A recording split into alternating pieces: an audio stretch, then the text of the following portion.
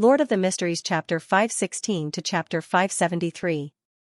Whoosh, a gust of wind blew out from Bishop Millet's body, lifting up his dark blue priest robe. Kacha! Kacha! The branches of the nearby trees snapped and flew into the air. Donna's body involuntarily rose up and was thrown a few meters away. She fell to the ground, her entire body in pain. It wasn't just her. Cecil, Denton, Timothy, Harris, and the others were also sent flying by the wind and fell to different spots.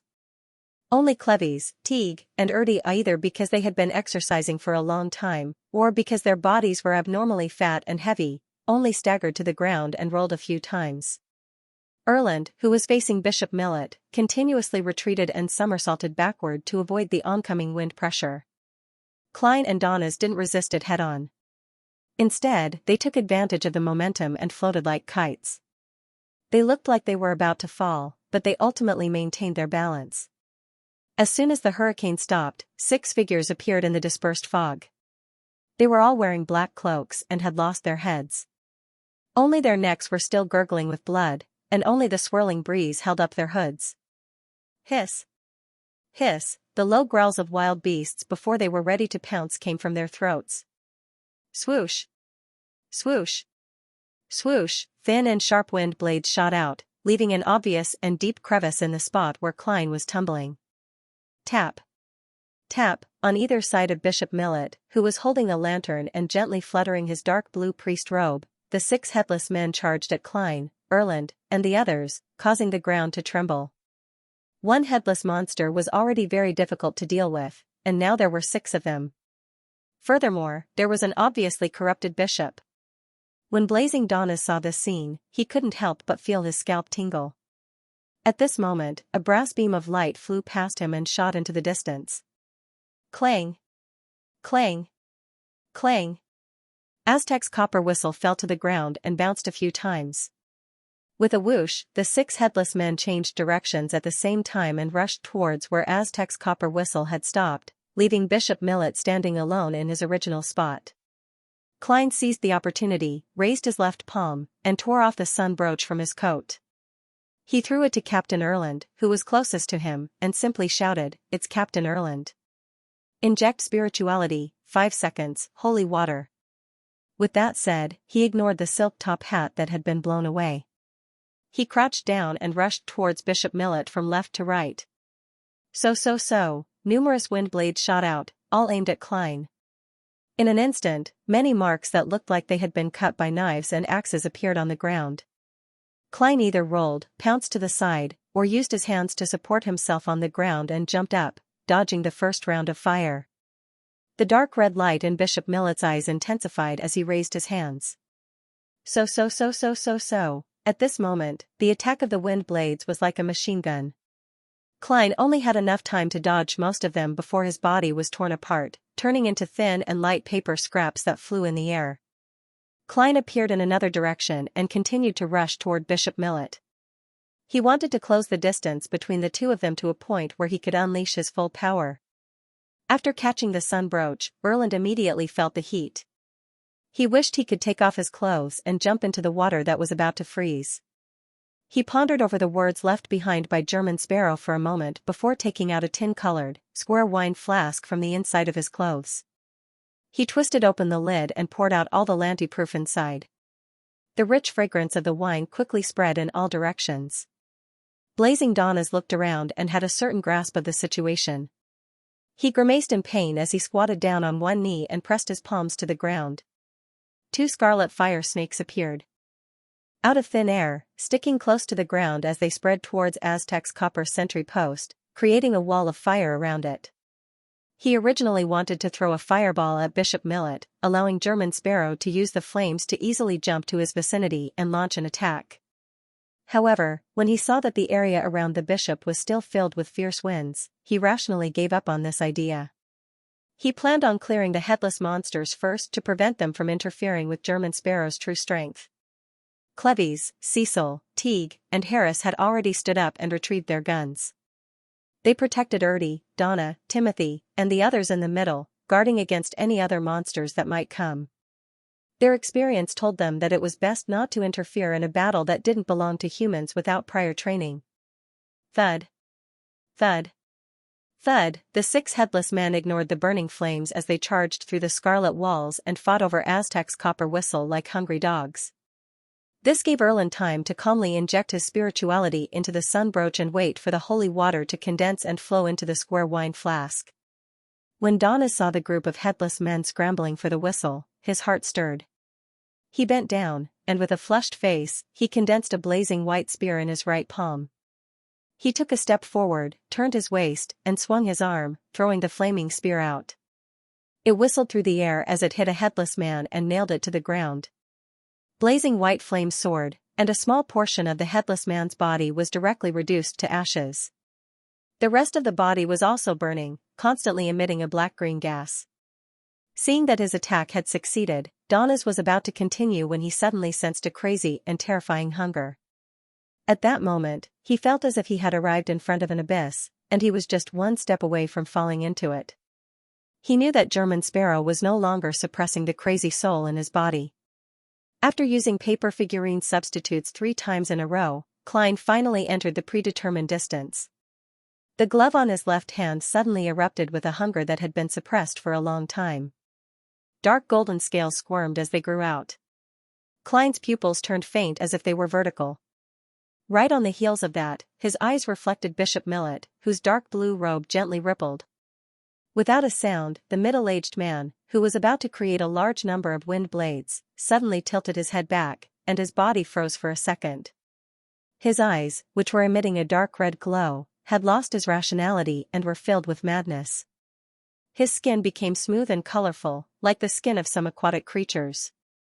He let out a gasp that sounded like it came from the depths of the sea, and slippery, disgusting tentacles suddenly emerged from under his blue robe. Psychiatrist's frenzy. Klein originally wanted to use this opportunity to interrupt the other party's attack and create an opportunity for subsequent control, but he didn't expect Bishop Millet to lose control after going frenzy. The moment he, who had long been corrupted, lost his rationality, he immediately fell into the abyss of losing control. Seeing this, Klein's pupils constricted, and without any hesitation, he switched to the controlling soul.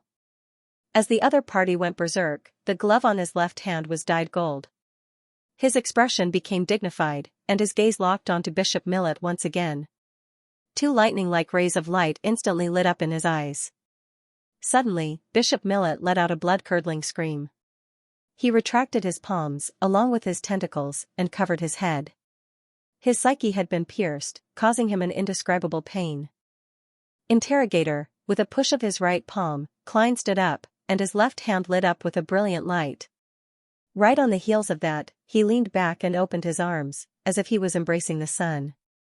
A thick, pure, and blazing light descended from the sky and landed on Bishop Millet, completely enveloping him. The surroundings turned as bright as day, and the strong winds came to an abrupt stop. Sequence 5, Priest of Light. Bishop Millet's body began to evaporate, first his skin, then his tentacles, and finally his flesh and blood. When the brilliant pillar of light disappeared, he no longer looked human. He had turned into a monster made of white bones and flesh, and his aura was rather weak. However, he wasn't dead yet. The vitality of a rampager was unprecedentedly tenacious. Klein's expression didn't change as he rushed to the side of Bishop Millet's remnant body. He knelt on one knee, leaned forward, and pressed his left palm on the pool of flesh and blood. He didn't continue using the powers of the Priest of Light because he wanted to leave food for creeping hunger. A crack silently appeared on the palm of the glove. 2 rows of illusory, white teeth grew out from inside, crazily devouring the flesh and blood, bones, and spirituality. However, Bishop Millet was still struggling. He stabilized his flesh and blood and grew a few new tentacles, attempting to wrap around Klein and pull him into his embrace. Klein threw away his cane, pulled out his revolver, aimed at the monster, and fired 5 shots. Bang! Bang! Bang! Bang! Light gold, brass, or silver bullets hit Bishop Millet, stirring up flames of different colors. Bishop Millet once again let out a scream that came from his soul. He was no longer able to resist creeping hunger. Even his flesh, blood, and soul turned into a torrent that surged into the greedy mouth. In just 2 to 3 seconds, all that was left on the ground were pieces of clothing, the remains of banknotes, and slowly condensing dark blue and green light. This was the difference between devouring and grazing. Klein wanted the latter more, but there was no other food here. At the same time, Captain Erland had already created 2 waves of holy water into the square wine flask. Donis hurriedly shouted at him, "Throw it over." Without any hesitation, Erland threw the wine flask at the headless man who was fighting for the copper whistle. Cough. Donis cleared his throat and stood up. He leisurely stuck his left palm into his pocket and pushed his right hand forward. Scarlet fire ravens quickly condensed around him. These semi-illusory fire ravens flapped their wings and flew out. They followed different paths and crashed into the square wine flask at the same time, right on top of the group of headless people. Rumble, the square wine flask shattered, and holy water splashed down from the sun sizzle. The remaining headless people were all drenched. They screamed and convulsed as they fell to the ground. They quickly melted and turned into blood.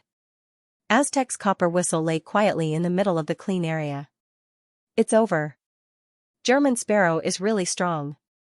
Even if he encounters Captain, he still has the ability to resist. Unfortunately, I didn't see what beyonder powers he used just now. Donis turned his head to look at Klein, who was standing in front of Bishop Millet's remains, and sighed silently. Then, he saw German Sparrow sweep a cold glance at him. Subconsciously, Donis ran out aggrievedly and picked up Aztec's copper whistle. Donna rubbed her bruised arm and saw Uncle Sparrow, who was dressed in a long black suit, take a few steps back, bend down, and pick up the half-top hat. He silently dusted it off and put it back on. P.S. Recommend a book. Sorry, it's amazing to have a system. This is a book by God of Ugliness. God of Ugliness is recognized as a good person in the male author circle. He's always sharing in silence, hiding his merits and fame. His books are funny, straightforward, and coquettish. By the time Klein took back his hat, Bishop Millet's beyonder characteristic had already condensed. It was only the size of a thumb, and it was light blue and translucent. However, from time to time, there would be traces of green inside, surging with a dark, almost black tide. Opening the revolver's cylinder, Klein shook it forcefully, and the empty gold, silver, or brass cartridges fell to the ground, producing crisp clanging sounds. Following that, he calmly took out the loader he had prepared earlier and loaded the other beyonder bullets into his gun. After doing all of this, he put away his revolver, bent down to pick up Bishop Millet's beyonder characteristic, and nonchalantly stuffed it into his pocket. Taking a few steps diagonally, Klein picked up his cane, turned around, and walked towards Cleves and the others. He casually pulled out a paper figurine and shook his wrist like he was waving a whip. Pa! The paper figurine was quickly ignited and flew out of his hand, turning into specks of scarlet as they fell to the ground and extinguished into dust. So handsome. Denton forgot the pain from the fall and stared intently. Uncle Sparrow looks like he's setting off fireworks. Donna nodded in agreement with her brother's words. After using paper figurine substitutes to interfere with the information and traces of the scene, Klein looked in the direction of his return and said calmly and succinctly, "Let's leave this place." With that said, he turned around and unhurriedly strode away. He took the sunbrooch and Aztec copper whistle from Erland and Donna's respectively. Erdy and the others didn't waste any words, nor did they cry out in pain. They quietly followed behind him. In the battle just now, they had fully witnessed the uniqueness of Beyonders, especially Donna's flame powers. They were the most eye-catching and obvious, leaving a deep impression on them. It made them truly understand that this wasn't something ordinary humans could get involved in. The only thing they could do was follow the arrangements and do their best. Only by doing so could they ensure their survival. In contrast to Donna's, the battle between Klein and Bishop Millet was focused on the nearly invisible wind blades and the truly invisible mental domain. Apart from the holy light that seemed to descend from the gods and the terrifying appearance of Bishop Millet after he lost control, the entire process was uneventful and uneventful. It didn't shock the spectators too much. As they passed by the area just now, Cleves, Cecil, and the others suddenly stopped in their tracks. This was because they saw that the ground was covered with cracks, densely packed and everywhere. They instantly understood one thing: and that was that the battle between German Sparrow and the fallen bishop was many times more thrilling and terrifying than the performance on the other side. A sense of fear and security emerged at the same time, and they all quickened their pace. 20 to 30 seconds later, Klein stopped on the street outside the telegraph office and said to Captain Eland without any expression, "Captain Eland, do you want to send a telegram?" After saying that, he couldn't help but remind her. "Don't force your way in." "All right." In this strange night, Erland was equally cautious. He walked briskly to the door of the telegraph office and knocked 3 times. Dong. Dong. Dong. As the slightly dull voice echoed, someone inside asked, "What's going on?" "Who is it?" Klein, who was already vigilant, suddenly frowned, because the person who spoke was a man. Erland was also a little puzzled. "I want to send a telegram." "Who are you?" "I remember that the previous person on duty was a lady." The man inside replied calmly, "I'm Pavel Court, Melanie's colleague." "She's here, next to me." "She's fine." As soon as Pavel Court finished speaking, the female voice from before spoke immediately. "Yes, I'm fine." "You don't have to. Keep an eye out." Pavel Court is back. "Friend, isn't it your custom to not open the door if you don't respond?" "How did Pavel Court get in?" Klein resisted the urge to question.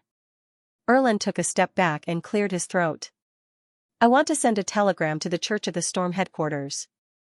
"I'm sorry, we can't open the door," Pavel Court replied emotionlessly. Erland also sensed the strangeness and did not dare to force the issue.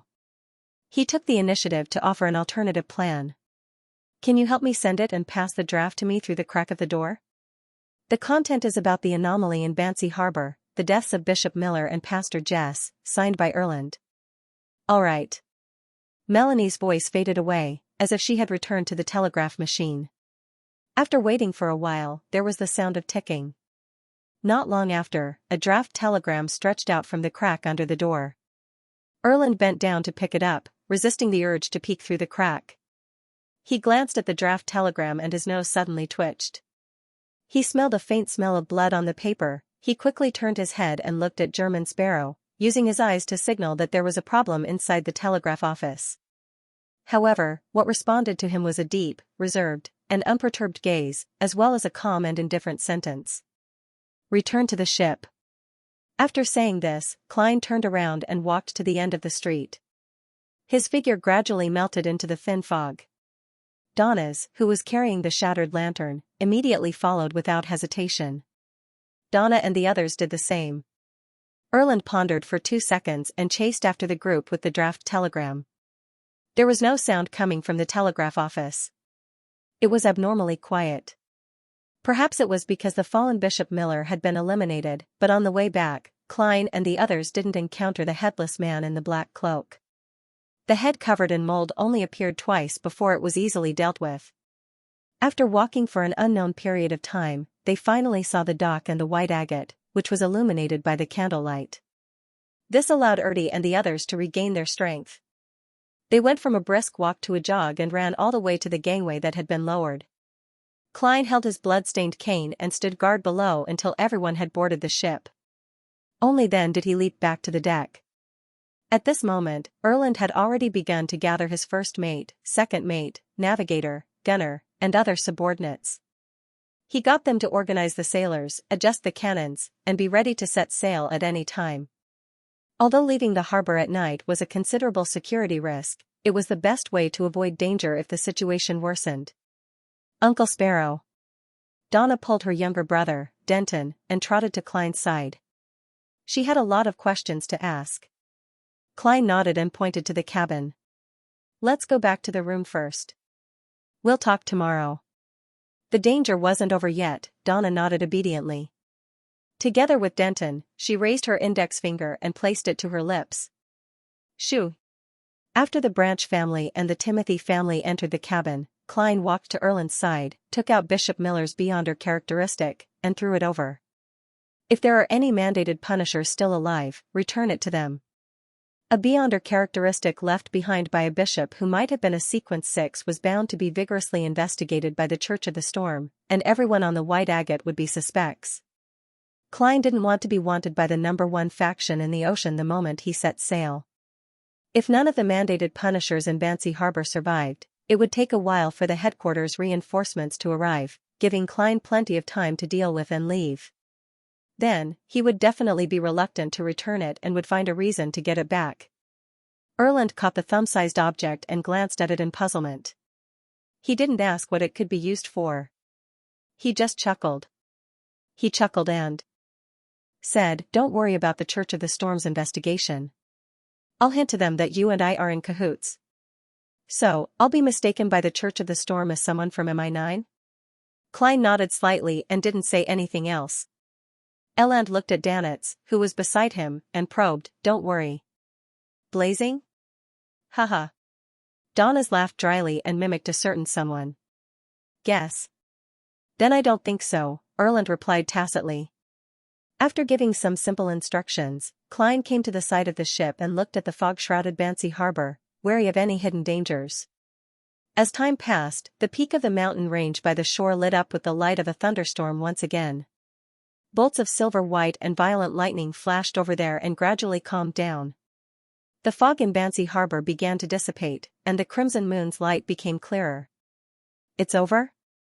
Upon seeing this scene, Klein didn't dare to completely relax.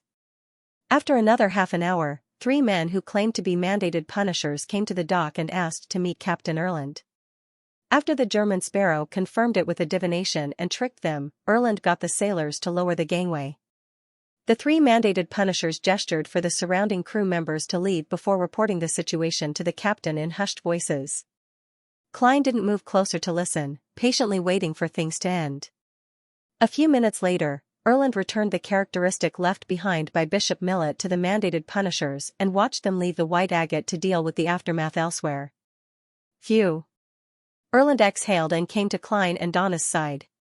He said with relief and fear, "It's settled. There are no more problems."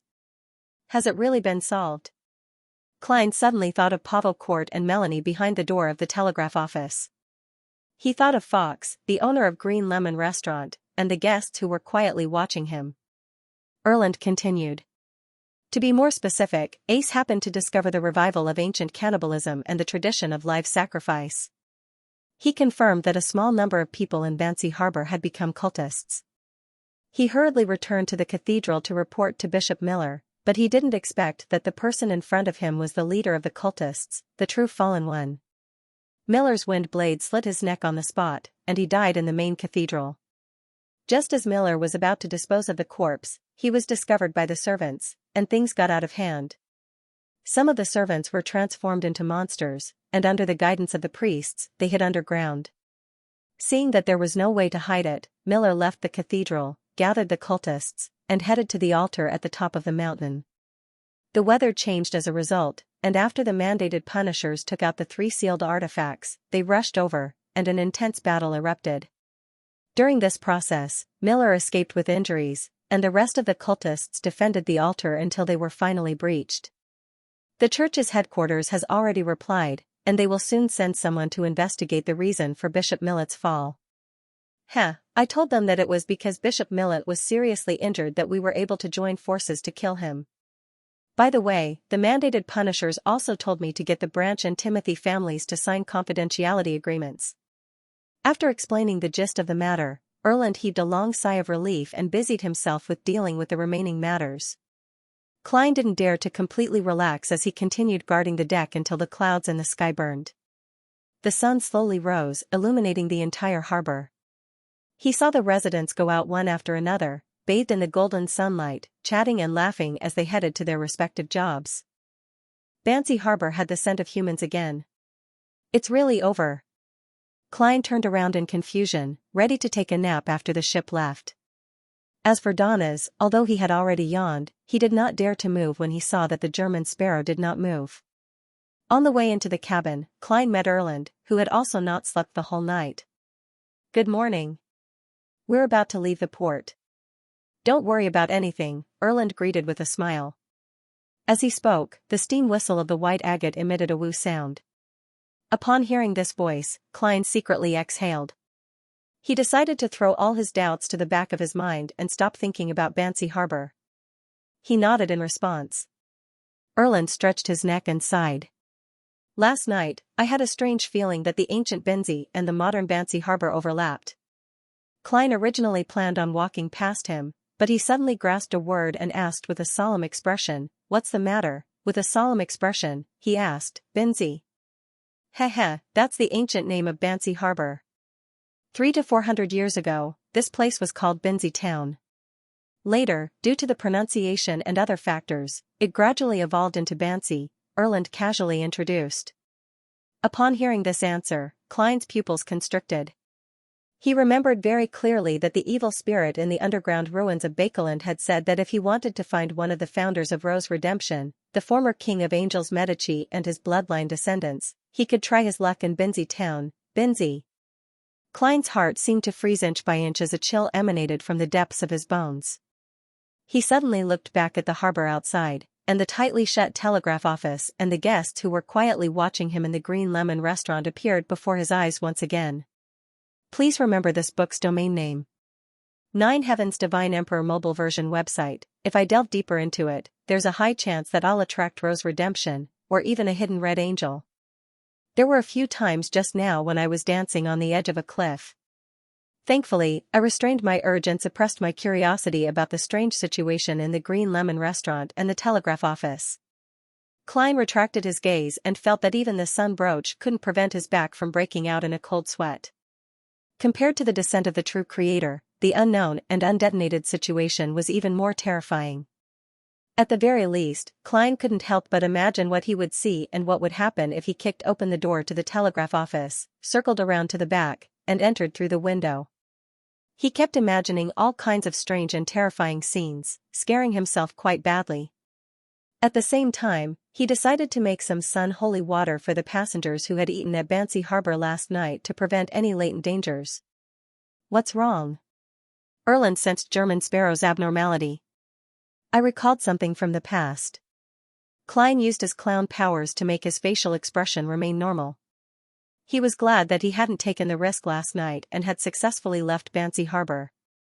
He only had one thought when it came to the secrets of Rose Redemption and the King of Angels that were hidden here: I have to report it. If I don't report it, am I going to keep them alive until the new year of 1351? If he chose to hide it and wait until he had a sufficiently high sequence and sufficient strength to explore and reap the corresponding benefits, then if something were to happen in between, such as the danger being detonated prematurely, or if the cultists were to still exist, causing the deaths of one innocent traveler after another, Klein felt that he would definitely feel very guilty and carry a heavy burden. This way, he would be very close to losing control. Of course, reporting also required methods and methods. Klein wasn't stupid enough to tell Erland directly or write an anonymous letter to the Church of the Storm, which would lead to a lot of trouble. First of all, the authorities would definitely investigate German Sparrow's background, and many things would definitely be exposed if they delved deeper into it. Secondly, his current identity might be exposed to Rose Redemption, attracting the pursuit of a King of Angels. Klein's plan was to use the world to mention the abnormalities in Bansi Harbor when the Tarot Summit was held in 2 days. The fool would then casually draw out Rose Redemption and the King of Angels. As someone related to the Church of the Storm, the hanging man naturally knew what to do next. This was his chance to make a contribution. As for the blood of a direct descendant of the Medici family, Klein didn't even consider it. This was because neither he nor Miss Sharon had any thoughts of rescuing the evil spirit in the underground ruins. Seeing that German Sparrow was clearly unwilling to mention his past, Erland laughed, took out a small black wooden box, and threw it over. Klein reached out to catch it and expressed his puzzlement with his eyes. The bladder of a murloc. It can be used to make items. It's very useful at sea. A beyonder ingredient from a murloc. 150 pounds. Captain Shore is generous. Klein nearly forgot how German Sparrow would react at that moment. Fortunately, he was quite experienced in acting. His face immediately darkened and he immediately said with a sullen expression, I didn't save you for a reward. Erland laughed. I'm not giving you this to repay you for saving me. We're considered friends, right? I saw that my friend didn't have a similar item, so I helped him make up for his shortcomings. Isn't that normal? That makes sense, and I can't refute it at all. Klein held the small black wooden box, fell silent for a few seconds, and finally nodded. Erland covered his mouth and yawned, then took off the boat-shaped hat on his head. I have to go back to my room to get some sleep. See you at noon. Klein waved his hand politely and led Donna's all the way to room 312. He saw that Donna and Denton had already woken up early and were waiting at the door. Uncle Sparrow, what's that in your hand? Donna asked curiously. Klein didn't say a word and directly opened the lid of the small black wooden box. Inside was a layer of black velvet, and in the middle was a circular gem-like transparent object. A blue, water-like brilliance rippled outwards. The murlocs from that day. Denton thought for a moment and said heavily, bladder. At that moment, under Klein's gaze, Donna's opened the door. Donna entered briskly and stretched out her hand from behind her back. She held a thick stack of cash, consisting of 10 and 5 pounds. My dad, Mom, Uncle Clevy's, and Uncle Timothy's family asked me to pass this to you. 150 pounds. Donna smiled sweetly. They said that this isn't enough to express their gratitude. They just want to replenish the supplies you've consumed. Those things are very expensive, right? They're not too bad. Klein thought for a moment and accepted the 150 pounds as a token of gratitude, lest Ertie and the other ordinary people feel uneasy.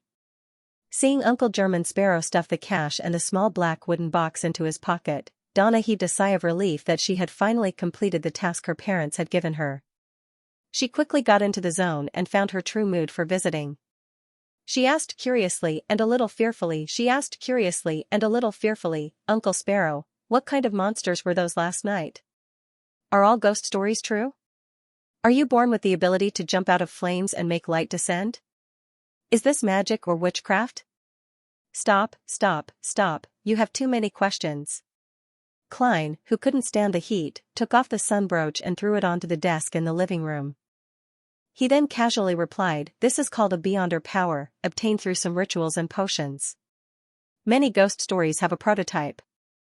The monster last night was created through an evil ritual. Ask him about anything else. Klein turned his head and glanced at Donna's. How magical. Denton and Donna sighed at the same time. Then, Donna's eyes lit up. Uncle Sparrow, you're just like the Superman described by Roselle the Great. Can we also become people like you through rituals and potions? Denton nodded heavily, echoing his sister's words. Both of them felt a strong sense of anticipation. At that moment, Donna noticed that there was a hint of sadness in Uncle German Sparrow's eyes.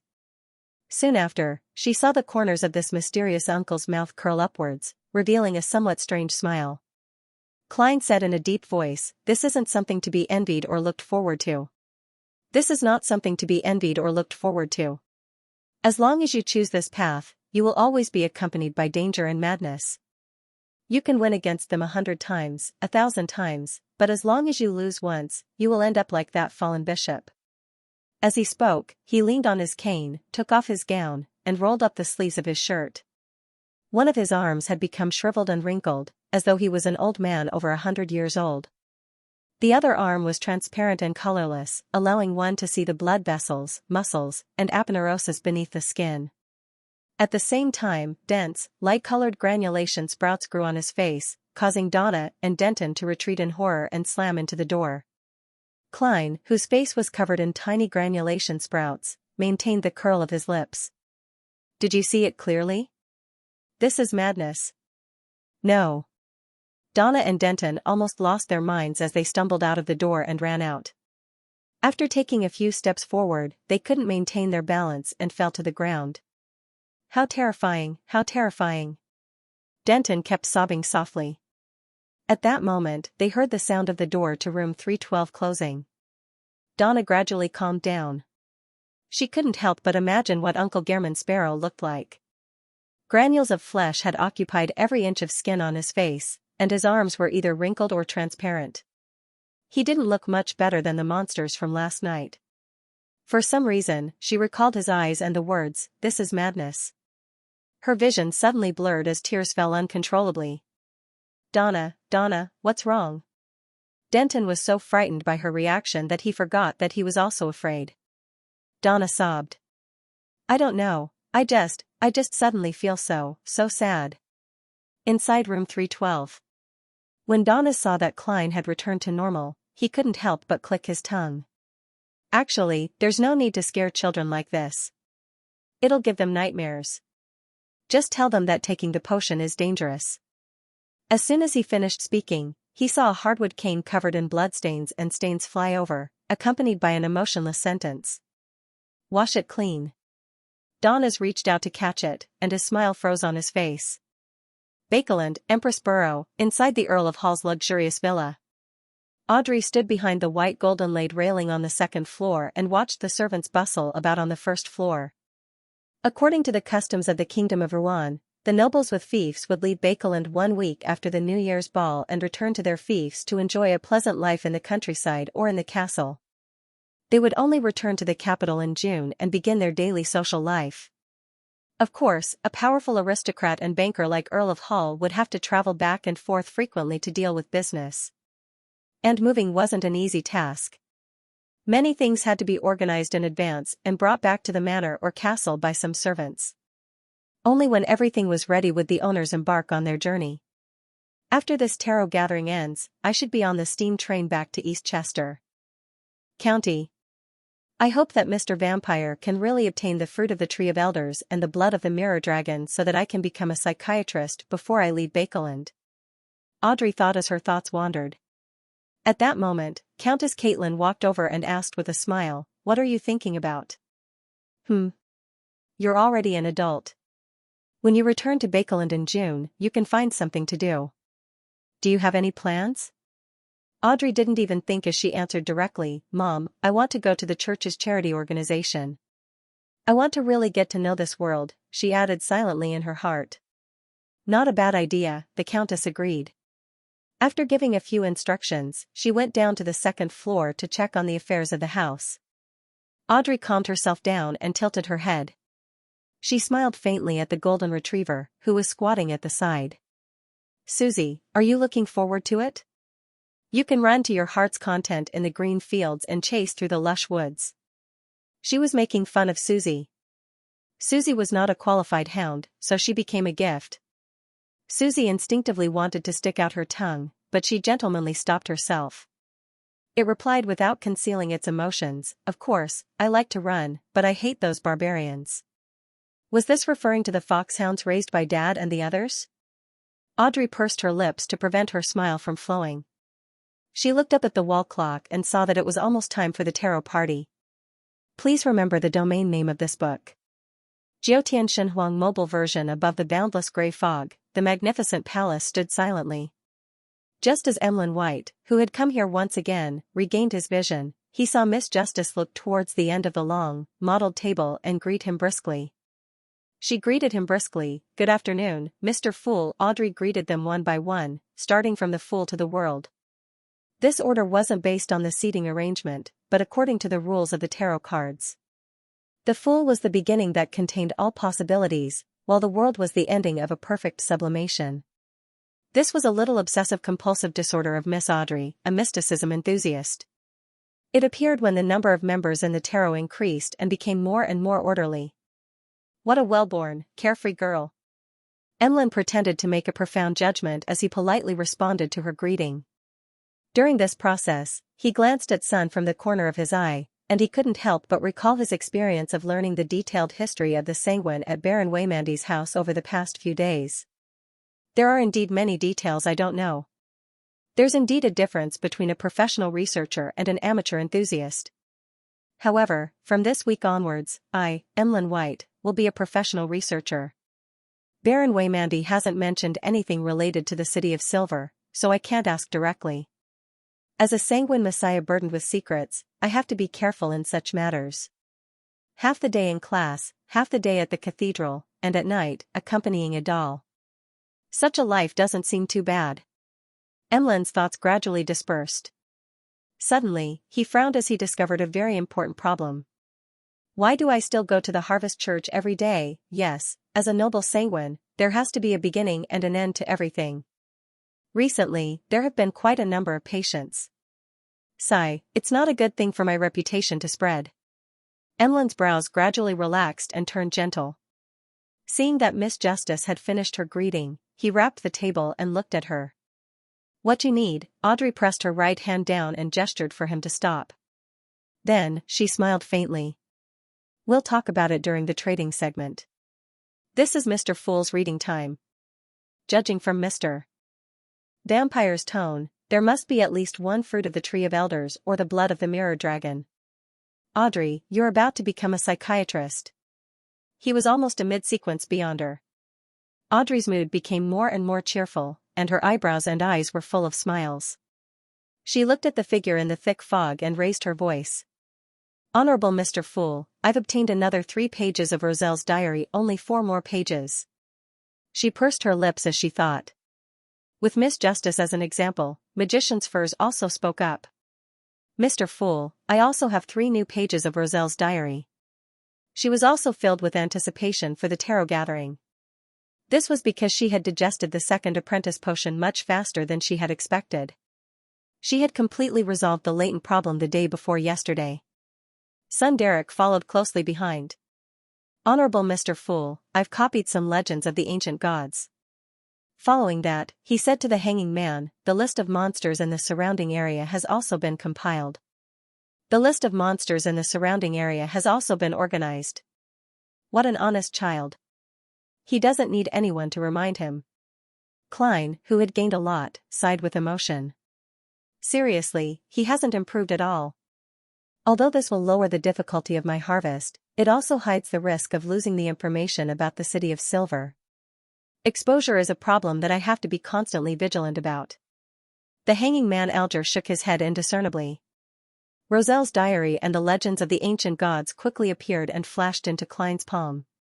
He quickly scanned through it and discovered that 2 of the 6 diary pages were duplicates.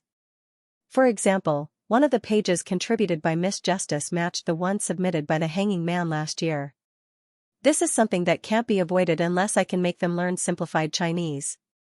Klein sighed and used his mind to move the 2 diary pages to the end. The remaining 4 pages didn't contain much valuable information. Most of them belonged to the period when Roselle had lost his ideals and was obsessed with money. The entire page was filled with sentences like, what did I invent today? What do I plan to invent tomorrow? How many gold coins did I sell for? And how much investment did I get? It made Klein almost lose control of his expression. He wanted to slap Roselle in the face. And at this moment, Audrey acutely noticed that the Dark Emperor card had returned, quietly covering the side of Mr. Fool's hand. Is it really a bestowed adorer to help him complete the mission? Oh, there's another possibility. This is a new card of blasphemy, not the original one. Audrey guessed with interest.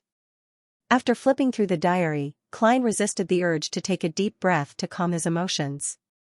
He cast his gaze at the legends of the ancient gods provided by Little Sunday. This was a rather rough description. It divided the 8 ancient gods of the second epoch into 3 factions. Giant King Ormer, Elf King Siniathrim, and Vampire Ancestor Lilith were allies, fighting against Dragon of Imagination Ankwelt, Phoenix Ancestor Gregrace, and Mutant King Faster. As for Devil Monarch Farbati and Annihilation Demonic Wolf Fleekria, they were existences that wanted to overthrow all order and corrupt all living beings. In the records of the City of Silver, the 8 ancient gods were described as tyrannical, evil, cruel, terrifying, and so on. Even Vampire Ancestor Lilith, who had the most normal appearance and was known as the embodiment of beauty, had a disgusting and ferocious side. For example, she could transform into a lump of flesh that could be called a mountain range. There were all kinds of reproductive organs growing on it, and it spewed out thick black fog, constantly creating all kinds of strange creatures. Any powerhouse that approached her would be dominated by the desire to mate and reproduce, turning into the corresponding walking organs. And the living beings that saw this scene, other than the other ancient gods, all lost their minds without exception. They either mutated on the spot or became lunatics. The records of the City of Silver came from the books of the Giant King's court. Of course, this was what they claimed. I can't rule out the fact that they're slandering their allies. This behavior is rather similar to the Sanguine's loss of control after praying to the primordial moon. This is one of the characteristics of the moon pathway. With this in mind, Klein nearly raised his head and glanced at Emlyn White. In the legends of the City of Silver, vampire ancestor Lilith did indeed wield the Crimson Moon.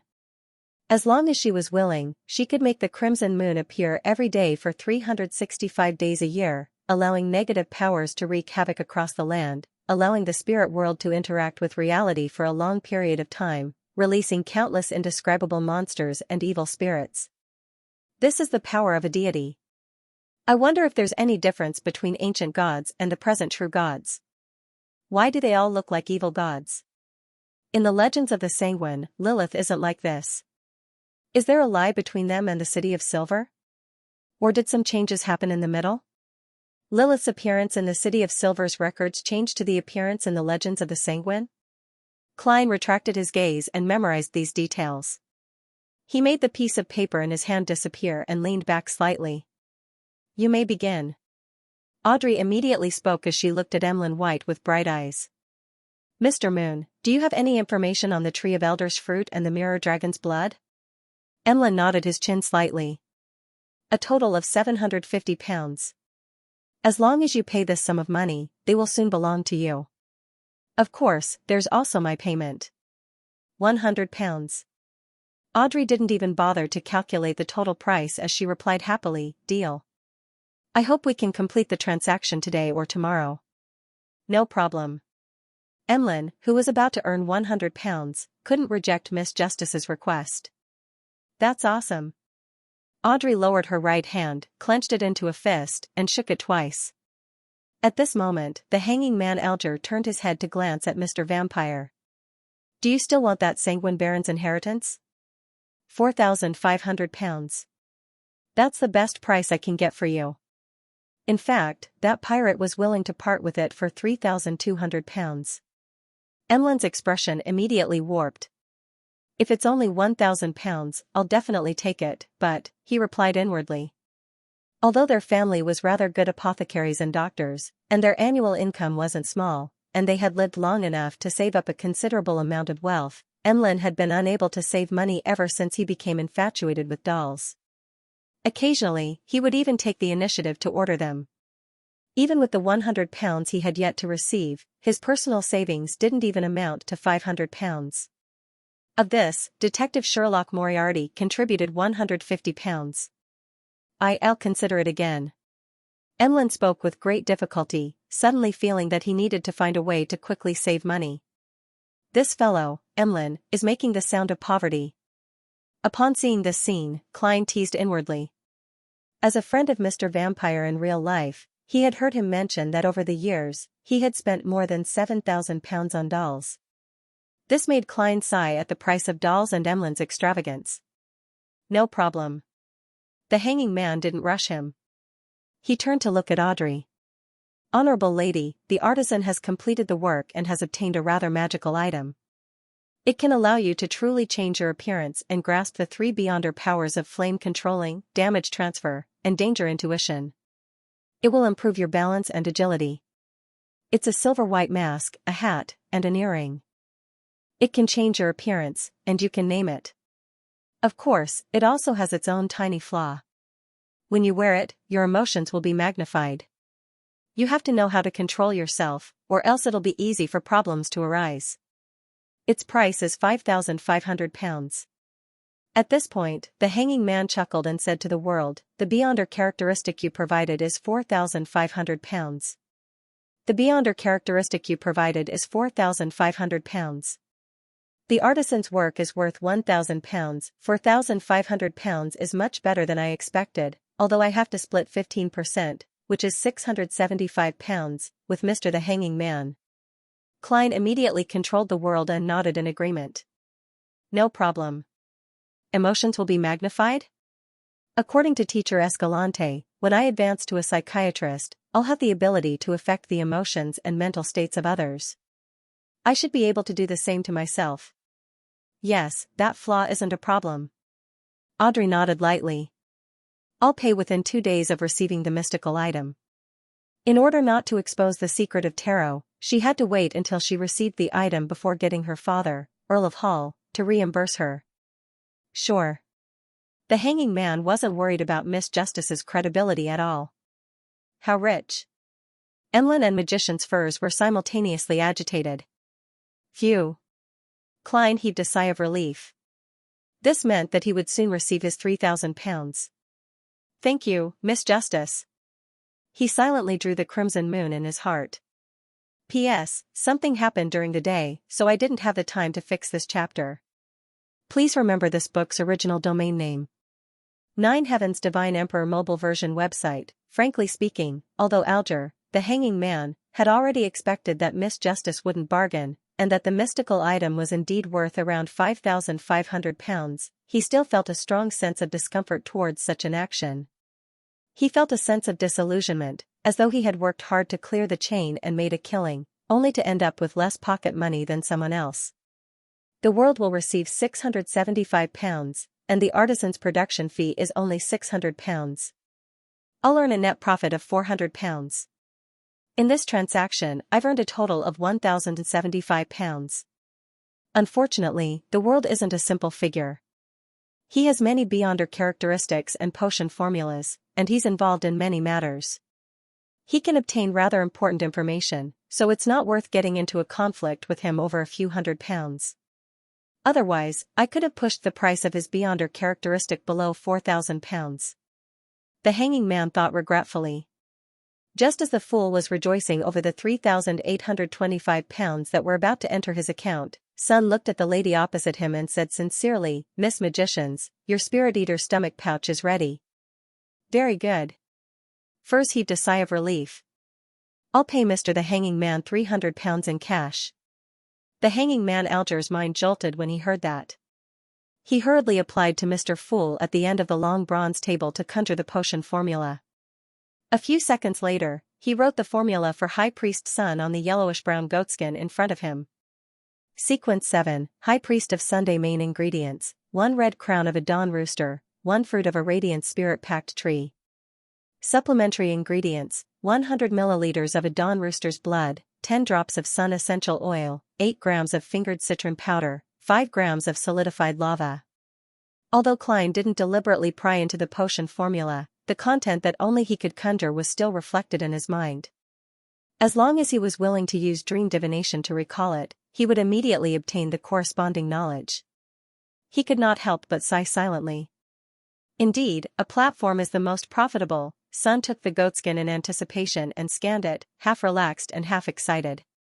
Following that, he conjured a list of monsters around the City of Silver, allowing the hanging man to choose the beyonder ingredients that would make up for the difference.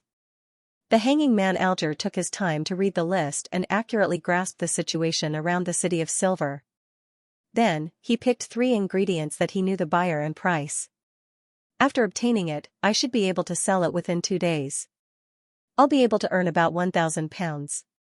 Including the £300 from Miss Magicians, and the £1,075 from before, I'll finally have enough money for the dragon-eyed sea eagle eyeballs.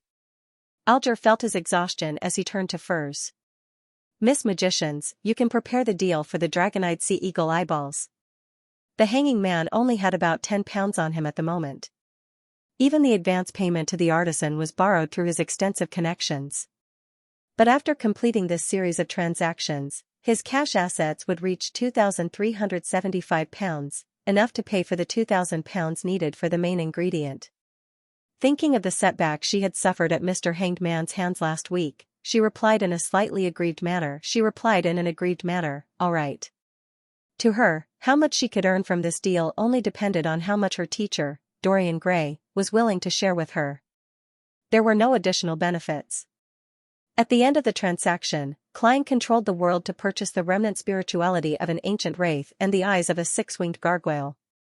As for selling the Murloc bladder or making it into a mystical item, he didn't plan on using the tarot for the time being. He hoped to use this as a catalyst to expand his connections and channels at sea. After today's tarot, Miss Justice's psychiatrist potion will have enough ingredients. It's the same for Miss Magician's Trickmaster potion. With Little Sun's formula, he can finally strive towards Sequence 7. He's one step closer to providing me with the method to remove the mental corruption in my beyonder characteristic. Mr. the Hanging Man is about to obtain one of the main ingredients of Wind Blessed, and there's only one problem left for sequence 6. Only Emlyn hasn't made up his mind or found a solution. There's no hope of advancing anytime soon. The fool Klein looked around and chuckled. Free exchange. Audrey was about to say something out of habit, but after careful thought, she felt that there was nothing to share this week. Apart from attending one banquet after another and attending 2 psychology classes, I can only talk about returning to East Chester County. But there's no need for that. She pursed her lips and remained silent. Furs was in a lazy state after the New Year's holiday. Her mind was still a little blank as she guiltily mentioned, I'm not sure. Bakeland is still in a high-pressure state from before. If you're not an official beyonder, don't take the risk. Really? Emlyn, who had been behaving well recently, frowned in puzzlement. The vampires in the 3 o'clock state couldn't understand the pain of all the extraordinary gatherings stopping. The Hanged Man nodded, thought for a moment, and said to the son, that's right. Don't be careless. Before holding the sacrificial ritual, it's best to confirm that the chief leading the exploration team isn't in the City of Silver or busy with other matters. Mr. Hanged Man, do you mean that it's possible for the chief to sense the cycle of fate? Derek asked in astonishment. The Hanging Man replied solemnly, I can't rule out that possibility. But I can't be sure. After all, I don't know enough about your City of Silver. At this point, he hid his smile and revealed a solemn expression. Son Derek said in a vexed tone, that's right. There are many things that I don't know either. The Hanging Man Alger sighed and got rid of his disappointment. In short, being cautious and careful will allow you to live longer. Thank you for your reminder, son said sincerely. The Hanged Man retracted his gaze and turned to smile. Recently, the sea has been relatively calm. No, that's just what you think. Klein silently retorted and controlled the world to hoarsely say, I happened to hear about something at sea. Without waiting for the Hanging Man to ask, he first looked at Justice and Magicians. Ladies, can you help me buy a radio transceiver? I can give it a try. Magician's Furs agreed without much thought. As she was about to leave Bakeland, Audrey could only apologize. After concluding the deal, the world cleared his throat. That matter has something to do with the Church of the Storm. It's related to the church? Why didn't I receive any notification? There's no need for it to be given to people at our level? The Hanging Man frowned and patiently waited for the world to explain. The world originally wanted to sweep his gaze at the Hanging Man with a teasing look, but due to the difficulty of the action, he could only give up regretfully. He laughed hoarsely and said, the ancient customs of Bancy Harbor have been revived, and a portion of the residents have become cultists. Even the bishop of the Church of the Storm has fallen. I heard that the matter has been resolved, but many people have died. Bancy Harbor.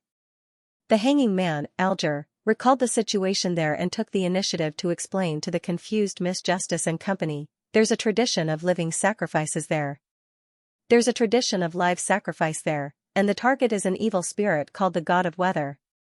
Overseas, in the southern continent, there are many similar evil spirits. On the surface, it looks like they've been eliminated, but in fact, they're still living in a strange state. Many people suddenly die in those places.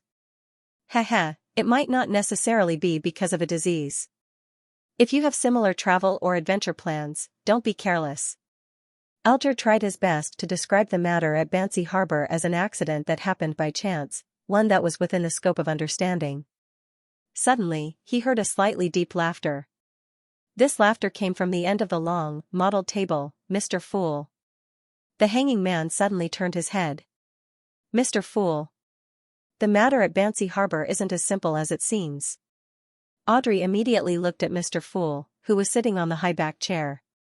Seeing the puzzled, curious, or excited gazes cast over, Klein smiled leisurely and said with a reminiscent tone, this reminds me of an angel king.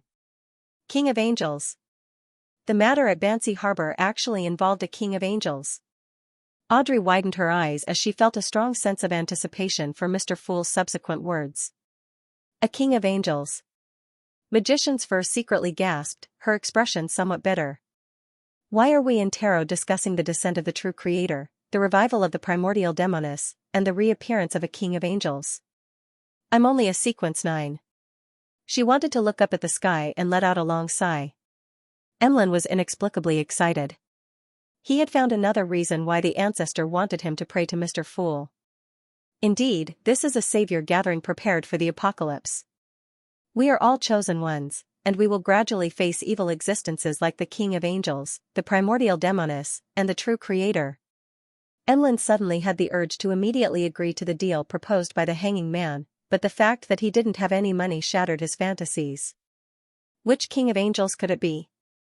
Sun rarely participated in the conversation between Miss Justice and the others.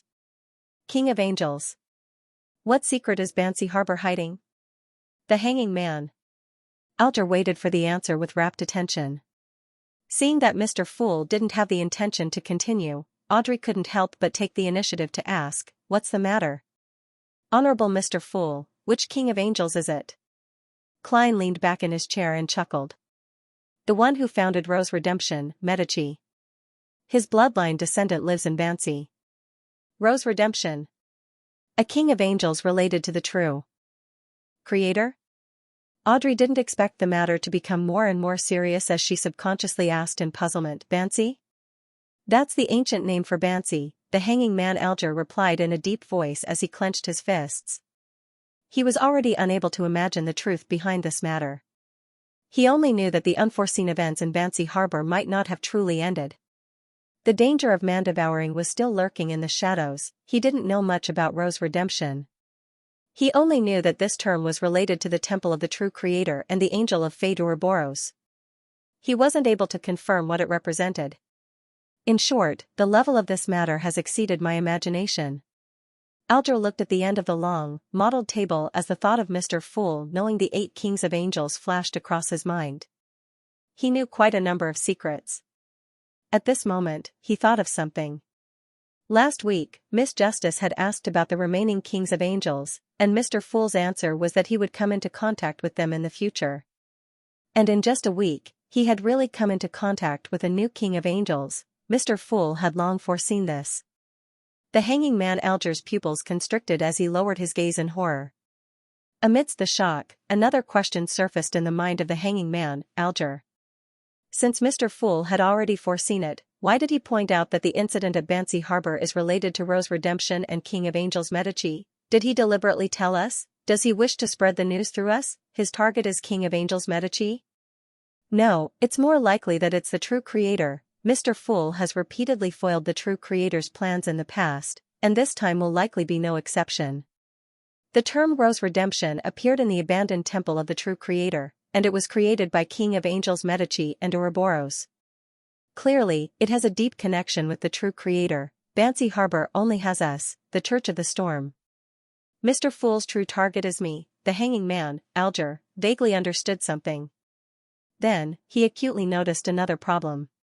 The last time the world mentioned that something major would happen in Bakeland, it was immediately confirmed by Mr. Fool. Later on, it involved the awakening of the primordial Demonis and the descent of the true Creator. This time, his mention of the anomaly in Bancy Harbor also received a response from Mr. Fool, revealing the secret hidden in ancient Bancy, allowing Rose Redemption and King of Angels Medici to appear in front of the members of the tarot. Isn't this too much of a coincidence? Yes, the information the world previously mentioned was related to Bakeland. This was the first time it involved matters at sea, and Mr. Fool had mentioned last week that his adorer had no choice but to leave Bakeland because of the Great Smog. The two matched. So, the world is actually Mr. Fool's adorer? No, it should be the representative of all his blessed in the tarot, helping Mr. Fool complete some matters that he couldn't do directly. Of course, the blessed would also use this gathering to trade items and knowledge to achieve the goal of improving themselves. This could be considered Mr. Fool's nurturing of them. On careful thought, this guess is very likely correct. At the very least, the world has never gathered Roselle's diary to exchange for knowledge or intelligence from Mr. Fool.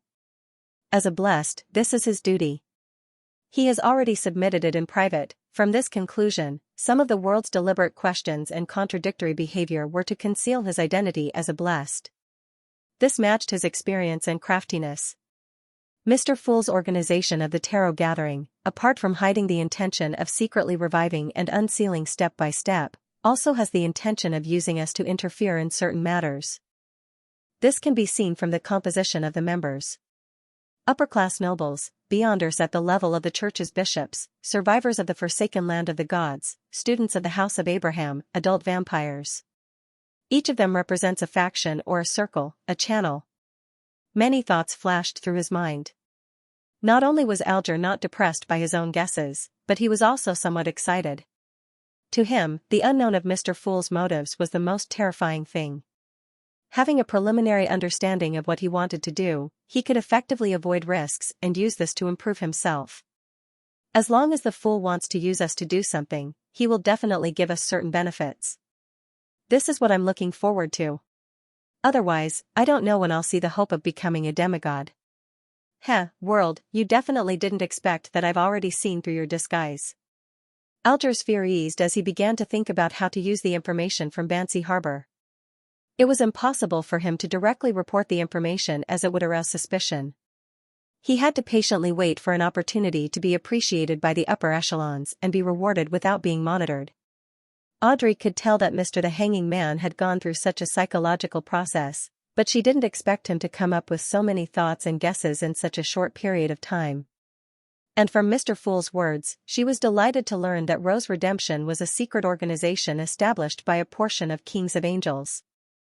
It had a certain relationship with the true creator. At the same time, she also vaguely sensed something odd about the world. She discovered that this member of the organization, whose emotions were the hardest to read, was always involved in major matters.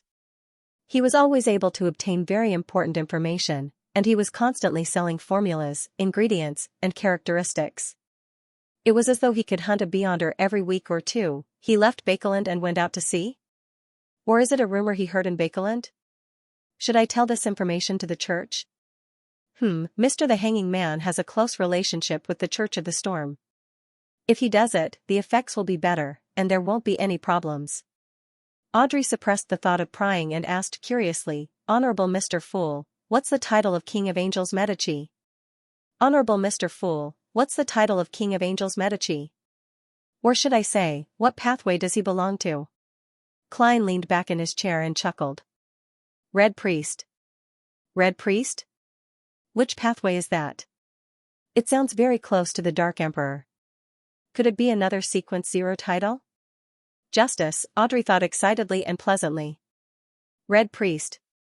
Sun silently recited the term and realized that there were no corresponding records in the history of the City of Silver. Or maybe it's because I didn't read enough and only received general education, he thought regretfully. Magicians Furs and Emlyn listened as though they were listening to a story. They were also rather interested in such information. The only problem is that I can't brag about it to others or write it in the novel. Furs felt a wave of regret. Mr. the Hanging Man will likely report it to the higher-ups. I hope he doesn't delay it for too long. With his shrewdness, he might have already noticed some of the problems with the world and grasped the relationship between him and the Fool. Thankfully, from a long time ago, I'd deliberately set up the world's character to overlap with Sherlock Moriarty's, giving him the identity of a blessed. Mr. the Hanging Man can at most sense this, but he can't imagine that the world is actually a fake person. The Fool Klein stroked his chin and said with a smile, Continue. Seeing that Mr. Fool didn't mention the previous topic, Emlyn, who had extricated himself from his messianic emotions, began to face the problem of reality.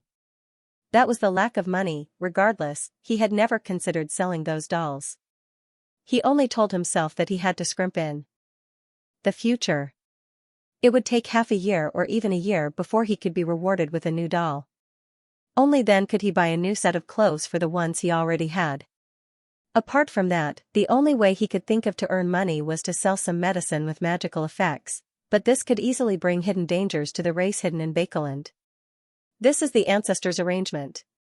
Logically speaking, Lord Nibs should provide the corresponding help, but Mr. Fool requested me to keep it a secret. As a savior who carries the burden of advancing in the darkness, I can't take the initiative to reveal it. After thinking for a few seconds, Emlyn tersely acknowledged and cleared his throat. Everyone, I have a question. Here's the thing. If a powerhouse arranges for you to investigate something, and although you have successfully obtained the information, you are unable to report it to that powerhouse due to certain reasons, how are you to continue obtaining support from that powerhouse? After saying that, Emlyn suddenly felt that such actions were a little shameful. This sounds like a traitor. No, I'm doing this for the continuation of the entire sanguine. For this, I have to abandon my reputation and bear the burden of puzzlement. When this matter is over and the truth is revealed, they will be touched by me. Emlyn quickly eased his feelings. At this moment, Audrey, Magician's Furs, Son, and company cast their gazes at Alger. To them, Mr. the Hanging Man had rich experience in this aspect and was the best teacher. The fool Klein thought so too. The Hanging Man Alger swept a glance at the moon and chuckled. It's very simple, but you have to bear a certain amount of risk. Emlyn subconsciously denied it. It's not me. The Hanging Man chuckled in response. Let's say it's you. He continued to describe, you will slowly show some abnormalities in your daily life, allowing that powerhouse to sense that something is wrong with you. He will have two choices. One is to directly interrogate you, but this will easily cut off the clues. The second is to inadvertently provide you with help, allowing you to conduct a deeper investigation before sending someone to monitor you. I think the second possibility is the most likely. The risk you need to bear is how to not expose the information you wish to hide under surveillance. That's possible? Actually, it won't be exposed. Every time I'm in the tarot, I'll be resting in the Harvest Church. There's nothing abnormal on the surface, and the sacrificial items and the bestowment ritual are things that can be shown to Lord Nibs and the others. It will allow them to guess that I've established a certain connection with Mr. Fool, but they won't be able to imagine that I've already joined a secret gathering. Very good, I'll take the initiative to ask Baron Wymandy about the City of Silver while studying history. Emlyn's eyes lit up as he came up with an idea. He then recalled something and turned to the Hanging Man. Didn't you ask last week how to make everyone on a ship fall asleep at the same time? It's effective and doesn't have a pungent smell. Even on the deck, directly smelling it will cause you to fall unconscious. Of course, it's best you choose a night without any wind. Also, the target can't have a premonition of danger, and their physiques can't be too muscular. Beyonders who are famous for their bodies among Sequence 9 are the limits. It can create a deep sleep that lasts more than 3 hours. After that, the effects will constantly decrease. £100 a can. Give me an additional £30. The Hanging Man thought about the situation of the sailors on the ghost ship and didn't bargain. All right. He wanted to establish a certain image in front of the moon in preparation for the huge deal that would follow. He had once considered using a slumber charm, but that required him to chant the activation incantation. It would make the sailors sense that something was amiss and later suspect something. As the exchange came to an end, Klein tapped the surface of the long-modeled table and smiled leisurely. I can already foresee that everyone will have a new look next week. That's all for this gathering. Thank you for your blessings. Audrey was the first to stand up and bid farewell with gratitude. With Mr. Fool's words, she felt a little more confident about consuming the psychiatrist potion. As the magicians and company repeated the same words, figures disappeared from the palace, and the world above the grey fog returned to its eternal silence. Please remember this book's domain name. 9 Heavens Divine Emperor Mobile Version, Bakeland, Sherwood Borough. When the crimson glow in front of her faded, Furs saw the familiar desk and the open notebook where she recorded her inspirations. To her, such an experience was nothing new, but it still made her feel awe from the bottom of her heart. This was a power that didn't belong to humans. Even a demigod couldn't do it. I'll get the Spirit Eater's stomach pouch in 2 days. My apprentice potion has also been digested. Finally, I'm going to become a trick master. I wonder what kind of beyonder powers I'll obtain. By relying on myself to complete the advancement, teacher will definitely value me more. In the future, other than the potion formula, he'll definitely provide me with more or less beyonder ingredients. I'm looking forward to it. I don't even know what the corresponding sequence 6 and 5 are called. All I know is that sequence 7 is astrologer. Once I become a trick master, I'll immediately write to teacher. Furs felt that she was one step closer to escaping the curse of the full moon. At that moment, she heard a series of hurried footsteps approaching from afar. Finally, it turned into a clanging sound as the door opened. Zio is out again. She sure is busy. Furs sighed silently. If it wasn't for the 400 pounds she owes Viscount Glaint, we would be on vacation at Desi Bay. After a long period of hard work, thanks to the increase in her strength, certain missions that she couldn't complete in the past had become simple. In addition, she would occasionally receive small missions that paid well from the Golden Masked Man. Zio had already raised her savings from 110 pounds to 320 pounds. She was only 80 pounds away from paying off her debt. Actually, I can help her pay the 80 pounds first. Unfortunately, although she's not tall, she has a strong pride. Furs reigned in her thoughts and began considering the matter that Mr. World had entrusted her with. As a doctor and an author, she didn't know much about radios or even machinery. She usually didn't pay attention to the relevant content in the newspapers, so she had no idea where to buy the radio transceiver that Mr. World wanted. A department store? I don't think so. Alright, Avil writes science fiction. He should know quite a bit in this area. Furs quickly found someone to consult. But she immediately had a new problem. Should she visit him directly or write a letter to ask? Glancing at the reclining chair covered with a thick, soft blanket, and smelling the aroma of coffee and tobacco in the room, she felt a slowly wriggling warmth. Furs's motivation to go out slowly dissipated.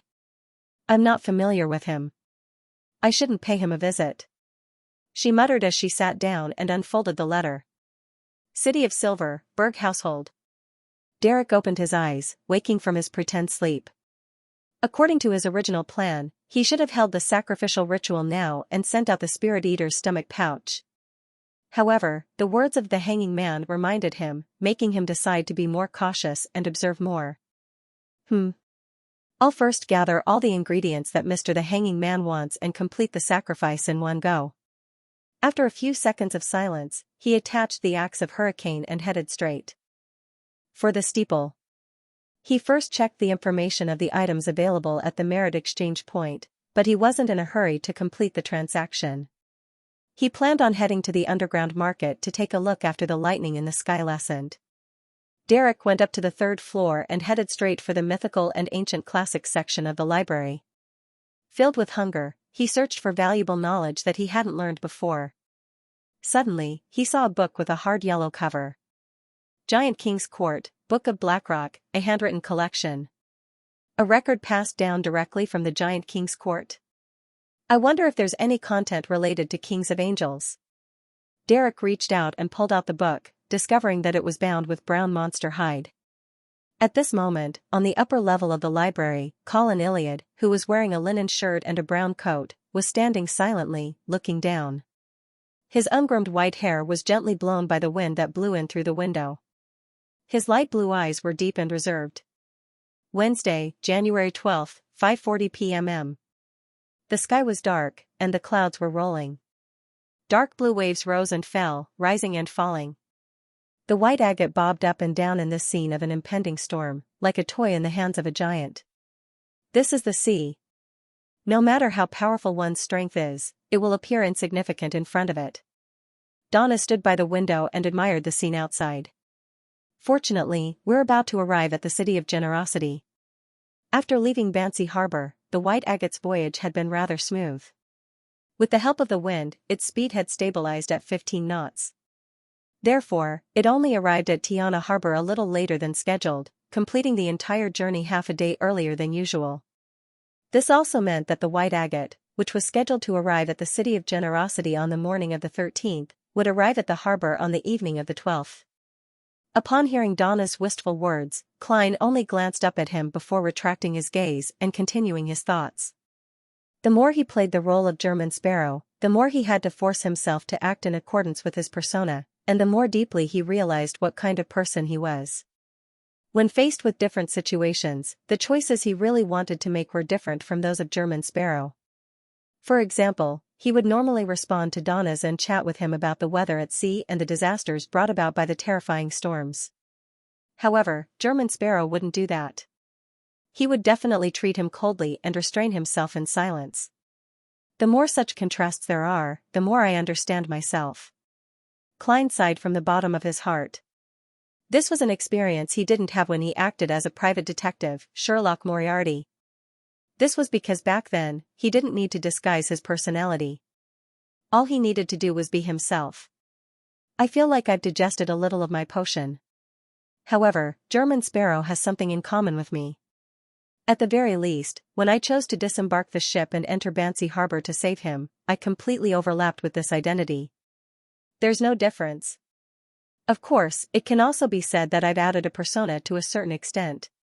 Beneath the gentlemanly and craziness is a kind, brave, compassionate, and sentimental heart. Heh, I shouldn't praise myself. If I had known that Bansi was Benzi, I would have most likely chickened out. Not necessarily. At the very least, the danger I divined back then was within an acceptable range. Klein thought in a self-deprecating manner. This made him increasingly aware of a problem. Although acting as a purely fictional person could help him digest the potion, in order to speed up and improve his progress, he needed to replace an existing identity, obtain the affirmation of the other party's interpersonal relationships, and feel the corresponding emotions. He needed to immerse himself but not lose himself in it. Become anyone, but ultimately return to himself? And obtain feedback from the corresponding personnel? Klein looked at the pale yellow carpet as his mind raced. Seeing that German Sparrow didn't respond, Donna spread his hands in exasperation, feeling suffocated. Apart from making me do some servant work, this crazy fellow is great in other aspects. There's only one thing about him. He doesn't like to speak and has a communication barrier. If this continues, I'll definitely go crazy. Fortunately, I'm finally reaching Byam. I can finally be free. Donnas felt that sooner or later, he would develop the habit of speaking to himself in similar silence. After a while, he saw German Sparrow look up and smile. You can tell me about the pirate contact points in Byam. T. It's better if you don't speak. Donna's expression contorted. Whoosh, at 6:15 in the evening, before the storm arrived, the White Agate smoothly entered the harbor and arrived at the capital of the Rorstad archipelago, the city of generosity, Byam. This place was also known as the Spice Archipelago. There were all kinds of exotic spices, and plantations in this area were the mainstay of the economy. Among them, the Blue Mountain Island, where Byam was located, occupied more than half of the archipelago's land area. There were gold, silver, copper, coal, iron, and other mineral deposits. It had a high forest coverage, a variety of fruits, and the land was exceptionally fertile. It was precisely because of this that the first colonists named the city they built by the sea City of Generosity, believing that it was a land of treasures promised by the gods that flowed with milk and honey. Klein carried the suitcase that Donnas had packed, left room 312, and entered the corridor leading to the deck. As expected, he met Donna's family and Cleves and the others. After being frightened, the siblings were still a little afraid of Klein. They hid behind their parents and bodyguards, not daring to speak, like deflated balloons. Klein nodded slightly as a greeting. At that moment, Ertie Branch hesitated for a second before taking half a step forward. Mr. Sparrow, will you be staying in Byam? If I want to ask for your help, how should I contact you? As expected of a businessman with a spirit of adventure. Even if he's afraid, he still wants to befriend someone with beyonder powers. Klein thought for a moment. What newspapers are there here? The archipelago is mainly popular with the Sonia Morning Post and the News. Ertie didn't need to think to give the answer. Place an advertisement in the Sonia Morning Post for 3 consecutive days to buy Demir's special cured meat. Leave your address, and I'll look for you. If I don't show up after 3 days, it means that I've gone out to sea again. Klein cautiously gave him a one-way contact method. All right. Ertie exhaled and smiled. Cleves and the others expressed their gratitude once again and left the cabin in an orderly manner. Seeing that the gangway was in sight, Donna suddenly slowed down and shrank back to Klein's side. She looked up and bit her lip. And said, Uncle Sparrow, since that kind of power is bound to bring danger and madness, why did you choose it? She had thought about this question for a long time before she finally mustered the courage to ask. Klein was stunned for a moment before he instinctively smiled. For a dream. Then, he lowered his voice and spat out 2 words. And, to protect. Protect. Donna muttered the word in a daze as she quickened her pace and caught up to her parents. After watching the Branch family leave the white agate, Klein retracted his gaze and said to Donna's beside him, "You're free. You're free." Ah? Donna's was still a little unaccustomed to it. Klein didn't say anything else, nor did he bother with Donna's. He pressed down on his top hat, carried his suitcase, and walked down the gangway. "You're really letting me go?" Blazing Donna's stood on the deck, his face filled with suspicion. Although he had expected such an outcome since he could imagine what would happen today when German Sparrow let him go into Mere Harbor, he still found it unbelievable. He felt that everything had happened too easily. "No matter what, I'm worth 3,000 pounds. No, this is just a one-sided bounty from Rouen. Isn't that madman, German Sparrow, an adventurer? How could he let go of the huge fortune placed in front of him? I can't understand." It's true that normal people can't understand a madman. Donna's gradually came to his senses. He took his luggage, carefully walked down the gangway, and stepped onto the concrete floor of the harbor. He straightened his back, raised his head, and glanced at German Sparrow's back. He realized that German Sparrow really didn't turn back. He followed the road and headed straight for Coastal Street. Donna's didn't dare delay. He immediately turned around and left through another path. From time to time, he would turn and change directions, and from time to time, he would use obstacles to look back, hoping that he wouldn't be followed. Soon, he arrived at the row of houses near the warehouse at the dock. German Sparrow really didn't use me as bait. Donna's examined himself again and again before he completely relaxed. At that moment, he felt that he had finally obtained freedom. As a bosun of a pirate admiral, he no longer needed to be bullied and ordered around like a servant. "I can already foresee that tomorrow will be extremely beautiful. There will be a bunch of people vying to flatter me and become my servants." Donitz happily knocked on the door in a rhythmic manner, 3 long intervals followed by 3 short ones. German Sparrow asked me to reveal the pirate's point of contact in Byam. I'll definitely only tell those who aren't on good terms with us. He definitely wouldn't have guessed that our Golden Dream's point of contact is at the dock. Donna's picked his nose and breathed in the fresh sea breeze before the rain fell. Byam was the center of the Rouen Kingdom's colonial rule in the central Sonia Sea. It was one of the largest cities in the region, with many powerful official beyonders. No matter how arrogant a pirate was, they wouldn't dare to openly appear here. Most of the time, they had to rely on the local gangs or people with deep backgrounds to deal with the loot and buy necessities.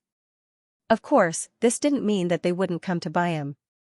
The Red Theater here was the most famous brothel on the sea. Countless pirates came because of its reputation. Even if 1 or 2 of their peers were caught there every once in a while, it didn't stop them from coming. Apart from the spice trade, the brothel industry was another pillar of the Rorstad archipelago. Apart from the Red Theater, there were brothels of all sizes, open and hidden everywhere, fully satisfying the desires of the strong men on the sea. As for the female pirates, they didn't have to worry about this problem. As long as they were willing, they could be satisfied at any time. After all, there were many mouths to eat, but there wasn't much meat to be had. On the sea, where there was widespread belief in the Lord of Storms, the number of women had always been small. Similarly, the underground trade of beyonder ingredients and mysticism was also quite frequent here. There were many circles. Those small ports are still better. We don't have to be afraid of being discovered at all. We can openly sit in bars and quarrel with the adventurers across from us, or even get into a fight. As long as we don't cause any trouble or kill anyone, the local official beyonders will pretend that they don't see anything. With their strength, it's often very risky for them to interfere. Donna's thought mockingly. At this moment, he heard footsteps and saw the door creak open. A familiar face came into view. "Old man, you didn't drink today?" Donna's greeted with a smile. Standing at the door was one of the contacts of the Golden Dream in the Rorstad archipelago, Old Lin. Old Lin coughed twice and made way. Donna stepped into the dark room, and his nose suddenly twitched. He smelled the fragrance of Lanty-proof. No, Old Lin liked to drink the locally produced Byam Black Rand. As this thought flashed through his mind, Donna's was alarmed. Then, he saw a man with his back facing him stand up. He was tall, tanned, and muscular. His hair was curled like marbles. "Steel Mavady." Donna's pupils constricted rapidly. This was Admiral of Blood Seigneur's second mate, a pirate with a bounty of 6,000 pounds. The sea breeze blew, and the sharp leaves swayed, ready to fall at any moment. Klein walked along Coastal Street at a moderate pace. The passers-by around him were in a hurry, their footsteps hurried. His spiritual intuition told him that the storm would take some time to fall. He had enough time to find a hotel to stay in. Whoosh, the sound of the wind grew louder as tree branches fell to the ground. There weren't many people left on the entire street. Just as Klein was about to turn into another alley, he suddenly heard the sound of hurried but messy footsteps. Tap. Tap. Tap. As Donnas ran with all his might, the scene in front of him began to shake. He felt abnormally painful from his wound as his life was rapidly draining away. His spirit body had already left his body, and he was close to the legendary underworld. As such, he could only vaguely hear the surrounding sounds, and everything he saw wasn't real. If not for the shadow cloak, he would have been killed by the ambush. But even so, he had suffered extremely serious injuries and could die at any moment by the side of the street. What kept him running towards Coastal Street was the need to spread the news that the contact point had been controlled by Admiral of Blood, so as to remind his captain of his beliefs, as well as the sliver of hope that the crazy but powerful figure brought. If it were him, he would definitely be able to successfully escape from Steel Mavadi's clutches. Donnas began to stagger as his body gradually turned cold. Just as he felt that he couldn't hold on any longer, he saw the German Sparrow standing around the corner. That refined face that hid extreme madness appeared extremely amiable at that moment. Plop, Donnas fell on his back, his hands hanging limply from his chest, revealing a hideous, exaggerated wound that exposed his organs. Tell Captain that old Lin has been discovered. Steel Mavadi, for the sake of that treasure. Donnas saw German Sparrow crouching to the side as he hurriedly said without a care in the world. Klein recalled Steel Mavadi's bounty and asked, "Tell Captain that old Lin has been discovered." Admiral of Blood? Yes, tell Captain. Tell Captain. Donnas said as he panted. After getting to the point, he revealed a sorrowful smile. Don't bother about me. I'm dying. Tell Captain that all the money I've saved has been turned into property. It's at Byam's Amiris Avenue, 12 to 16. The proof documents are hidden in the walls of basement 13. Help me sell them. Help me sell them. Bring the money to the town of Nozier, south of Intis. Give them to me. Give them to my parents. Tell them that I'm really rich. Donnas paused and said with difficulty, that I'd become an excellent adventurer. Also, say, I'm sorry. His eyes suddenly moistened as he recalled the rebellious youth from back then. I'm sorry, old man, Mom, I couldn't go home. Donna's vision darkened, and he felt that his life was coming to an end. At this moment, he saw German Sparrow stretch out his hand and press on his wound before wiping it away. Donna's sorrow suddenly stopped. He felt the numbing pain in his chest and abdomen suddenly disappear, but his left hand felt like it was broken. He looked at Klein with a blank expression. Klein looked at him quietly. No one spoke for 2 seconds. Finally, he looked down in astonishment and found that his fatal wound had strangely healed. His left arm was badly mutilated and his bones were protruding out. I am fine? Donnas blinked his eyes, still immersed in the sorrow and dejection of a dying man. Why don't you treat me first? He asked blankly. Klein looked back at the deserted other side of Coastal Street and said in a calm tone, That's right. Wait for you to finish. This is courtesy. Manners, you son of a bitch. I was really saying my last words just now. Donnas exerted strength in his back and abruptly flipped over and stood up. He looked warily at the dock and saw a thick plume of smoke rising up. It was the result of his battle just now. As the house was ignited by me, Steel Mavadi was afraid that the official Beyonders would pay attention to this area, and he was confused by the shadows, so he didn't chase after me. Donnas instantly understood the development of the matter. Let's find a place to stay first. Klein spread out his hand and caught a drop of rain. Donnas, who didn't know if he had completely extricated himself from the crisis, immediately nodded. All right. I can tell that this lunatic, German Sparrow, isn't afraid of Steel Mavadi at all. He's not even afraid of Admiral of Blood. At times like this, I especially admire his madness. Crap, I exposed my wealth to him. Just as Donna's exhaled, his body suddenly froze. Klein carried his suitcase and cane as he silently walked in front. There was only one thought echoing in his mind. F***ck, a pirate is richer than me, Empress Burrow.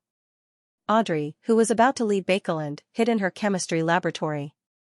She used the fruit of the Tree of Elders from Mr. Vampire, the blood of the Mirror Dragon, and the other ingredients she had previously gathered to concoct the psychiatrist potion.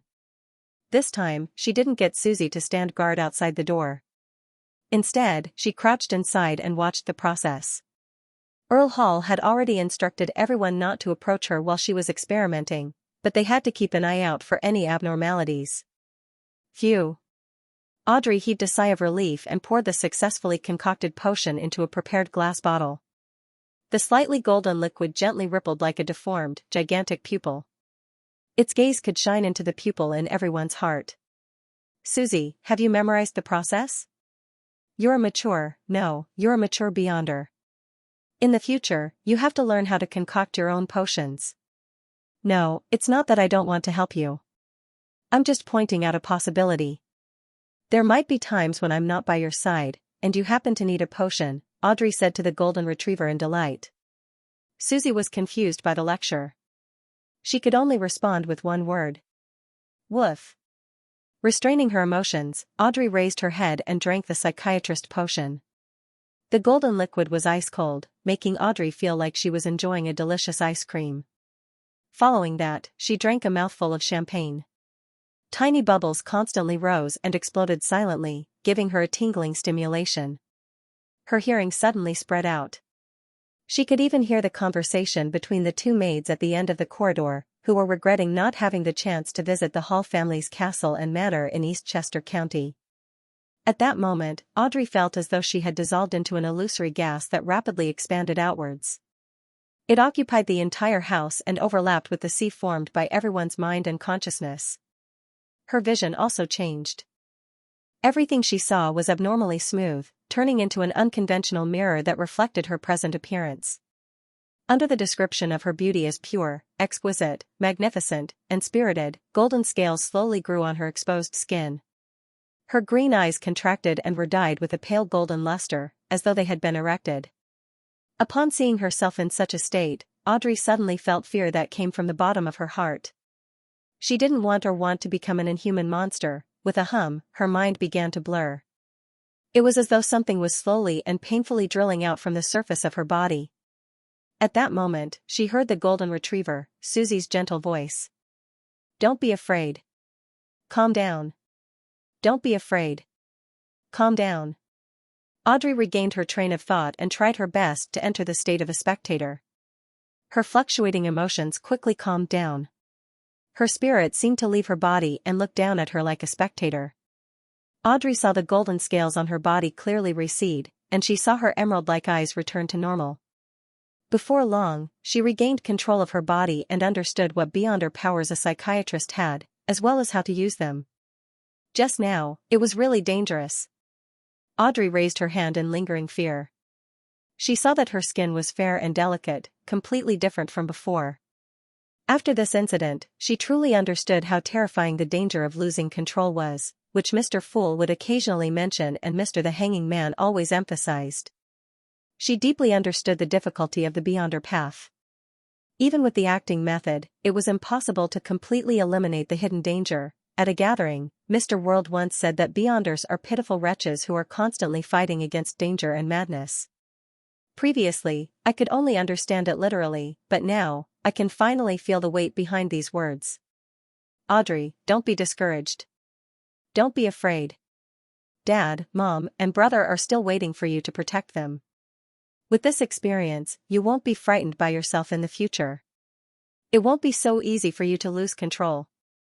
Come on. Audrey clenched her fists and encouraged herself. After 2 seconds of silence, she walked to Susie, squatted down, and hugged the big golden retriever.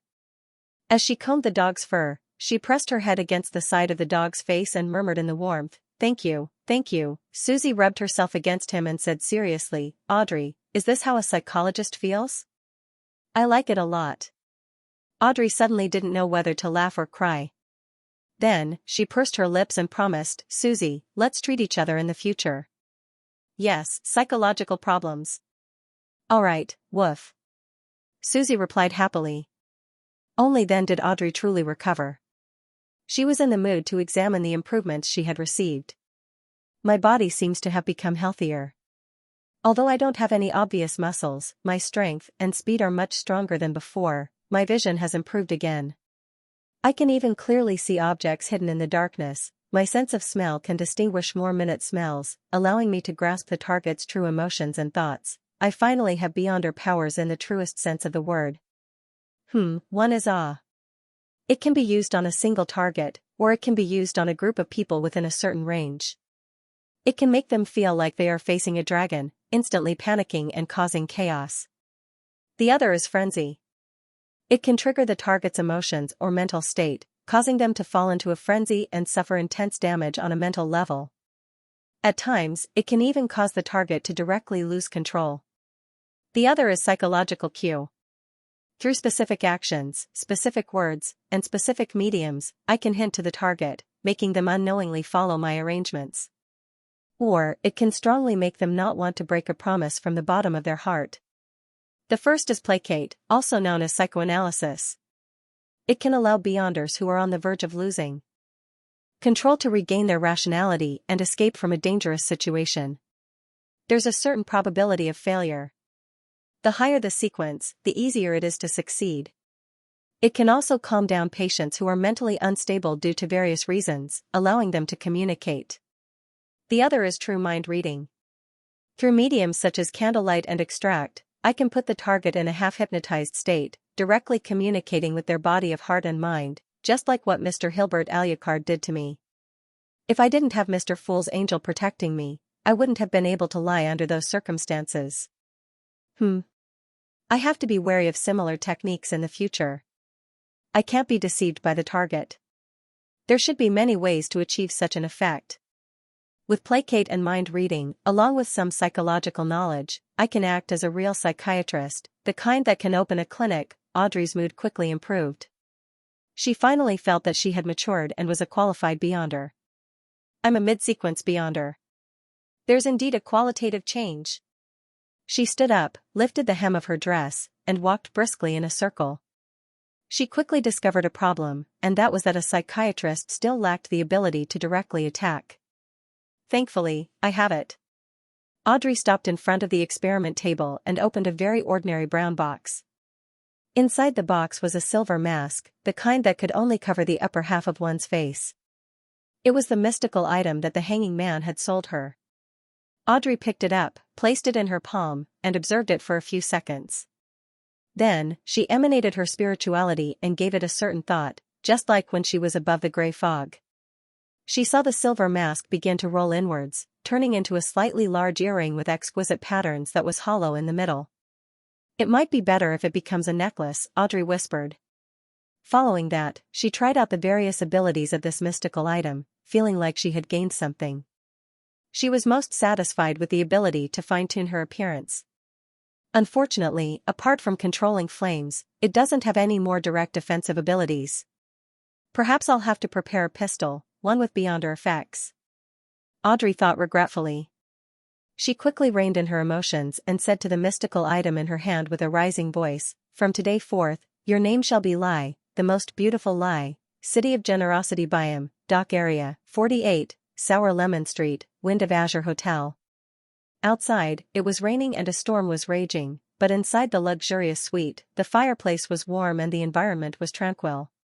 Klein sat in a chair, silently watching blazing Donna's deal with the severe fracture in his left arm. After the other party used the torn old clothes to tie his arm, he said straightforwardly, "That's right." What treasure? According to Donna's, it was because of a particular treasure that Admiral of Blood Senior wanted to deal with Vice Admiral Iceberg Edwina Edwards. The sound of howling wind and rain came through the window as Donna's drank a mouthful of Lanty-proof on the table and smiled angrily and bitterly. Those bunch of people whose brains have been gnawed on by zombies. During our previous expedition, we found a sunken ship. Although we didn't obtain anything of great value, we discovered a gigantic black iron key that doesn't seem to be used by humans. Can you imagine? It actually didn't rust after being at the bottom of the sea for so many years. Yes, Klein replied succinctly. In the world where beyonders and mysteries intertwined, was there anything impossible, even the resurrection of the dead, much less the others? Donis choked. After 7 to 8 seconds, he knew how to continue. There might have been a traitor among us, and this news spread. Countless pirates believe that it's death's key, a key that can open the treasure left behind by death. I originally thought that this problem would be cleared up quickly, so I happily applied for leave. But in the end, the matter became even more complicated. Even Admiral of Blood has joined the ranks of those crazy pirates. I even suspect that it might be death's key, a key that can make a person a true god. Foolish, Klein calmly gave his evaluation. Be it in the field of divination or dealing with deities, he could be considered experienced. Therefore, he had his own understanding of death's key and was very confident about it. He believed that the key was a revelation, a symbol. What opened death's treasure vault wasn't something in the shape of a key, but a certain characteristic, a certain bloodline, or even a specific few people and their descendants. Donis was taken aback for 2 seconds before he sighed. Your words are identical to Captain's evaluation. Even her expression is similar. She suspects that the key belongs to an older era, and it doesn't belong to humans. Before the cataclysm, there were still giants, dragons, elves, and demonic wolves living in this world. The shape of the key vaguely points to one of them. Demonic wolf. Klein suddenly thought of the ravings that always reverberated in his ears when he was advancing. The Fleekria in it referred to the ancient god Annihilation demonic wolf. Something related to the treasures of the Second Era? He suppressed his curiosity and calmly said, write down everything that Admiral of Blood has done, including Steel Mavedi and his subordinates, Klein said. He remembered that Admiral of Blood and his pirate crew were the most notorious group in the ocean. It could be said that their hands were stained with blood and had committed heinous crimes. How could I possibly remember? They're not beauties like the captain. Donis spread his hands and said, I can only list the most important things and some details that left a deep impression on me. Hiss, what do you want to do?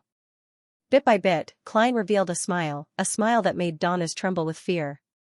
He said in a deep voice, if it's suitable, I want to hunt them. Genius 1 second remember website. Mobile version. Hunt them?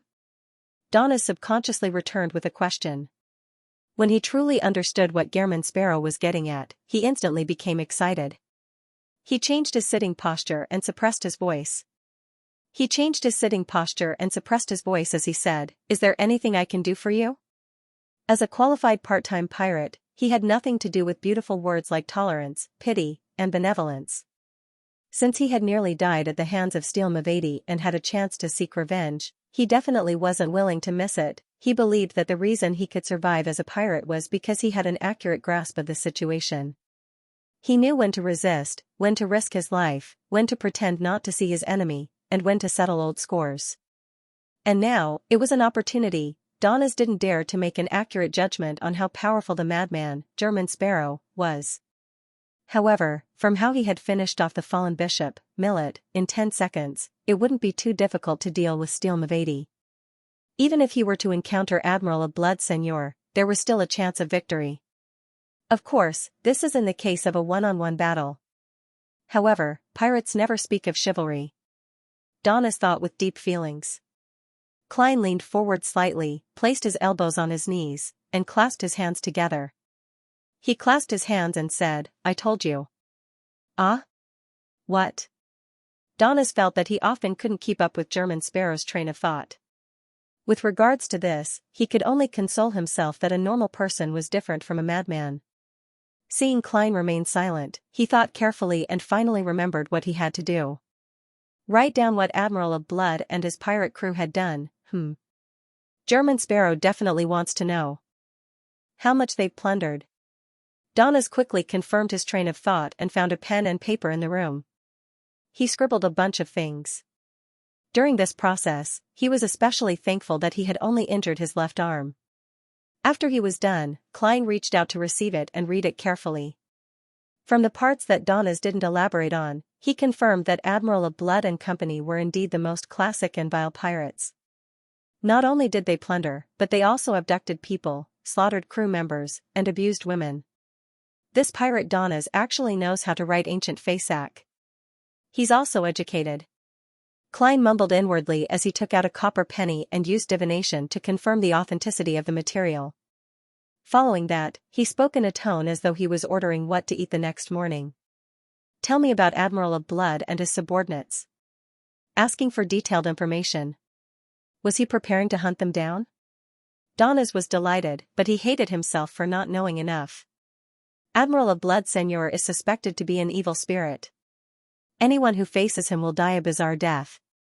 They will either strangle themselves to death, commit suicide, embrace a bomb, or slaughter their companions. Our captain said that it's an evil spirit's possession. It's very similar to Miss Sharon's beyond her powers. Wraith? Klein didn't say a word as he listened in silence to Donna's recount. Seigneur can let out a terrifying scream. The last time I fought them, I nearly fainted and fell from the deck into the sea. Heh, I returned the favor and ignited one of their ships. Seigneur knows quite a number of undead magic. He's cruel, bloodthirsty, and lustful. His targets can be men, women, or even humanoid creatures.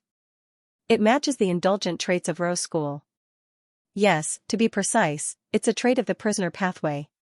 It's highly likely to be a wraith. Klein nodded in thought. Having received a response, Donnas became even more enthusiastic as he spoke faster. Our captain believes that Seigneur has a very powerful mystical item on him. This makes him rather lucky, allowing him to always receive the blessings of a deity. For example, at a critical moment, his opponent will suddenly slip or lose their powers. For example, winning 21 times in a row. A mystical item that can make people lucky? This is very rare. It originates from the monster pathway? Or was it related to some dark spirit? Klein made a guess based on his knowledge of mysticism. I haven't fought with Seigneur directly, so this is all I know. Donnas wanted to shrug, but he was stopped by the pain in his left arm.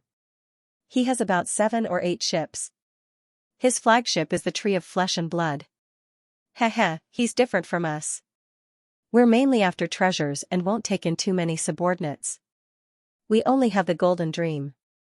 It's no wonder Admiral of Blood's bounty is much higher than Vice Admiral Iceberg's, reaching 42,000 pounds. His strength should be slightly stronger as well. Klein was immediately enlightened. He maintained his posture as though he wasn't affected by Admiral of Blood's intelligence. Where are the subordinates? Donnas was prepared for this. He immediately said, Seigneur has 10 of his strongest subordinates. The flagship's first mate, second mate, third mate, and every ship's captain. Steel Mavedi is the flagship's second mate. We're guessing that he's a sequence 6. His body is like steel, and he can withstand bullets and cannonballs. He's not afraid of fire, drowning, or many kinds of magic. He's strong and fast, and he can rip his opponent apart. He's grasped a certain level of necromancy spells, and he can awaken zombies and nurture puppets. Zombies? Klein immediately thought of Merrick, who played cards with zombies. Combined with Admiral of Blood Seigneur's wraith traits, could it be that these pirates are actually a peripheral organization of Rose School, or an organization that earns money? It's a pity that I don't have a messenger, nor did I ask Miss Sharon if she has one. Otherwise, I could contact her and confirm Admiral of Blood's identity. Klein guessed with some regret. He didn't give up just because it might involve Rose School. After all, he could change his face and identity after this. Besides, he had already offended the Aurora Order, Demoness Sect, Rose Redemption, and Twilight Hermit Order. He wasn't afraid of offending another one. Actually, it's not like I haven't fought Rose School before. I've already killed a wraith, a zombie, and a werewolf. I've also snatched the Scarlet Lunar Corona and biological poison bottle. Klein suddenly realized that he had caused quite a bit of trouble. Mavedi likely doesn't have any particularly powerful mystical items, otherwise, I might not have been able to escape. Donnas said in relief. He has a bunch of puppets and zombies by his side, as well as a few sequence 7 and 8 subordinates. As the second mate of the flagship, since he's here, he should be the leader of the nearby crew. We can consider hunting him first. Below high-sequence Beyonders, once there are a lot of them, there will be a qualitative change. The combination of different powers will allow them to defeat Beyonders stronger than themselves. It's just like how a Nighthawk team can definitely take down a Sequence 6 or even a Sequence 5. Klein didn't belittle Steel Mavady and his subordinates just because he had obtained Creeping Hunger and increased his strength greatly. He remained as cautious as usual.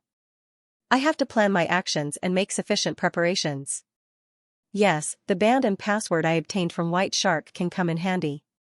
When Miss Magician's radio transceiver arrives, I'll get Donna's to monitor it daily to see if I can obtain the corresponding information, allowing me to seize the opportunity to quickly reap the harvest.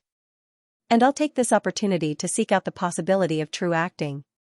Klein quickly came up with a plan as he continued listening to Donna's description of the other subordinates of Admiral of Blood. After a while, Danetz finally finished his story and concluded in high spirits, "That's right. If I can kill Steel Mavady and leave my name behind, this matter will definitely appear in the newspapers. Once it gets out, I won't have to worry about how to inform Captain." He was afraid that there was a traitor among them, and that all the points of contact in the Rorstad archipelago had been controlled by the enemy.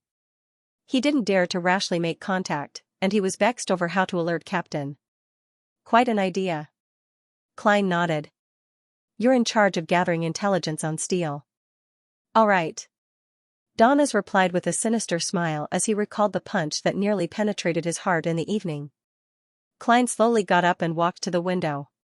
He saw that the sky was dark outside with howling winds and pouring rain. It was as though the apocalypse had arrived.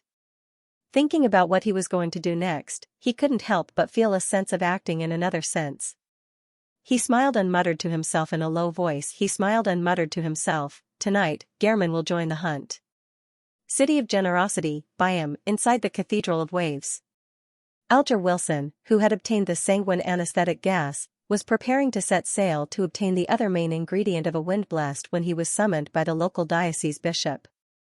There's been news recently that Vice Admiral Iceberg has obtained Death's Key. All the pirates in the Sonia Sea are in an uproar, the diocese bishop said in a deep voice.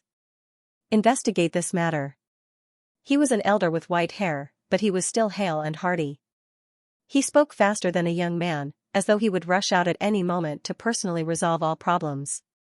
He had a strong figure, and his muscles propped up his bishop's robe. As he breathed, the wind around him stirred, and the air was moist. There are similar rumors every year, but they all turn out to be fake. The sea always likes to spread such news. Besides, even if it's true, I don't have the right to be involved. There's no need to take the risk. I'll just ask around." Alger muttered inwardly. He solemnly clenched his fist and struck his left chest. "All right, Your Excellency Chogo. May the storm be with you." The diocese bishop was very pleased with Alger's attitude and returned the same greeting. "May the storm be with you." After receiving encouragement, Alger Wilson quickly left the cathedral and returned to the square outside.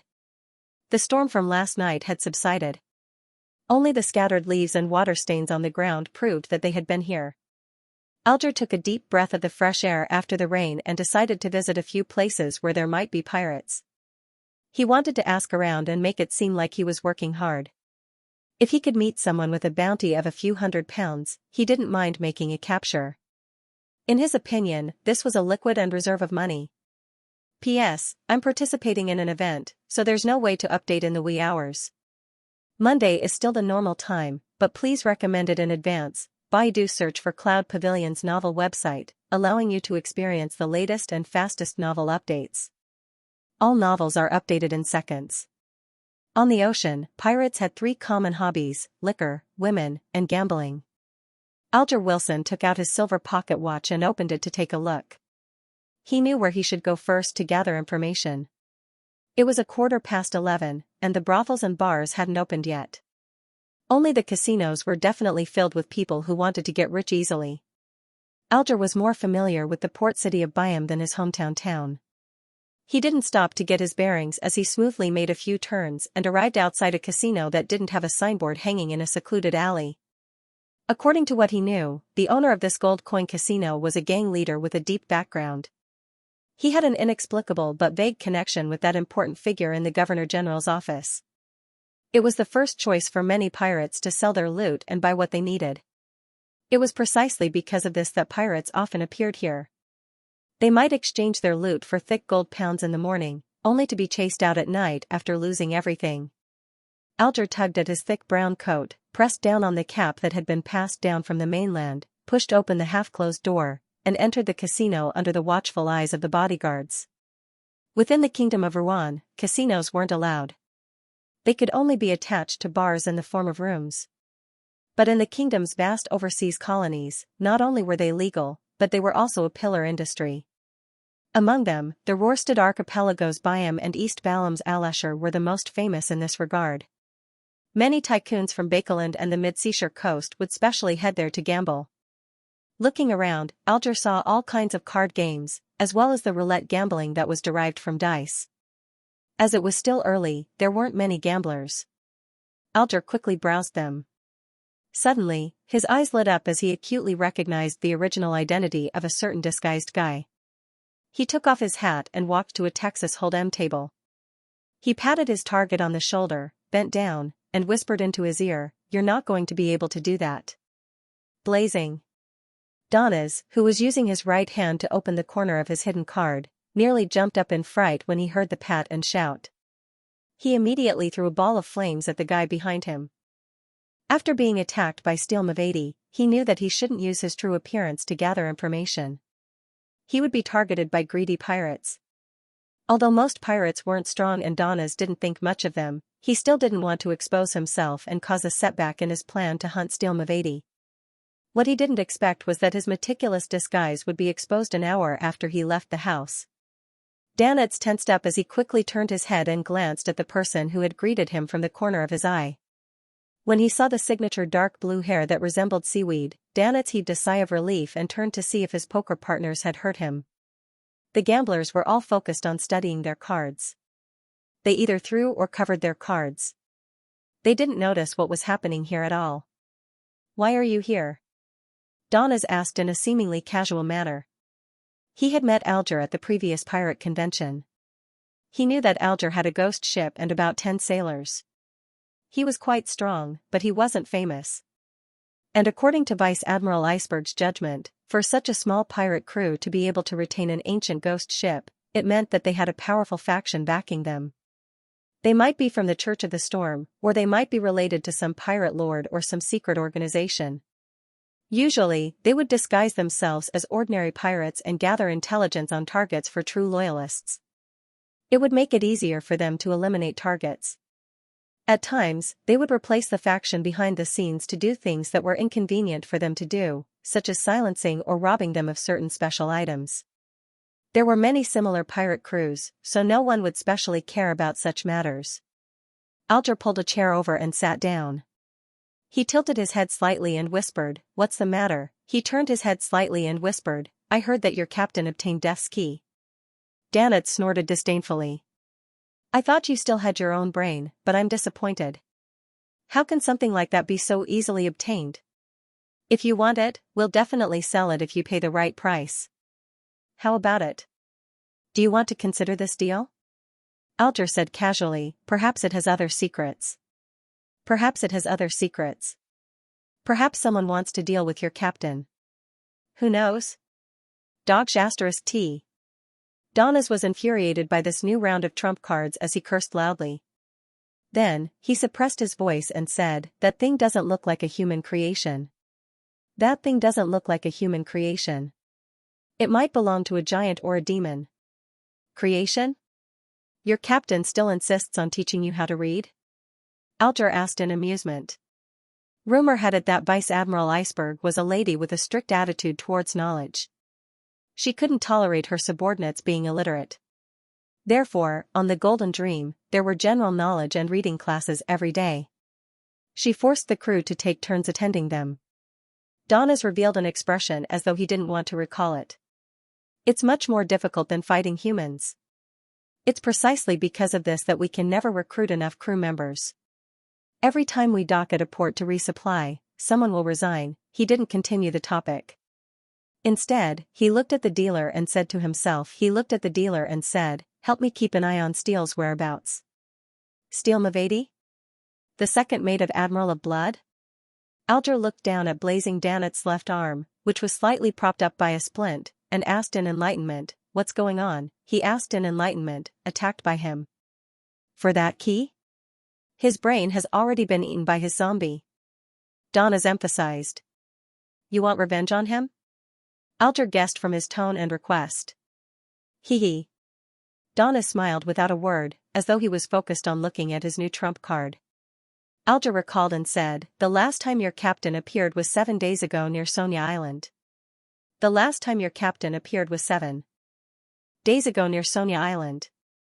This was confirmed by a particular telegram. "The Golden Dream won't arrive in Byam that quickly." "You have a new helper? If you were to rely on yourself, even if Steele was alone, you wouldn't be his match. And as you know, he has always been surrounded." In response to Alger's question, Donna's response was to throw out a chip. "Follow." "Who is it?"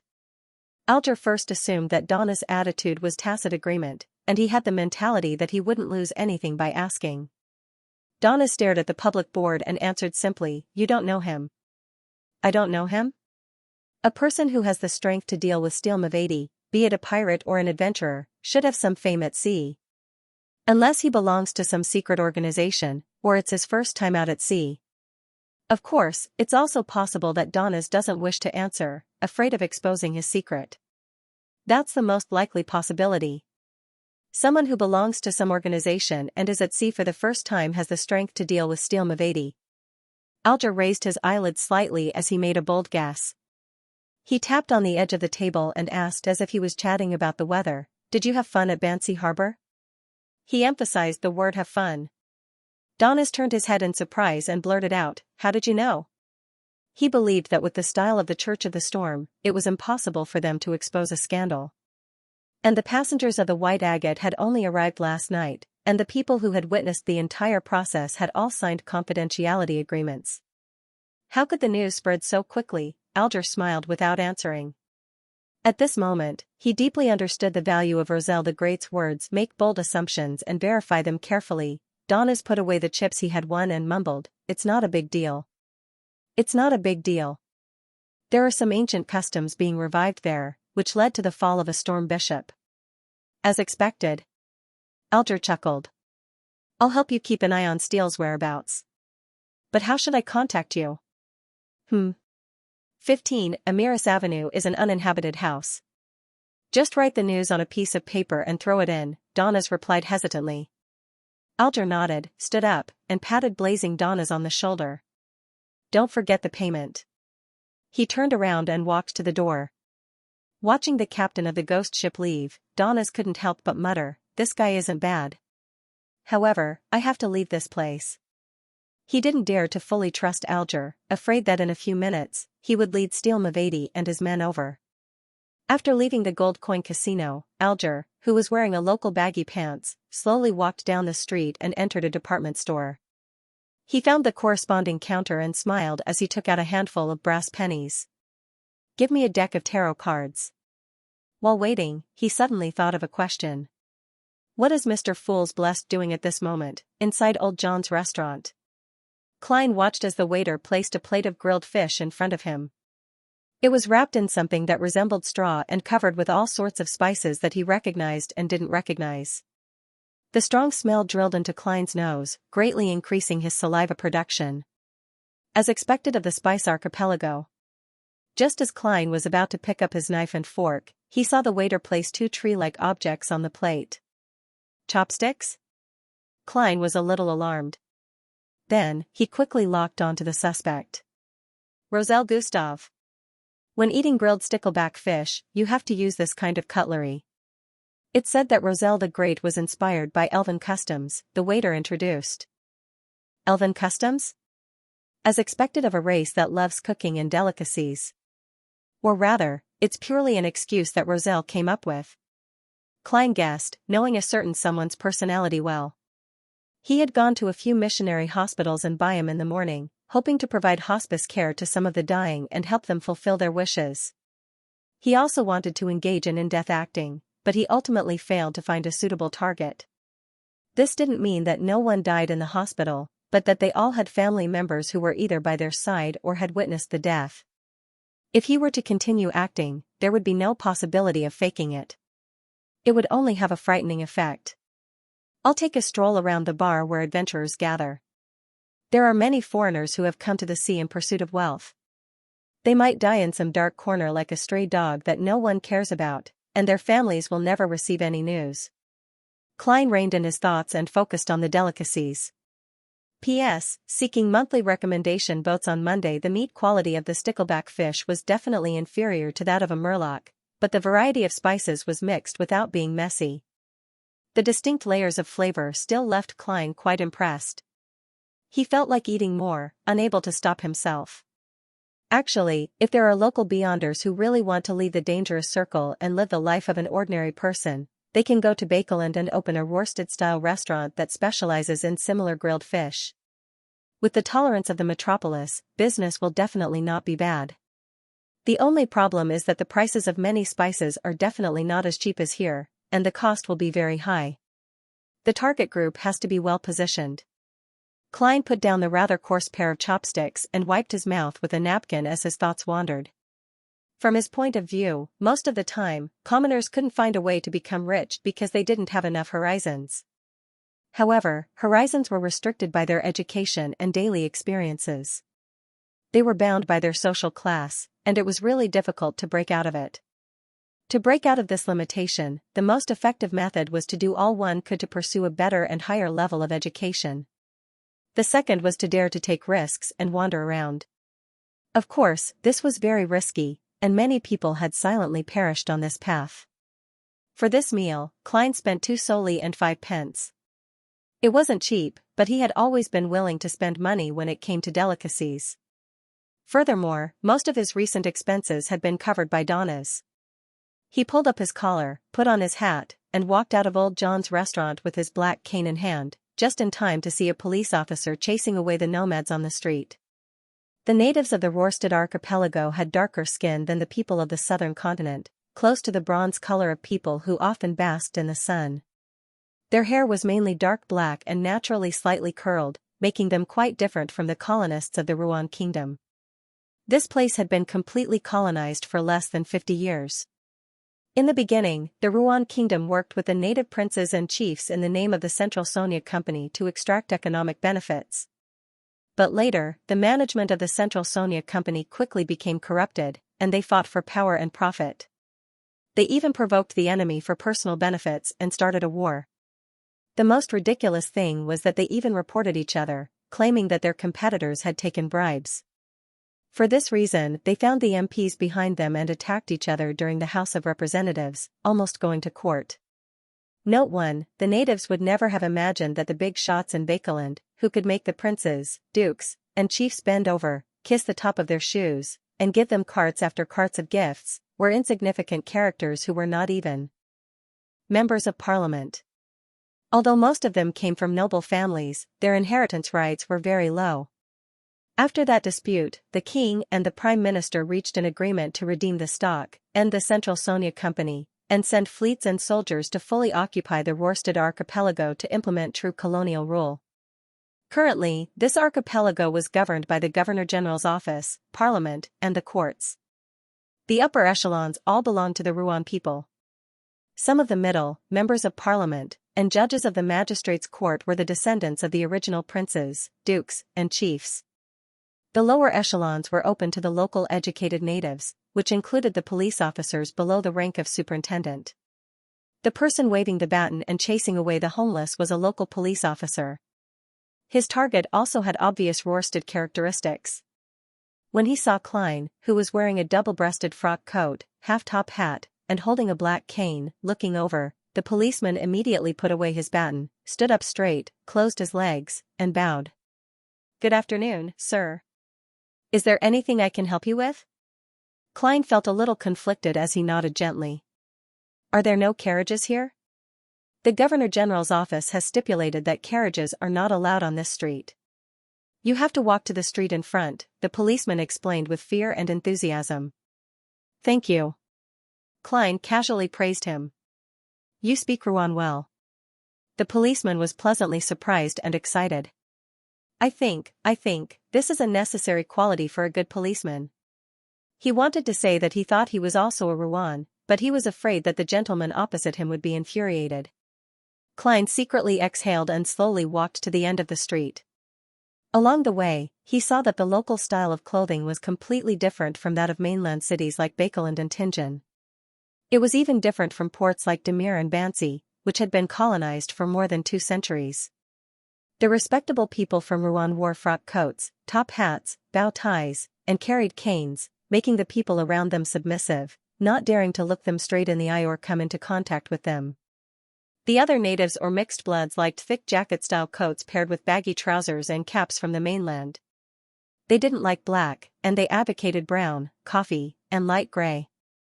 To Klein, this was indeed a little strange, but it also gave him the feeling that he had come to a foreign country. Of course, the natives and mixed bloods of higher status also imitated the clothing of the Ruan people, believing that this was a sign of civilization. 2 in the afternoon. Swordfish Bar, a recognized gathering spot for adventurers. There weren't many customers at the moment, so Klein easily passed through the tables and arrived at the bar counter. He discovered that the biggest difference between this place and other places was that there were 3 blackboards supported by wooden frames at the side of the bar counter. On them were white and yellow notices. The contents were all sorts of strange and bizarre. Some were hiring bodyguards, some were requesting help in finding people, some were investigating the situation on a particular island, some were offering a high bounty for the head of a particular pirate, and some were claiming that they had obtained a treasure map and wanted to form a team. In short, the matters that had been divided between private detectives and security companies in the mainland of the Ruan Kingdom still belonged to the adventurers here. A glass of Zara. Klein knocked on the surface of the bar counter. This was a locally produced malt beer. It was cheap and tasty, and it was very popular among adventurers. Klein had learned from Blazing Donna's. 3 pence. The bartender glanced at the customer casually, and his attitude didn't change just because the other party's face was unfamiliar. After getting the beer, Klein sat on the high chair in front of the bar counter, sipping it and quietly listening to the conversations of the customers around him, looking for a valuable target. After nearly an hour, the number of customers in the bar increased, and Klein finally heard something that might be useful. He perked up and became more focused. There were 4 people sitting at a table less than 3 meters away from him, and they were feeling sorry for a man named Went. I always thought that Went had gone out to sea. I didn't expect him to be at home all this time, very sick. Sigh, if I had knocked on the door 2 days earlier, he wouldn't have died. You don't know how terrible it was in the room. His body had mushrooms growing out of it, one by one, white. *T. Stop talking. Can't you see that I'm eating sausages? Okay. Went's room was full of bugs, moths, flies, butterflies, bees, cockroaches. Holy storm, I can't believe that this is a place where humans live. The police who came later were shocked too. As the conversation reached his ears, Klein frowned slightly. He felt that Went's death wasn't normal. A few days after his death, his body was covered in mushrooms, and there were all kinds of insects flying and crawling in the room. It's related to a Beyonder incident? The police will definitely report this level of abnormality to the mandated punishers. It sounds like it happened 3 or 4 days ago. Whatever needs to be dealt with should have been dealt with. Klein seriously considered going to take a look. At the very least, the man named Went was an adventurer alone in Byam, and he didn't have any companions who wanted to pass the news of his death on his behalf. After listening for a long time, he had a preliminary understanding of where Went was renting. It was an apartment at 47 Blackhorn Street nearby. After drinking the last of his Zara beer, Klein put on his hat, left the bar, and headed straight for the apartment. After entering the door, he half closed his eyes and whispered to himself, "The room where someone died recently." After repeating it 7 times, Klein used his cane to quickly and easily arrive outside the room where Went had previously lived. It hadn't been rented out yet, and the abnormalities inside had been dealt with. There didn't seem to be anything wrong. Klein put away the note he used to open the door, locked the door, and carefully circled it. After confirming the situation, he took out items such as essential oils, herbal powders, and special candles.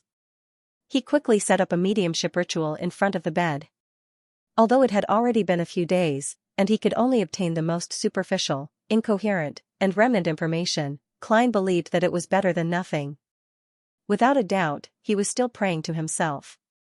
Then, he entered the world above the gray fog and responded by giving himself the power of mediumship. The flame of the candle suddenly rose, and as it swayed, it was dyed with a ghostly blue luster.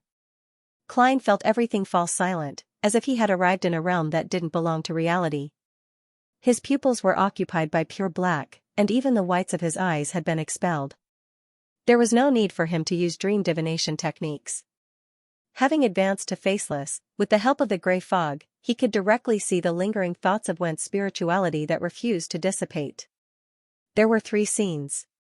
One was Went, who was thin and tall, with slightly curly black hair and relatively deep facial features.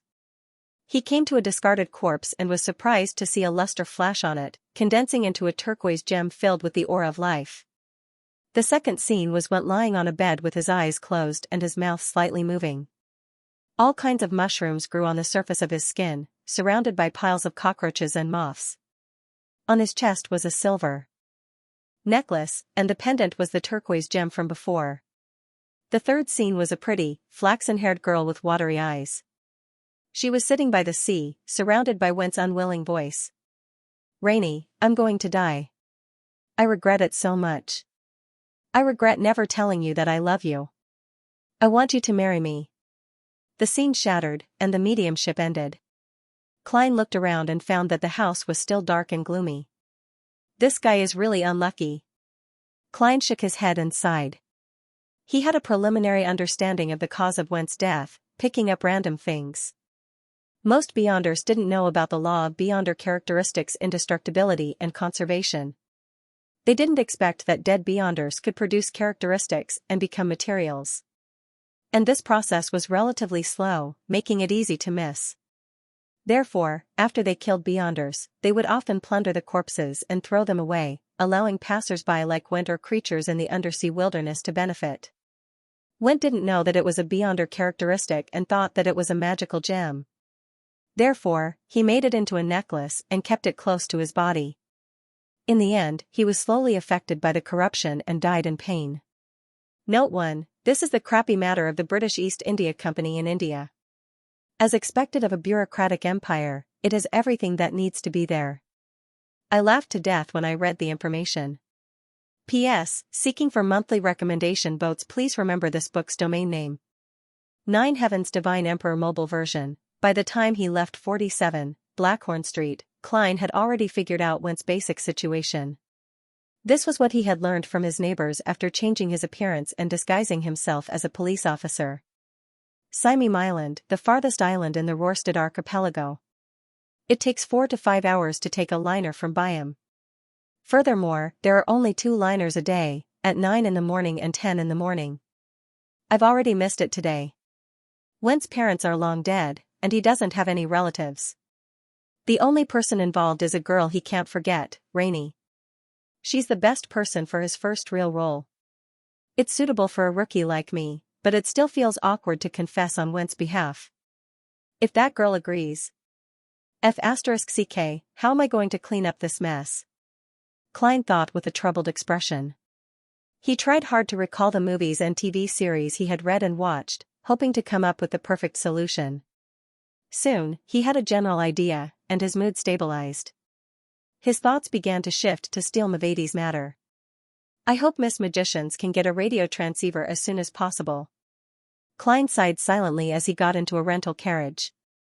Bakeland, Sherwood Borough. Furs opened the letter Zio had brought back. It was from the science fiction writer, Avil, who was happy to share the development and application prospects of radio technology with Ms. Wall.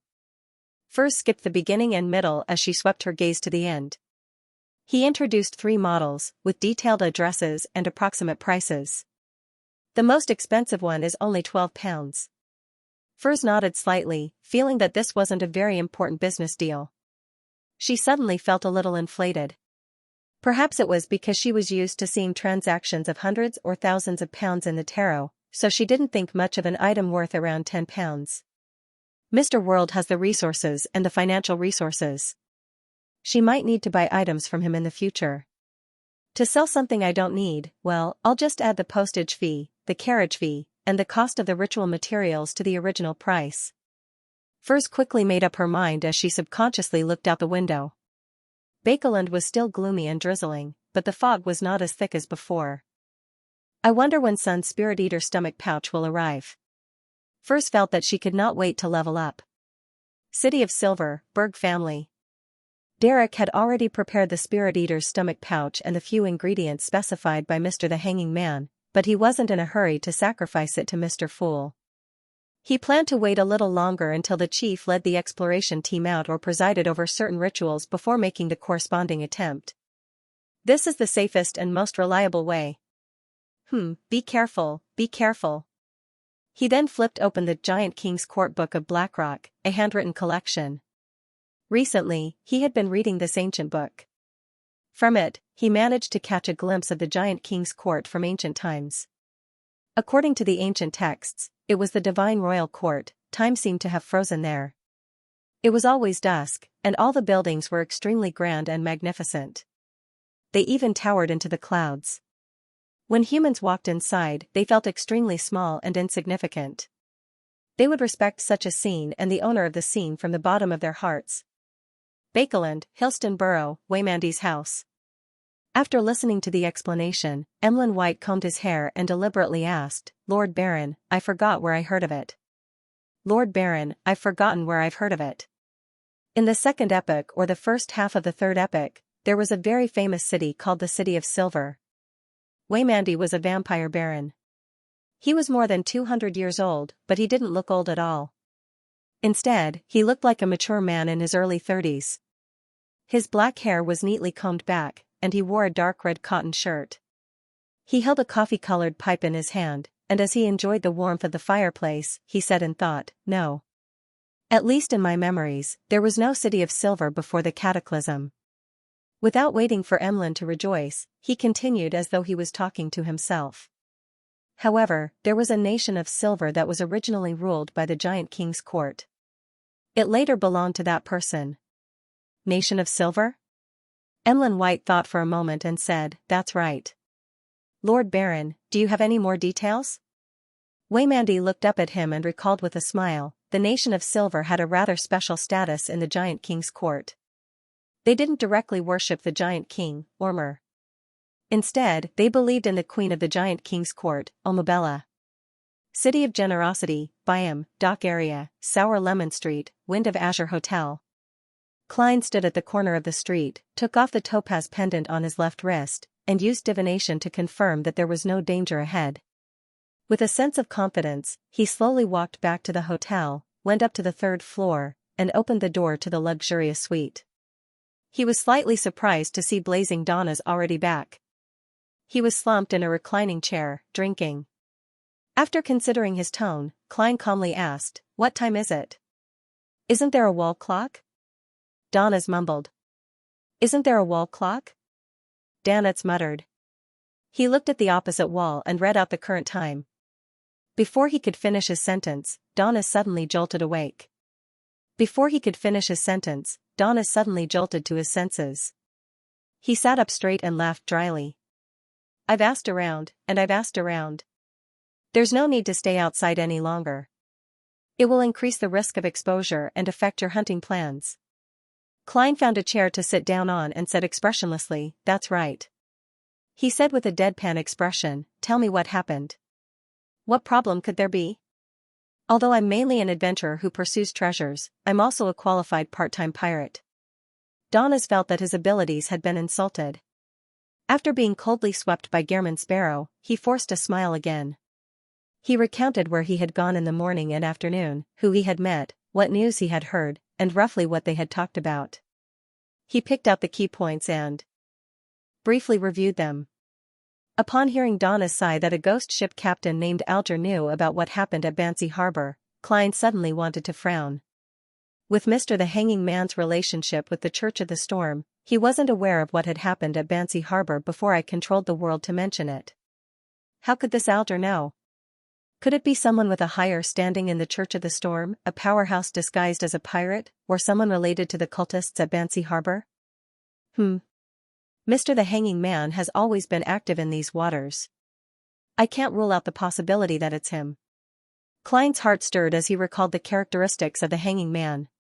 Above the gray fog, although he couldn't see the members' exact appearances, he could tell at a glance if they were men or women or what their hair color was. Klein raised his hand and pressed down, stopping Danitz from continuing. He said in a deep voice, "Don't worry." He said in a deep voice, "Messy hair, dark blue? You know him? This fellow isn't simple." Danitz said with a sigh. "Indeed. Heh, I never expected to encounter him like this." Klein didn't respond as he leaned forward. "Continue." Danitz didn't think too much about it as he roughly described what had happened and defended himself. "You know, when it comes to gathering information, no one can be sure when they will get something. After looking for all the people they can find, the only thing they can do is to wait patiently. This will definitely take a certain amount of time, and it won't be short. There's another way." "There's no need to wait," Klein deliberately said calmly. "What way?" Danitz asked in surprise. Klein nudged his gold-rimmed glasses as the corners of his mouth curled up bit by bit. "Use bait." "Bait?" Danitz looked at him, momentarily puzzled. In the blink of an eye, he came to a realization. He was the only one who could be bait, and when it came to fishing, no one cared if the bait would really be swallowed. All they cared about was whether they could pull the prey up. To put it simply, bait was a high-risk species. Haha, this isn't a good idea. "Yes, my intuition tells me that there should be something at the Red Theater. I'll go take a look now." Danitz took his coat and eagerly rushed out the door. Klein originally wanted to follow Blazing from afar to see if he could find any clues, but he suddenly heard layers of illusory pleas. It came from a man. Klein paused in thought, turned, and walked into the bathroom. About 10 seconds later, he appeared above the gray fog and saw the crimson star that corresponded to the Hanged Man constantly expanding and contracting. As expected. Klein sat down, leaned back in his chair, and emanated his spirituality. The Hanging Man's voice suddenly became clear.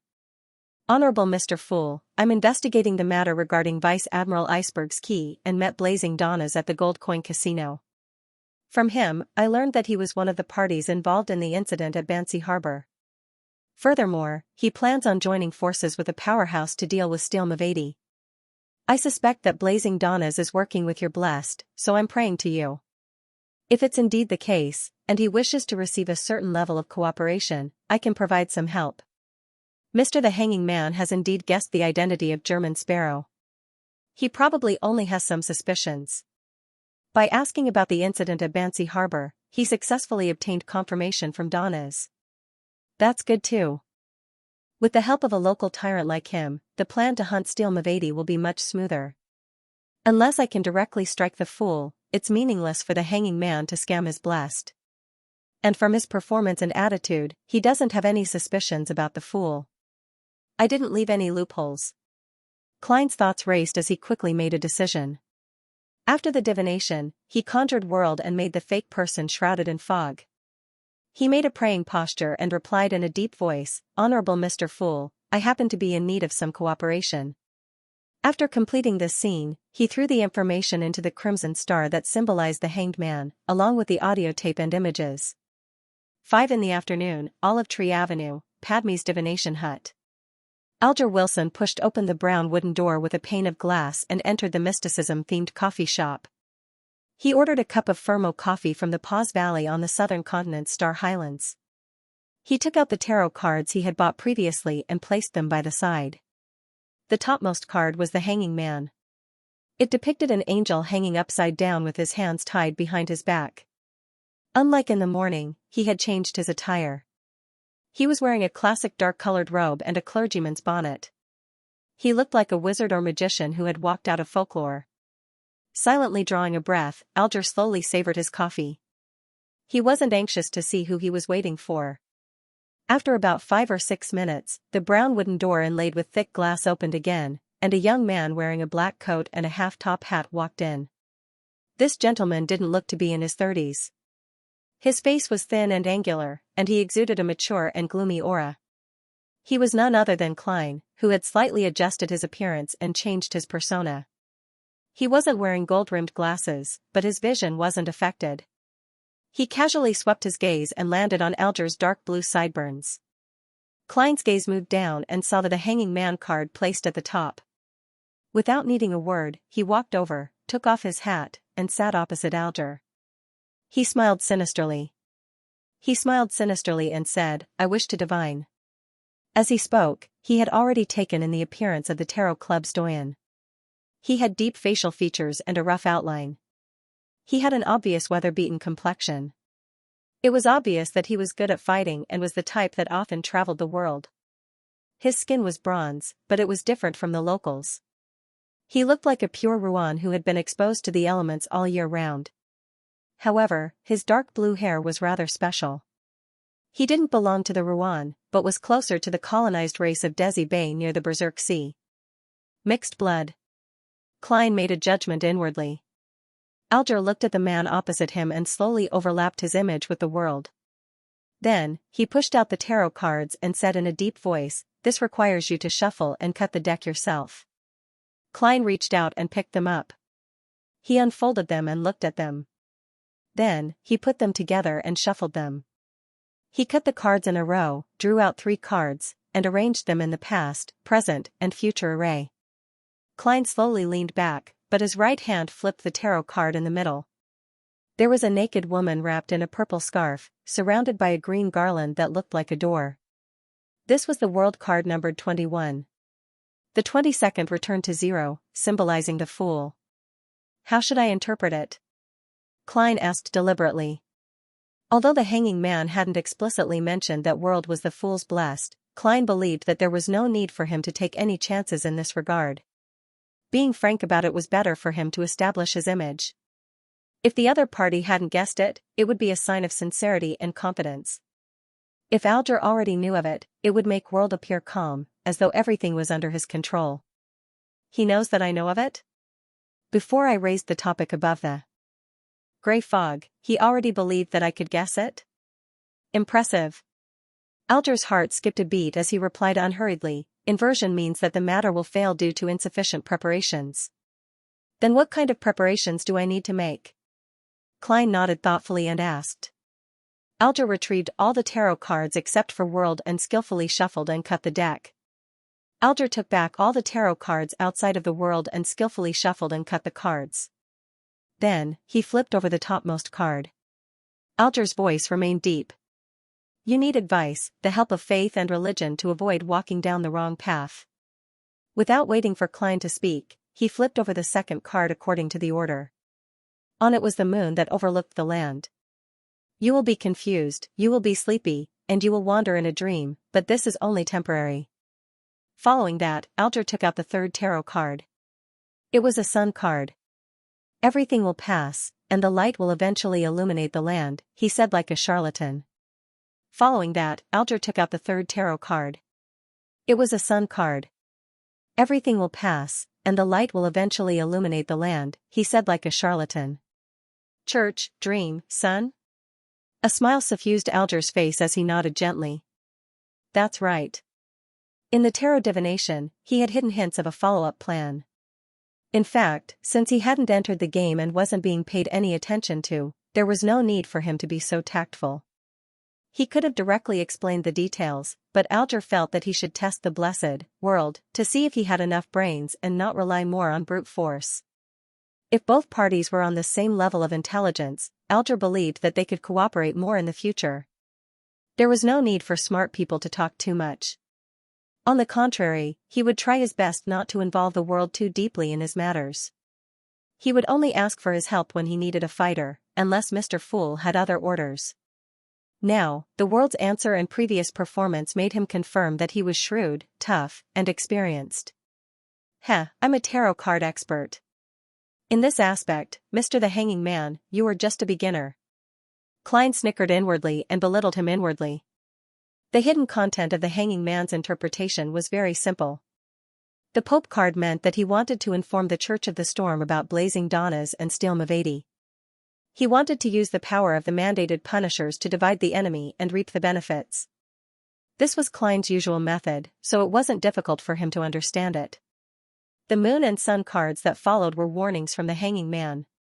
Since the mandated punishers had been introduced, they had to be prepared. And according to Alger's experience, when dealing with such problems, his colleagues in Biome would definitely use a sealed artifact that could force many people within range into a dream. And Steel Mavadi's characteristics determined that there would definitely be an item that could counter the sun domain. I can restrain dreams, so I'm not afraid of the sun.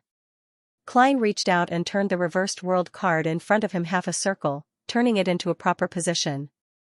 It meant that this plan was feasible and that he would be prepared. Alger looked up and took a deep breath. The owner of this place is good at aromatherapy. He can use different essential oils, extract, incense, and flower essences to treat the corresponding emotional problems and calm the uneasy mind. Do you want to give it a try? Use the contact point at Amiris Avenue? Klein replied with a smile. All right. The two of them looked at each other without moving. They didn't mention aromatherapy again. Everything was understood without words. Klein didn't stay any longer.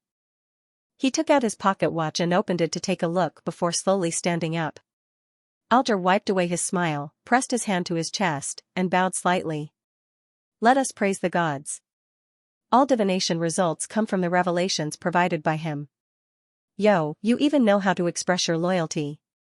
Klein held back his laughter and imitated the hanging man Alger as he solemnly replied. Let us praise the gods. He took 2 steps out and suddenly stopped.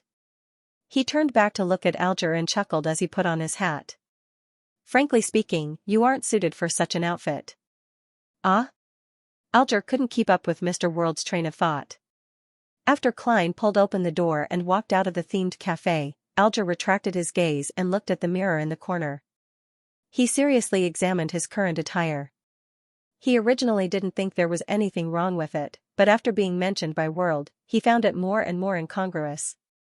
He finally understood why Klein had said that. A fellow who looked boorish and weathered, as though he could summon 100 sailors to gang up on him at any time or take out an axe to chop down a swath of people, really shouldn't be wearing such a mysterious classical mage robe.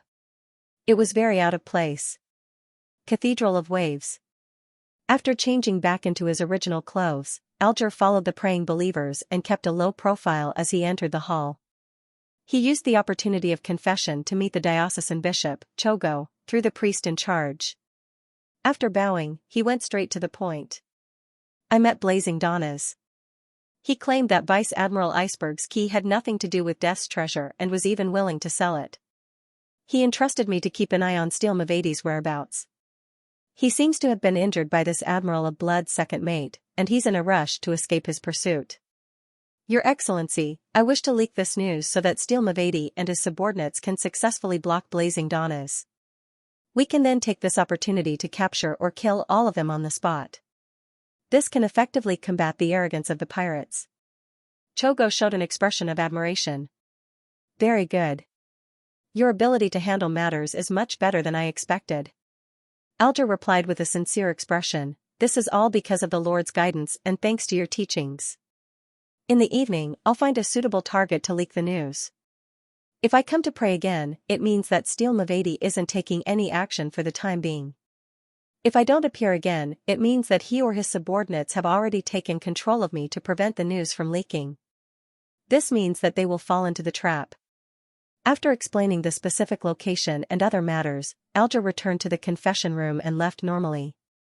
7:15 p.m. Amiris Leaf Bar. Alger, who was wearing wide-legged pants and had his dark blue hair wrapped in a scarf, held a glass of Lanty Proof and stood next to the boxing ring. He looked at the 2 bruised contestants with a mocking expression. Soon, he noticed that his target had entered and was heading straight for the bar counter. After waiting for a while, Alger sat beside the thin, swarthy man and chuckled. I heard that Steel came to buy him? The man turned his head warily and replied with a fake smile, why didn't I know? Is that so? Looks like Raging Flames lied to me. Alger slapped the bar and drank a mouthful of wine. Raging Flames? Donnas? The man's eyes lit up as he asked hesitantly. Yes, that's him. Alger gnashed his teeth. I ran into him in the gold coin casino this morning. The goddamn guy claimed that steel was in Byam. Damn it. How dare he lie to me? The swarthy, thin man's eyes darted around slightly, but he didn't interrupt. After listening quietly, he stood up and chuckled. I forgot that I still have something to do. Let's play cards later. He patted Alger on the shoulder and left the bar in a seemingly calm but hurried manner. Alger held his glass and turned his body to look at his back. His eyes were deep and his lips were unsmiling. Looking up at the wall clock, Alger saw that it was already past 8 o'clock. He put down the thick glass, squeezed through the drunkards, and arrived on the street. As the Rorstad archipelago was rich in coal, Byam was just like mainland cities like Bakeland and Pritz Harbor. The streets were lined with black lampposts as tall as a human, and the light from the burning gas seeped through the metal grids, illuminating the relatively tidy ground. Alger pulled off his headscarf and slowly turned into a side alley. At the sealed end of the alley, he smelled the stench of urine mixed with the smell of alcohol. Although the Amiris Leaf Bar had a bathroom, it was clearly insufficient for the customers at peak hours. Some of the drunkards who couldn't hold it in and couldn't wait had to find a secluded place to relieve themselves. The red moonlight pierced through the clouds and shone into the alley. Just as Alger was considering if he should put on a more convincing act, he heard a firm, plump, and amused voice behind him. Did you deliberately reveal the news of Blazing to us? Not stupid after all. Alger muttered to himself as he slowly turned around, as though he was guarding against a surprise attack. He saw a figure leaning against the wall about 7 or 8 steps away. His posture was terrible. The figure was about 1.78 meters tall and wore a boat-shaped hat. His face was thin and angular, and he looked extremely aggressive. A lock of black hair hung down, half covering his left dark green eye. This softened his cold and stiff appearance. Although the wanted portrait was often quite different from the person in question, and many famous pirates didn't even need to disguise themselves to roam the city, as a member of the church, Alger had seen many portraits that were drawn using rituals that were close to photographs. Furthermore, he had participated in pirate conventions, so he was able to successfully link the person in front of him to a certain name on the wanted poster. He didn't show this. He deliberately hesitated and asked in return, the calm squall? This was Steele Mavadi's main helper, a beyonder who was good at controlling his emotions and thinking calmly, but he was also inhumane. His bounty was 1,500 pounds. The man tugged at his black windbreaker and revealed a smile without a hint of a smile as he said, Can I deny it? Looks like it won't work. It's just like how you can't deny that you intentionally mentioned Inferno in front of Aluma. He's not a person who likes to use his brain, and I'm the opposite. I never thought of hiding it. I just wanted to exchange the information I obtained for some reward. Between the lone Blazing and the numerous helpers of Steele, anyone in their right mind would know which to choose. Of course, I wish for you to keep it a secret. I don't wish to be pursued by Vice Admiral Iceberg, Alger replied frankly. Squall nodded slowly and leisurely. Tell me the details. Just as I mentioned before, I met and recognized Blazing at the Gold Coin Casino. He entrusted me to help keep an eye on Steele's whereabouts. He seems to want to counterattack. Alger sneered. We agreed on a point of contact. I think this information is worth at least 1,000 pounds. 1,000 pounds? Look up at the bloody moon. You're not dreaming. Squall snorted. This might be a trap. Don't you understand? Blazing might have found a helper, which is why he dares to search for us. It's not up to me to judge if it's a trap or not. 500 pounds. Anything less than that, I'd rather pretend that nothing happened. Alger argued for the sake of the reward. 300 pounds. Come with me to a place and stay for a period of time. This will prevent you from selling this information to others and disrupting our plans. Once we have captured Blazing with this information or connected to his spirit, we'll pay you. Don't worry, food, wine, and bed are all free. No matter what, you've made a profit. If anything happens to you, you should know the consequences, Squall suggested in a tone that left no room for refusal. Indeed, it's just as I expected. With my background unknown and the fact that I'm not in too much danger, the possibility of them choosing to temporarily detain me is far higher than silencing me. However, I've also prepared for the worst and made the corresponding preparations. As long as I'm not careless, escaping isn't a problem. Alger pretended to be troubled as he thought. It can't be more than 2 days, or my crew will leave with my ship. I'll inform them if it's more than 2 days. At some point in time, a sharp scalpel had appeared in Squall's hand. He was making it jump and spin like he was performing acrobatics. After Alger described 15 Amiris Avenue as a point of contact and the corresponding means of contact, Squall didn't speak further. He turned around and led the way, leading Alger through a series of twists and turns. They arrived at an unknown street and entered an unremarkable house. Long time no see, blue-haired ghost ship captain. The person who opened the door was an elder with more white hair than black. He was dressed like a local and wore loose baggy pants. Old Quinn, you're really Admiral of Blood's intelligence officer. Alger feigned surprise as he asked. Old Quinn snickered. There are always truths and falsehoods in rumors. What you think is false might be true. He didn't turn on the gas wall lamp. He held a silver candlestick in his hand as he led Alger and Squall through the dark hall and into a spacious, windowless basement. Stay here for a while. My friends and I will be in charge of watching over you and providing you with food and alcohol, Old Quinn said with a smile. Old Quinn smiled and said, in order to show our sincerity, we will not disarm you. All right. Alger took the initiative to walk to the low-legged bed in the basement. Old Quinn then closed the heavy stone door and locked the basement. Squall didn't stay there for long. He hurriedly left and repeatedly confirmed that he wasn't being followed. After changing to a rental carriage, he arrived at the Rouen district in Byam, which was also where the upper class lived.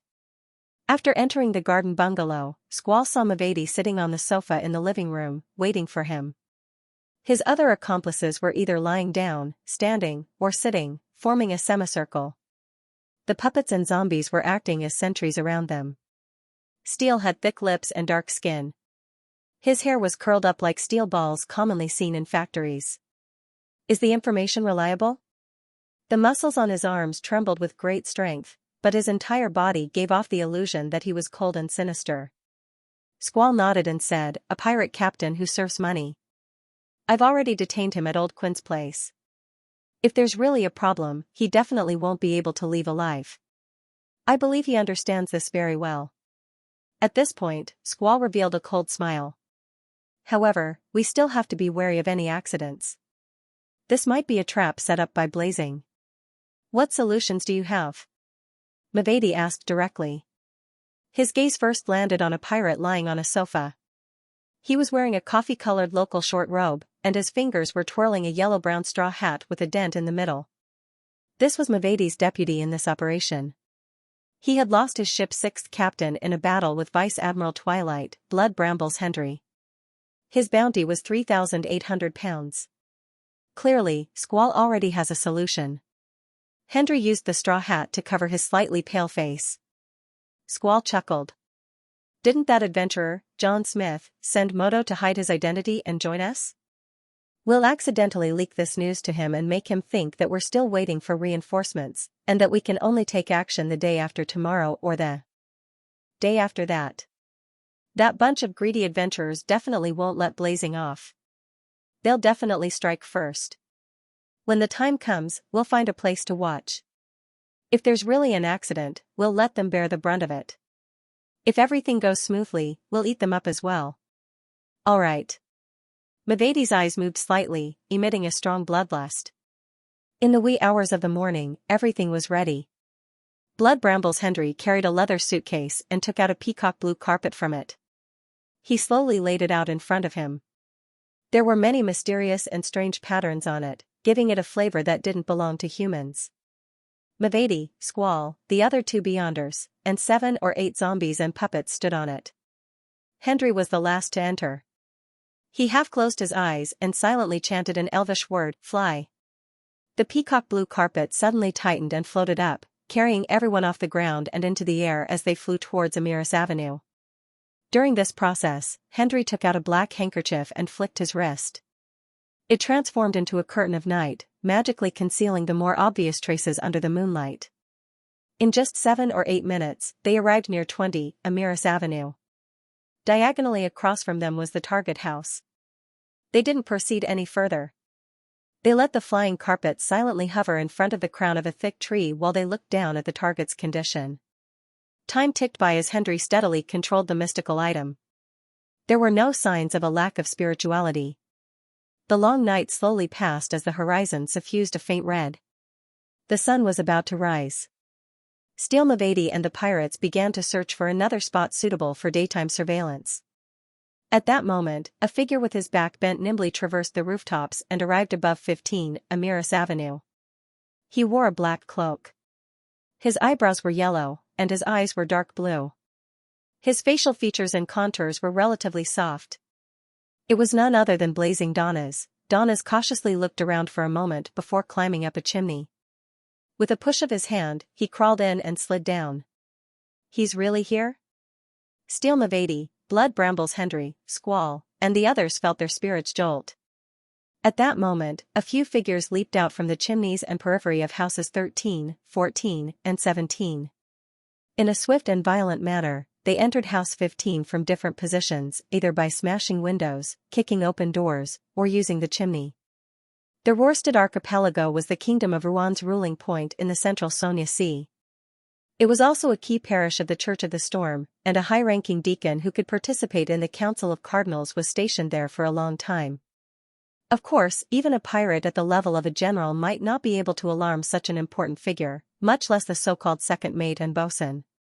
Deacon Cordoba Roy happily accepted the order and led 2 mandated Punisher teams. He activated sealed artifacts 2 to 37 and 2 to 166 and set up an ambush far away from 15 Amiris Avenue to ensure that nothing went wrong. From Cordoba Roy's point of view, a mandated Punisher team with 2 sealed artifacts was enough to deal with Steele's group and Blazing Donnas. However, the latter's behavior of paying attention to the whereabouts of the pursuers worried him. He instinctively felt that there was a problem, so he called for another mandated Punisher team. "Actually, 2 to 37 is enough." While waiting, Cordoba Roy suddenly sighed. From his point of view, this sealed artifact would be a nightmare for Steele, Blazing, and the others.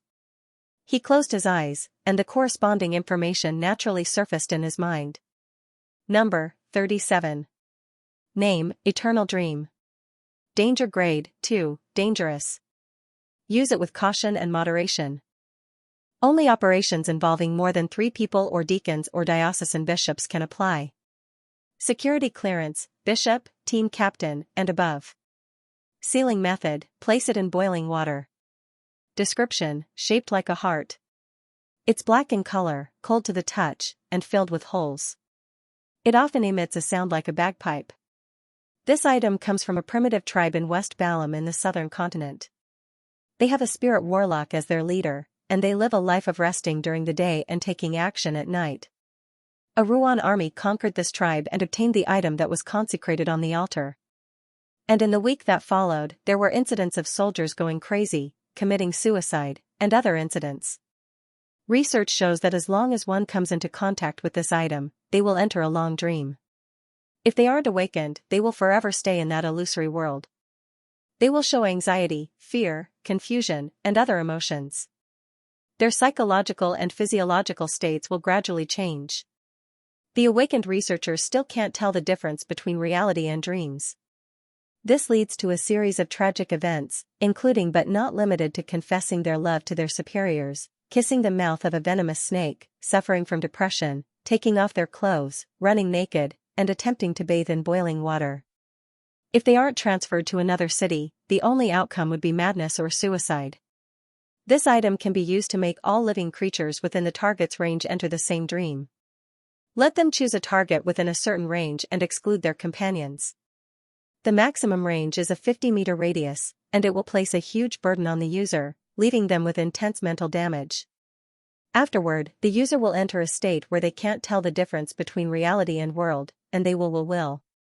Zeta, many examples, see appendix, show that even without contact, this object can widely affect the people around it, unless it is placed in boiling hot water. Appendix 1, similar to the effects of nightmare from the Evernight pathway, but more prominent and uncontrollable. 2. Example 1. A watchman forgot to add charcoal, causing the flames to extinguish and the temperature of the boiling water to drop. He soon showed abnormal behavior, as if he was dreaming of his beloved girl. He made a passionate confession to his glove and attempted to have a relationship that exceeded friendship. Example 2. As his thoughts raced, Cordoba Roy suddenly saw blazing Donnas. The Golden Dream's fourth bosun had indeed come to this point of contact to collect information. He gestured for the mandated Punisher team member beside him to open the golden box that was engraved with many symbols and magic labels. He then took out sealed artifact 2-37, which was soaked in boiling water. This golden box was another sealed artifact, 2-166. It could allow the items inside to maintain their original temperature and change the weather to a certain extent, allowing for the next holy water of the sun rain. Of course, it also had a lot of negative effects. Otherwise, the mandated Punishers would have long used it to seal 2-37 instead of resorting to a last-minute trick. Among them, the most unacceptable thing was that no matter what item it was, as long as it was in contact with it for a long enough period of time, it would be tainted with the characteristics of being alive. Furthermore, it would devoutly believe in the eternal blazing Sunday. Within the mandated Punishers, there was already a table that sang praises of the eternal blazing sun every day. Every second, it wanted to ignite a candle that could purify everything. The irascible mandated Punishers had turned the table into a pile of firewood, and it had been lit by the candle at the back. Seeing figures appear and rush into 15, Amiris Avenue, Cordoba Roy didn't hesitate to press down with his right hand, allowing the team member beside him to activate sealed artifact 2-37. Illusory fish scales immediately appeared on the surface of the team member's palm, and he directly grabbed the black, heart-like sealed artifact from the boiling water. The melodious sound of a bagpipe sounded, and the dense night shrouded the house at 15 Amiris Avenue. The scene in front of the adventurer, John Smith, and the others didn't change. It was still an empty living room without any furniture and a black-cloaked blazing Donnas. They didn't feel like they were in a dream at all. They ran over with all their might, fired their guns, and used their abilities to successfully injure Blazing and capture the famous pirate who had a bounty of 3,000 pounds and was involved in the Key of Death. However, in the real world, they were doing high kicks on the spot, stretching their arms like they were swimming, or using their fingers as guns. Their mouths emitted banging sounds. Move out. Cordoba Roy was the first to leave his hiding spot and rush towards the house at 15 Amiris Avenue.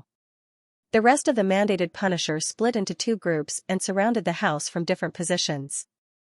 Before Cordoba arrived, the living room was already brightly lit, as if a sun was slowly rising. Holy and pure water droplets sprinkled down like rain. It was sealed artifact 2-166 at work. A distance away, the flying carpet floated silently, obscured by the darkness.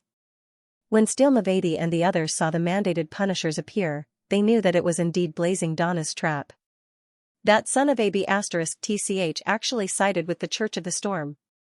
Mavady growled with a maniacal look in his eyes. Blood Brambles Hendry glanced at the calm squall and praised from the bottom of his heart. Fortunately, we weren't careless. Actually, I didn't expect that dumb donkey Blazing Donnas to cooperate with the Church of the Storm, Squall said calmly. Perhaps, the injured him had long been captured by the mandated Punishers, and he had no choice but to cooperate. Just as they were about to leave, they suddenly saw something protrude from the shadows outside the house at 15 Amiris Avenue. It stuck close to the ground and quickly swam into the distance. Blazing. Steel Mavady recalled the scene of the ambush's failure. Donnas. Hendry also recognized the person who had attempted to escape with his miraculous powers. Squall was taken aback at first, but he immediately understood. Either Blazing Donnas wants to take this opportunity to escape the mandated Punisher's control, or he has another trap to deal with us, but for some reason, he attracted the mandated Punishers and had no choice but to give up decisively and flee in a panic. Regardless, this is an opportunity. Blood Brambles Hendry looked at the mandated Punishers who had just rushed into the house and said, as long as we make use of that short few dozen seconds, we can kill or abduct Blazing right in front of the mandated Punishers. Mavady was instantly excited, his eyes turning abnormally crazy. After Squall nodded, he said to the other two Beyonders, take my zombies and puppets and guard this position. Take my zombies and puppets and guard this position. Once the mandated punishers chase over, let them create chaos and take the opportunity to escape.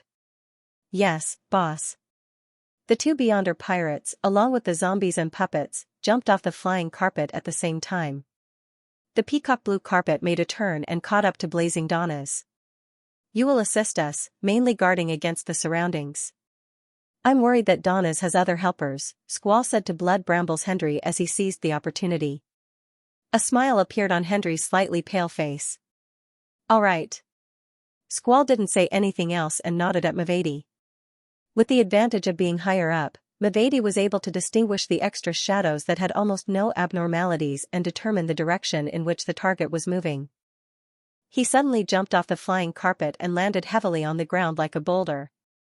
White frost condensed under his feet as a cold and transparent layer of ice quickly spread to the side. The black shadow was immediately frozen in the corner of the wall. With a crack, Blazing Donnas struggled with all his might and grew out of the shadows. On the flying carpet, Hendry cooperatively threw down the things he had long held in his hands. They were green leaves, flowers, and thorns.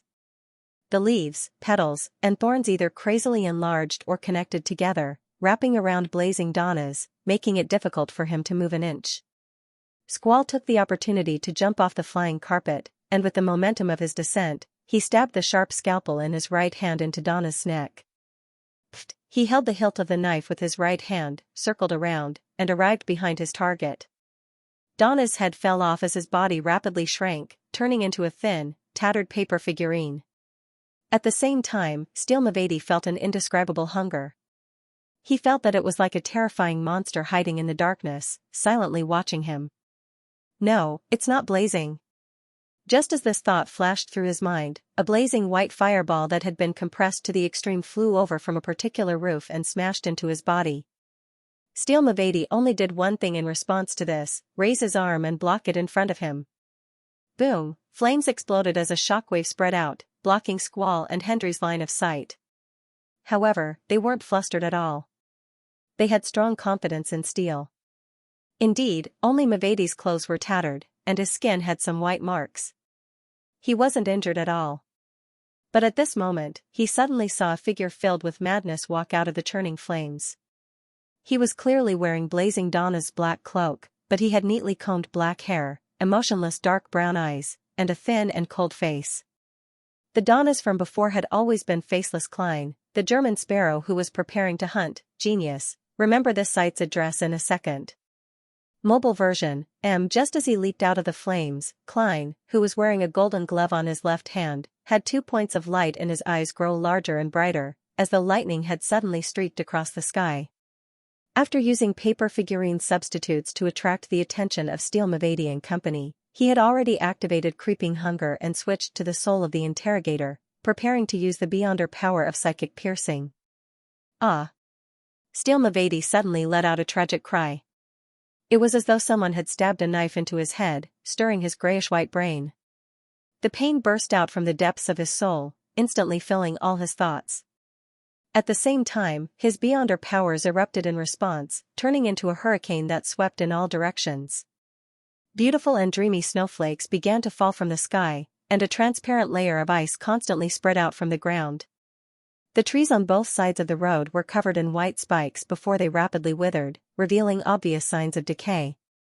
The lingering vengeful remnant spirits were awakened one after another. They whimpered, sobbed, and screamed, dyeing the surroundings with a grayish-white and oppressive color. Klein naturally descended from midair, his left glove emitting a brilliant light that resembled the sun's rays. He spread his arms and leaned back as though he was hugging something. Just as his feet touched the cold ground, a pure, blazing, and thick pillar of light descended from above. This holy light enveloped Steel Mavady, illuminating his dark skin, his firm muscles, and his curly hair that resembled steel balls. Priest of light, holy light, silently, Mavady's expression became more and more contorted as the surface of his skin showed clear signs of melting. At that moment, he was like a candle that had been thrown into a burning fireplace. Compared to the corrupted Bishop Millet, who had lost control, he, as a zombie, was even more restrained when facing such attacks. The damage he suffered was even more severe. the falling snowflake stopped as the layer of ice on the ground rapidly melted. The trees that had white spikes on them revealed their brown color. This magnificent pillar of light had undoubtedly attracted the attention of Blood Brambles Hendry and Squall. The former's expression changed abruptly as he reached into his hidden pocket, about to take out the casting materials and save Steel Mavady with the advantage of being higher up. At this moment, a crow made of pure flame suddenly jumped out of his eyes. 1, 2, 3. Countless fire crows filled Hendry's field of vision like scarlet stars. They flew over from all directions, fluttering their wings in a dense mass. The scorching temperature was extremely high. Hendry's heart skipped a beat, and his eyes almost froze. He immediately changed the direction of his palm and grabbed another material. Schwa, he sprinkled a cluster of fine, light blue powder above him as he chanted in ancient Hermes, "I'm going to kill you." Ocean waves. The powder instantly expanded and turned into deep blue waves that swept out in all directions. They collided with the fire crows and produced sizzling sounds, creating a large amount of white fog. The fiery waves from the previous explosion had subsided a little. Through the remnant scarlet, Squall saw Steel Mavady, whose skin was melting like wax as his flesh and blood disintegrated inch by inch. He also saw the unfamiliar man in a black cloak who was facing him from the side. He didn't panic. Like a cold-blooded venomous snake that had lost its emotions, he calmly raised his arms and suddenly pressed down with his palms. In an instant, he saw the thin and cold-looking young man's body turn heavy and slow, as though his wings for flight had been snapped. As for Steel Mavady, he began to struggle and roll to the side in a bid to avoid the second round of Light of Holiness. Right on the heels of that, Squall realized that the man had lost his weight and thickness, once again turning into a thin paper figurine. He was pressed to the ground by an invisible force and immersed in the mud after the snow melted. Klein protruded from another spot as he rubbed his right thumb and middle finger together. As he charged forward, he snapped his fingers 3 times. Pa! Pa! Pa! The dark golden brooch in the shape of a sunbird flashed continuously, augmenting the air bullets with purifying powers. Bang! Bang! Bang! The 3 bullets were closely connected and extremely fast. One after another, they hit Steel Mavady, who was still rather slow. They hit his right chest, penetrating his half-melted skin and flesh, creating an exaggerated and hideous wound as golden flames spread in all directions. Whoosh! Whoosh!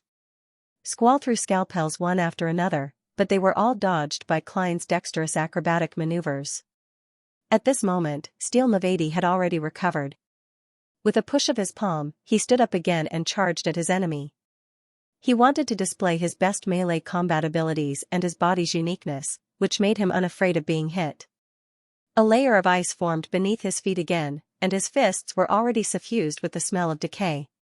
Then, he saw 2 bolts of lightning shoot out from Klein's dark brown eyes like bullets, shining into his pupils. Steel Mavady subconsciously raised his head and clenched his teeth. Blood seeped out of his nostrils, mouth, and ears, mixed with the melted skin from before.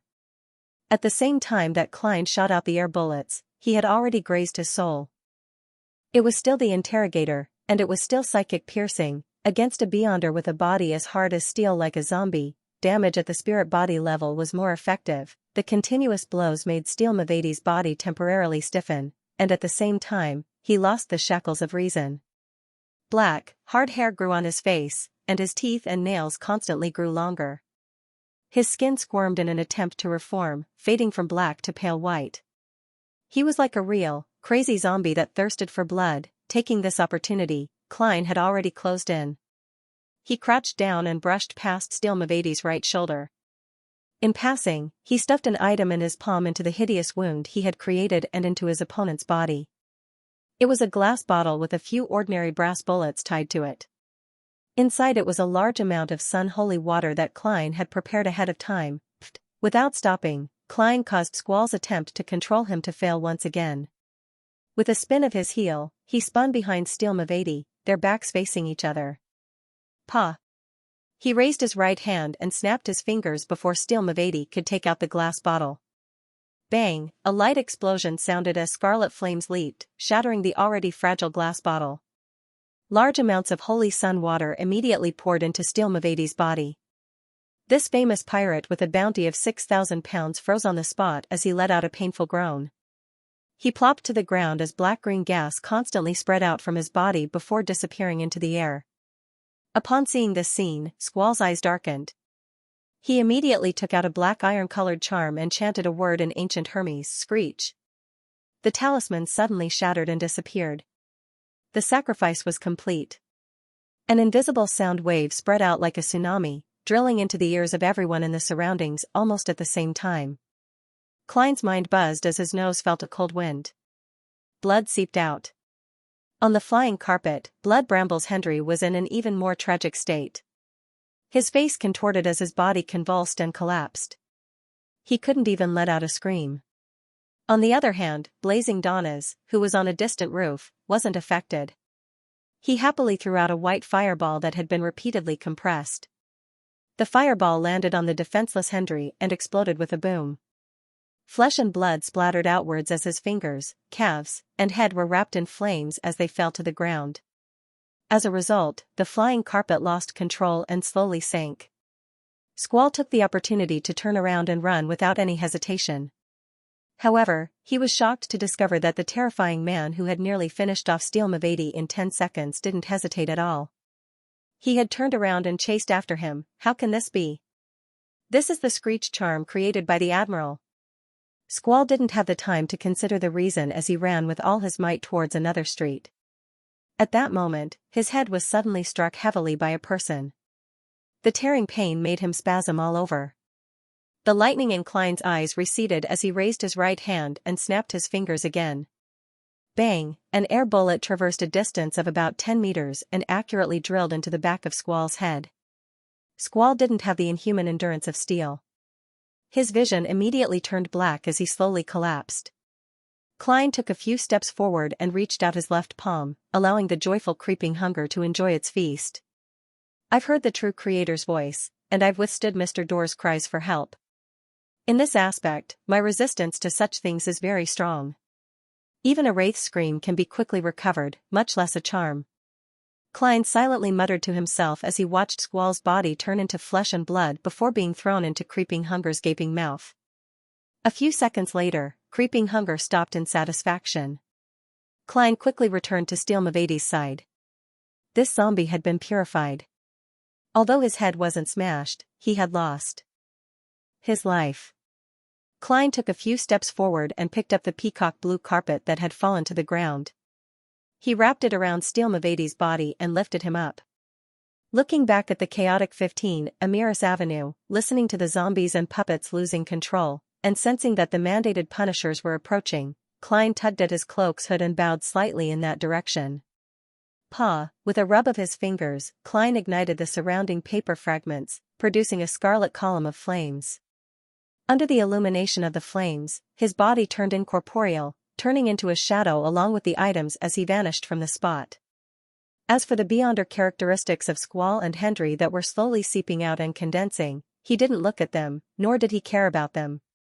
Greed would cause people to fall into unnecessary danger. His current harvest was already sufficient, after leaving behind a number of mandated punishers to deal with the zombies and puppets that had gone out of control, the pirates that had been injured by their companions, and the beyonder adventurers that had been captured. Cordoba Roy led the rest and rushed over. However, all he could see were corpses scattered all over the ground, scattered scalpels, and withered trees. He could distinguish the slowly receding aura of the sun and the evil that came from deep within the flesh and blood. It was early in the morning, and the sky was slightly bright. The alley was mostly quiet and motionless. With the help of Donna's cloak, Klein fused into the shadows and quickly traversed through them. He found his surroundings grayish-black and transparent. Reality was blurry, and all the sounds seemed to come from the depths of the cosmos, empty and distant. After distancing himself from Amiris Avenue as much as possible, he identified his location and grew out of the shadows, appearing in an empty alley filled with broken bricks and gravel. With a shake of his hands, Klein threw Steel Mavady, who was wrapped in the peacock blue flying carpet, in front of him, hoping to complete the grazing before his spirit body began to dissipate. He threw away the flying carpet and took a step forward. He extended his left palm, spread his fingers slightly, and looked down at the corpse that still had some warmth left in it. Creeping hunger revealed its original appearance. It was thin as though it was made of human skin. 2 eyes cracked open on its palm. Its pupils were bright red, as though they were dyed with blood. Whoosh, a bone-chilling breeze suddenly blew in the alley. It swirled around Steel Mavadi's corpse, twisting into a nearly transparent human figure. One could vaguely see thick lips and curly hair that resembled steel balls. Mavadi's spirit body wore an abnormally pained expression as it tried its best to resist the attraction of creeping hunger. As for the grayish-white and black-green light, it was like a surging galaxy as it rapidly flew out of its body of flesh and blood, fusing into the transparent figure. No. Mavadi let out a silent scream. It was too late for him to beg for mercy. All he could do was crawl into the human-skinned glove in despair, and he was fixed to the empty finger. He also released his Beyonder characteristic, causing it to have a certain connection with the environment. This connection determined what power Steel Mavadi could use when grazing his soul. Perhaps 1, 2, but no more than 3. Before the exact content was fixed, it wasn't under Klein's control. It was purely random. Creeping hunger quickly covered the paleness, and finally, it returned to its previous disguise, an ordinary black glove. Klein closed his eyes and sensed it for a few seconds. He let out a sigh of relief and relief. This time, his luck wasn't too bad, but it wasn't too good either. He had successfully obtained 3 Beyonder powers of Steel Mavadi, but none of them were what he wanted the most, a body of steel that didn't fear gunshots, fire, or bombs. The first is the power of a zombie, which allows me to make violent attacks, making up for the shortcomings of my previous agility-based combat style. The second is my mastery of ice. Although I can't condense an ice spear like the Demoness pathway, creating a blizzard, or make the most direct attack, I can freeze the surrounding ground and lower the temperature of the air, effectively affecting the opponent's movements. If there's physical contact, I can even freeze the enemy and stiffen his flesh and blood, perfectly matching my combat abilities. The third is zombie controlling. Heh, I won't have to worry about not having enough people in the future to form a card game. After some thought, Klein bent down to check Steel Mavadi's belongings. He quickly found 26 pounds, 11 soldi, and 8 pence in cash, as well as a bunch of seemingly normal but strange items, such as candles, clamps, a spiked whip, etc. Considering that Steel Mavadi was likely a member of the Rose School, and that he belonged to the line of indulging his desires, Klein vaguely understood something. He spat and put away the cash. A werewolf has super self-healing abilities, and a zombie has a body of steel. There's really no need to bring any healing medicine or items. It's just as Donna's judgment. Mavadi doesn't have any mystical items. That's right. There are very few mystical items, and many of them have obvious flaws and negative effects. Not everyone wants them or can have them. Previously, the combination of wraith, zombie, and werewolf only had 2 mystical items, Scarlet Lunar Corona and Biological Poison Bottle. Klein nodded and took out a folded piece of paper from his pocket. He unfolded the yellowed piece of paper and placed it on Steel Mavadi's body, covering his face. It was a bounty notice with Mavadi's portrait and the corresponding bounty amount printed on it.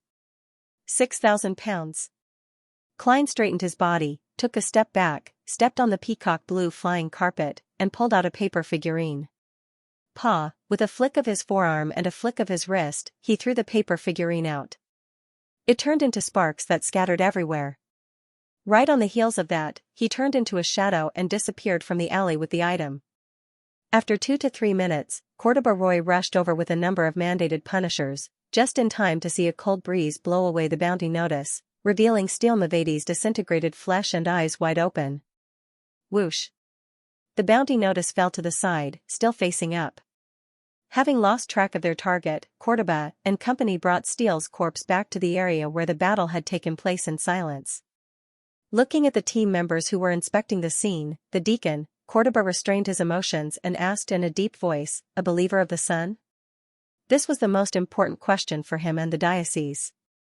The mandated Punisher team member who was in charge of searching for clues and using supernatural means to restore the truth wasn't a Beyonder of the Storm pathway, but a Reader's Corresponding Sequence 7 knowledge keeper, also known as a detective.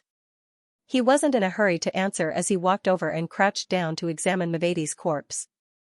After a while he looked up and said, "He's not a believer of the sun. He likely borrowed the power of a mystical item." "Reason?" Cordoba asked with a frown. The mandated Punisher team member said, "There's a sense of evil that comes from the depths of flesh and blood. One of the corpses was devoured in such a manner, leaving behind only its uniqueness and items. If it were a believer of the sun, even if they relied on items, they wouldn't do such a thing. To them, anything in the true creator's domain is filthy. It has to be immediately purified or sealed. It shouldn't be used, nor should it be." Cordoba thought for a few seconds and agreed with this judgment. He then asked, "Someone from the Aurora Order?" "No, a real rose bishop or shepherd wouldn't be so crude. They would definitely wrap the corpse within their bodies and deal with it after they leave. There's no reason for them to dismember it on the spot. It would be a waste of time and leave behind a pile of items that are still of value. To be in such a rush to devour is like a negative effect of a mystical item," the knowledge keeper said calmly. "A mystical item that possesses the domains of both the sun and secret suppliant? Or something similar to the powers of a shepherd? Berg, which is your judgment?" As a deacon, Cordoba had the authority to understand the shepherds and their special powers. As for the knowledge keeper, it was based on his position in the team. The other mandated punishers didn't understand what they were talking about. Knowledge keeper Berg stood up. "It's possible." "Any suspects?" Cordoba asked in a deep voice. Berg shook his head. "There's no target for now. But there's one thing that can be confirmed. The Blood Brambles was killed by Blazing Donnas. The other person is his helper, a rather terrifying powerhouse. He's in no way weaker than the pirate admirals." "A terrifying powerhouse?" Cordoba muttered with a heavy expression before his eyes lit up. "Could it be Edwina? She can simulate some of the beyonder powers she has seen." Knowledge keeper Berg pondered for a moment and said, "We can't rule out that possibility. However, according to the intelligence, she was near Sonia Island a few days ago. Unless she can simulate the corresponding powers and use the spirit world to travel over." Cordoba paced back and forth a few times, then looked around. "Deal with the scene. Don't alarm the nearby residents. I'll submit the mission report. I hope to receive more and more effective intelligence." This involved a powerhouse whose combat strength was at least equivalent to a Sequence 5. All he could do was restrain his irascible emotions and make the most rational decision. In Old Quinn's house, in the basement sealed by a heavy stone door. Sitting on a short bed, Alger, who was quietly looking at the candlelight on the table, suddenly saw his vision blur. He saw gray fog, as well as the fool, who was sitting on a high-backed chair deep in the fog, looking down at everything. A blurry figure stood beneath him with his hands clasped together in front of his face. He said in a sincere tone, "Honorable Mr. Fool, the matter has been successfully concluded." "The matter has been successfully concluded?" "That's Steele Mavady and a few other beyonders. The world sure does things efficiently. He's stronger than I imagined. As expected of Mr. Fool's blessed. Heh, he can peddle beyonder characteristics on the tarot again. Perhaps there's more than one. How did he bypass the influence of sealed artifact 2 to 37? The uniqueness of a blessed? A thought flashed through Alger's mind as he instinctively thanked Mr. Fool. Following that, he took out a small metal bottle and smeared the mint-flavored extract into his nose. A strong pungent smell drilled into his head, and Alger instantly became abnormally clear-headed. At some point in time, he had a white gauze mask in his hand and had poured moon essence oil onto it. After methodically putting on the mask, Alger stood up and slowly walked to the heavy stone door. He calmly took out a sealed metal can from the inside of his clothes, twisted the mechanical switch, and pulled out a tube. Then, he stuffed the tube into the gap of the stone door and extended it out. Without a sound, the gas in the metal can quickly spread out. This was the sanguine anesthetic gas provided by the Moon Emlyn. It could knock out strong ordinary people, Sequence 9 beyonders who were known for their bodies, and targets of higher sequences whose physiques weren't good enough. Even if Old Quinn could hold on, he would still be clearly affected.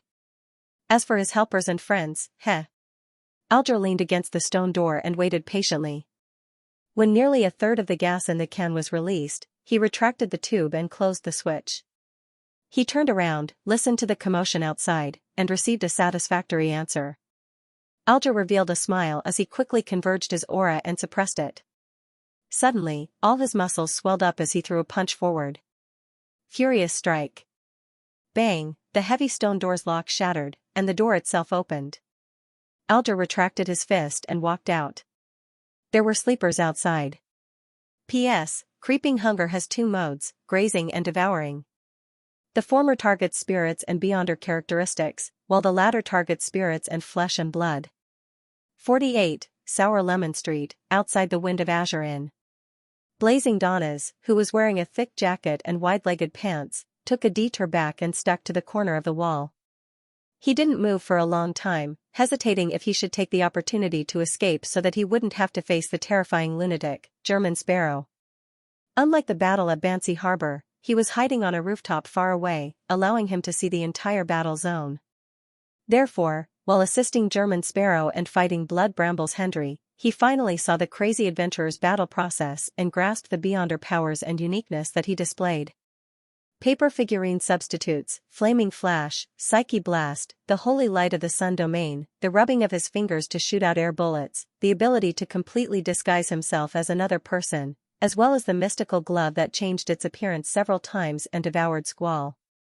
The number exceeds my imagination. Furthermore, a few of them are incompatible. This isn't something that can be explained by simply adding one or two mystical items to a sequence. Also, the hunger that comes from the depths of the soul indicates something. Vice Admiral Hurricane's glove, creeping hunger.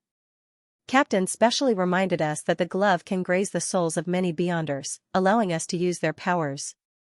Donna's thoughts and final judgment flowed through his mind. German Sparrow is the current owner of Creeping Hunger. He didn't look down on him just because he relied on a powerful mystical item to appear so terrifying. Instead, he felt even more reverent. Firstly, the extent to which a mystical item could be used depended on one's own standards. If German Sparrow didn't have a certain level of strength and rich combat experience in the Beyonder domain, he wouldn't have been able to finish off Steel Mavady and the Calm Squall in 10 seconds, even with Creeping Hunger.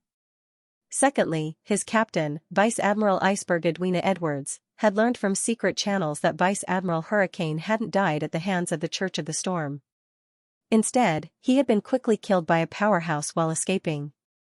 Donnas had no lack of understanding of how powerful Vice Admiral Hurricane Zillings was at his peak. He knew where a powerhouse that could easily finish him off was. It was equivalent to a king that stood at the pinnacle of all pirates. Furthermore, it was one of the two most powerful and terrifying ones, the King of the Five Seas and Queen Mystic. Although there's the element of a surprise attack, I can only lower his evaluation. He's not much weaker than the King of Immortality, and he's stronger than Admiral Hell and Admiral of Blood. Creeping Hunger now belongs to German Sparrow, which means that either he's the powerhouse who killed Kalangos, or he has an important figure at the level of one of the four kings standing behind him. Regardless of which possibility it is, it's more terrifying than what I originally imagined. Donna's body tensed up. He really didn't wish to face the adventurer who had crazy blood coursing through his veins. Phew. He exhaled and felt that he had been hesitating for too long. He needed to make a decision as soon as possible. German Sparrow knows divination, and he's rather confident in his abilities. With my shadow cloak in his hands, not only will it be difficult to escape, but it will also infuriate him.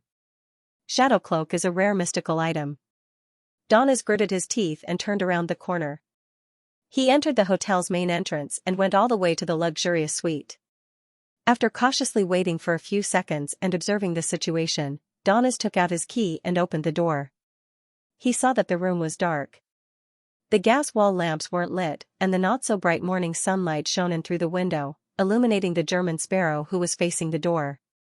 This adventurer had already changed back into his original attire. He wore a black coat and dark-colored trousers.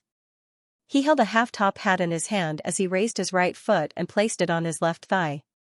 He leaned back slightly. His face was dark and blurry because his back was to the window. Only his dark brown eyes were abnormally clear as he calmly stared at the door. Donnas subconsciously lowered his head and laughed dryly. According to your instructions, I circled to a few newspaper offices and wrote the news of Blazing killing Steel Mavady. blood brambles Hendry, and Squall on a piece of paper before throwing it in. Of course, in this piece of news, I have a powerful helper. He is mysterious and unknown. He is a top-notch adventurer and an experienced bounty hunter. Klein nodded slightly and smiled politely. Very good. Donnas heaved a sigh of relief. He looked around and saw the peacock blue flying carpet. He was stunned for a few seconds before he asked in confusion, "What about Steele and Huntley's heads?" Klein said calmly, "That's right. I didn't take them." "You didn't take them?" Donnas blurted out in astonishment. "Then what about our bounty?" As long as he had the heads of Steele and blood brambles, he could obtain the corresponding bounty through people with connections and background. Although he would lose 15 to 30% of the money, as a pirate, he couldn't claim the bounty himself. He could only use such a method. The military and the church used bounties to encourage pirates to kill each other, but that didn't mean that they would let go of a gift that was delivered to their doorstep. To Donna's surprise, the German sparrow, who was crazily thirsty for money, didn't take the heads of Steele and blood brambles. It was equivalent to him giving up on the bounty. Klein didn't answer him as he pointed at the flying carpet on the ground. "You are a collaborator. You have two choices. One is £3,000 in cash. The second is this flying carpet. I'll give you 5 seconds to consider.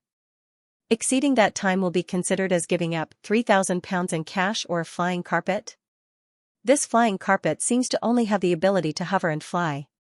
Furthermore, it's not that fast, so it's not that useful." "That's not right. At sea, such items are very precious to beyonders other than the sailor pathway. At the very least, I don't have to worry about what happens if the ship sinks." Donnas was momentarily hesitant. Then, he heard German Sparrow count. 3, 2. Donnas was alarmed as he hurriedly said, "Flying carpet." "Flying carpet." Klein nodded. "All right."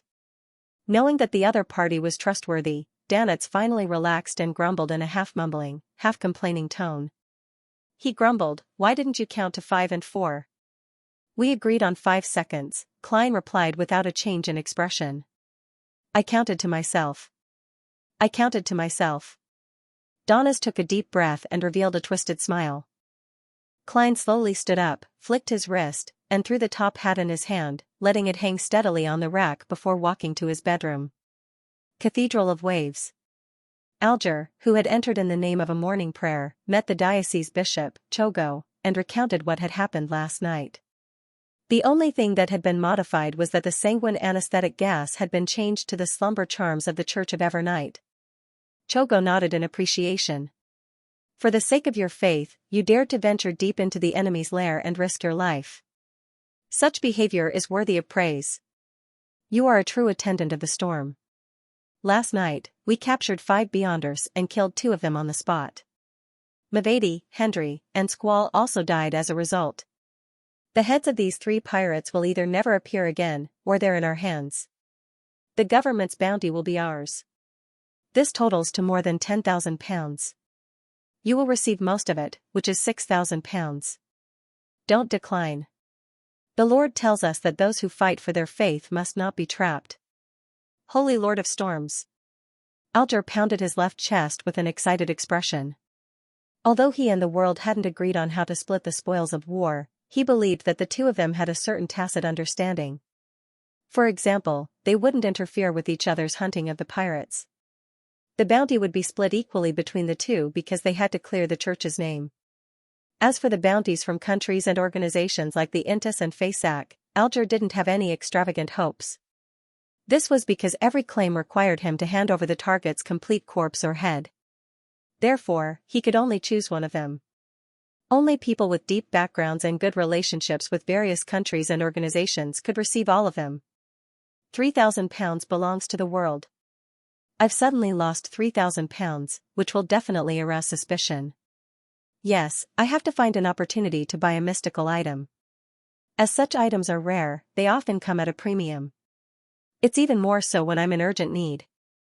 No one will suspect me if I offer £5,000 if I buy it for £3,000. I'll sell the items I obtained from Old Quinn, and this account will be settled." Alger quickly came up with a follow-up plan. Knowing that he would receive £3,000, Klein happily sat on the fool's high-backed chair and considered a serious problem. That was, after grazing Steel Mavady, he would release a soul from creeping hunger according to his promise. Their Beyonder powers are very useful. It's quite a pity to release them before I find a replacement. Besides, I've already released that faceless. There doesn't seem to be a need this time. Hesitation, and reluctance fermented in Klein's heart, making him unable to make a decision for a long time. After a while, he leaned back and exhaled. I can't lie to myself. He shook his head and laughed. He felt relaxed because he had made up his mind. He would keep his promise and release a soul. The faceless from before had been released ahead of time because he wanted to obtain the corresponding information. In essence, it was an equivalent exchange. Which one should I release? Miss Justice has bought the ingredients for a psychiatrist and a mystical item worth £5,500. No matter how rich she is, she should be short on funds. It's not appropriate to sell the psychiatrist Beyonder characteristic at this time. She still owes my adorer £2,000. She'll repay it in February or March. Klein rejected his previous idea and planned on releasing the nightmare first. As a former Nighthawk, he always had an enhanced impression and feelings for Beyonders in this domain. Therefore, without any other factors, it wasn't difficult for him to make a choice. After calming his emotions, Klein picked up the human-skinned glove that he had previously brought above the gray fog. He closed his eyes and sensed the distorted and illusory souls. Without any hesitation, he released the nightmare. At the side of the long bronze table, Nightmare appeared. This was a man in his 30s. He had black hair and blue eyes. His cheeks were long and thin, and there were obvious grooves on both sides of his nose. His mouth and chin were covered with a thin beard. As the pain and distortion he could feel eased, he pressed his hand to his chest and solemnly bowed. Compared to the faceless from before, this nightmare was clearly not as muddle-headed and weak after being released. It was unknown if it was because the Evernight pathway enhanced the spirit more than the Seer pathway, or if it was because he had been grazed for a shorter period of time. Klein sighed inwardly and asked directly through telepathy, "Why did you die at the hands of Xianxia?" The corners of the shapeshifter's mouth curled up into a bitter smile. "I'm a red glove of the Nighthawks. I'm currently investigating a batch of ancient documents from the Balam royal tomb. They're suspected to be related to the fallen death. I found that some of them might have fallen into the hands of a rich man, so I took 2 companions and boarded the ship he was on. Unfortunately, when we were about to investigate, we were attacked by the Xianxia's fleet." "Where are your companions?" Klein asked. The nightmare said with a pained expression, "That's right. We had a chance to leave and even kill Xianxia with our skillful teamwork, but our ship sank and we could only take lifeboats. Everybody died. No, they died in the line of duty. May the goddess bless you." Klein silently drew a crimson moon in his heart. This made him realize that battles at sea were very different from those on land. The environment was very important. Those who weren't Beyonders of the sailor pathway would be at a great disadvantage, if it weren't for the fact that the flying carpet was large, inconvenient to carry, and at slow speed, making it an easy target. Klein would definitely have chosen to keep it and give Donnas the cash. "Thankfully, I have the bladder of a murloc. I can get an artisan to create a mystical item that allows me to move underwater. Unfortunately, artisans are very difficult to find. Most of them are from the Church of Steam and Machinery. There aren't many in the wild, otherwise, the mystical items in circulation wouldn't be so rare. If it really doesn't work, I'll have to seek Mr. the Hanging Man's help." Klein looked at the nightmare who had died in the line of duty and leaned back gently. "What's your name? Do you have any unfulfilled wishes?" The nightmare's figure was already slowly dissipating. Upon hearing that, he smiled. "My name is David Raymond. I lost my parents, wife, and siblings in a black magic incident. I only have a daughter left. Her name is Nilu, and she was born in 1330. She's a very cute girl. I regret that I joined the Nighthawks in order to investigate the truth of the black magic incident. Later, I became a red glove, but I didn't have the time to accompany her. While she lost her mother, she nearly lost her father. Heh, I believe that the church will definitely give her the pension and give her some help in secret. I'm not worried about her life. I only wish to see her enter the hall of marriage under the witness of the goddess. She will have her own family and no longer be lonely. It's 1350 this year. She might already have someone to marry, Klein said with a sigh. Time really flies. Davy Raymond replied dreamily. Tell her that all the murderers have been punished. I died because of an accident. There's no need to hate anyone. Tell her that Daddy loves her. Daddy is very sorry. His figure became more and more transparent as he was about to disappear. Klein closed his eyes. Where does she live? What's the name of the tycoon who collected Death's documents? We live in Desi County's Conant City. It's a beautiful coastal city with abundant rubber nearby. If she hasn't moved, she's still living at 67 Red Indus Street. That tycoon's name is Jimmy Necker. He should have also fallen into the hands of the Zillings. Before Davy Raymond could finish his sentence, his figure had completely dissipated, leaving behind a deep black gem-like gelatinous object on the surface of his glove. Klein watched this scene silently. After a few seconds, he raised his right hand and tapped his chest 4 times in a clockwise manner. He said in a deep voice, if there's a chance, I'll visit your daughter and see how she's doing. Beneath the palace that looked like a giant's residence, the grey fog was endless and unchanging. Klein put away Davy Raymond's beyonder characteristic, rubbed his temples, and turned his attention back to the matter regarding Death's documents. The Death pathway and Evernight pathway can be interchanged at high-sequence beyonders.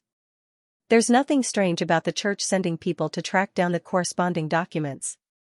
I wonder if Jimmy Necker is dead or not. I have to find out. If he has already passed away in that tragedy, and the items have fallen into the hands of the Zillings, then I have to start investigating from the pirates. Zillings's fleet is now under the control of Vice Admiral Ailment Tracy. As it involved Death and might be able to help Mr. Aztec, Klein decided to investigate in passing. If there were any difficulties, he could directly write a letter to inform the big shot. After clearing his thoughts, he quickly returned to the real world and used a ritual to bring creeping hunger out again. After doing all of this, seeing that it was already late, he gave up on the idea of catching up on sleep. He decided to summarize the experience and lessons from last night's operation. To Klein, the biggest lesson was that he had overestimated the patience of the mandated punishers. He had originally hoped that even if there were certain accidents at the beginning, the mandated punishers would be able to restrain themselves and wait for the true protagonist, the true target, Steel Mavady, to appear. When that happened, they would definitely use a sealed artifact that allows many people to enter a dream and control all the wild beyonders who were involved. And with my unique nature, being able to sense the dream and forcefully break free, I would be able to deal with Steel Mavady and his helpers with ease, completing the achievement of instant kill and taking away 1 or 2 corpses. In the end, just as there was an accident, that bunch of irascible brothers all rushed out. They didn't even leave any backup teams to prevent any accidents. At most, they would let the sealed artifact wielder stay in the periphery, with 1 or 2 protectors. The more Klein thought about it, the more he was at a loss whether to laugh or cry. If it wasn't for the fact that Steel Mavady and his pirates were more cautious, sending at least 2 beyonders and all the puppets and zombies to block the mandated punishers that might be chasing after them, Klein would have likely faced a situation where it was 2 against 5. If that happened, he would have chosen to give up and switch his strategy. And what satisfied Klein the most was that he had done a rather good job of making targeted preparations. This was a professional habit of a magician, as he had long learned of the characteristics of the first 5 sequences of the mutant pathway from Miss Sharon and Merrick. Klein knew very well that Steel Mavady, who had gone through the lunatic stage, could use irrational factors to resist interference and affect one's mind. He had very strong resistance in this aspect. Therefore, he gave up on the psychiatrist's dragon's might and frenzy, as well as the nightmare that was clearly inferior to the mandated Punisher's sealed artifact. He only targeted the interrogator's psychic piercing and the priest of light's purification powers. Psychic piercing wasn't a beyonder power that interfered with one's thoughts or affected one's mind. Instead, it was a means to directly attack a spirit body. In essence, the other powers were used on the body of heart and mind, while its target was a soul body. There was a clear difference between the two. As long as one of the parts of that combo didn't produce the desired effect, Steel Mavati would be able to recover, making it impossible for me to complete a quick kill. And in the environment back then, this also meant failure. Yes. I also targeted the carnal faction's trait of being easily controlled by their emotions. I believe that once they suffer mental damage, there's a high chance that they will go crazy and counterattack without considering anything else. Actually, the safest way to deal with a zombie is to set up Matchstick or Donna's. I'll use Flaming Jump and Light of Holiness to kite Mavati. I'll make him unable to catch up to his opponent if he wants to fight or escape if he wants to. I'll be able to chase up to him with a fireball. Unfortunately, this is too much of a waste of time. The environment doesn't allow it. Klein sighed, took out his pocket watch, snapped it open, and looked at the time. Seeing that it was almost 9 a.m, he turned the doorknob and walked out of the bedroom. At this moment, Donna's was lying in a reclining chair, sleeping so soundly that the room was filled with the snoring of a steam engine. He was rather alert. The moment Klein came out, he opened his eyes and sat up. "You're going out?" Donna saw German Sparrow take down his top hat from the coat rack. Yes. Klein maintained his persona and didn't explain that he was attempting to act and help someone confess. "What about me?" "Steel Mavati and his subordinates are basically finished. I don't have to worry anymore. Even if the newspapers don't publish this news, I can spread it myself. There are plenty of pirates and adventurers who have nothing better to do and use it as bragging material. It will spread to the sea and remind Captain that that bunch of dogsh *T doesn't know anything other than drinking and bragging. But even so, it's still of some use." Donna's thought for a moment and asked with a hint of fear, "Mr. Sparrow, can I leave now?" Klein revealed a smile bit by bit. "You've always been free." "That's right. I wasn't captured by him this time. I'm only asking for help. I've always been free." Donna's was first taken aback before he was pleasantly surprised. At this moment, he heard German Sparrow say in a light voice, "That's right. But, it ends now." "Ah? What?" Donna's wore a blank look. It took him a full 3 seconds to understand German Sparrow's true meaning. That meant that he had been captured by the other party again. "Why?" Donna's asked angrily and aggrievedly. Klein put on his top hat and said in a deep voice, "I want to see your captain." Donna's eyes widened as he stood up abruptly and blurted out, "What do you want?" "This guy is a little agitated." Klein calmly replied, "I have some things to ask her." "I have some things to ask her." "He has something to ask, Captain." Donna's frowned as he watched German Sparrow leave the room. He didn't know what the man's true motives were. What exactly is this fellow after? Money? Wealth? But he had the time and opportunity to take away Steel Mavati's and Blood Brambles Hendry's heads and exchange them for a bounty of nearly £10,000. After taking a cut, it would be £7,000 or £8,000, but he didn't do so. Instead, he generously split the spoils of war with me. This is very contradictory. When he heard that I'm blazing, his first reaction was to point to the £3,000 bounty. According to Captain, this doesn't make sense. Why would he deliberately give up on the bounty? Unless he has a better way to obtain it safely, or does he leave it for someone else? Yes. He was prepared for the appearance of the mandated punishers ahead of time. He has his own network and intelligence channels. This way, everything can be explained, coupled with the possibility of the demigod who killed Zillings. Man, German Sparrow has a secret and powerful organization backing him. Donna's was alarmed by his own speculations. He instinctively wanted to use body language to express his feelings, but he forgot that his left arm was still fractured. He immediately grimaced in pain. This made him even more terrified. He didn't want Captain to meet such a dangerous and crazy fellow. He even suspected that German Sparrow's true goal was the Captain's £26,000 bounty. In a one-on-one battle, that madman might not be able to defeat Captain. Besides, we still have the first mate, second mate, third mate, and a few bosuns. However, he has a terrifying organization backing him. If he wants to harm Captain, he'll have to do it over my dead body. Donna's puffed out his chest and raised his neck, filled with a tragic sense of self-sacrifice. He raised his hand to smooth his hair, gave a long grunt, and muttered to himself, let's observe a little longer. Perhaps German Sparrow really only wants to ask some questions. He subconsciously looked around and found that the flying carpet and shadow cloak were still there. They weren't missing. In other words, German Sparrow left everything that belongs to me behind. Isn't he afraid that I'll take the opportunity to escape? Or did he secretly take my hair for his divination? No, he's a crazy guy. Even if he wants to use his hair, he'll just walk over and pluck a strand out. It's impossible for him to do it secretly. That's right, there's a powerful and secretive organization behind him. Maybe at this moment, there are people from that organization secretly monitoring me, waiting for me to leave, waiting for me to find the captain. Sinister. The German Sparrow must have gone out on purpose. Donas felt that he had grasped the truth with his experience and wisdom. He paced back and forth a few steps and sat back on the reclining chair. I'm not leaving. I want to see what you guys are up to. I will not bring danger to the captain. 3:15 in the afternoon, Xianxia Island. This place was also part of the Rorstad archipelago, but it was the furthest from the city of generosity, Byam. It would take nearly 5 hours for a passenger ship to get there. On the way, Klein purchased a set of local clothes and bought a small suitcase to store his clothes. He spent a total of 14 soli, which was less than £1. How cheap. It's only a fraction of the cost of a formal suit. Wearing wide-legged pants, a thick coffee-colored jacket, and a light brown cap, Klein walked off the liner and entered the somewhat old harbor of Xianxia Island.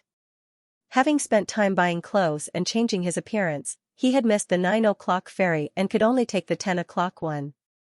Thinking of the expenses of this acting, he couldn't help but calculate his current financial situation. The faceless characteristic was sold for £3,825, and the pirate bounty was £3,000. Although I haven't received the £6,825 yet, as long as Mr. the Hanging Man isn't exposed, it can basically be included in my budget. The remaining money from Donna and the others' gratitude and myself is £255, £26, 11 soli, and 8 pence were found on Steel Mavati. Yes, there are also 5 gold coins for ballast. I haven't spent much money recently, and it's only a little more than £1 in total.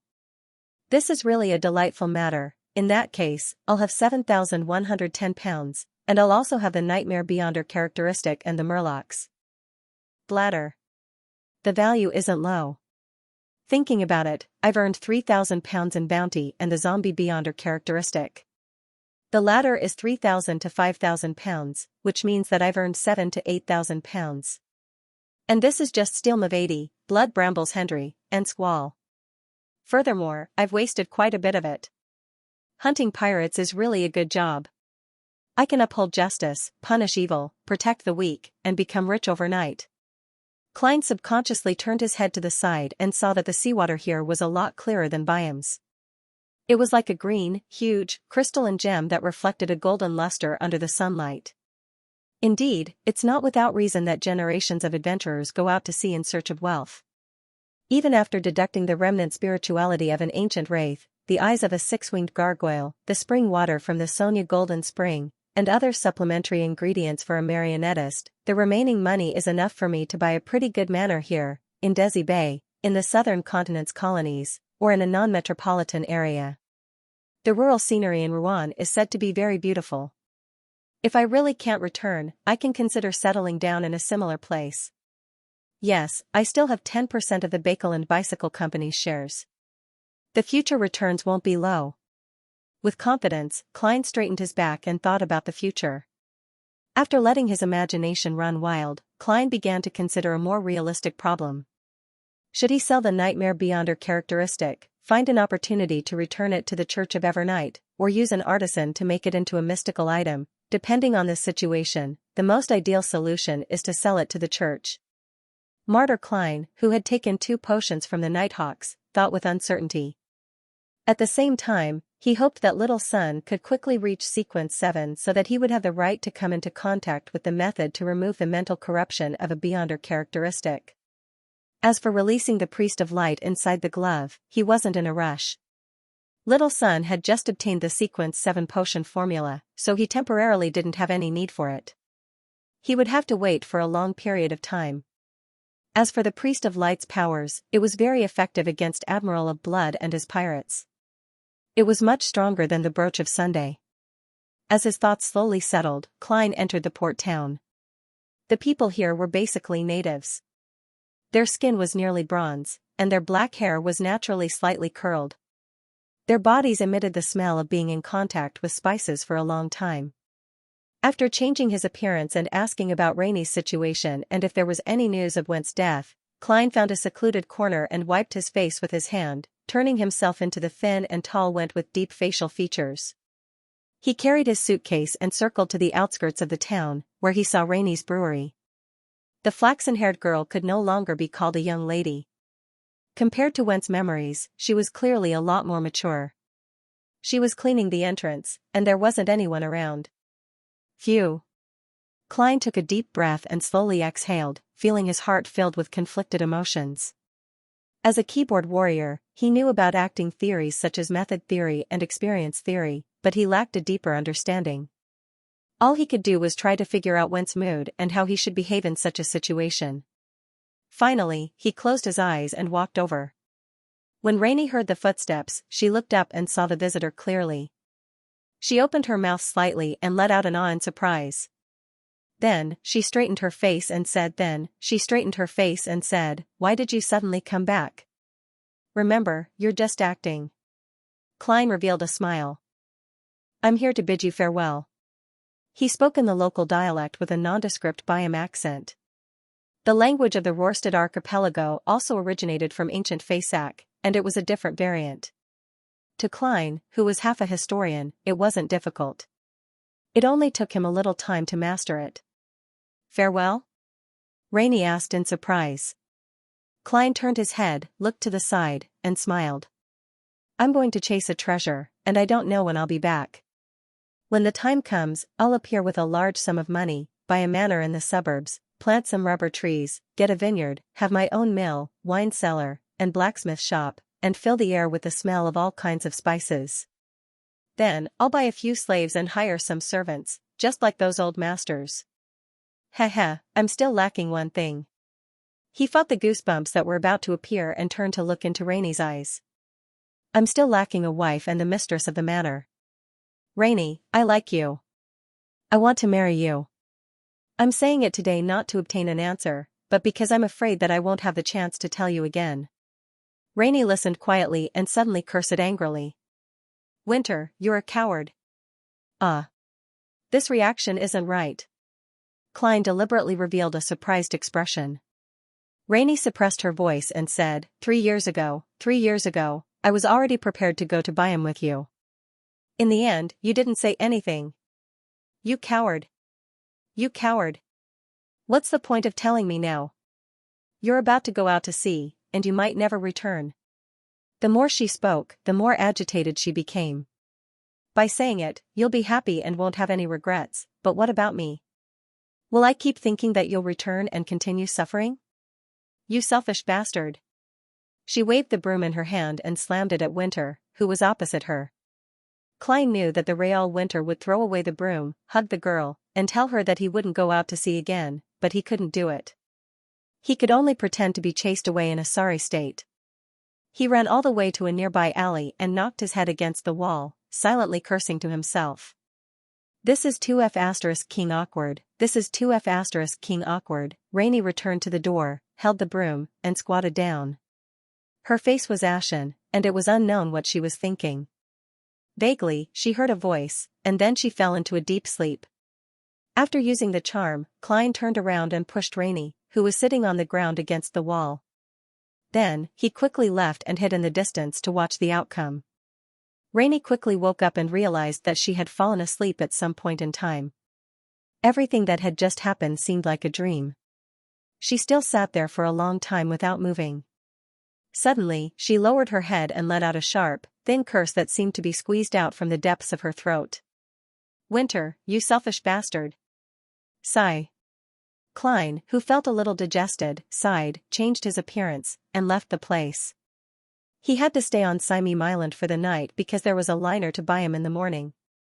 Turning into one of the two main streets, Klein, who had changed his face, went straight to the green mailbox and took out a letter that he had long prepared from his pocket.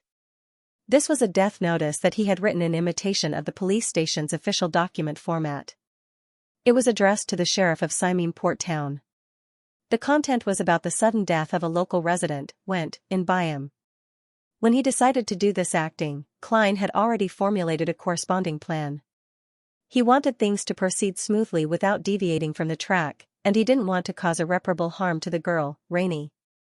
His plan was to use the slumber charm to disguise the real acting as a dream. This way, if the girl, Rainey, had no love for Went and directly rejected his confession, she wouldn't feel any guilt when she heard of his death later. At most, she would feel afraid, and this could be effectively appeased by praying and confessing to the church. If the girl, Rainey, also liked Went and responded to his confession, the reason of the dream would help Klein escape. The subsequent death notice would cut off Rainey's expectations, and it wouldn't have a negative impact on her future life. But even so, it's still a little cruel. No matter what kind of woman it is, when faced with a dream confession from a boy she likes after his death, they would definitely be devastated. They wouldn't be able to get over it for a long time. Yes. If I don't do anything, Rainey will definitely be abnormally sad when the news of Went's death comes back, but it might not be that serious. However, the knot in her heart might never be untied. She will be conflicted for the rest of her life over whether Went went out on an adventure to pursue their future, or if he simply didn't like her. It's not a bad ending. Once she's relieved of her pain, she'll treat her future life with the gentleness of having been sincerely loved by someone. No matter what, for the sake of acting, I've forcefully interfered with the lives of others and affected the innocent to a certain extent. Even if I have the excuse of fulfilling a wish, it's not really a good thing. Just as Roselle said, the further I go down the Beyonder pathway, the more warped and sinister it becomes. The acting method might be a catalyst. All I can do is try my best to minimize the effects. After delivering the letter, Klein exhaled and walked to the only inn in town with his featureless local face.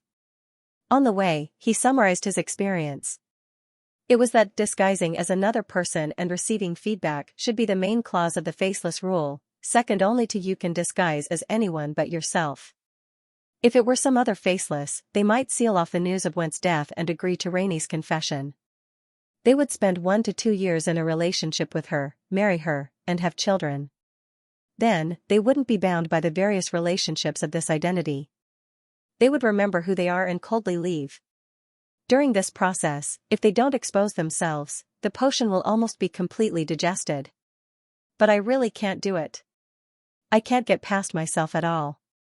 All I can do is play by the edges. Klein sighed and felt an inexplicable sense of fear. He shook his head and silently mocked himself. What a Beyonder must constantly resist is not only danger and madness, but also all kinds of evil thoughts that originate from themselves, as well as the gravitational pull of depravity that can cause them to sink if they aren't careful. Even so, in the end, they might still be corrupted by the abyss and become the kind of monster they swore to get rid of. Reining in his thoughts, Klein stepped into the hotel and said to the boss behind the counter, "An ordinary room." The thin boss looked up and said, "An ordinary room. A valid identification document. Why would I have one on a face that I just created?" Klein gave a sheepish smile. "I forgot to bring it with me." "Then you can't stay here. That's a rule of our town." The boss buried his head again and calculated the day's income and expenditure. Klein took out a 1 solely note and pushed it over as though nothing had happened. The boss immediately widened his eyes. No, keep it. I don't want to be locked up by the sheriff." Get out, you filthy fellow without any identification documents." Klein was chased out of the hotel in shock. He couldn't believe that the almighty money had just lost its effect. After pondering for a few seconds, he turned into an empty alley and transformed back into the German sparrow with deep facial features. Klein returned to the hotel, tapped the counter, and spoke in Rouen with a Bakeland accent. "A room." The boss looked up and immediately put down the item in his hand. As he stood up, he nodded and smiled. All right. Do you need a room with a view of the sea, or one that's relatively quiet?" He switched to poor, heavily spiced Rouen and never mentioned anything about his identity again. What a realistic world. Klein silently lampooned and politely replied, "That's right." "Quiet." "Yes, yes, okay," the boss answered repeatedly. Then, he called for the waiter to guard the counter, took the key, and led Klein to the second floor. "Sir, how many days do you need to stay?" "1 solely and 5 pence a night." "Tonight." Klein couldn't stand the enthusiasm and answered simply. At the Wind of Azure Hotel, he and Donna stayed in a luxurious suite that cost 5 solely a night. Without a doubt, the room chosen by the boss was clean and tidy. The usual humidity of a port hotel was basically absent. Klein looked around and nodded in satisfaction. "Very good. It's my honor." There was an obvious fear in the boss's flattery. Klein put down his luggage and rested for a while. He then got up and returned to the ground floor in preparation for dinner. Apart from the counter, there were many messy tables on the first floor. Their surfaces were slightly greasy, and in the corner, a fireplace was burning, emitting light and heat. The Rörsted archipelago was in the south, and the lowest temperature in winter was about 10 degrees Celsius. However, to the locals, this was still cold weather that required a fire. Klein randomly found a seat and ordered a local specialty roast meat and mushroom soup. His main course was potato bread. While waiting, he quietly scanned the diners in the restaurant, and his gaze instinctively landed on a lady. This lady had black hair that was simply tied up and a pair of extremely unique greenish-gray eyes. Her looks were pleasing to the eye, and the more he looked at her, the more charming she became. She was clearly not a local, but she was wearing a man's shirt and a thick brown jacket. Beside her was a round hat with a dent in the middle. This was a common outfit for adventurers at sea. The 3 men at the same table were the same, and they had obvious characteristics of being exposed to the sun and rain. Klein had never hidden his appreciation for beautiful women, but the reason why she attracted his attention wasn't because of her looks. There was a strong discrimination against women at sea. Women who could achieve a certain level of status among adventurers and pirates were either very scheming, very strong, or both. They were targets that he had to be careful of and wary of. There are fresh mud spots on their leather boots. Did they just come back from the jungle? Heh, what adventurers. Klein made a preliminary judgment based on some clues. If these 4 adventurers had taken a boat from Byam, even if they had stepped on dirty water and encountered mud, the traces should have long since dried up. And because there hadn't been any rain in the past 2 days, the roads in the town were still relatively clean, just a little dusty. Eliminating these 2 possibilities, the only explanation left was that they had returned from exploring the outskirts of the jungle. Klein had previously heard that many adventurers would go deep into the primeval forests of colonial islands in search of abandoned and forgotten pagan temples or altars. Those places often had gold and jewels consecrated in ancient times, but for various reasons, they were later buried in places that no one cared about or knew about. In the bars of various islands, there was no lack of legends of someone who had returned from an adventure in the jungle overnight. There might be evil spirits lingering in those places. I might as well hunt pirates. At least I can obtain the corresponding information in advance. Klein retracted his gaze and focused on waiting for the food. The 7 major churches classified the various gods in the primitive beliefs of the colonies as evil spirits, but Klein believed that some of them were natural spirits. After a while, the special barbecue was served. It was cut into many small pieces and skewered on wooden skewers.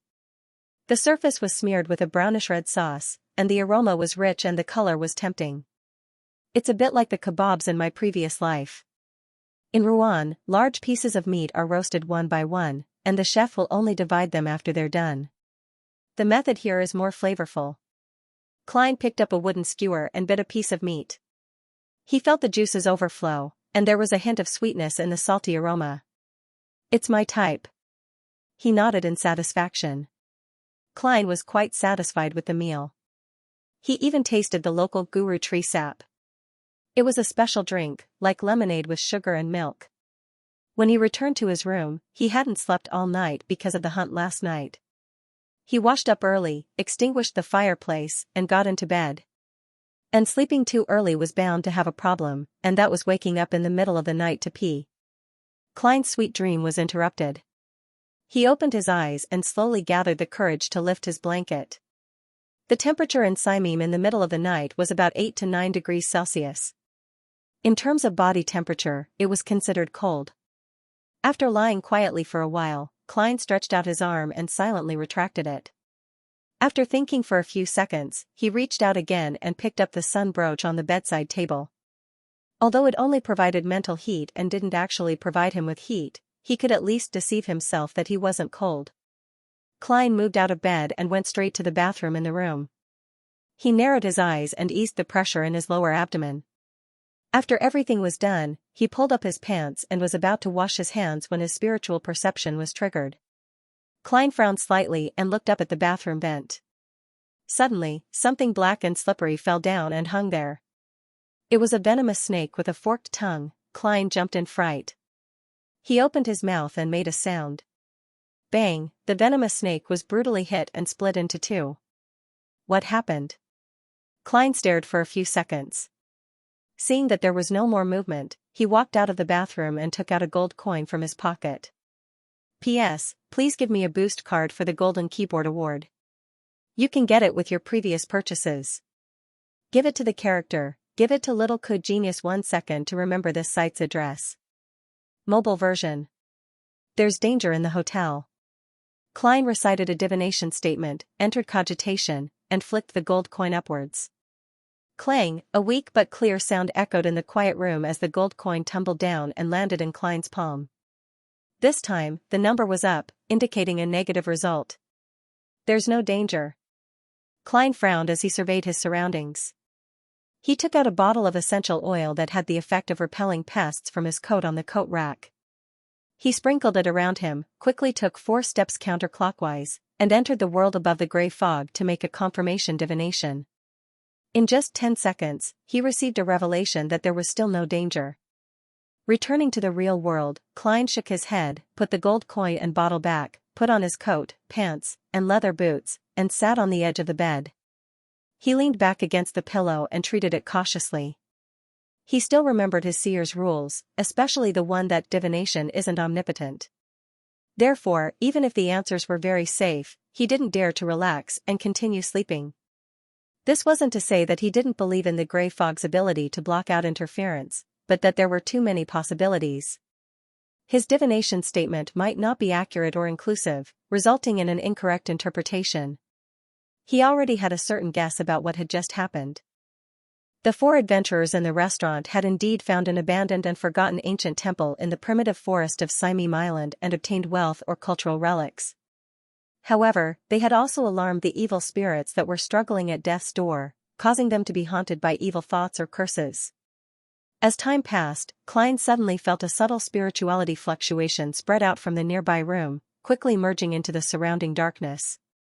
The hidden undercurrent that he had sensed disappeared, and the tranquility of the night returned completely. Indeed, they do possess beyonder powers. It settled just like that? Wait a little longer. There's still another hour or two before daybreak. If anything were to happen, there's still the cathedral and the mandated punishers here. Klein half closed his eyes and began cogitation. Biam, a merest leaf bar. Donnas, who had made up his mind to fool the monitors, was holding a lanti-proof as he drunkenly watched the girls in the boxing ring perform a sexy dance. Dog *T. You haven't lost a single piece of clothing all this time, he shouted along with the other drunkards. Then, regardless of whether there was a response, they laughed heartily at each other, clinked glasses, and took a gulp of strong liquor. Have you read the newspaper? A man who was still fooling around in a bar late at night let out a long burp and said to his companion.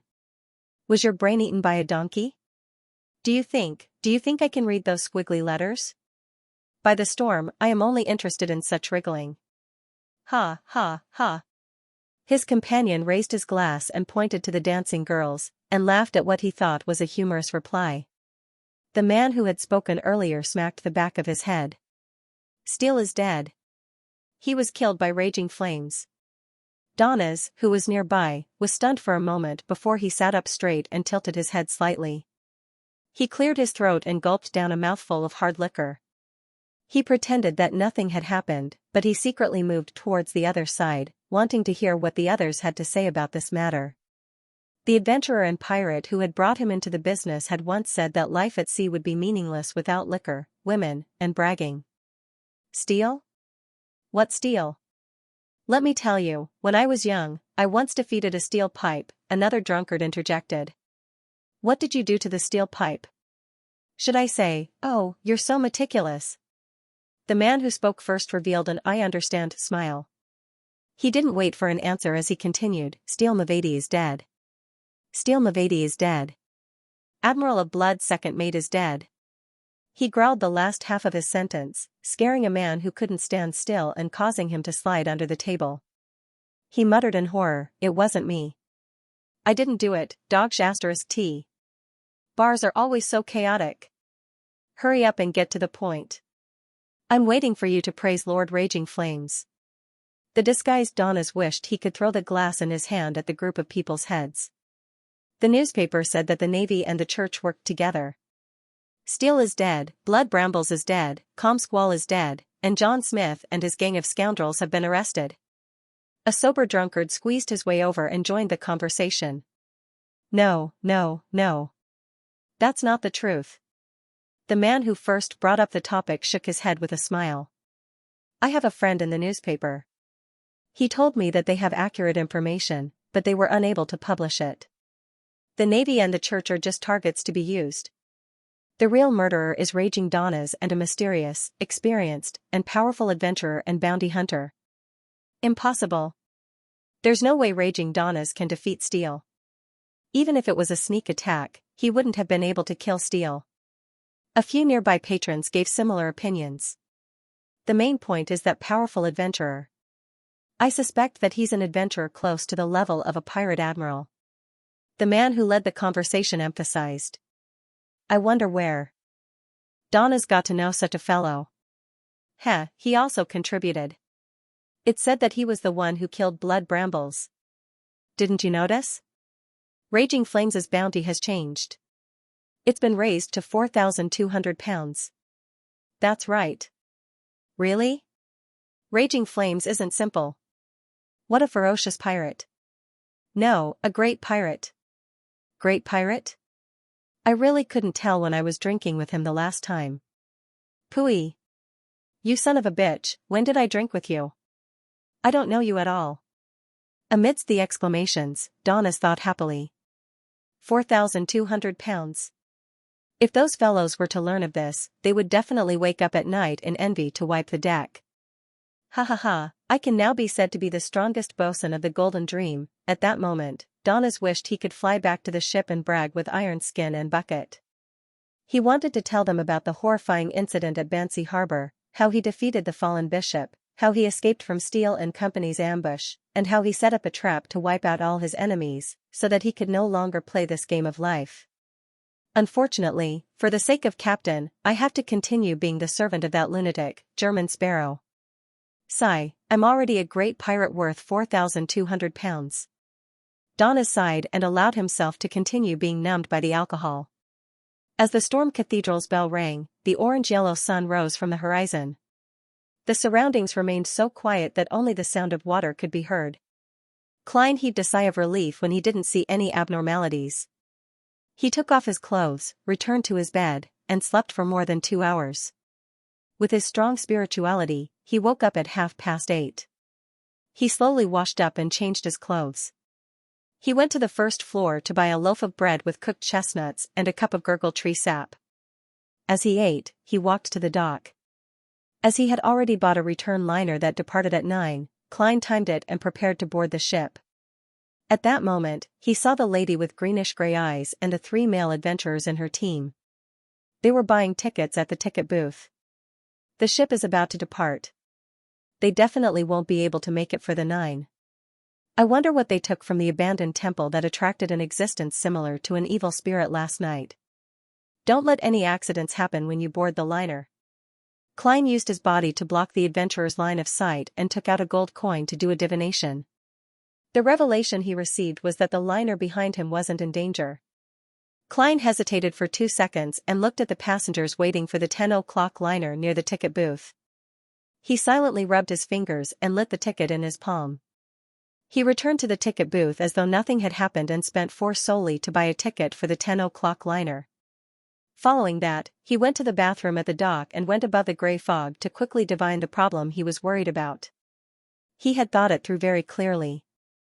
If the results showed that there was a huge latent danger, then he wouldn't take the risk of boarding the ship. Instead, he would think of a way to prevent the ship from sailing. If necessary, he would secretly destroy the ship to prevent the innocent from dying. If it was the same as the divination revelation, he would take the ship normally, just to prevent any accidents. In the end, the answer was no problem. Klein heaved a sigh of relief and returned to the real world. He adjusted the position of the Murloc's bladder to the most convenient place to take it out. If an accident were to happen, this beyonder material would be rather important in the vast sea. Beyonder materials could also be used in a basic and simple manner, just like the all-black eye that had been corrupted by the true creator. At 10 o'clock sharp. In his German sparrow appearance, Klein picked up his suitcase and followed the group of adventurers onto the liner. Along the way, he appeared to be taking a nap or reading the outdated newspapers and magazines on the ship, but in fact, he was constantly paying attention to the lady with bluish-gray eyes and her companions. This vigilance continued all the way to the Byam harbor without any accidents. Did they solve all the problems? What did they get? Klein stopped by the side of the road and bought the latest newspaper from the newsboy. He watched the 4 adventurers leave through the corner of his eye until they disappeared. Phew. Klein decided not to think about it anymore. As long as it didn't harm the environment, he didn't care what those people had done. He was just a little curious. He lifted his suitcase and flipped through the newspapers as he walked towards Sour Lemon Street like an ordinary passerby. Suddenly, he chuckled and muttered to himself. Donna's bounty has risen to £4,200. If this continued, he suspected that he wouldn't be able to stop himself from handing the fellow over to the Governor-General's office. Strolling back to the Wind of Azure Inn, before Klein could take out his key, he heard waves of snoring coming from inside. He didn't escape? Klein was slightly surprised, but he wasn't too surprised. He had previously tampered with the shadow cloak. As long as Donna's left, he could use divination to track him and find Vice Admiral Iceberg. Although timid, he's still cautious. Klein opened the door and entered. Seeing the jolted Donnas, he grinned. Congratulations, Mr. £4,200. Donnas instantly sobered up to the extreme. He wanted to give a dry laugh in response, but he couldn't. At this moment, he felt that his life might be in danger. P.S. Let me remind you again. It's little coup on the character rankings, not the author rankings. Donna's worries didn't come true. Klein only glanced at him before walking into his bedroom to rest. During the 5 hours on the liner, he had been in a highly tense state. Furthermore, he had been disturbed last night and hadn't slept well. It was inevitable that he was a little tired. With a thud, Klein closed the bedroom door. Phew. That scared me. Donnas relaxed and slumped into the reclining chair. Just now, the scene of him turning into a gold pound appeared in his mind. One scene after another, and he found it difficult to stop. After a period of peace, Donnas, who had fooled around in the bar until dawn before returning to the hotel, unknowingly fell asleep again. He dreamed that his captain had come to save him, but failed.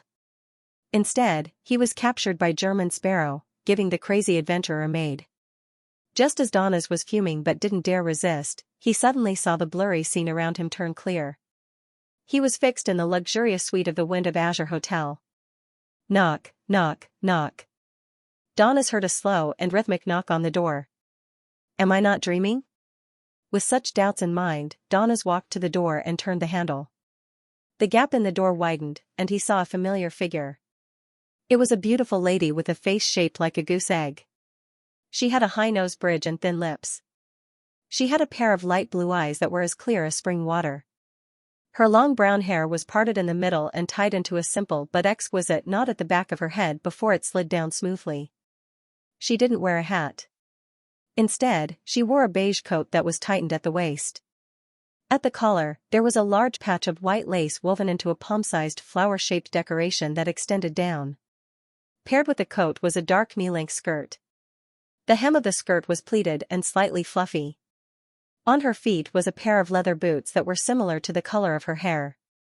"Captain!" Donnas exclaimed. He immediately snapped out of his daze and hurriedly turned around. He took a defensive stance in the direction of German Sparrow's bedroom. "Be careful. Run. There's a lunatic looking for you. There's a terrorist organization behind him." As his feelings of sacrifice gushed out, Donnas heard his captain say calmly, "This is a dream." "Dream? That's right, I'm dreaming. What's there to be afraid of?" Donnas looked around, retracted his arms, and retreated as he turned. "Captain, did you imitate the ability of a nightmare?" "No, you were near Sonia Island last week."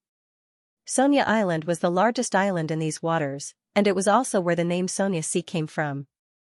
It was almost equivalent to a small continent, and it was originally the only place where elves resided after the cataclysm. But with the passage of time, this ancient Beyonder race was plagued by all kinds of factors and gradually perished.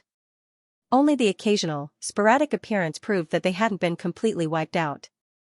At the end of the Fourth Epoch, the Ruan Kingdom occupied the island, but in the 20-Year War, they suffered a crushing defeat and handed Sonia Island to the Fasak Empire.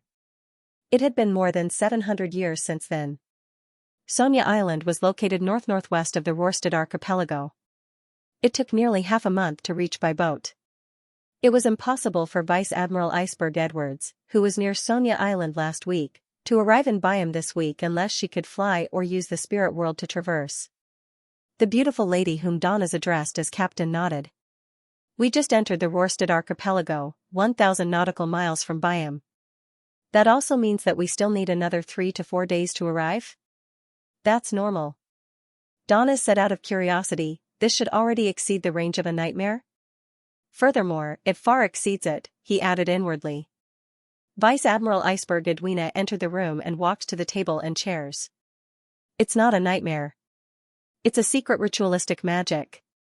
With the help of certain items you left on this ship, it can enter your dream from a great distance away." Upon hearing the captain's meticulous explanation, Donnas instantly felt like he had returned to the Golden Dream and was beginning a lesson. "I've never heard of such ritualistic magic before." "That's right. Captain has grasped many strange and rare spells and witchcraft. No one knows how much knowledge she has. She seems to have mentioned that her sequence title is Arcana Mentor. Sigh, if I had known that she had such a mystic spell, I wouldn't have been vexed over how to inform her of the changes in Byam." Donna's thoughts were in turmoil as he interrupted Edwina's description. "Captain, have you noticed that there's a problem with the contact point here?" "Yes, it's another kind of mystic spell." Edwina seemed inclined to describe the exact method in detail. Upon seeing this, Donnas hurriedly sighed. "Poor old Lynn and the rest." Edwina stopped, her back facing the window, and she simply asked, "What happened?" "This needs to begin from Demir Harbor." Donnas felt his mind jolt. He felt that his long-repressed feelings had finally paid off. He described in a long-winded manner how he had attempted to recruit German Sparrow, only to realize that he was a lunatic. He also exaggerated his tragic encounter on the White Agate. According to the script he had prepared last night, he described the strangeness and horror of Bansi Harbor, Steel Mavadi's ambush and encirclement, and the counterattack and hunt after he joined forces with German Sparrow. He also seriously elaborated on his guesses of German Sparrow's abilities and background, including creeping hunger and the secret and powerful organization. During this process, he tried his best to restore the truth, only slightly exaggerating the role he played. He raised his status from servant and attendant to assistant and collaborator. Vice Admiral Iceberg Edwina listened silently without interrupting him. Finally, she nodded slightly. "He means no harm." "Him? German Sparrow doesn't have any ill intentions?" Donnas hurriedly said, "That's right. Captain, no matter what, he is a dangerous guy." "Are you sure he means no harm?" "I'm not sure," Edwina replied very calmly. "Then just now." Donnas took a silent breath. He felt that the captain was similar to the German Sparrow. They were the type that couldn't be talked to properly. Vice Admiral Iceberg Edwina said with an unperturbed expression, "That's right. That's my speculation and judgment." Donnas rubbed his temples with his right hand. "In short, he's very dangerous. There's a secret organization behind him that we don't know about. Captain, I don't think you should take the risk of communicating with him, even if he claims that he has something to ask. Edwina thought for a moment. There's no need to take risks. I can communicate with him through you. Donna heaved a sigh of relief, then asked curiously and expectantly, Captain, what should we do? Or, how should I cooperate with you? Edwina raised her right hand and conjured a frame and a blackboard in the dream. I need you to hold a ritual. It's called the Soulfall Ritual. It allows my psyche to pass through the spirit world and attach itself to your body, allowing me to directly communicate with German Sparrow. The effective range doesn't exceed 500 nautical miles for those below the demigod level. It involves reason and communication. It belongs to the domain of the god of knowledge and wisdom. You need to draw the corresponding symbols and magical labels. In mysticism, the corresponding blue star is the god of knowledge and wisdom.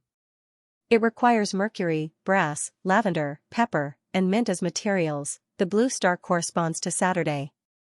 The blue star time is from midnight to 1 on Friday, and from 11 to 12 on Saturday. As Edwina explained, she wrote down the key points that needed to be remembered on the blackboard. Donnas instinctively sat down and adopted a posture of attentively listening to the lesson. As he listened, he suddenly felt a little lost.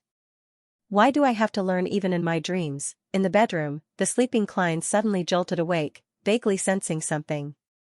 He got up and listened attentively. He discovered that although Donna's was snoring in the living room, it was a lot calmer than before. This wasn't a strange behavior, but to a veteran in mysticism like Klein, who had experienced many things, it was abnormal enough. He walked softly to the door that separated the bedroom and the living room. He reached out to grab the handle and slowly twisted it. Silently, Klein walked out of the bedroom and saw Donna's lying on a reclining chair, sleeping soundly. Everything around him was as normal as before. Klein secretly activated his spirit vision and checked on Blazing, but he didn't discover any problems. Be it the color of the aura or the changes in its emotions, there was nothing abnormal about it. It was within a reasonable range. After looking down for a while, Klein frowned slightly and reached out to take out a silver charm. Dream charm. In the dream, Donna studied the Soulfall Ritual with a bitter expression.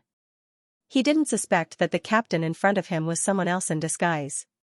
No one could impersonate such a style, such hobbies, and such specialties. At this moment, he heard the sound of a lock turning. Subconsciously, Donnas looked back at the bedroom and saw the crack in the door widen. German Sparrow, who was wearing only a white shirt, walked out with a deadpan expression. You. Why did you come out? Donnas suddenly stood up and blurted out in shock. He quickly snapped to his senses and stammered, This is my dream. He quickly snapped out of his daze and stammered, This is my dream. Why did this fellow, German Sparrow, appear just like that? With one hand in the pocket of his dark-colored trousers, Klein walked towards the lady with her back facing the window.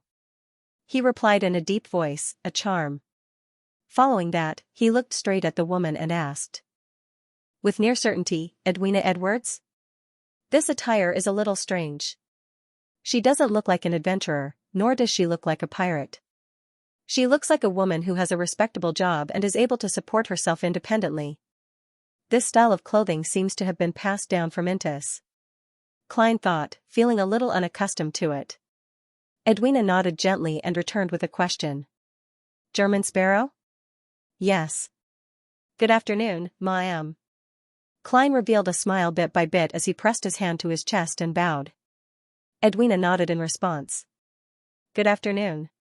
Maintaining his persona, Klein didn't say another word as he waited for her to ask his motives. He looked at Edwina. Edwina looked back at him. A few minutes of silence suddenly appeared in the dream. Donnas looked to the right and to the left from time to time. For some baffling reason, he felt that all of this might really be a dream. P.S. There's only one draft left. There's no way to update it in the wee hours of the morning. Let's stick to the usual time. Yes, but please recommend it next Monday. Please remember this book's original domain name. 9 Heavens Divine Emperor mobile version website. Donnas, who couldn't stand such a scene, decided to do something. He coughed twice and said to Vice Admiral Iceberg Edwina Edwards, Don't worry. Captain, Mr. German Sparrow has some questions for you. Phew. Klein heaved a sigh of relief. If the confrontation continued, his persona would be ruined. Edwina nodded slightly and looked at Klein. Mr. Sparrow, have you received any education? What kind of question was that? Klein's expression didn't change. I graduated from university. Huh? Donnas looked at the German Sparrow in shock, unable to believe that this crazy adventurer and bounty hunter had actually gone to college and even graduated. He had no way of associating a university, the Temple of Knowledge, with the German Sparrow, unless it's Hunter University, Assassin University. Or a university that only exists in the imagination of lunatics and mental patients. Donnas couldn't help but criticize silently. Edwina didn't see anything amiss as she continued asking. What languages have you mastered? Klein resisted the urge to frown. Jotun, Elvish, Dragonese, Ancient Hermes, Ancient Fasak, Ruan, Edwina tersely acknowledged. Do you have any understanding of other fields of mysticism? In a trance, Klein seemed to have returned to the time when he first entered elementary school in his previous life. Because he was too young, he was tested by the teacher with a series of questions, such as how many Chinese characters did he know? Did he learn the 4 basic operations? Did he know the English alphabet? How many Tang poems could he memorize? Calm down. You're German Sparrow now. Klein said expressionlessly again, proficient. Edwina thought for 2 seconds and explained in an unhurried manner, that's right. I have to consider how to answer the question based on your knowledge level so that you can understand it more easily. This? Klein was shocked. He felt that the beautiful lady in front of him did not look like an adventurer who moonlighted as a pirate at all. She was simply a teacher with a cold expression but a kind and patient attitude. When he thought about the vampires who visited the Church of Mother Earth every day, he calmed down. This is the first pirate admiral I've officially met. He's really unique. Klein sighed inwardly. First question, where do beyonder creatures appear at sea? Very much. He didn't directly ask about mermaids, afraid that Vice Admiral Iceberg would see through his true motives and bring about unnecessary accidents. Edwina thought for a moment and wiped off the soulfall ritual on the blackboard. If you sail 1,200 nautical miles from Sonia Island, you will enter a sea that has never been officially explored by humans. There's a Naga tribe active there. They've been working hard to find the undersea city that's rumored to be sealed with a powerful monster. That's the object of their worship, Edwina spoke one by one. Some of it was what she had discovered while searching for treasures, while others came from the exchange of knowledge and rumors. It took her a while to finish the story, but to Klein's dismay, there was no legend of mermaids in other places except for the sea east of the Gargas archipelago. He quickly adjusted his mood and said, second question, do you know of a way to remove the mental corruption of a beyonder characteristic? He didn't hide the fact that he knew of beyonder characteristics. For the first time, Edwina's eyes flickered, as though she was getting to know German Sparrow all over again. She shook her head. I don't know. But I once had an idea. With the help of powerful external forces, I can completely shatter the corrupted beyonder characteristic, reducing it to the tiniest point of light. This way, be it corruption or curses, they will dissipate due to losing their host, quickly or slowly disappearing. As for the shattered beyonder characteristic, it will gather bit by bit and take form again based on a particular characteristic. Unfortunately, only the gods can do such a thing. If you receive the blessings of any deity, you can attempt to please them. Offer sufficient sacrifices and pray for a response. The law of beyonder characteristic convergence. Klein filled in what Edwina hadn't mentioned. At the same time, he couldn't help but sigh. This Vice Admiral Iceberg, the captain of the Golden Dream, was extremely knowledgeable in mysticism. She wasn't inferior to him, who had read many of Roselle's diaries and experienced many things. Rumor has it that Vice Admiral Iceberg can replicate or simulate the beyonder powers an opponent has used in front of her. This is very similar to Mr. Eichinger Stanton's 2-081 ring. Just as Klein's thoughts wandered, he forcefully pulled them back. He nodded as though he was considering something. I agree with this hypothesis. Unfortunately, it hasn't been put into practice. It can only be a hypothesis. Edwina rarely used words to express her emotions. Donas, who had been listening by the side, had a blank look on his face. He couldn't keep up with the pace. What are they talking about? What are they discussing? Why do I know every word, but I don't understand what they mean when they're put together? What's a beyonder characteristic? What's the situation with shattering? What does convergence represent? Donas looked left and right as his eyes were filled with confusion. At this moment, Klein threw out the third question he had considered. Where are the ancient vengeful spirits? He only mentioned this type of monster because the corresponding materials could also be used in the undead domain without exposing the secrets of his own sequence. Edwina glanced at Donas. I'll keep an eye out for you. If you want to participate in Byam's Beyonder gathering, he knows a little and can take you there. Not bad, it's so easy to talk to smart people. Klein added, do you know of anyone who can use Beyonder ingredients or characteristics to create mystical items? I met him at the party, but he never showed up again. Edwina answered frankly. I have the corresponding knowledge and can attempt a simulation, but I can't guarantee the success rate. Hee. Then I'll wait for a while.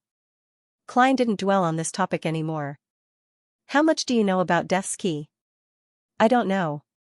An iron-black key suddenly appeared in Edwina's hand. It was about the size of a 7-string zither.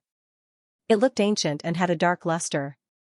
The pirate admiral half-hugged and half-carried the sunken ship's relic. If you're talking about this key, I can tell you with certainty that it belongs to a giant. Klein glanced at Donas. Your bosun told me that it might also belong to a dragon or a demonic wolf. That was my earliest guess. I recently found some historical documents, and together with the other items on the ship, I have a preliminary confirmation. Edwina wasn't vexed at all. She was filled with patience, but her expression remained cold. Donas finally found his sense of existence as the owner of the dream. He asked curiously, Captain, is it really a giant? Yes. Edwina gave an affirmative answer. That batch of documents shows that there were still many giants active in the fourth epoch. Some of them converted to the god of combat, while others were scattered everywhere, becoming the targets of humans. One of the tribes built a ship and attempted to head out to sea in search of the lost giant king's court, but they never returned. The sunken ship we discovered and the items inside are extremely similar to the ancient items they left behind in their original settlement. Therefore, we have sufficient reason to believe that the key belongs to a giant, and it might very well point to the lost king's court before the cataclysm. Giant King's Court? Little Sun said that it's not far from their city of silver. Klein didn't say a word as he quietly listened to Vice Admiral Iceberg's description. I have to say that the city of silver and the forsaken land of the gods are things that completely surpass other beyonders in my knowledge. Yes, even the 7 orthodox deities are unable to find that place at present. It's difficult for them to figure out the exact situation. On this point, I'm better than them. Klein thought in a smug and self-deprecating manner. He then said in a deep voice, if I pay a sufficient price, are you willing to sell this key? Of course, unless I obtain other clues to the giant king's court. Edwina continued speaking at an unhurried pace. Very good. If Tara were to organize an expedition to the giant king's court one day, I'll buy this key. Klein was about to ask the final question when he suddenly recalled the 4 adventurers he had previously encountered. With the power of the dream charm, he conjured a lady with bluish-gray eyes and a man's shirt, as well as her 3 companions. Do you know them? Edwina took a glance and said without recalling the process, Letitia Dolera. Letitia Dolera, an archaeologist and adventurer. Rumor has it that she's a member of the Moses Ascetic Order or the Element Dawn. Moses Ascetic Order. That ancient organization that believes in the hidden sage. Indeed, it's not for money. Their goal must be something inside the abandoned temple. Klein casually asked, what do you know about the Element Dawn? What do you know about the Element Dawn? This mysterious organization was similar to psychological alchemy. It had only been around a century or 2 ago, and it was a combination of elements from various schools of mysticism.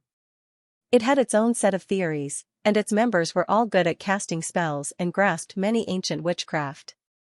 Edwina pursed her lips and said, they have always been fighting against the Moses Ascetic Order. Rumor has it that it was established by Roselle the Great's eldest daughter, Bernadette Gustave. The leader of the element dawn is Bernadette? Zeradol's prophecy is rather accurate. She's really an important figure in the Beyonder world. Klein came to a realization as he sighed. He held back the urge to sigh and looked at Vice Admiral Iceberg Edwina. He calmly said, "One last question." When the beautiful lady and blazing Danitz focused all their attention on him, the corners of his mouth curled up bit by bit. "Are you interested in cooperating?" "What kind of cooperation?" Edwina returned with a question. The smile on Klein's face widened, and there was a hint of madness to it. "Hunting, Admiral of Blood. P.S. Monday's recommendation votes and monthly votes what? Hunt Admiral of Blood?" Donnas almost raised his right hand to pick his ear. His first reaction was that he had misheard. But German Sparrow's maniacal smile and his captain's unusual frown reminded him that what he said just now was true. This crazy German Sparrow really dared to dream. This was one of the 7 great pirate admirals. A character like Steele Mavady definitely couldn't compare to him. Donna's pupils shrank, and he was almost screaming in his heart. Ignoring how powerful Admiral of Blood Senior was, just the powerful pirates and famous pirates under him were enough to strike fear into people's hearts. The first mate, third mate, and the captains of the various ships were all capable of independently leading a large pirate crew. Steele Mavady had brought Byam's team, and there were quite a number of them in the Blood Pirates. Back when Rear Admiral Hurricane Zillings died silently in Bakeland like a stray dog, it was mainly because he wasn't with his pirate crew. As for Admiral of Blood Senior, he was different. He rarely left his flagship or his subordinates. Even if we return to Senior's personal strength, he is still extremely terrifying. He is mysterious, strange, and one of the strongest in the sea, second only to the 4 kings. Even the captain doesn't dare to say that he is stronger than him. The madman's boldness is beyond my imagination. No, he doesn't know fear at all. The death and replacement of a pirate admiral was definitely something that would shake the 5 seas. Thoughts flashed through Donna's mind, but in the end, he strangely calmed down. This was because he remembered that German Sparrow himself was a powerhouse of the 7 generals, and there might be a secret terrorist organization behind him. Vice Admiral Iceberg Edwina fell silent for a few seconds. "Do you know the Rose School?" "Not only do I know, I've also killed their people and snatched their mystical items." "Wait, why did I describe myself as a baddie?" Klein wiped away his smile and said without batting an eyelid, "That's right. I've hunted their members." Edwina fell silent again. Beside her, Donnas once again had thoughts like, what are they talking about? What is Rose School? Where am I? And whose dream is this? After a brief moment of silence, Vice Admiral Iceberg Edwina said, "After the battle with Vice Admiral Dusk's pirates, Senor's fleet disappeared. No one knows where they are at the moment, so we have to wait patiently." Did that mean he agreed? Klein smiled again. "I do not lack this. How do I contact you?" Edwina turned to look at Donnas. "He knows how to contact me." "Me? Soulfall ritual?" "Wait a minute, Captain. You mean I have to follow that lunatic German Sparrow during this period of time?" "No. No one knew when this fellow would go crazy." Danitz shuddered and hurriedly said, "That's right. Captain, I've already left the Golden Dream for too long. I've missed too many lessons. I can't wait to return." He tried his best to make his eyes appear sincere and filled them with a thirst for knowledge. "I think we can change to someone else, such as Iron Skin or Bucket." Before he finished his sentence, Edwina suddenly raised her right hand and pressed it against her ear. She turned her head slightly and said without any expression, "What are you talking about? I can't hear it." Roselle's dream materializing spell is approaching its limits. The pirate admiral's skirt fluttered as she took a step back. Her figure quickly faded away, turning into fragments of light. Donna's subsequent words were stuck in his throat. He extended his right hand in an attempt to grab something, but he was powerless to do so. Roselle's dream materializing spell? The Emperor's presence in mysticism knowledge is also very strong. Vice Admiral Iceberg's full name is Edwina Edwards. Edwards. Isn't that the surname of one of the 4 horsemen of the apocalypse? Descendant? However, Vice Admiral Iceberg's tone indicates that she isn't familiar with the Emperor's eldest daughter, Bernadette. They might not even know each other. Klein glanced at Donna's, whose expression had completely collapsed, and chuckled. Perhaps one day. I'll call you Mr. 10,000 pounds. Donna straightened his back in fright before seeing German Sparrow's figure disappear from his dream. If I'm only a sequence 7 and have a bounty of 7 to 8,000 pounds, I'll be targeted by others no matter where I go. Donna's paused in his dream as his head ached the more he thought about it. In the evening, Donna's looked at the German Sparrow, who was dressed like a native. We're visiting a local faction today. Perhaps we might find something good there. Heh, they have quite the demand for Beyonder ingredients, food, and weapons. At this point, Donna sized up German Sparrow and smiled after finding a rare psychological advantage. Their area is filled with natives, and there aren't even many mixed bloods. They'll be discovered if their attire is slightly abnormal. It's fine for you to match your wide-legged pants with a brown jacket, but you can't wear a shirt underneath. The real natives wear Taraba shirts, which are similar to sea sole shirts, but they're all blue or white. They don't wear caps, headscarves, or anything else. Also, with your obvious Ruan appearance, you'll be met with severe rejection and hostility. You're like a wolf that has infiltrated a flock of sheep, completely unable to conceal your existence. Before he could finish his sentence, he saw German Sparrow turn his head and glance at him. His deep facial features quickly softened, and his fair skin was instantly dyed bronze. In just a single movement, he had undoubtedly become a native without any special characteristics. Donna's was momentarily speechless. After a few seconds, he laughed dryly as if nothing had happened. I'm the same. I have to disguise myself. Your disguise? Heh. Klein took off his cap and sat on a chair. What local faction? They're actually buying Beyonder ingredients, food, and weapons? Ahem, to put it simply, the resistance. Donna suddenly wasn't sure if German Sparrow and the Ruan officials had any sort of connection. Klein was taken aback for a second. The resistance? Donna smiled awkwardly. They're the ones who shout about independence. The natives are in charge of local affairs. Their base is deep in the jungle, above the sea. They cooperate with many pirates and adventurers. Of course, they're mainly supported by Phasacians and Intis.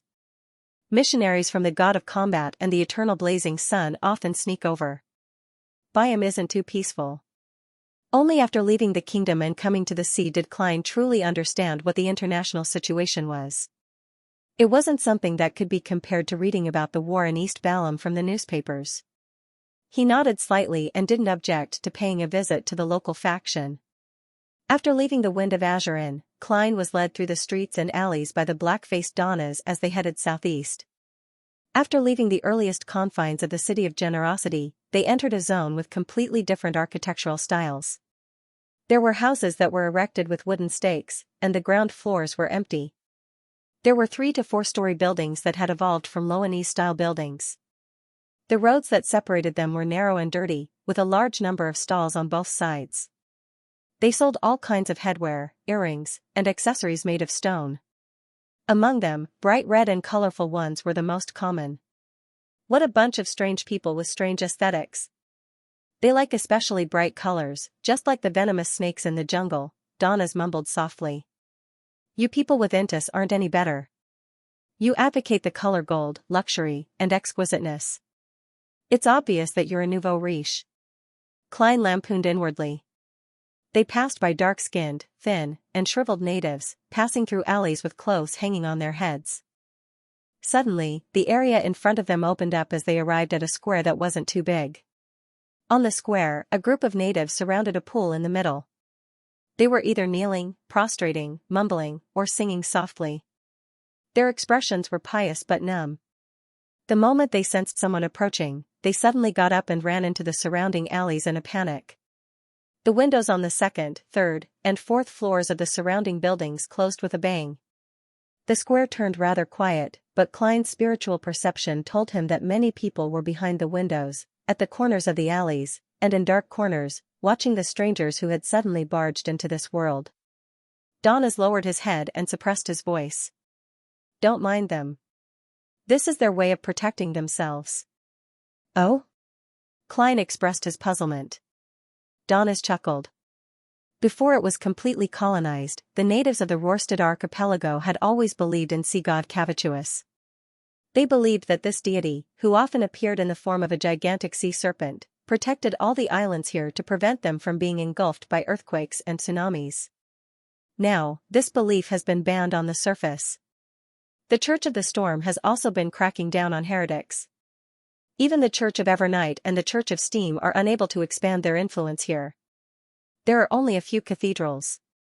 But in fact, how can such a belief that has existed for hundreds or even thousands of years be eliminated so easily? There are still many believers of Sea God in Biam, Blue Mountain Island, and the Rorstad Sea. Even if a batch of people is captured every month or two and sentenced to all kinds of extreme punishment, it's impossible to reverse the situation in a short period of time. The main pillar of the resistance is the believers of Sea God. In my opinion, it'll take at least another 100 years for the sea god's faith to completely disappear. Of course, that's assuming that there are no other factors interfering. Sea god Cavituous. His image is a gigantic sea serpent. Klein listened and thought as he followed Donna's into a 4-story building in front of him on the right. They followed the narrow staircase to the top floor. Dong dong dong. Donna's knocked on the door on his left. "Who is it?" someone asked in a low voice. Donna's chuckled in response. "Friends who brought good wine and roasted meat." "Where?" The person inside asked a strange question. Donna's took a step back. "On the sea." Creak. The door slowly opened, and Klein saw a naked arm. There was a blue, ferocious sea serpent tattooed on his arm. P.S. Looking for monthly recommendation tickets on Monday. Standing behind the door was a bare-chested man with a ferocious blue sea snake tattooed on his arm. On both sides of his cheeks, chest, and abdomen were short stripes smeared with red paint, in groups of 3. How exotic. But aren't you afraid of being too conspicuous and being stopped by the police the moment you leave? You are the resistance army that operates in secret. Just as Klein was about to retract his gaze, he nearly frowned when he saw the man's coarse eyebrows and cold-blooded eyes. He's killed many people. Klein made a rough judgment based on his spiritual intuition. To be frank, due to his identity and knowledge from his previous life, he initially had a lot of sympathy for the rebels of colonial rule. He didn't have the self-awareness of being a Ruan, but when he heard that the other party and sea god Cavituous's believers almost overlapped, he became more wary and repulsed. This wasn't to say that he was discriminating against the local faith, but according to his understanding, the traditional faith of all colonial islands remained at the primitive sacrificial stage. They advocated blood and living sacrifices, and they were in a rather ignorant state. In addition, based on the Emperor's experience and my own, this world's beyonder nature has crazy and distorted elements. A deity that's still in the primitive sacrificial stage can't resist such tendencies. It's obvious what his style is. Klein didn't say a word as he followed Donna's into the room. "Edmonton, who's here?" A mellow voice sounded from a seat by the window. The tattooed man closed the door and said, "They'd disguised themselves." At this moment, Klein had already taken in the situation in the room and gained a basic grasp of the situation. The living room wasn't big. It was cramped with a cabinet, a table, and a few chairs. On the right were 2 doors that led to what appeared to be a bedroom. On the left was a kitchen separated by a cabinet. As for a bathroom, there was no doubt that it didn't have one. When Klein went upstairs, he discovered that there was a public bathroom at the corner of each floor's staircase. The smell of something that hadn't been washed in a long time emanated, urging the passers-by to quickly head upstairs. There was a window right in front of him, with 2 bamboo poles sticking out of it to dry a lot of clothes. At the door of the bedroom and in the living room, there were 4 or 5 men standing or sitting. They were all locals with darker skin and slightly curly black hair. They wore dark blue taraba shirts and had more or less red paint smeared on their exposed skin. As for the sea snake tattoo, Klein couldn't see it because it was blocked by their clothes. Some of them had revolvers on their waists, some were carrying brownish-red hunting rifles, and some were even carrying grayish-white steel backpacks and long, thick high-pressure steam rifles. They formed a semicircle around Donna's and Klein. The person who asked the question was a man in his 40s sitting in an iron wheelchair. He had a blanket on his knees and was wearing a jacket. He had a shaved head and a green beard grew on both sides of his cheeks. His dark brown eyes were reserved and seemed to be emotionless. He glanced at the visitor and slowly revealed a smile. Raging flames. Donna's was stunned for a moment before he forced a smile. Kalat, you have a good eye. Bullshit. Is my disguise really that bad? He roared inwardly, unwilling to accept it. Kalat ignored Raging Flames' insincere praise and chuckled. I heard you killed Steel and Blood Brambles? Why else would they die? Donna's asked without hesitation. Kalat narrowed his eyes and slowly shifted his gaze to Klein, who had an ordinary face. He knew very well that Raging Flames Donna's alone wouldn't even be able to kill Blood Brambles Hendry, much less Steel Mavady. For him to succeed, it was rumored that he had obtained the help of a powerful adventurer and veteran bounty hunter. Is it the person beside him? Kalat stared into Klein's eyes and didn't find any nervousness, worry, or wariness. His eyes were like a deep ocean. It's very likely that he's at least stronger than Raging Flames. He signaled to Edmonton and the others with his eyes, secretly raising their guard. What are you doing here? Kalat didn't dwell on the previous topic. Danad subconsciously glanced at Klein, and after seeing his affirmative nod, he replied, That's right. Let's see what you have. Kalat pointed at the table. It's all up there. There were many oddly shaped objects placed there, including a whistle made of bones, a simple and crude bagpipe, iron-black leaves, stones stained with blood. Without waiting for Klein and Donna's to examine it, Kalat clapped his hands. I have a mission. If you can complete it, you can freely choose an item from here without paying any price. He chuckled and added, according to the definition of foreigners like you, they aren't mystical items, but they have some supernatural powers. However, they will slowly, yes, not too slowly, weaken until they disappear. What mission? Klein asked calmly, not hiding the fact that Donna's was only a follower. Kalat reached into the blanket on his knees and took out a stack of white paper. Find their whereabouts. If you can directly capture them, you will obtain even more. He raised his arms and began to display a lifelike portrait. One of them was a lady with greenish-gray eyes and a man's shirt. Letitia Dolera. Klein immediately recognized the person the resistance was looking for. It was the female archaeologist and adventurer he had met last night and was on the same ship this morning. She was suspected to be a member of the Moses Ascetic Order or the Element Dawn. Donna's looked at her carefully for 2 seconds and found her vaguely familiar. Suddenly, he recalled where he had seen her before. The German sparrow beside him had shown it in his dream. He had just questioned the captain in the afternoon, and he had encountered a related incident at night. Isn't this intelligence-gathering ability a little too powerful? Donna's resisted the urge to look at the crazy adventurer beside him, afraid that Kalat and Edmonton would discover something amiss. In this regard, he was very experienced. The resistance who believes in Sea God is searching for Letitia. The faith of Sea God is spread throughout the Rorstad archipelago, including Simeem Island. A snake appeared last night. The image of Sea God is a gigantic sea serpent. Klein overlapped the two matters and quickly came to a preliminary conclusion. Archaeologist Letitia and company had obtained an important item related to Sea God from a forgotten temple in the primitive jungle of Simeem Island. This led to last night's probe and the Resistance's search. Klein thought for a moment and replied perfunctorily, I'll keep an eye out. I'll keep an eye out. I won't meddle in matters related to evil spirits. Of course, if necessary, I'll report it, he added inwardly. Kalat nodded. Let's see what you want first.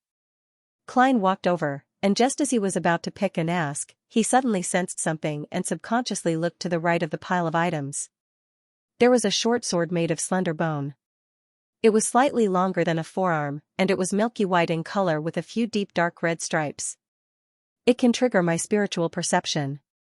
Klein reached out his right hand and tried to pick up the sharp bone sword to examine it carefully. As soon as his fingers touched the bone sword, cries of despair and pain suddenly echoed in his mind. A thick stench of blood vaguely appeared at the tip of his nose, and it was as if he could see a distorted, rotten, illusory figure wrapped in mucus in front of him. Klein felt a pain in his forehead, as though he had been pricked by a needle. He subconsciously retracted his finger. It's a little sinister. It's not a simple item. Klein, who had experienced it more intensely, only had a slight change in expression. He resisted the urge to activate his spirit vision, afraid that he would see something he shouldn't. Upon noticing this scene, Colot and Edmonton looked at each other and said with a smile, "This bone sword can suck the enemy's blood dry. This bone sword can suck the enemy's blood dry. Not bad. Do you want it?" A little proactive. Klein frowned slightly, then relaxed his brows and said in a deep voice, "No, there's nothing I want here." If Colot hadn't asked, he had planned on buying the bone sword and studying it above the grey fog. However, Colot's initiative to promote it made him wary. Therefore, he rationally gave up on his original plan. Colot clasped his hands and said, "It's not expensive. Or should I look at the others?" "No need." Klein's pupils constricted. He turned around and walked to the door. Donnas hesitated for a moment before hurrying to catch up. Edmonton, who had a sea serpent tattoo on his arm, watched silently, as if he would reach out to stop them at any moment, but in the end, he didn't take any action. He was the powerful adventurer who had killed Steele Mavady, Blood Brambles Hendry, and company. After exiting the room, Klein didn't say a word and stomped down the stairs. Donnas chased after him, inexplicably frightened. He understood the situation and didn't ask any questions. All he did was follow. The two quickly returned to the square, and the crowd that had gathered once again, either kneeling or prostrating, dispersed again. But unlike before, there was a man who remained kneeling on the ground, motionless. Klein didn't look sideways as he walked past him without stopping. Donnas subconsciously took a glance and discovered that the man's face was as dry as a rock that had been weathered for a long time. "Pa!"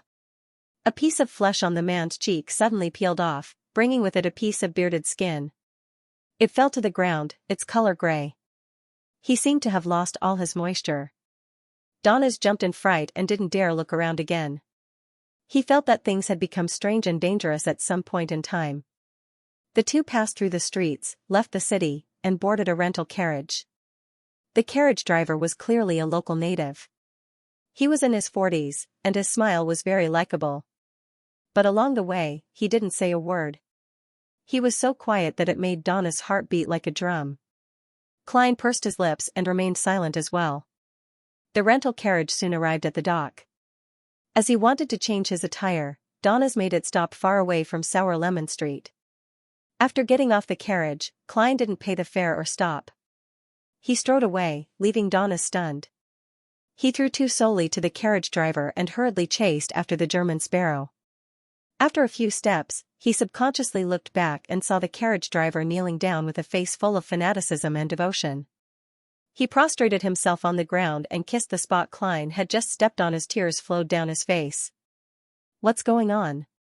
Donnas couldn't believe what he was seeing. It didn't shock him. Instead, it terrified him. It was as if he had jumped into a bucket of ice cubes after getting drunk. He felt a bone-chilling coldness from his feet to his head. What's going on? How did it become so strange? Donnas took a deep breath and forced himself to turn his head back. He chased after German Sparrow. He realized that the crazy adventurer was walking faster and faster, to the point that he had to jog to keep up. Passing through the streets and alleys, Donnas suddenly saw a green shadow fall from a tree. It was covered in scales and twisted its slippery body. It had a triangular head and a long, scarlet tongue. It was a rather long venomous snake, **T. Why would there be snakes in this season and in this weather? Donnas wasn't afraid of such creatures. He had even roasted snake meat before. What shocked him was this abnormal situation. Bypassing the venomous snake, Donnas subconsciously looked to his left and right.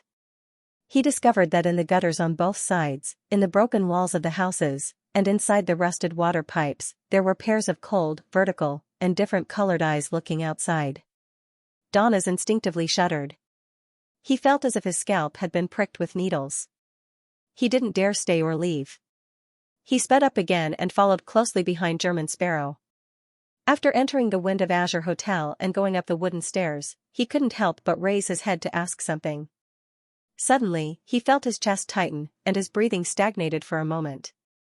At that moment, he felt as if he had dived into the bottom of the sea. He was being squeezed by a heavy current from all directions. Splash, vaguely, Donnas heard the sound of the surging tide. He saw illusory waves rippling around German Sparrow, as if they were forming a boundless, bottomless blue ocean.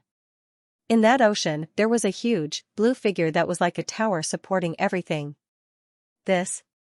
Donna's right foot stopped in midair, unable to step down. He wasn't unfamiliar with such a feeling. During the previous pirate meet, King of the Five Seas Nast was even more imposing and terrifying than this. Nearly all the pirates couldn't lift their heads, and only captain-level powerhouses could barely resist him. Donnas knew very well that this was not the performance of the German Sparrow. If the other party was at the level of a demigod, there was no need for him to use the mandated punishers when hunting steel mavati. Ocean. Tide. These two terms quickly flashed across Donna's mind before he thought of how the resistance basically believed in sea god Cavituous. Could it be that when the German Sparrow touched the bone sword earlier, he was cursed by the sea god due to some unknown reason? Was the corpse of the worshipper, which had lost all its water, one of the conditions for the curse to be activated? Was the carriage driver prostrating and kissing the ground because he sensed the aura of the sea god? Man. German Sparrow will probably die here today. Should I flee further away to prevent myself from being implicated? At most, I'll come back later to collect his corpse, perhaps there's still hope. I'll use the soulfall ritual to consult Captain. She knows so many strange mystic techniques, so she should be able to resolve this problem. No, Lord, the condition for the soulfall ritual is to be within 500 nautical miles.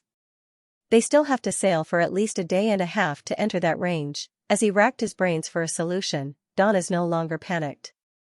With steady footsteps, he followed the German Sparrow into the luxurious suite.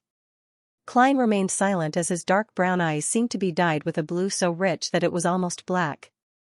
He went straight to the bedroom and locked the door with a click. Donnas stood outside. He wanted to run, but he also felt that he could still save the other party. Inside the bedroom, Klein closed his eyes and waited for an opportunity. Suddenly, he took 4 steps counterclockwise. Each step was accompanied by a chant. A series of manic or sharp ravings quickly sounded in his ears. His spirit body turned illusory as it headed straight into the gray fog. Soundlessly, he heard a shrill, painful, and indescribable howl. Klein appeared in the ancient palace and appeared at the end of the long mottled table. In the silent and motionless gray fog below, an illusory, gigantic azure-blue sea snake appeared. It was in an ancient and dark ruin, coiled around a half-collapsed pillar. Its hideous head was raised as it opened its bloody mouth, revealing curved fangs that were longer than a human's forearm. The milky white fangs were stacked with layers of blood as mucus flowed. The sea snake swung its tail crazily, stirring up terrifying waves and exaggerated ripples. It caused the entire ruin to shake as though it was about to collapse. This scene quickly shattered and dimmed. No matter how the unimaginably large sea snake struggled, it was unable to turn the situation around. All it could do was hiss in pain as it transformed into specks of light before vanishing into the gray fog. Klein sat on the high-backed chair belonging to the fool and silently watched all of this. He didn't do anything for a long time. The gray fog silently spread out, and the scene seemed to remain the same since time immemorial. After nearly a minute, Klein leaned back in his chair, sighed, and said the other party's name. Sea god Cavituous. After touching the bone sword, he had already sensed the abnormality. Furthermore, in his conversation with Baldy Kalat, he acutely discovered that a tiny, weak, but intrinsically cold and sinister energy had invaded his body at some point in time. It was slowly corrupting his soul. Klein made a prompt decision and turned to leave. Then, he sensed that the sinister energy was forming a connection with his surroundings. It gradually became stronger and connected to an unknown location. Therefore, while diverting his attention to resist the corruption, he controlled himself to not interact with his surroundings. Klein believed that as he reacted to the abnormalities along the way, the corrosion would become even more intense and even irreversible. He originally wanted to find a nearby bathroom and use the gray fog's shielding and isolation to melt away the sinister and cold powers. However, after careful consideration, he decided to stay far away from the area. This was because there were many sea god believers around, so it was very likely that an accident would happen. During this process, Klein grasped another point. If he were to exorcise ahead of time, a portion of sea god Cavituous's power would remain in his flesh and blood. The consequences and effects were unknown. He had no choice but to patiently wait for the opportunity, waiting for the cold and evil energy to completely permeate his spirit so that he could purify it in one go. After recalling the entire incident, Klein tapped the edge of the table with his finger and muttered to himself, "He's not that strong." The sea god's level was much lower than he had imagined. His original plan was to use the same method he had used on Amon's avatar to deal with sea god Cavituous's projection, which was attempting to corrupt his soul and occupy his body. However, before he could fuse with the Dark Emperor card or throw out the paper angel, the other party had been dispersed by the gray fog without leaving a trace. Based on this, Klein came to the conclusion that sea god Cavituous's level was lower than blasphemer Amon's. Although the latter might be better at infiltration, it was only an avatar back then. Was it smashed to the ground by the Lord of Storms, or was it a demigod that wasn't at the angel level and was only a relatively powerful demigod that could respond to believers within a certain range? Klein recalled in puzzlement and discovered that sea god Cavituous's condition was rather abnormal. The foundation of this evil spirit's existence is rather weak, as if it could collapse at any moment. Furthermore, it and the ruins it was in have the feeling of fusing with the spirit world. It's because of this that it was able to escape the encirclement of the Church of the Storm. Klein leaned back in his chair and had a vague guess. Today's matter isn't a coincidence. It's all because the archaeologist, Letitia, took away an important item from the Forgotten Temple, causing sea god Cavituous's situation to worsen, making it difficult for him to maintain his existence for long. As it gets its believers to find that item, it makes preparations to possess a body to survive. That bone sword should originate from its demigod body. It hides a bit of its power that it projects over. As long as the target is suitable, it will invade the body of the person it touches, corrupting the soul, establishing coordinates, and allowing its spirit to transfer over before dissipating. However, it's clearly not good at such matters. Yes, it's not the snake of Mercury. It's unable to self-circulate and reincarnate. It's also not like blasphemer Amon, who can reside in the souls of others. If it really occupies this body, it will only cause the flesh and blood to completely collapse, creating a terrifying monster. According to this logic, Cavituous, who is on the verge of complete destruction, will do many more crazy things. Klein frowned slightly. Without further delay, he fell into the gray fog and returned to the real world. He unlocked the door, opened the door, and entered the living room, which startled Donnas, who was pacing back and forth. Donnas scrutinized him from head to toe and asked cautiously and warily, "Are you all right?" Klein maintained his persona as Gehrman Sparrow and calmly replied, "That's right. Done." "It's settled?" Donnas looked left and right before glancing at the bedroom. He suspected that what he had felt was an illusion and that there was no sea god's curse at all. What is he doing in the bedroom? It only took a minute or two to remove the sea god's curse? Hiss, this guy has a lot of secrets. Donnas took 2 steps back and gave way. Beside a table with a lot of junk, Baldy Kalat, who was sitting in a wheelchair, said to the tattooed man, Edmonton, with a look of regret. "What a pity. Just a little bit more." He didn't pick it up. All he did was touch it. Edmonton sighed as well. Kalat looked at the slightly curved bone sword and fervently muttered to himself, "When an outsider picks up this holy sword, God will reappear on the earth." Edmonton knelt down as though he was confessing to the gods. As time passed, Kalat and Edmonton suddenly heard 2 screams. They looked up and saw that 2 of their companions had fallen straight to the ground. Their skin was like weathered rock, losing all its moisture. Kalat and Edmonton looked at each other and sensed a strange atmosphere.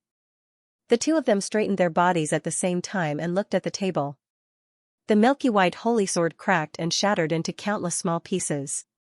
Please remember the domain name of this book, 9 Heavens Divine Emperor Mobile Version. When an outsider picks up this holy sword, God will reappear on the land. But what if the holy sword shatters? These 2 sentences echoed in Kalat and Edmonton's minds, completely touching on the blind spots of their knowledge. For dozens of seconds, they looked at the shattered holy sword with blank expressions, unable to say a word. They couldn't believe that the holy sword, which had only been touched by an outsider in the evening, would suddenly shatter. What did this mean? What did this mean? The 2 of them didn't dare to think too deeply about it. It was as if they had returned to the past. Back then, a secret stronghold of the resistance had been discovered by the Ruan military, and it had been wiped out without any warning. Their fathers had all died in that massacre, and their female relatives had been abducted and sold to different places. Before receiving the bad news, Kalat and Edmonton's emotions were the same as they were now. They were heavy, flustered, expectant, and uneasy, mixing into a strong sense of repression. Return to the jungle and find the high priest to figure out the reason. Perhaps this is God's latest revelation to us. Kalat said in a deep voice as he turned his wheelchair. Edmonton immediately stood up and said to his remaining subordinates, "Continue searching for those blasphemers, but don't stay here. Also, instruct the believers outside not to hold any rituals or even pray for the time being."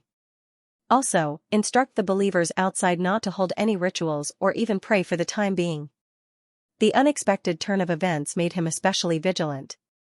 By him, in the corner of the street where the Cathedral of Waves was, Donis held a stack of folded white paper and turned his head, a little nervous, worried, and puzzled. "You mean to put them up in different parts of this street, and finally at the door of the Cathedral of Waves?" He was very afraid that the cathedral's door would suddenly open and a group of fist-waving priests and bishops would rush out. They would attack him without asking why he had posted the notices. Klein maintained his cold state. Yes. His original plan was to hand over the matter of sea god Cavituous to Mr. the Hanging Man so that he could alert the Church of the Storm. However, considering that the other party still held the secret of Bansi Harbor and might have even handed it over, it was easy to arouse suspicion if he received any more important information in such a short period of time. Therefore, he ultimately decided to do it himself.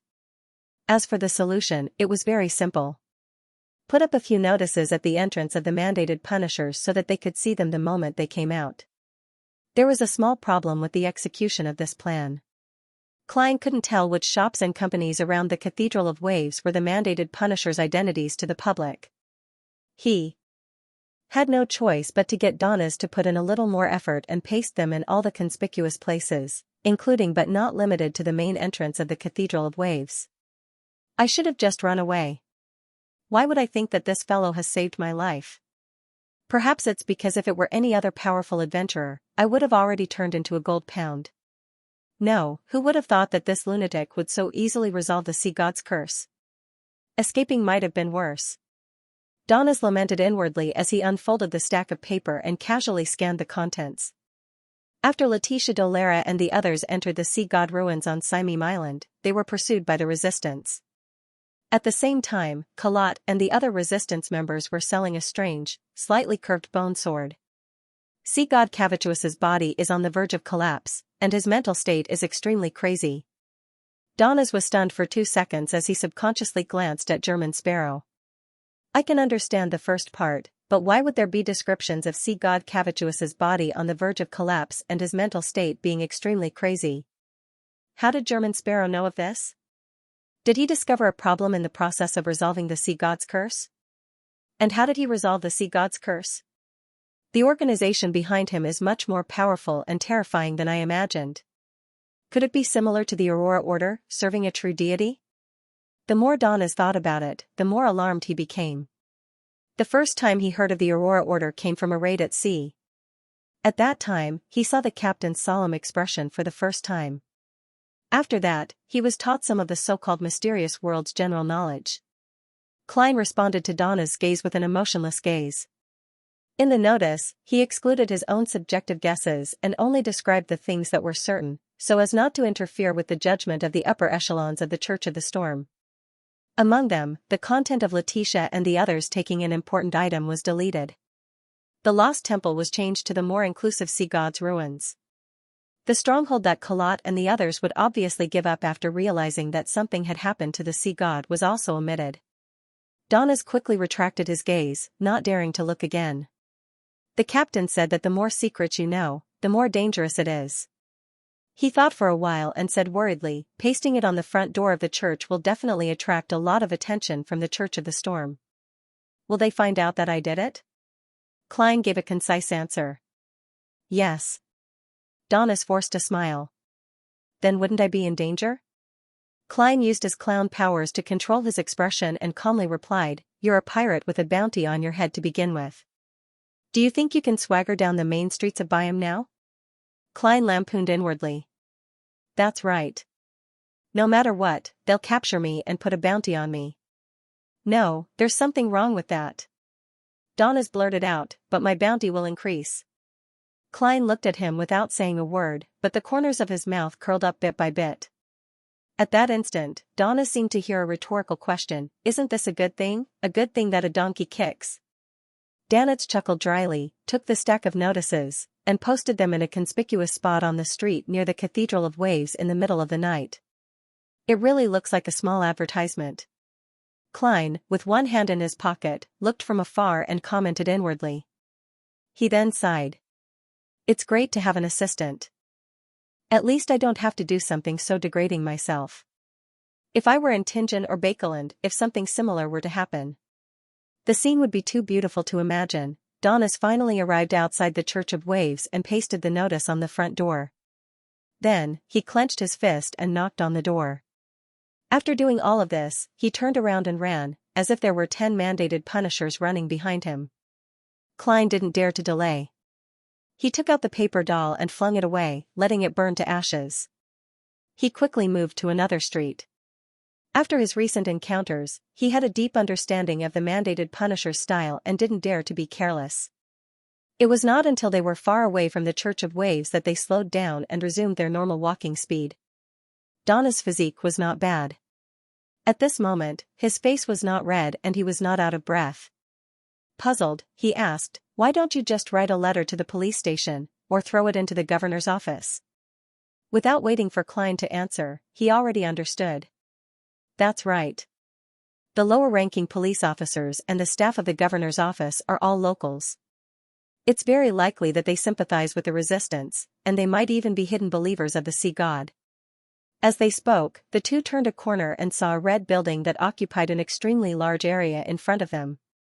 It was brightly lit inside, and music could be heard faintly. There were people coming and going at the entrance, and carriages alternated. It didn't feel like it was late at night at all. We actually came here. After a second of surprise, Donna's revealed a smile that all men understood. Red Theater? Klein, who had a wealth of theoretical knowledge, was instantly enlightened. Donna's chuckled and said, this is one of the most famous places in the entire Sonia Sea. This is one of the most famous places in the Sonia Sea. There are mysterious and charming Balam girls, passionate and hot Fainapotter girls, open and seductive Intis girls, tall and beautiful Fasak girls, conservative and quiet lone ladies, gentle and docile locals. This fellow knows quite a lot. He comes here often? Klein swept a glance at Blazing without saying a word. For some baffling reason, Donna's felt like he had been seen through as he immediately smiled awkwardly. That's what pirates say when they brag. I've only been here a few times. In the past, I didn't have much money, so I could only find ordinary ones. Furthermore, they were mainly from the Fog Sea. Later, I joined the Golden Dream, no wonder. Although Vice Admiral Iceberg's subordinates are treated well and often receive a share of the treasure, it's rather difficult to save up a few houses in Byam. Compared to the typical pirate, this fellow at least knows how to control himself and save money. Klein thought in enlightenment. Donna's didn't wish to continue the topic as he changed the topic. In Byam, there are many street girls, especially there. He pointed into the distance. In the end, 3 to 4 out of 10 families agreed. TSK, if it's someone with your standard Loanese looks, almost no one would reject it. They would only secretly hide their daughters from you. Every year, Loan's navy commits many murders and rapes here. They aren't much better than the pirates, but they will only be chased back to their countries. At most, they will have to pay a small fine. Klein listened in silence as he suddenly recalled the group of sea god believers who were praying by the pool in the evening. He recalled their fanatical and numb faces. Bakeland, inside the villa of the Odora family. Having exposed a certain problem, Emlyn White nervously followed Cosme into the underground area and once again arrived in the grey stone hall with the black iron-colored coffin. Honorable Lord Nibs, why have you summoned me?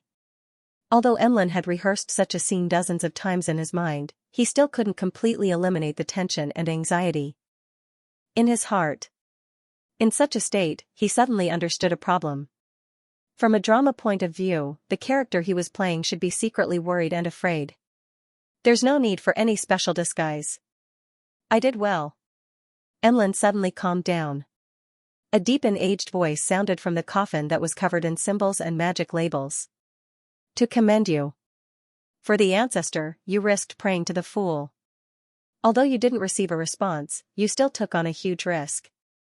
This is an act that needs to be rewarded. Here's a bill of acceptance for £7,000. It's a reward for you. I didn't give it to you in time due to the great smog of Bakeland, but it's not too late now. At the same time, you have to pay attention to yourself at all times. Don't relax. Immediately inform Cosme if anything abnormal happens. He really gave me money. Emlyn nearly forgot to close his mouth. Even when he left the Odora family's underground area, Emlyn White was still in a daze. He couldn't believe that he had received the £7,000 so easily. The draft in his hand felt light and weightless, but it made him realize the absurdity of reality. The hanging man's method really worked. Lord Nibs didn't expose me or punish me. Instead, he gave me a generous reward. And all this was to feign ignorance and encourage me to continue experimenting so as to observe in secret. Are the thoughts of the sanguine that complicated? Emlyn sighed as he fell into a daze. Soon, he reined in his wandering thoughts and turned his attention back to the £7,000 reward. With this, I can buy the Baron's relics from the hanging man and concoct them into a potion. I'm about to become a Baron, sanguine Baron Emlyn White. Emlyn's eyes lit up as his footsteps sped up. Within the sanguine, without the bestowment of a senior or the corresponding ritual, the level one was born at would be fixed at that level. It was almost impossible for one to advance through time. As for the sanguine who were about the same age as Emlyn, apart from the extremely lucky ones whose ancestors were nearing the end of their lifespans and had no choice but to bestow power to their descendants through a ritual, most of them were still stuck in the concept of adulthood. It was impossible for them to obtain the title of Baron in the next few decades. Emlyn's father and mother had lived for so many years, but up to now, they still hadn't become a Baron. They didn't even see any hope. When he walked out the door, Emlyn couldn't help but glance at Cosme Odora. This old sanguine who was active during Roselle's era is only a Baron now. And I'm about to reach this level. One day, I'll become a sanguine marquis like Lord Nibs. No, a duke, or even a prince. Only then can I shoulder the responsibility of being the savior of the sanguine. Yes, the Baron's relics are only about £4,000. There's still quite a bit of money left. I can buy a few more dolls and get them some new clothes. Emlyn subconsciously straightened his back as he walked in high spirits. City of Silver, Berg household. Derek lit the candles and prepared for the sacrificial ritual. After the frequency of the lightning alternated several times, he finally got his chance. He was very sure that the chief couldn't keep an eye on him at that moment. This was because he had left the City of Silver with Jack, who had recovered from his injuries, and an exploratory team. They were searching for the route that the other party had taken from the so-called seaside to the destroyed city-state. It didn't take long for Derek to set up everything. He devoutly and solemnly chanted Mr. Fool's honorific name. He very skillfully and methodically sacrificed the Spirit Eater stomach pouch that Miss Magicians needed, as well as the Beyonder ingredients that Mr. the Hanging Man had specified, to the ruler above the grey fog. There were many gaps on the solid city walls of the City of Silver, but they were filled with black and hard soil.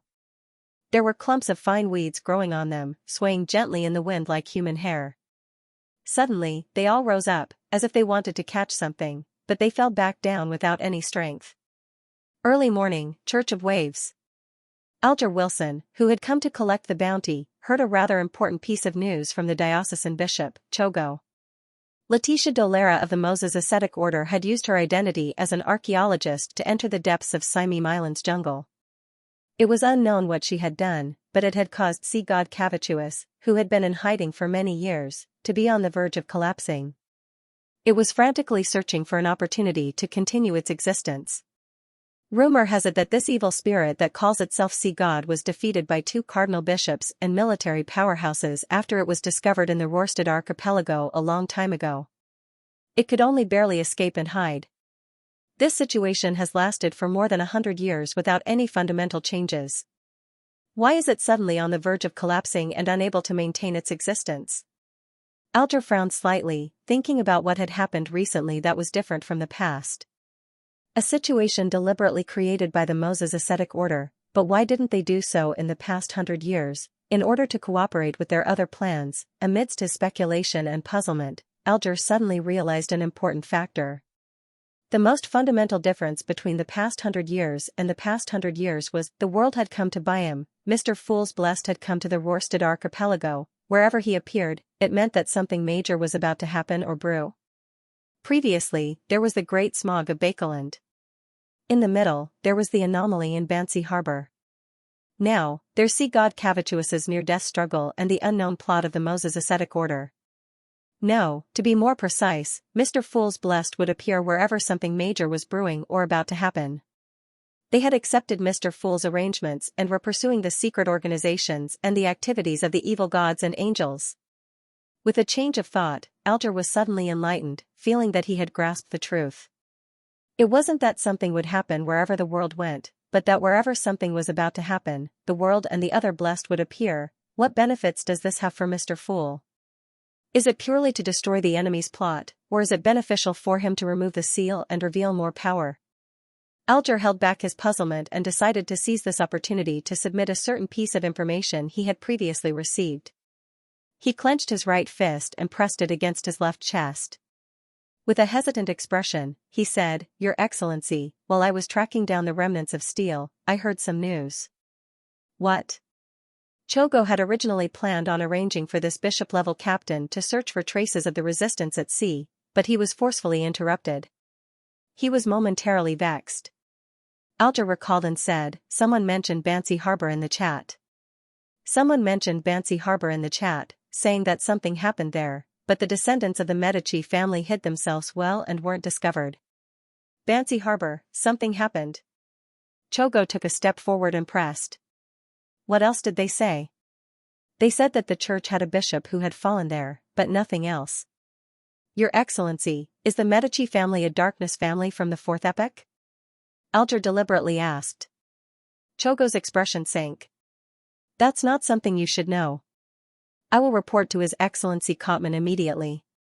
This referred to the Cardinal Bishop of the Church of the Storm, the Archbishop of the Rorstad Sea, and the true ruler of the extraordinary world of the archipelago, John Cotman. Chogo thought for a moment, then asked, who was the one? Who mentioned this? What does he look like? Alger was prepared. I don't know them, and they didn't appear again after that. I remember that the person who mentioned Bansi Harbor and the Medici family was an ordinary-looking young man.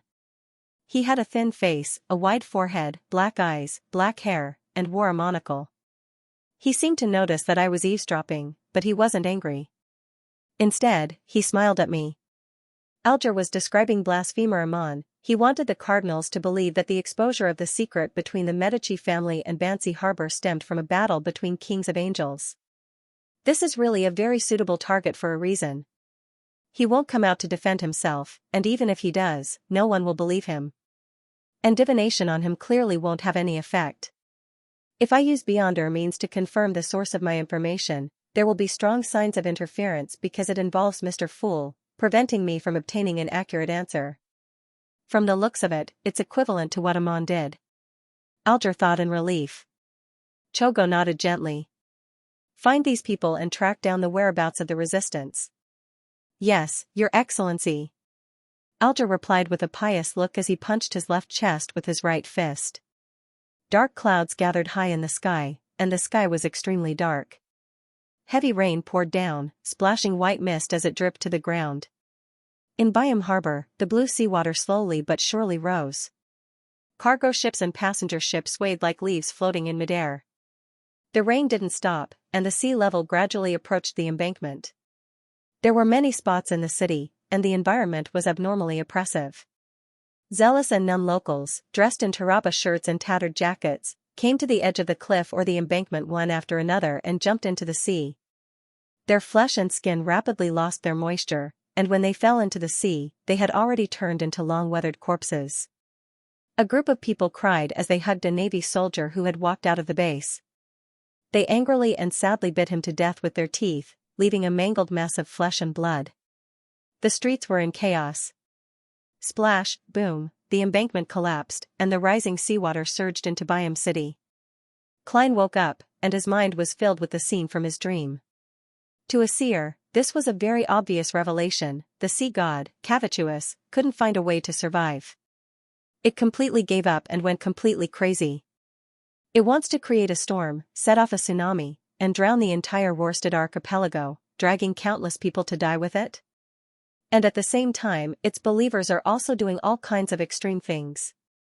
I've already informed the Church of the Storm. They should be able to stop it in time. No, even if I didn't inform them, they would still be able to sense the problem and deal with it. Klein got out of bed, put on his clothes, and walked out of the bedroom. He saw blazing dawn standing by the window, looking out. He saw the clouds were low, and the rain was continuous, as if it would never end. Are there signs? Klein walked to Donna's side and also looked at the oppressive weather outside. He could vaguely hear the abnormal sound of the tide. In the silence, an explosive thunder suddenly sounded in the air. The leaden clouds quickly split open, and the falling rain lost its backup. Everything returned to normal in the direction of the pier. The first rays of the morning sun shone down from the sky, and Byam seemed to be bathed in holy light. Danitz hissed and muttered to himself, "That's right. John Cotman changed the weather." John Cotman, the cardinal of the Church of the Storm? He suppressed the power of Cavituous? Klein retracted his gaze thoughtfully. Donna's heaved a sigh of relief. "I was quite worried just now. I was afraid that sea god, who was about to collapse, would cause a disaster. But John Cotman is here." Seeing that German Sparrow didn't say anything, he added, "If we were at sea, even the King of the Five Seas and Queen Mystic wouldn't be able to defeat him." Captain said that he's a Sequence 3 demigod, and the potion's name is, it's, the Sea King. Please remember the domain name of this book. Jiutian Huang Mobile Version Sea King. Upon hearing John Cotman's sequence name, the first thing that came to Klein's mind was the complete honorific name of the Lord of Storms. King of the Air, Emperor of the Seas, Monarch of Calamity, God of Storms. Sequence 3 is Sea King. Sequence 0 contains the elements of Sea King, so it's quite corresponding. I wonder what the Sequence 0 of the storm pathway is called. Klein looked out the window again and saw that although the weather was still gloomy, dawn had already set. The tides had receded, and the rain had completely stopped. He pulled back his thoughts and analyzed the situation from the information Donna's had revealed. The potion's name is Sea King, which also means that the corresponding Sequence 3, demigod or saint, has to act as Sea King. And all acting has a prerequisite: one has to have all the required abilities. As a Sea King, even if there's a range restriction, he's definitely a powerful ruler in the waters he controls. He can walk freely at the bottom of the sea, stir up tsunamis as he pleases, raise the seawater, and dominate marine life. In their home ground, they're definitely able to suppress all demigods at the same level. The King of the Five Seas and Queen Mystic are about this level. However, due to the different levels of digestion and the different control over their powers, there's a certain difference in strength, but regardless, as long as they're at sea, it's very difficult for them to defeat Sea King. With the abilities displayed by the Sea King, coupled with the ocean environment, it wasn't difficult to understand why people would worship him, believe in him, and pray to him if they hadn't seen the eternal blazing sun, the true creator, and other true deities. Many of the deities worshipped in the primitive world might be at this level. There's a high chance that they aren't even angels. Yes, not to look directly at deities refers to true deities. Previously, Sea God Cavituous didn't give me such a feeling. Neither did Amon's avatar. Of course, I can't be sure if a king of angels' true body also has the attribute of not to look directly at deities. One was a sea god who was on the verge of collapse and was at most a Sequence 3. The other was a Sea King who was in good condition and could use a sealed artifact at any time. The outcome was obvious. John Cotman would definitely be able to suppress Cavituous's madness and prevent the seawater from drowning Byam, preventing the entire Blue Mountain Island and the many cities on it from becoming lost underwater ruins. After a few more days, the last of Cavituous's madness would pass and it would completely collapse and dissipate, and the matter would be resolved. This was the simplest and most effective way to deal with it. It would not bring about any panic, and most people here would not even notice anything unusual. However, there were also some problems. First of all, there couldn't be any accidents. It was unknown what the archaeologist, Letitia, had done on Simeem Island and single-handedly orchestrated the destruction of Sea God. The Moses ascetic order or element Dawn backing her might take the opportunity to seek something. This was the greatest latent danger. Yes, the Governor General's office and the military should also have a high sequence beyond her here. This is the kingdom's colonial stronghold in the central Sonia Sea.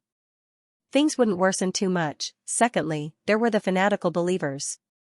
As Cavituous became crazier and closer to death, there was a high chance that they would become sacrifices. They would be like stalks during a harvest, falling one after another. However, this wasn't too bad of a development for the Church of the Storm.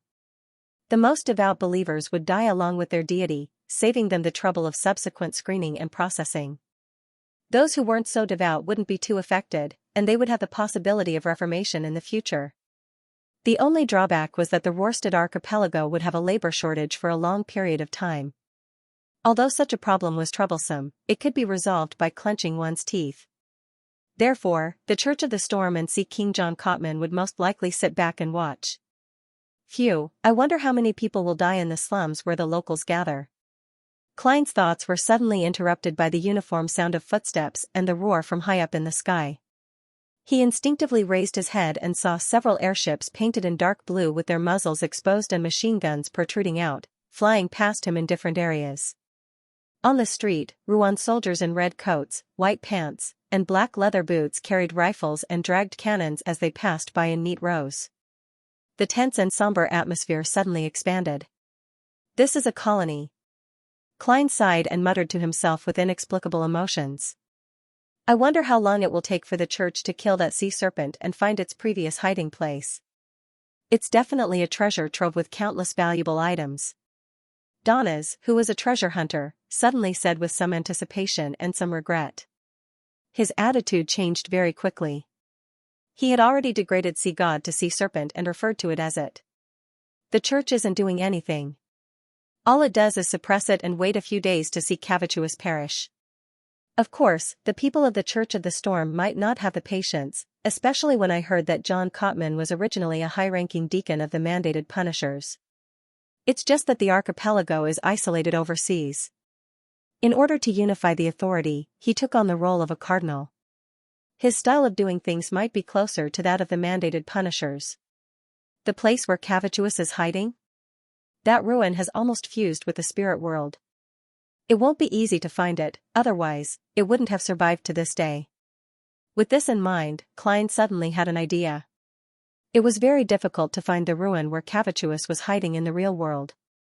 Even if he had already perished, it wasn't something that could be discovered in a year or so, unless they obtained more accurate information. But if I were to start from the spirit world, it's even more impossible to locate the spirit world, but it's not completely impossible. Snake of Mercury Septon had used his folded paper crane to perform once. I still don't have any ideas on how to do it, but that's not important.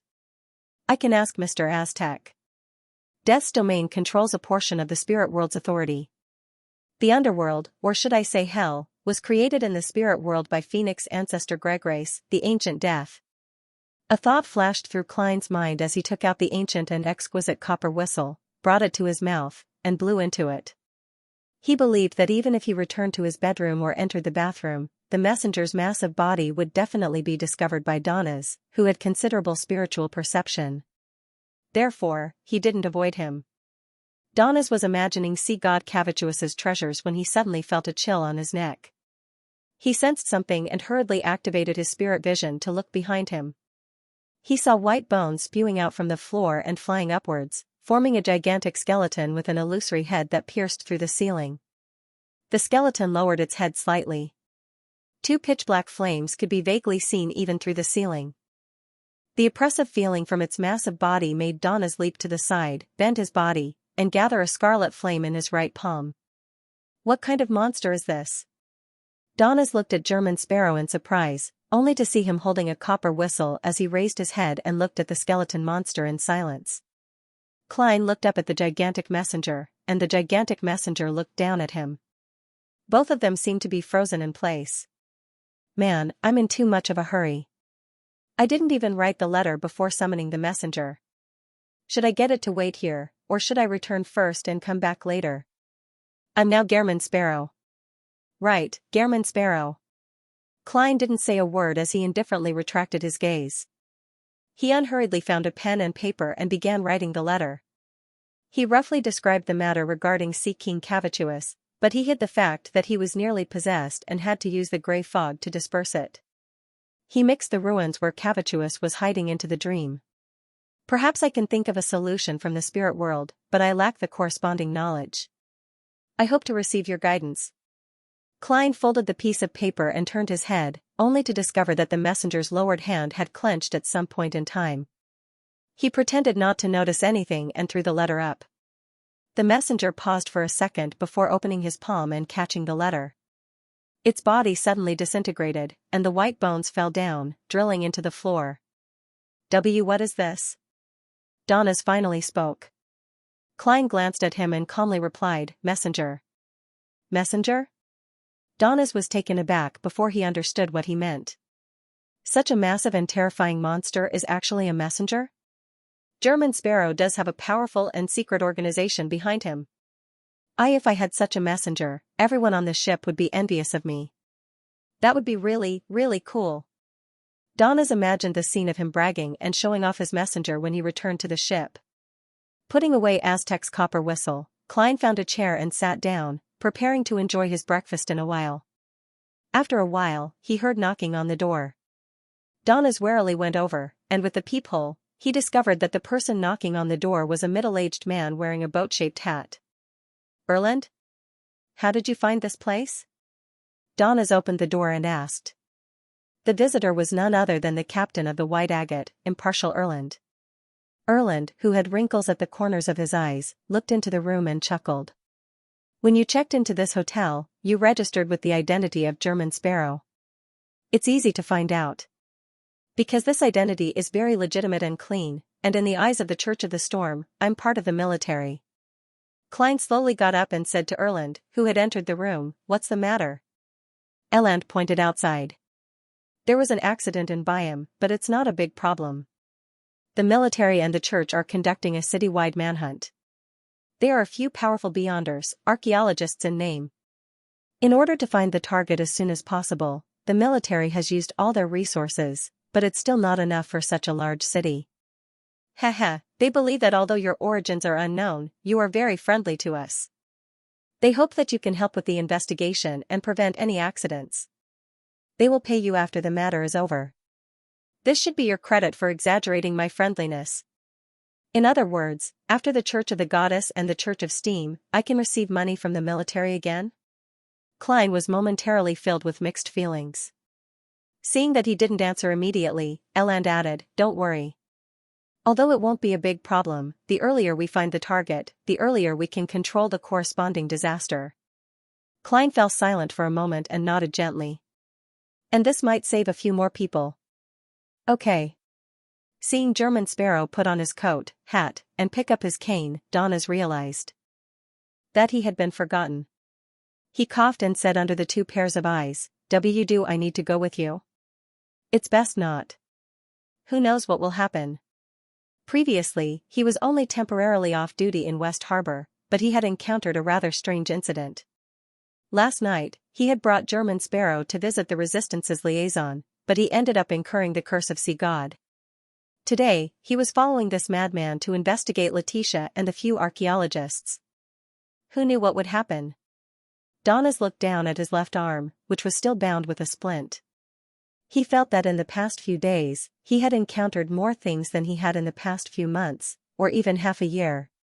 You can stay here, but someone will come to investigate later. Erland chuckled. Someone will investigate? Then, the great pirate, Blazing, will be caught and turned into gold pounds? Donnas frowned and laughed dryly. Apart from receiving bounties, there aren't many opportunities to earn money from the military. I'm very willing to give it a try. The only problem is that you will have to wait a few minutes.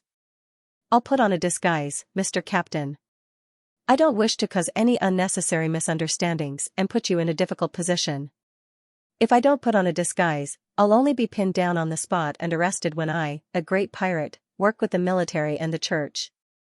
Donas imagined himself being pinned down, kneeled in the back, and struggling like a catfish. Erland thought for a few seconds, took out an iron-black mask from his inner pocket, and threw it over. Just wear it. I'll explain the rest. Yes, there's no need to waste time on a disguise that isn't very useful. Klein evaluated inwardly. He didn't say a word as he turned the handle and walked out the door. Erland followed closely behind. Donas, who was wearing the iron mask and taking off his coat, hurriedly chased after them. When they came to a street with a lot of puddles and no pedestrians, Klein pressed down on his hat. How do we find them? Erland smiled. Search by area. My Beyonder job has some characteristics. As long as I see a real person, a picture, or a sketch, I can firmly remember the target's appearance and obtain additional senses at the Beyonder level. Yes, I can also detect abnormal factors and grasp inconspicuous traces. By combining the two, I can carry out an effective investigation. Sequence 8 Sheriff of the Arbiter Pathway. Klein nodded in thought. As he walked, he asked, What about you? Do you have their belongings? Letitia's portrait was attached to the notice that Donas had posted last night. This was completed by Klein using ritualistic magic and praying to himself. No. Erland shook his head. We haven't figured out their previous whereabouts. What we can confirm is that they only returned from Xianxia Island at around 3:00 yesterday afternoon. After 2:00, no passenger ships left the port. Due to the weather this morning, they only entered but not left. In other words, Letitia and the others haven't left by ship yet.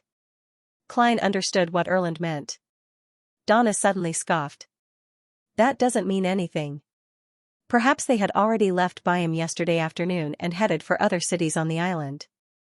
Blue Mountain Island was the largest island in the Rorstad archipelago. It covered a large area and was rich in forests and mineral resources. Therefore, there were many cities on the island. They were built around the fertile land and astonishing mineral reserves. For this wealth, the Ruan kingdom first bribed the native princes, then forced them by force. Finally, they directly established the Governor-General's office. In a more efficient manner, they opened up wide roads that connected the various cities and completed a few important railroads. This was done in the form of establishing the corresponding railroad companies and selling shares at the Bakelin Stock Exchange to raise funds. Of course, these large projects were accompanied by the deaths of many locals. The dangerous construction environment, the excessive work, the treatment that was close to slavery, and the rather meager salaries caused one corpse after another to be buried under the roadbed and railway sleepers. To this day, a large number of locals still hated the railroad, believing that it had devoured a large number of lives and brought about countless suffering. It was a symbol of evil gods and devils. Erland turned his head to glance at Donas. If they leave by land, then there's nothing to worry about. Why? Donas asked in puzzlement. Very simple. Those roads pass through the jungle and are directly threatened by the resistance. And most of the resistance are believers of Sea God. Therefore, how would Letitia and company, who were the cause of Cavituous's collapse, dare to pass through these areas at night? If they dare to, it can only mean one thing. They don't realize how serious the consequences of what they did in the Sea God ruins on Xianxia Island would be. This also negates the speculation that the Moses Ascetic Order or the Element Dawn have other plans. Klein controlled the urge to shake his head and followed Erland into another street. Erland didn't explain anything. He took out a notice and handed it to German Sparrow. The main target is this woman on it. This woman was drawn by me. Klein glanced at it and threw it to Donas. At this moment, they heard the sounds of an intense battle coming from a house to the side. Found it? Donas asked the question Klein wanted to ask. Probably not. Erland shook his head. According to the arrangements, after discovering the main target, the first reaction is to release red fireworks. As long as this happens, everyone has to approach that place. If they encounter other wanted criminals that they can't deal with, orange fireworks will be released. The surrounding teams will rush over to provide reinforcements. If it's just ordinary pirates or criminals, they can handle it themselves. Let's wait and see. Perhaps there's no time to release the fireworks. As he spoke, the glass on the third floor of the house facing the street shattered with a crack. A bear-like man jumped down and ran into the distance at an extremely fast speed like a cheetah. At this moment, a huge shadow enveloped him, and the sound of gunfire came from high up in the sky. The burly man's body was nearly torn apart by the machine gun bullets as he collapsed on the street without any resistance. Blood flowed out and dyed the ground red. If it weren't for the fact that residents were forbidden from leaving their homes, there would definitely be screams. At some point in time, the airship that had floated over didn't stop moving away as it turned elsewhere. Gultat. Donas recognized the deceased. Seeing German Sparrow turn his head to look at him, he forced a smile and said, "This is the leader of a pirate crew.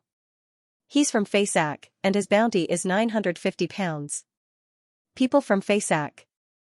Are they really all barbarians? To think that they're running on the streets under martial law, completely unaware of the attacks from above.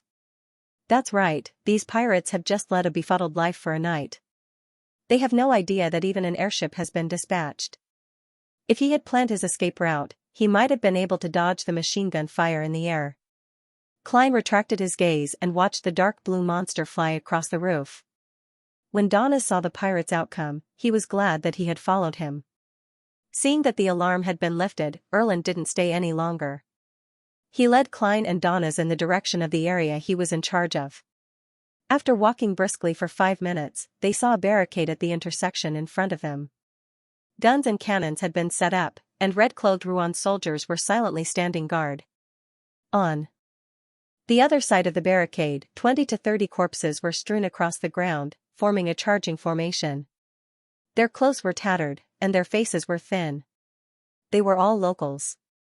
Further away, a few young native children were hiding in a corner, quietly cowering as they looked over. They looked at the deep, steel-like muzzles, their eyes black and their faces dirty. Klein and company fell silent for a few seconds before circling around the area. Bakeland, Sherwood Borough. Furs picked up the ceramic cup on the table and felt a little hot. She focused her mind and quietly waited for any changes.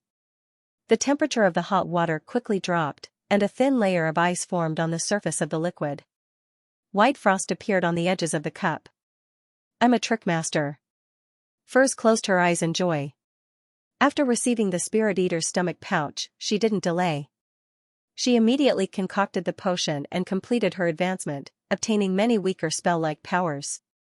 Among them, Furz's favorites were Fog Creation, Wind Blast, Flash, Freeze, Electric Shock, and the false spell that made people slip. Only at this moment did she feel that she was a complete beyonder.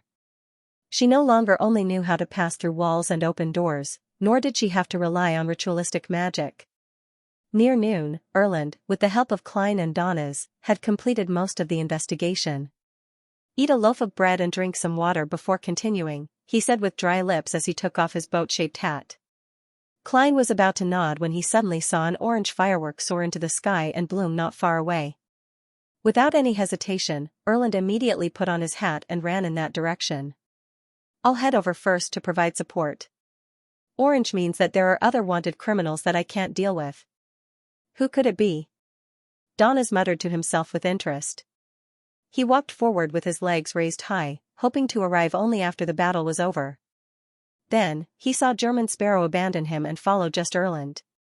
Glancing at the dark blue monster flying towards him, Donas laughed dryly and quickened his pace. 2 minutes later, they arrived at their destination. They saw a house with a lawn facing the street. There were 3 or 4 military personnel lying on the ground. Their faces were green, and their bodies were trembling, as though they had been thrown into a frozen lake. The more Klein walked in that direction, the more he felt like he had encountered a cold disaster, as though he had arrived at the polar region. Soon, he discovered that the ditch outside the house was filled with a thick layer of snow. At that moment, a woman's laughter suddenly came from inside the house. It was sometimes high and sometimes low, sometimes crazy and sometimes strange. "Ha ha ha, hee hee hee, ha ha ha, hee hee hee." Donas couldn't help but stop and use his right hand to touch his neck, which was covered in goosebumps. With a clang, the window opened, and a charred body flew out. He landed heavily on the ground as though he had encountered a fire. With just a glance, Klein relied on his spiritual intuition to recognize that this was one of the 3 male adventurers who followed Letitia. Please remember this book's original domain name. 9 Heavens Divine Emperor mobile version website. From the looks of it, I've found the target. Klein retracted his gaze and made a rough judgment. As there were no portraits, and the dead adventurer's face had been charred black, Erland clearly didn't recognize him as one of his targets.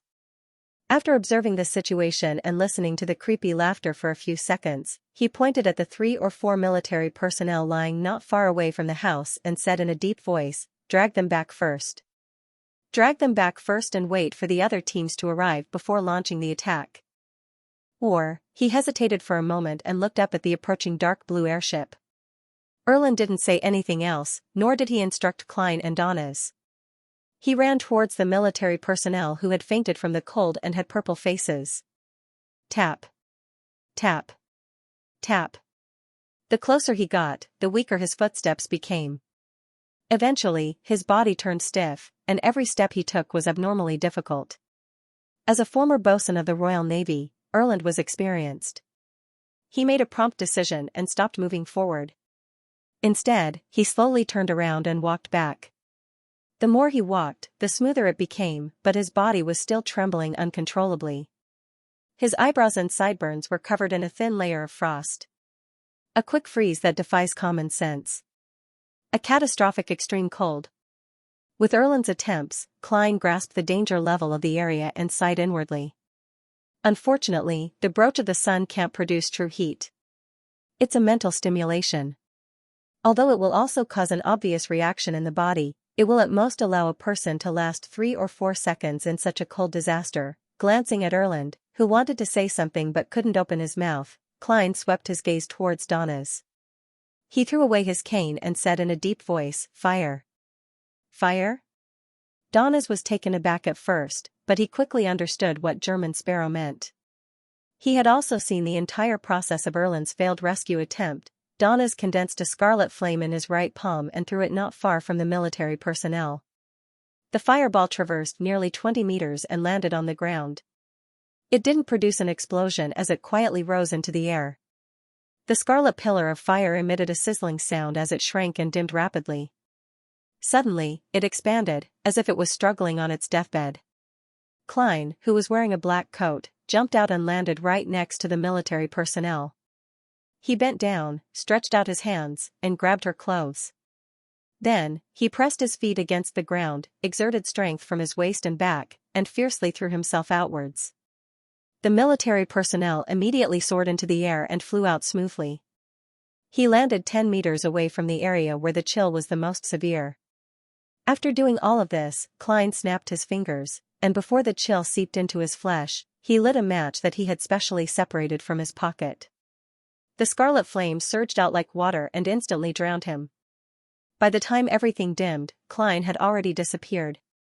Flames leaped out, sometimes bright and sometimes extinguished. With Dannett's fireball and his own matchstick, he constantly flashed in the extremely cold region and easily threw the few military personnel out. After 2 to 3 relays, he carried the last military personnel back to his original position. Erland had clearly calmed down as he gave him a thumbs up. "I'm very glad and honored to have made the decision to seek your help today. Captain, I like your tactful praise. Also, remember to increase the pay." Klein nodded politely, turned his body halfway, and looked at the open windows of the house. He heard the laughter inside turn stranger. Donnas curled his lips and cursed Erland inwardly. "Didn't you see my contribution? Although my fireball has become like a prop for a magic show, it's still a real contribution. This fellow's nickname is the Just Erland, but he's actually not just at all." As he muttered, a shadow enveloped the area as the airship arrived in midair. "Evacuate the people in the surrounding houses," an officer on the airship shouted from afar. After Erland and the 2 other teams cleared the nearby houses, the airship lowered its altitude and adjusted its cannons. Boom! Boom! Boom! The cannons fired continuously, blasting at the house from which the strange laughter came. Hearing the explosions and seeing the intense flashes of fire, Klein held his cane and felt a little wistful. This was the firepower coverage tactic he advocated. He had once proposed it in Tingen. city, but he had never been able to put it into practice. But today, the overseas colonial military had shown him the real scene. Amidst the deafening cannons, Erland and the others stood guard in different positions, preventing the people inside, or rather, the monster from breaking out. The house quickly collapsed, and smoke emanated from the piles of bricks and wood. All the snow and ice had already dissipated. Suddenly, a thick bolt of lightning flashed and struck the airship with bared fangs and brandished claws. Klein frowned as he saw the airship come to a complete stop. He heard the steam boiler emit a jarring sound. The dark blue monster in the air seemed to have lost control. It emitted a sizable amount of smoke as it floated to the side. From the looks of it, there's an external layer of protection from the ammunition. I thought it would explode and blow the airship into pieces. Klein turned his attention back to the collapsed house. When he first felt the deep cold and saw the charred male adventurer, he thought that he had encountered another demoness. He had the witch potion formula, and having dealt with the demonesses a few times, he knew that Beyonders of this pathway could control frost and black flames from sequence 7 onwards. However, the lightning had made him reject this judgment. He believed that Letitia was indeed a member of the Moses ascetic order or the element dawn, and that she was a genuine woman. Just as Klein had this thought, the pile of bricks and wood was lifted. A figure mixed with bright red and charred black crawled out with her elbows. She was a woman and could vaguely distinguish Letitia's original appearance. This made Erland and the others surprised to find that their target had been found. But compared to before, Letitia's current state was both terrifying and miserable. Her body was covered in black spots. Bright red wounds had been torn open by the cannonballs, and inside were white fascias that seemed to have a life of their own, squirming. The top of her head had split open, and brain juice gushed out, sticking to the surface like a child's palm. Her greenish-gray eyes had lost focus. One pupil hid flames, and the other flashed with lightning. On her abdomen, below her chest, were 2 heads that were screaming in pain. They were the other 2 male adventurers. Not only is she out of control, but she also feels like she's being corrupted. She's already seriously injured after that round of bombardment, and her aura has dropped to the extreme. Klein didn't take action. He watched as the military Beyonders launched their attacks. Psychic piercing, whip of pain, purifying bullets, small caliber cannon fire. With this round of attacks, the rampager Letitia, who only had time to dry up the ground and spread outwards, completely disintegrated and turned into a dismembered corpse. Her torso fell to the ground, and the heads of the 2 male adventurers rolled out. Klein narrowed his eyes and found a yellowish-brown sheepskin book hidden in the flesh of Letitia's abdomen. On the cover of the book, there was a line of words written in Elvish, Book of Calamity. Why do these books and notes always end up in other people's stomachs? It was the same with the Antigonus family's notebook last time.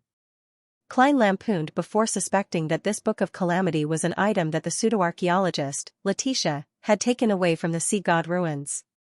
At this moment, a military personnel grabbed the heads of the 2 male adventurers, as though they could still speak. What did you do in the sea god's ruins? The ruins of the sea god. One of the male adventurers answered in pain and confusion. We've never been there. He tried to move his eyes to check the condition of his neck and below. Sea god's ruins on Simeem Island, the military personnel reminded him. No. The male adventurer wanted to shake his head but was powerless. We went to the ancient elven ruins. Letitia found a book inside. She liked it very much.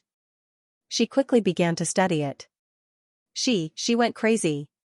She's crazy. The male adventurer screamed, and the remnants of his mind completely dissipated. It's not the lost temple of the sea god, but the ruins of the ancient elves? This is different from what I imagined. Klein was about to listen carefully when Erland walked over and politely asked him and Donnas to leave the interrogation scene. Turning into another street, Klein slowed down and thought about the entire matter. Why did Letitia's taking of the Book of Calamity from the ancient elven ruins cause sea god Cavituous to no longer be able to maintain his existence and gradually collapse? What's the connection between the 2, elves? Sea god. According to Little Sun, the ancient god, Elf King Saniathrim, wields the authority of the present Lord of Storms. In other words, there's no doubt that the elves have a sequence 3 sea king, as well as an even higher sequence 2. Could it be that this sea serpent, Cavituous, happened to discover an elven ruin at the bottom of the sea and directly devoured the Beyonder characteristic left behind by a high elf, and he was lucky enough to survive the sudden death and loss of control before successfully obtaining the status of a demigod, gradually gaining the faith of the natives of the Rorstad archipelago. Klein slowly came up with an idea, and he had no choice but to thank Mr. the Hanging Man. Initially, Little Sun didn't reveal the corresponding authorities of the 8 ancient gods.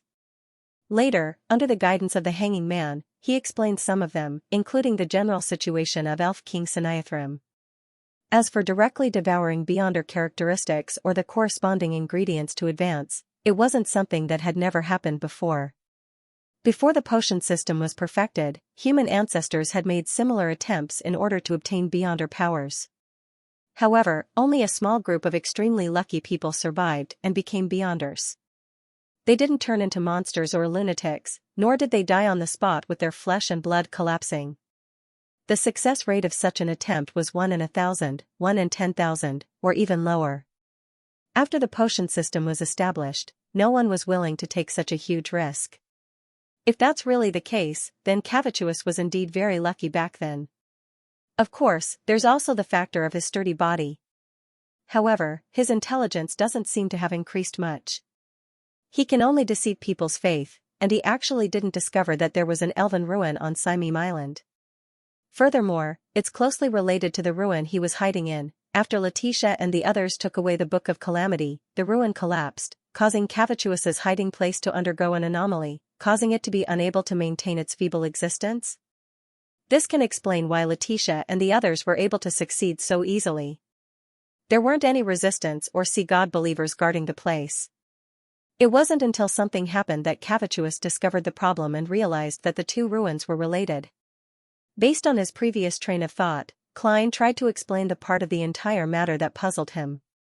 And this included why sea god Cavituous, who was struggling on his deathbed, didn't let his believers become carriers. This could reduce many accidents and make things simpler. With the brutality that Cavituous had shown, it was only natural for him to make such a choice.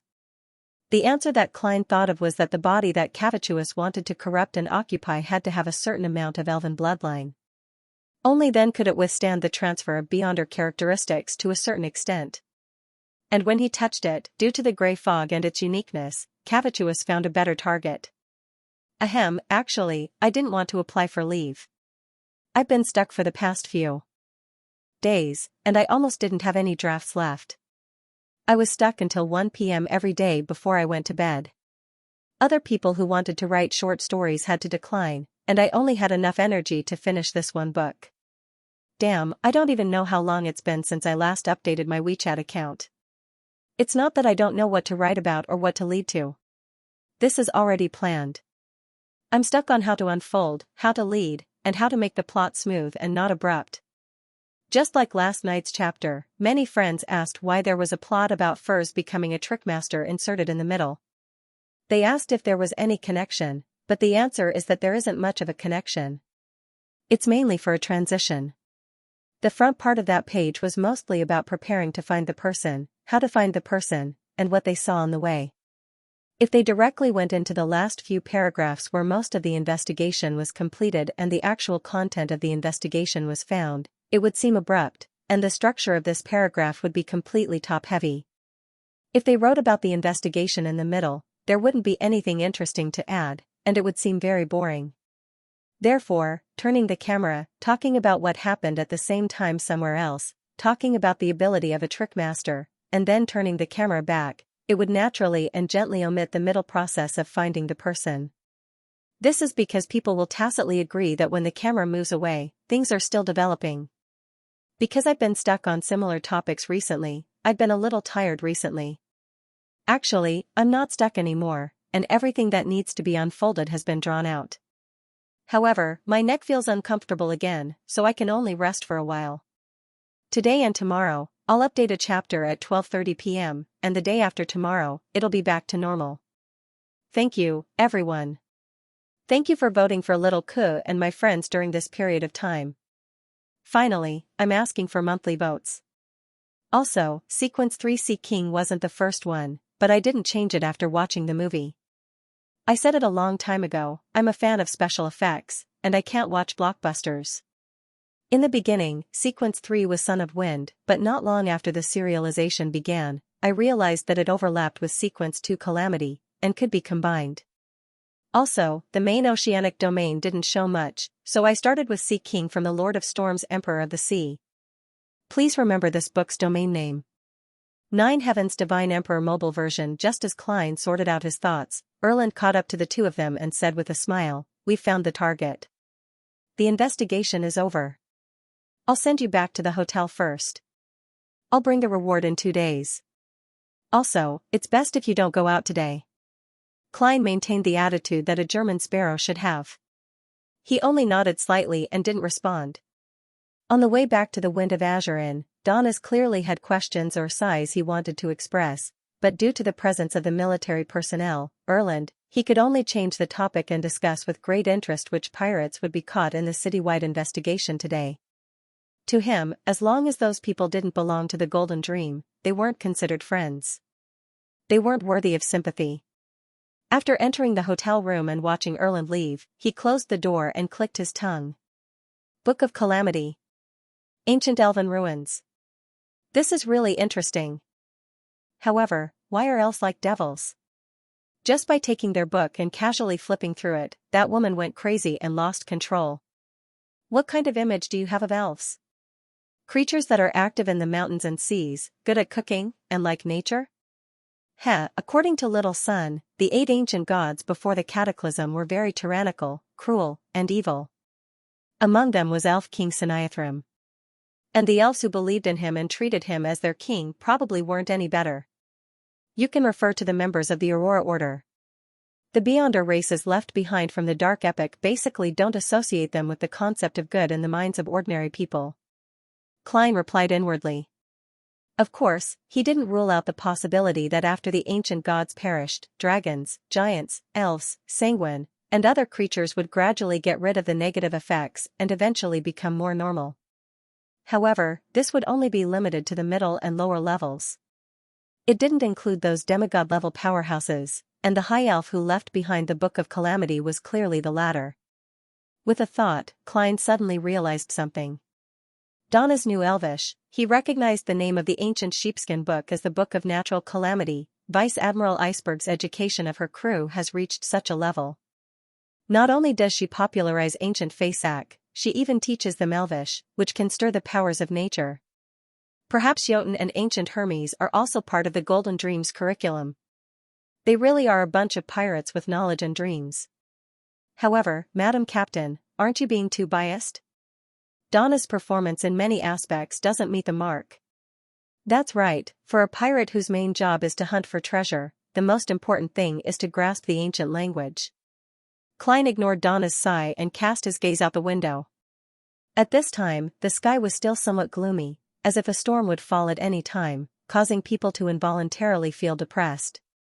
Klein nodded indiscernibly, feeling a little relaxed as he thought, after finding Letitia and learning of the ancient elven ruins on Simeem Island, the Church of the Storm and the Kingdom's army should be able to quickly use the ruins' connection with Cavituous's hiding place to find this increasingly crazy sea god.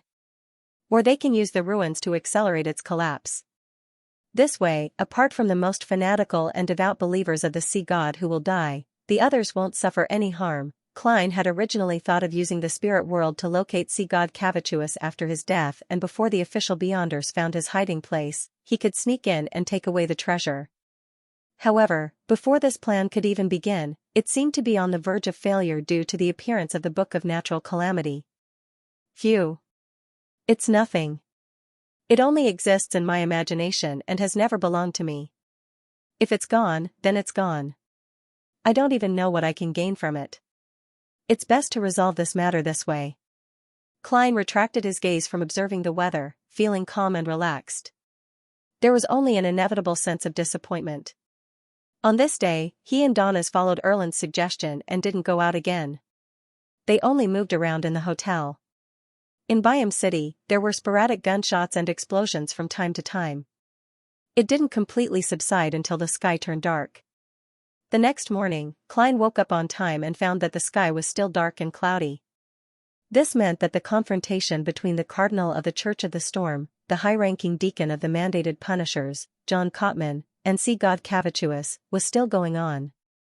Klein felt the pain in his stomach and was about to take a newspaper to the bathroom.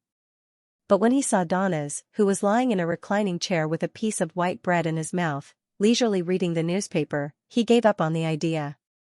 Reading a newspaper while sitting on the toilet doesn't match the persona of German Sparrow, although it'll be boring, acting can't be relaxed. Sigh, I found another difference in behavior between my true self and my disguised identity. Klein silently concluded and walked into the bathroom. He took off his pants and sat on the toilet. He stared at the pale white wall in front of him in a daze, as if he was trying to read words from it. At that moment, his spiritual perception was triggered. He hurriedly tapped his teeth and activated his spirit vision. Two thick, tall white bones appeared in front of him. They were the legs of the messenger.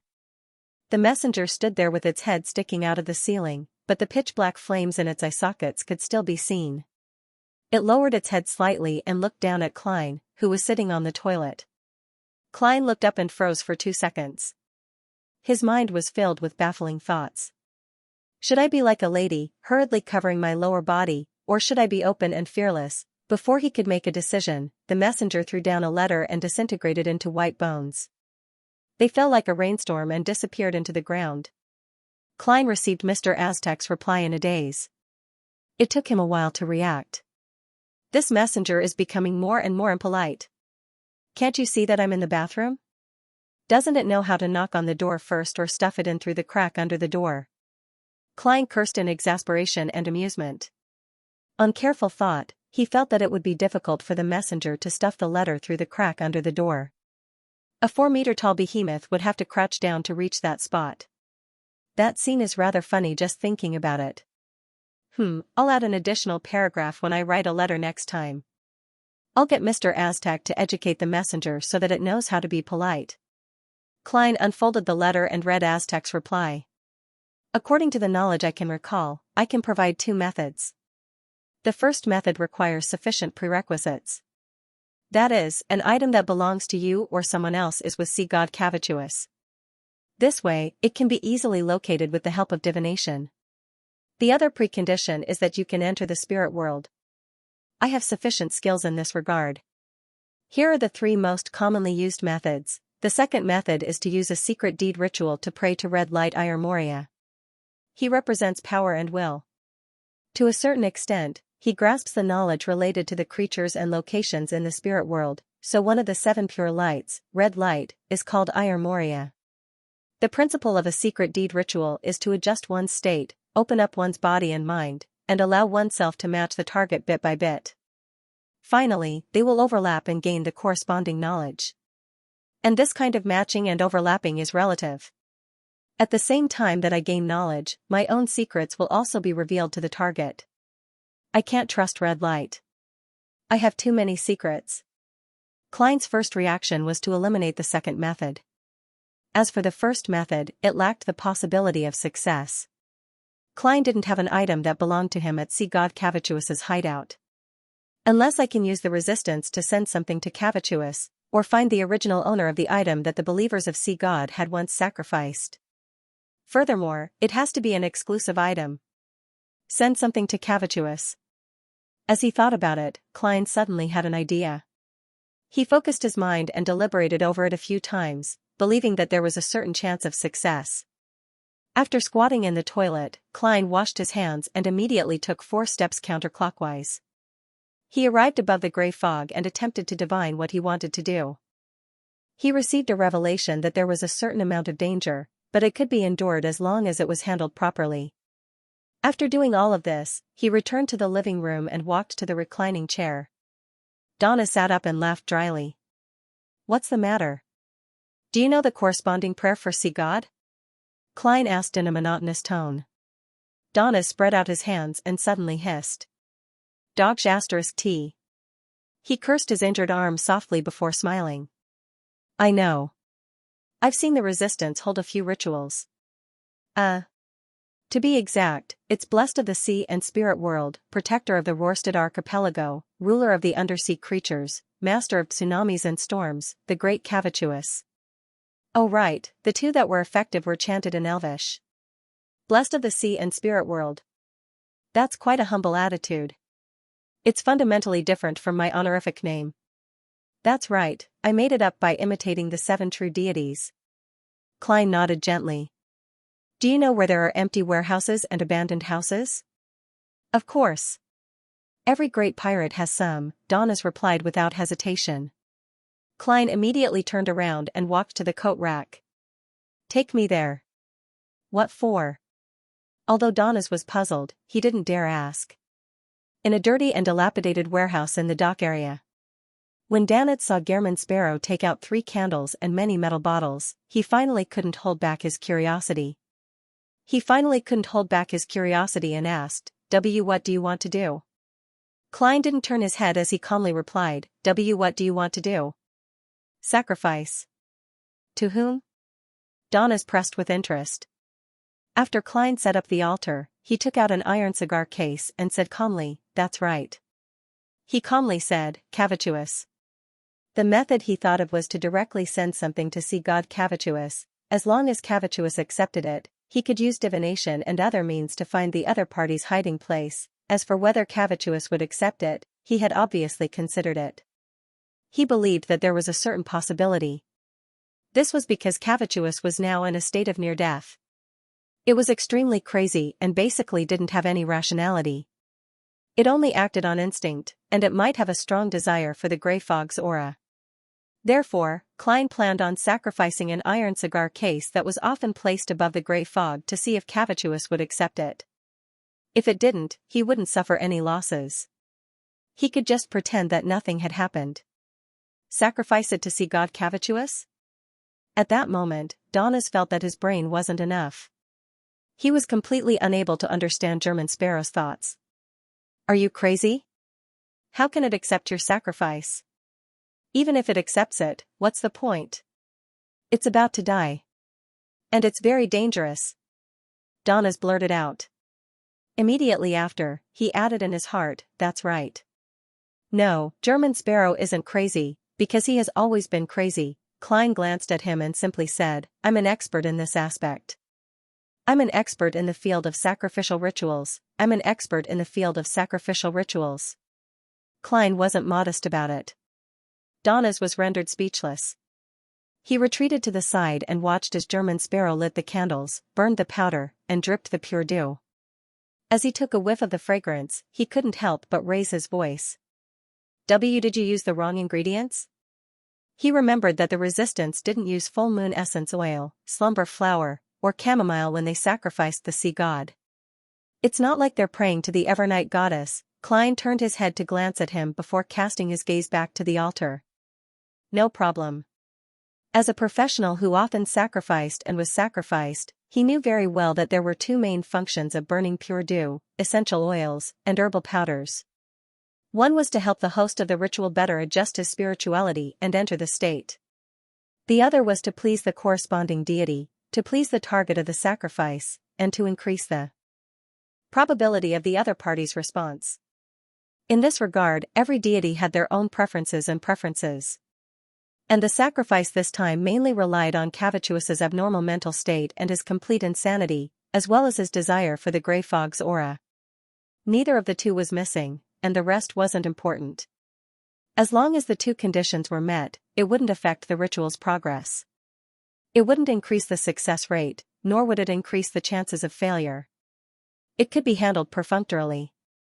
If Cavituous was still rational, do you think he would respond even if I strictly followed the ritual's requirements? Klein lampooned as he took half a step back and prepared to begin the most critical segment. He thought for a moment and didn't turn his head. He directly said, stay away. Me? Donis wasn't angry. Instead, he was delighted as he hurriedly nodded. Okay. He scurried to the warehouse's entrance, planning to escape the moment something went wrong. Klein half closed his eyes and cogitated the countless spheres of light that were stacked together. He quickly entered a meditative state. He chanted in Elvish, blessed of the sea and spirit world, protector of the Rorstad archipelago, ruler of the undersea creatures, master of tsunamis and storms, great Cavituous. Your loyal servant prays for your attention. I pray for you to accept his offerings. I pray for you to open the door to the kingdom. As the incomprehensible words were spat out one after another, the sound of the wind within the wall of spirituality grew stronger and stronger, as though it was about to be overturned. Klein's clothes fluttered in the wind. He took out another metal bottle that he had prepared earlier and poured about 5 milliliters of the remaining thousand-faced hunter's blood into the air. This was an extremely spiritual material. The strong wind sucked away the drops of blood and drilled into the candle flame that symbolized sea god Cavituous. Silently, the candle flame expanded into an illusory door. Its surface was covered with symbols and magic labels, and the sound of seawater could be vaguely heard from the inside. Suddenly, all movement disappeared. Only a panting sound echoed through the illusory door. It was as if there was a huge creature that was suppressing its hunger behind it. Who, the loud panting became more and more obvious. Even Donna's, who was standing at the entrance of the warehouse, felt his scalp tingle. Bang, the illusory door suddenly opened, and a hurricane that was almost visible surged out.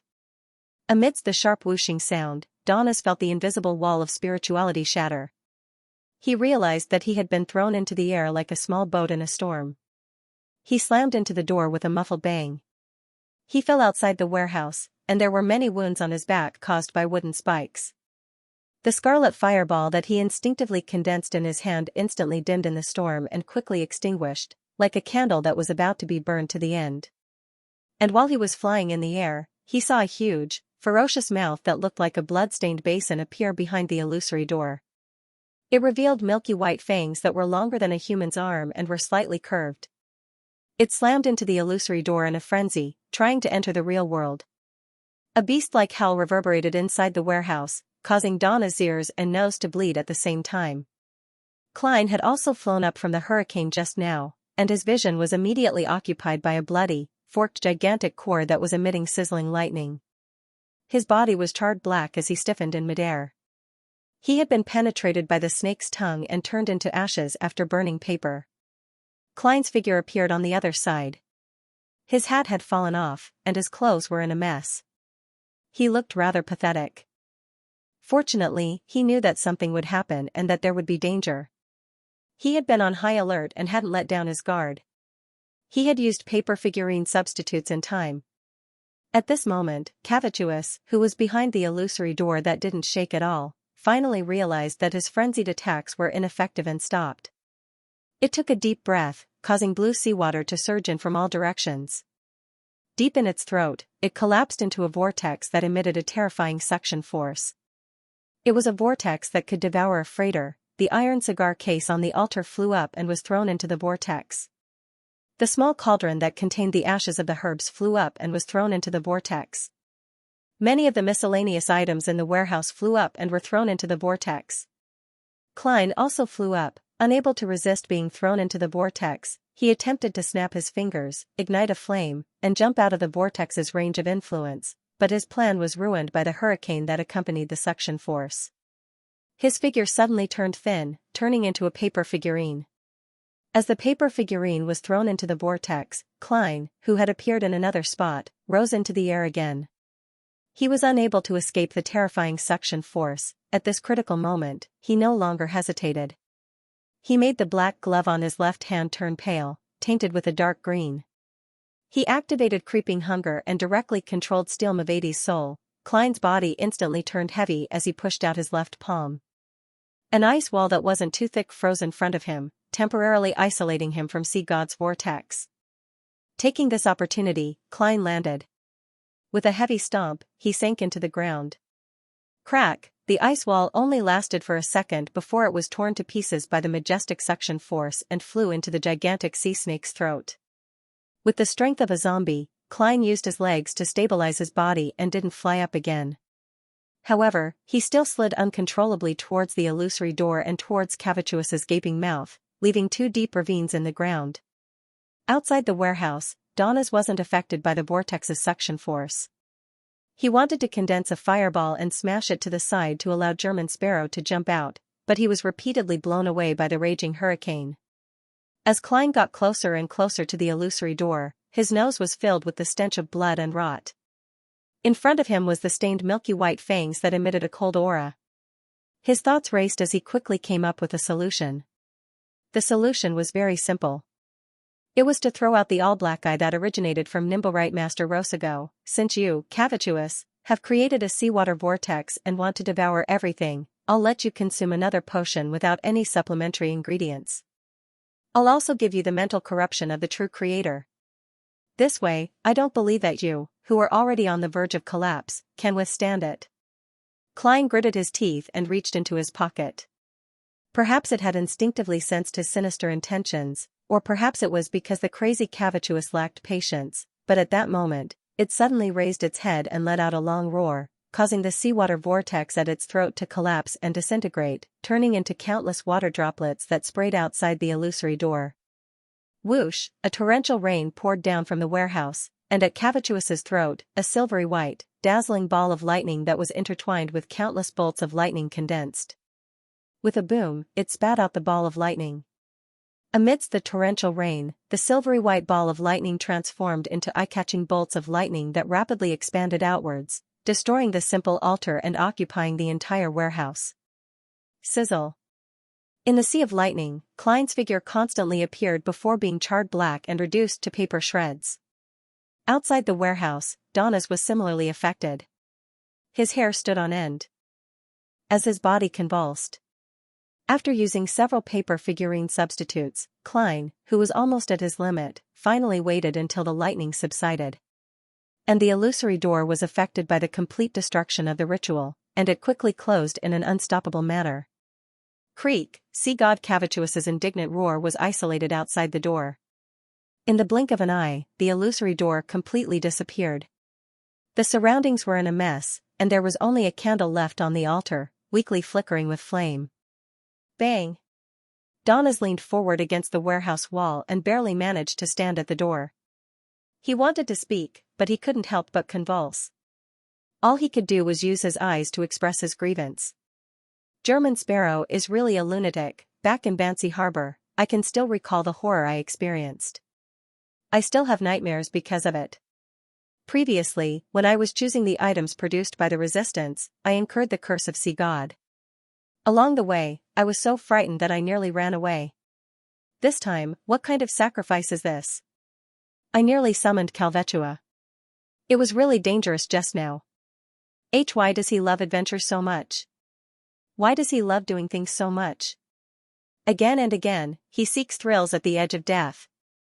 Is this a manifestation of his madness, or is there a reason behind it? This sea god of Cavituous is still very strong. Even though he's on the verge of death, even though he's separated by the door of sacrifice and can only use a portion of his strength, he nearly finished me off easily.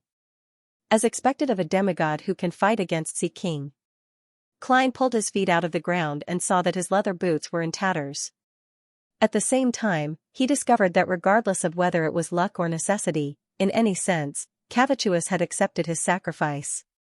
This was because when the gigantic sea serpent created the vortex, it had devoured the iron cigar case and many other items that were tainted with the gray fog's aura.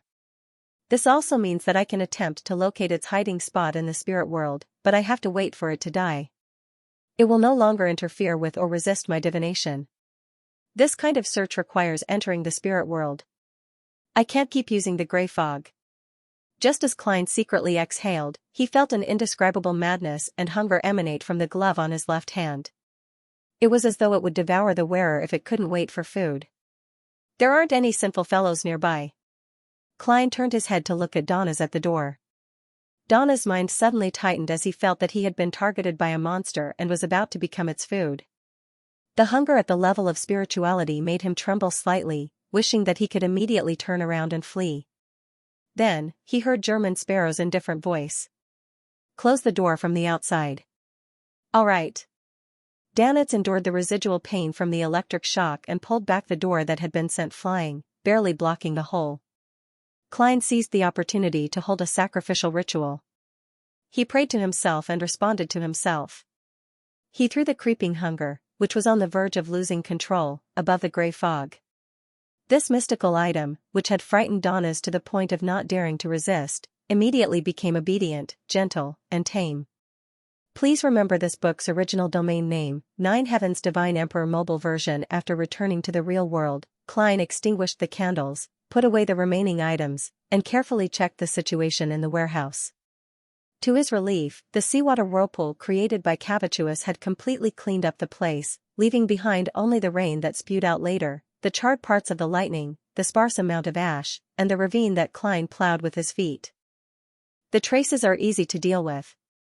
I'll get Donnas to wash this place with fireballs later and disguise it as an internal conflict between pirates.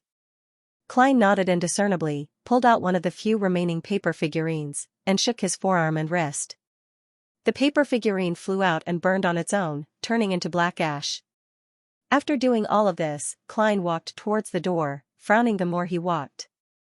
His leather boots had lost their bottoms, and the rest of his body was tattered. His clothes were also torn, wet, and charred. This was something that couldn't be avoided in that situation.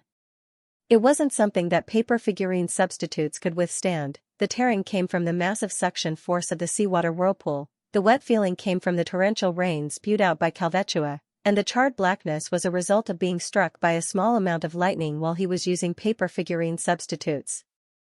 Even now, he had calmed down, but his right forearm still had some spasms from the electric shock. This set of clothes cost me £8 and 6 soldi. I have to get a new set. I divined the danger and made preparations, but I never expected Cavituous to be stronger and crazier than I expected.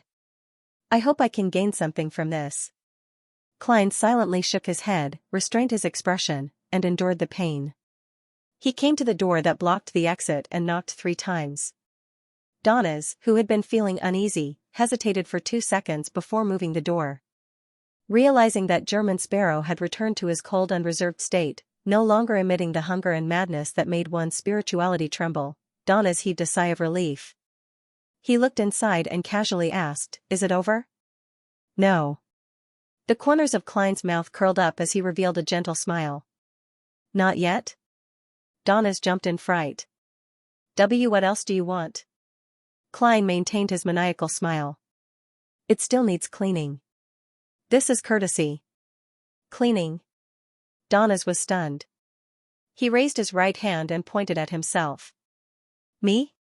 Klein's grin grew wider. "Or me? I'll be eaten by the creeping hunger."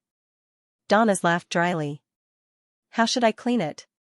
"Use fireballs," Klein answered succinctly. As a part-time pirate, it did not take Donnas much effort to understand what German Sparrow meant. He walked past him and entered the warehouse. During this process, he muttered in his heart. He had quite a lot of doubts. Captain said that creeping hunger needs to devour a living person every day, but German Sparrow will only satisfy it once the battle is over. He usually doesn't care about it. Besides, there was a battle just now. German Sparrow also used Steel Mavadi's ice powers, but he didn't feed it afterward. Strange. What secret is hidden here? A seal of some sort. He, or should I say, the organization behind him can actually seal creeping hunger. While Donnas was cleaning the warehouse, Klein stood outside and looked at the dark clouds in the sky, looking forward to what would happen next. "I've already sent the iron cigar case that's stained with the gray fog's aura over. I'm just waiting for the fake sea god, Cavituous, to collapse and die. I hope that the Beyonders of the Church of the Storm and the Kingdom's military haven't found the place in time, or they've left behind some items of value that they don't value." Klein slowly took a deep breath and listened to the dull rumbling sounds behind him. In a hotel, Alger stood by the window and stared at the gloomy sky outside. "Not long after the Tarot incident ended, I obtained the Sanguine's anesthetic gas and prepared to head out to sea to gather the ingredients. In the end, almost a week has passed, and I'm still stuck in Byam." The corners of his mouth twitched slightly as he shook his head. First, there was the matter of world-hunting Steel Mavadi, which made him earn quite a bit. Then, he had to wait for the bounty, and after he received the bounty, he encountered Cavituous, which caused the sea serpent to collapse. He was asked to find Letitia and the other adventurers and archaeologists. I heard that Letitia and the others were found during the investigation this morning. The mandated punishers and the military seem to have obtained some important clues, and many people have gone to Simeem Island. Such matters will never happen to me. Alger retracted his gaze, pulled at his short robe that didn't reach his knees, and muttered to himself, "Let's end this as soon as possible." Once Cavituous was completely dead and the tsunami was no longer hidden, he could leave the harbor and lead the city of generosity by him. He could then work hard to advance to sequence 6 Windblast. As his thoughts raced, Alger's heart stirred as he turned to look out the window. He saw the clouds in the sky quickly disperse, and the crimson moon hung silently in the sky. Klein slept in the middle of the night when he suddenly woke up, vaguely aware of something. He got out of bed, went to the window, and pulled open the curtains. The crimson moonlight shone in, covering everything like frost. It was cold and dreamy. Klein cast his gaze out and discovered that the low-pressure clouds had disappeared. The crimson moon was bright in the sky, and the jade stars were sparse. Does this mean that the battle between Sea God and Sea King has ended? Klein pondered for 2 seconds, retracted his gaze, closed the curtains, took 4 steps counterclockwise, and went above the gray fog. He sat at the end of the long mottled table, conjured a gold coin, and recited a divination statement, "Cavituous is completely dead." After repeating it 7 times, he flicked the gold coin up with a clang and watched it jump up before tumbling down. Pa! The gold coin landed in Klein's palm with the king's portrait facing up. This meant that it was certain. It meant that Sea God Cavituous was completely dead. Indeed, the ancient elven ruins on Simeem Island are closely related to the hideout that Cavituous relies on to maintain its existence. The mandated punishers and the military had just obtained the Book of Calamity and learned about the ruins for less than 20 hours, but Cavituous couldn't hold on any longer. "I originally thought that it would still be able to survive for another 2 to 3 days. Klein sighed and tried to divine if the official Beyonders had entered Cavituous's hideout. Unfortunately, due to the lack of the corresponding information, his divination failed and he didn't receive any revelations. After some thought, Klein changed his train of thought. He removed his spirit pendulum and divined if there would be any danger when he explored Cavituous's hideout. This involved him, and he quickly came to a conclusion. The topaz pendant spun counterclockwise. It wasn't too fast, nor was it too large. There's danger, but it's bearable. It's even less dangerous than the sacrificial ritual from before. Klein nodded gently and returned to the real world to begin preparations for his operation. He first locked the bedroom door, then set up a ritual to summon himself. Returning above the gray fog, Klein picked up the Dark Emperor card and placed it in his spirit body. All of a sudden, he became so solid that he seemed to have flesh and blood. The dark mist that emanated from the surroundings stuck to the surface of his body and formed a majestic full-body armor that seemed to be solid. However, on his head was a pitch-black, gorgeous crown. Looking at the human-skinned glove on the table, Klein hesitated to wear it. Above the gray fog, creeping hunger was almost sealed, not daring to make any abnormal movements.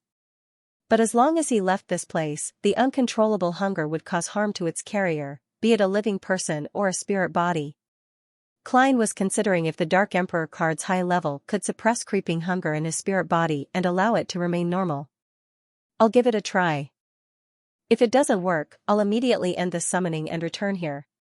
This won't take up much time, and there's no danger." Klein picked up creeping hunger and wore it over the iron-black glove. Without any hesitation, he stepped into the door of summoning, and with the help of the expanding candle flame, he arrived in the real world.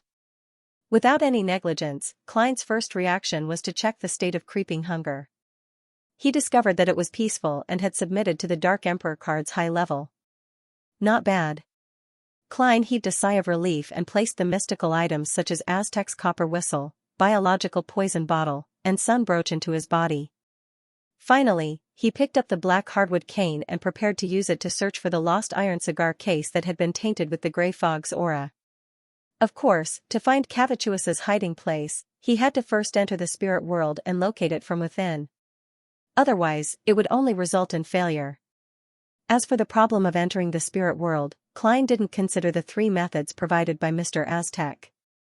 As a spirit body with intelligence and the ability to think, how could he not be able to find the spirit world and enter it? He calmed down a little and visualized the scene of countless spheres of light gathering. His body and mind quickly calmed down, and his thoughts gradually emptied. Bit by bit, his spirituality extended and unfurled. Soon, he discovered that his surroundings were filled with indescribable illusory and transparent objects. All the colors had become bright and distinct, but they overlapped with each other. The gray fog was so faint that it was like nothingness enveloped everything. In the depths, high up in the sky, there were 7 lustrous lights of different colors slowly swimming about. They seemed to be alive and contained endless knowledge. This was the spirit world. It completely overlapped with reality and was everywhere. If I happen to encounter the mandated punishers or military personnel, I'll end the summoning and return above the gray fog. Klein took a step forward and entered the spirit world in a simple manner. He felt his body turn illusory. The black cloak behind him gently fluttered as the hardwood cane in his hand stood upright. He spoke in a deep and dignified voice. "The location of my exclusive iron cigar case." As he muttered, Klein inexplicably tensed up. This was because in the rich and distinct colors around him, pairs of indifferent and strange eyes looked over. After repeating it 7 times, Klein released his palm and waited for the revelation. The black hardwood cane floated up and floated forward at an unhurried pace. Klein followed it and flew through the real and illusory, strange and mysterious spirit world. Here, as long as one didn't have a fixed position, it was very easy to get completely lost and never get out. Of course, this wasn't a problem for Klein. If he really got lost, he could end the summoning and directly return above the gray fog. Klein chased after the black cane that was thrown up and down from time to time. He shuttled through the distinct and overlapping colors, passing by half-hidden spirit world creatures that couldn't be accurately described. It was difficult to know how far he was from his destination. Suddenly, he saw an eye. It was a round eye with distinct black and white. The eye looked at him without blinking. It didn't have a head, nor did it have a corresponding body. P.S. There will be an early update at midnight. Please remember this book's original domain name. 9 Heavens Divine Emperor mobile version website. The huge black and white eye appeared translucent as it quietly floated behind the rich, bright overlapping colors. There was no sign of hostility or friendliness. At that instant, Klein recalled a passage in Sights in the spirit world. The ancestor of the House of Abraham had said, "Try not to look into the eyes of any spirit world creature for more than 3 seconds. Try not to stare at any spirit world creature for more than 3 seconds. This is considered a provocation, unless they have already expressed a message that they want to communicate. Also, don't make yourself appear panicked and nervous, which will increase the desire of certain predators to attack." The corresponding words flowed through his heart as Klein retracted his gaze and continued to chase the hardwood cane flying in front of him at a moderate speed. He was wearing black full-body armor, a pitch-black crown, and a cloak of the same color. His figure entered the round eye and quickly flashed past, disappearing without triggering any changes. In essence, the spirit world is a very dangerous place. If I'm not careful, I might encounter a terrifying existence at the demigod level. As Klein continued traversing, he realized that it was rather chaotic. Although the 7 lustrous lights, which could have marked his location, were always located high up, covering the sky, he could often see them beneath his feet, left and right. If it weren't for the black cane's positioning, Klein wouldn't have been able to tell the direction at all. Suddenly, through the thin fog of nothingness, he saw a floating castle on his lower left. It was completely black, with a towering spire and covered in vines. It had a Gothic feel to it. At the top of the castle stood a translucent woman. She was almost as tall as the castle, and she wore a complicated, gorgeous, and gloomy black dress. She didn't have a head, and there was a neat cut on her neck. Her drooping hands held 4 blonde, red-eyed, and bright-looking heads. If one looked carefully, they would discover that these heads were identical. When Klein, who was dressed as the Black Emperor, passed by, the 4 heads that the woman was holding blinked at the same time. Klein didn't respond as he continued flying forward as though he didn't see anything. The woman slowly turned around and let the heads in her hands watch him leave. What kind of monsters are these? Just as this thought flashed through Klein's mind, he saw the black cane rapidly fall. He hurriedly chased after it and once again tasted free fall. 7 or 8 seconds later, a faintly discernible collapsed building appeared in front of him. Outside the building floated a spirit world creature that resembled a giant jellyfish. It extended transparent tentacles covered in mucus and made the surrounding area its territory. At the tip of each tentacle was a white skull with deep eyes. As the tentacle swayed slowly and gently, they swayed continuously. The black cane passed through the strange spirit world creatures and hovered in front of the nearly illusory collapsed building. Found it? Klein was delighted at first, but then he looked at the giant jellyfish that was waving its skull. He was prepared for battle, but he didn't immediately take action. Instead, he attempted to emit the deep and dignified aura brought about by the Dark Emperor card's high-level characteristics. His gaze was indifferent as he looked into the dark and deep eye sockets. After 3 frozen seconds, Klein said in a deep voice in ancient Hermes, "That's right, it's not a problem. Leave." The tentacle on top of the skull twitched twice, and the giant jellyfish slowly floated up and disappeared into the depths of the spirit world. This Dark Emperor card is still quite useful. I'm even considering if I should throw Mr. Aztec's copper whistle. A descendant of death should still have some reputation in the spirit world. Klein heaved a sigh of relief, descended, and held the black, hardwood cane. Then, he fell into the ruins of the collapsed building with a hint of anticipation. To him, even if the Church of the Storm and the Royal Army had already found this place ahead of time and taken away the most valuable items, he would still be satisfied as long as there were some leftovers. Even if there's nothing left, it's enough to study the elven ruins and see what information they left behind. Klein passed through the curtain-like barrier of nothingness and suddenly felt the surrounding air turn viscous and heavy. Waves of light appeared around him. It came from the dark blue seawater that filled the area. At the bottom of the seawater was an ancient and gloomy ruin. All the buildings had already collapsed or half-collapsed. A huge pillar engraved with strange patterns and symbols extended out from the middle. It seemed to go straight to the top, as though it had supported this place in the past. But now, it had snapped and was leaning against the top of a nearby building. Klein recognized this place and this pillar. This was where sea god Cavituous was hiding, a hidden place where reality and the spirit world fused. At this moment, an indignant, painful, angry, and crazy roar echoed for a long time without weakening. It was the resentful roar that Cavituous had let out before his death. It's indeed dead. Klein held the black cane and landed on the bluish-gray stone path in front of the ancient ruin. On both sides of the path were pillars that weren't considered thick or tall. On them were strange patterns that were different from the symbols and magic labels. And at the bottom of each stone pillar sat a figure. Some of them wore ancient robes, while others wore the trendy brown jackets. The moment they sensed someone approaching, they picked up their swords, axes, and other weapons. With stiff but agile movements, they got up and turned towards Klein, revealing their grayish-black faces that had been weathered for a long time and their shriveled bodies that were devoid of any flesh or blood. Their fanatical and numb gazes were cast at Klein, who was wearing a pitch-black crown and black armor.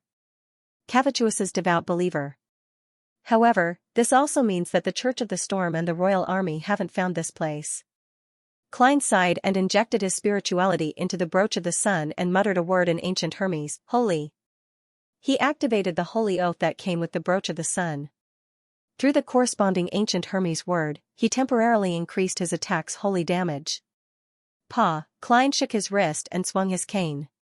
He crouched down slightly and charged at the first sea god guard that ran over. While running at high speeds, Klein suddenly turned his left side and dodged the enemy's cleaving axe. He then swung his forearm and used his cane to leave a clear grayish-white mark on the enemy's body.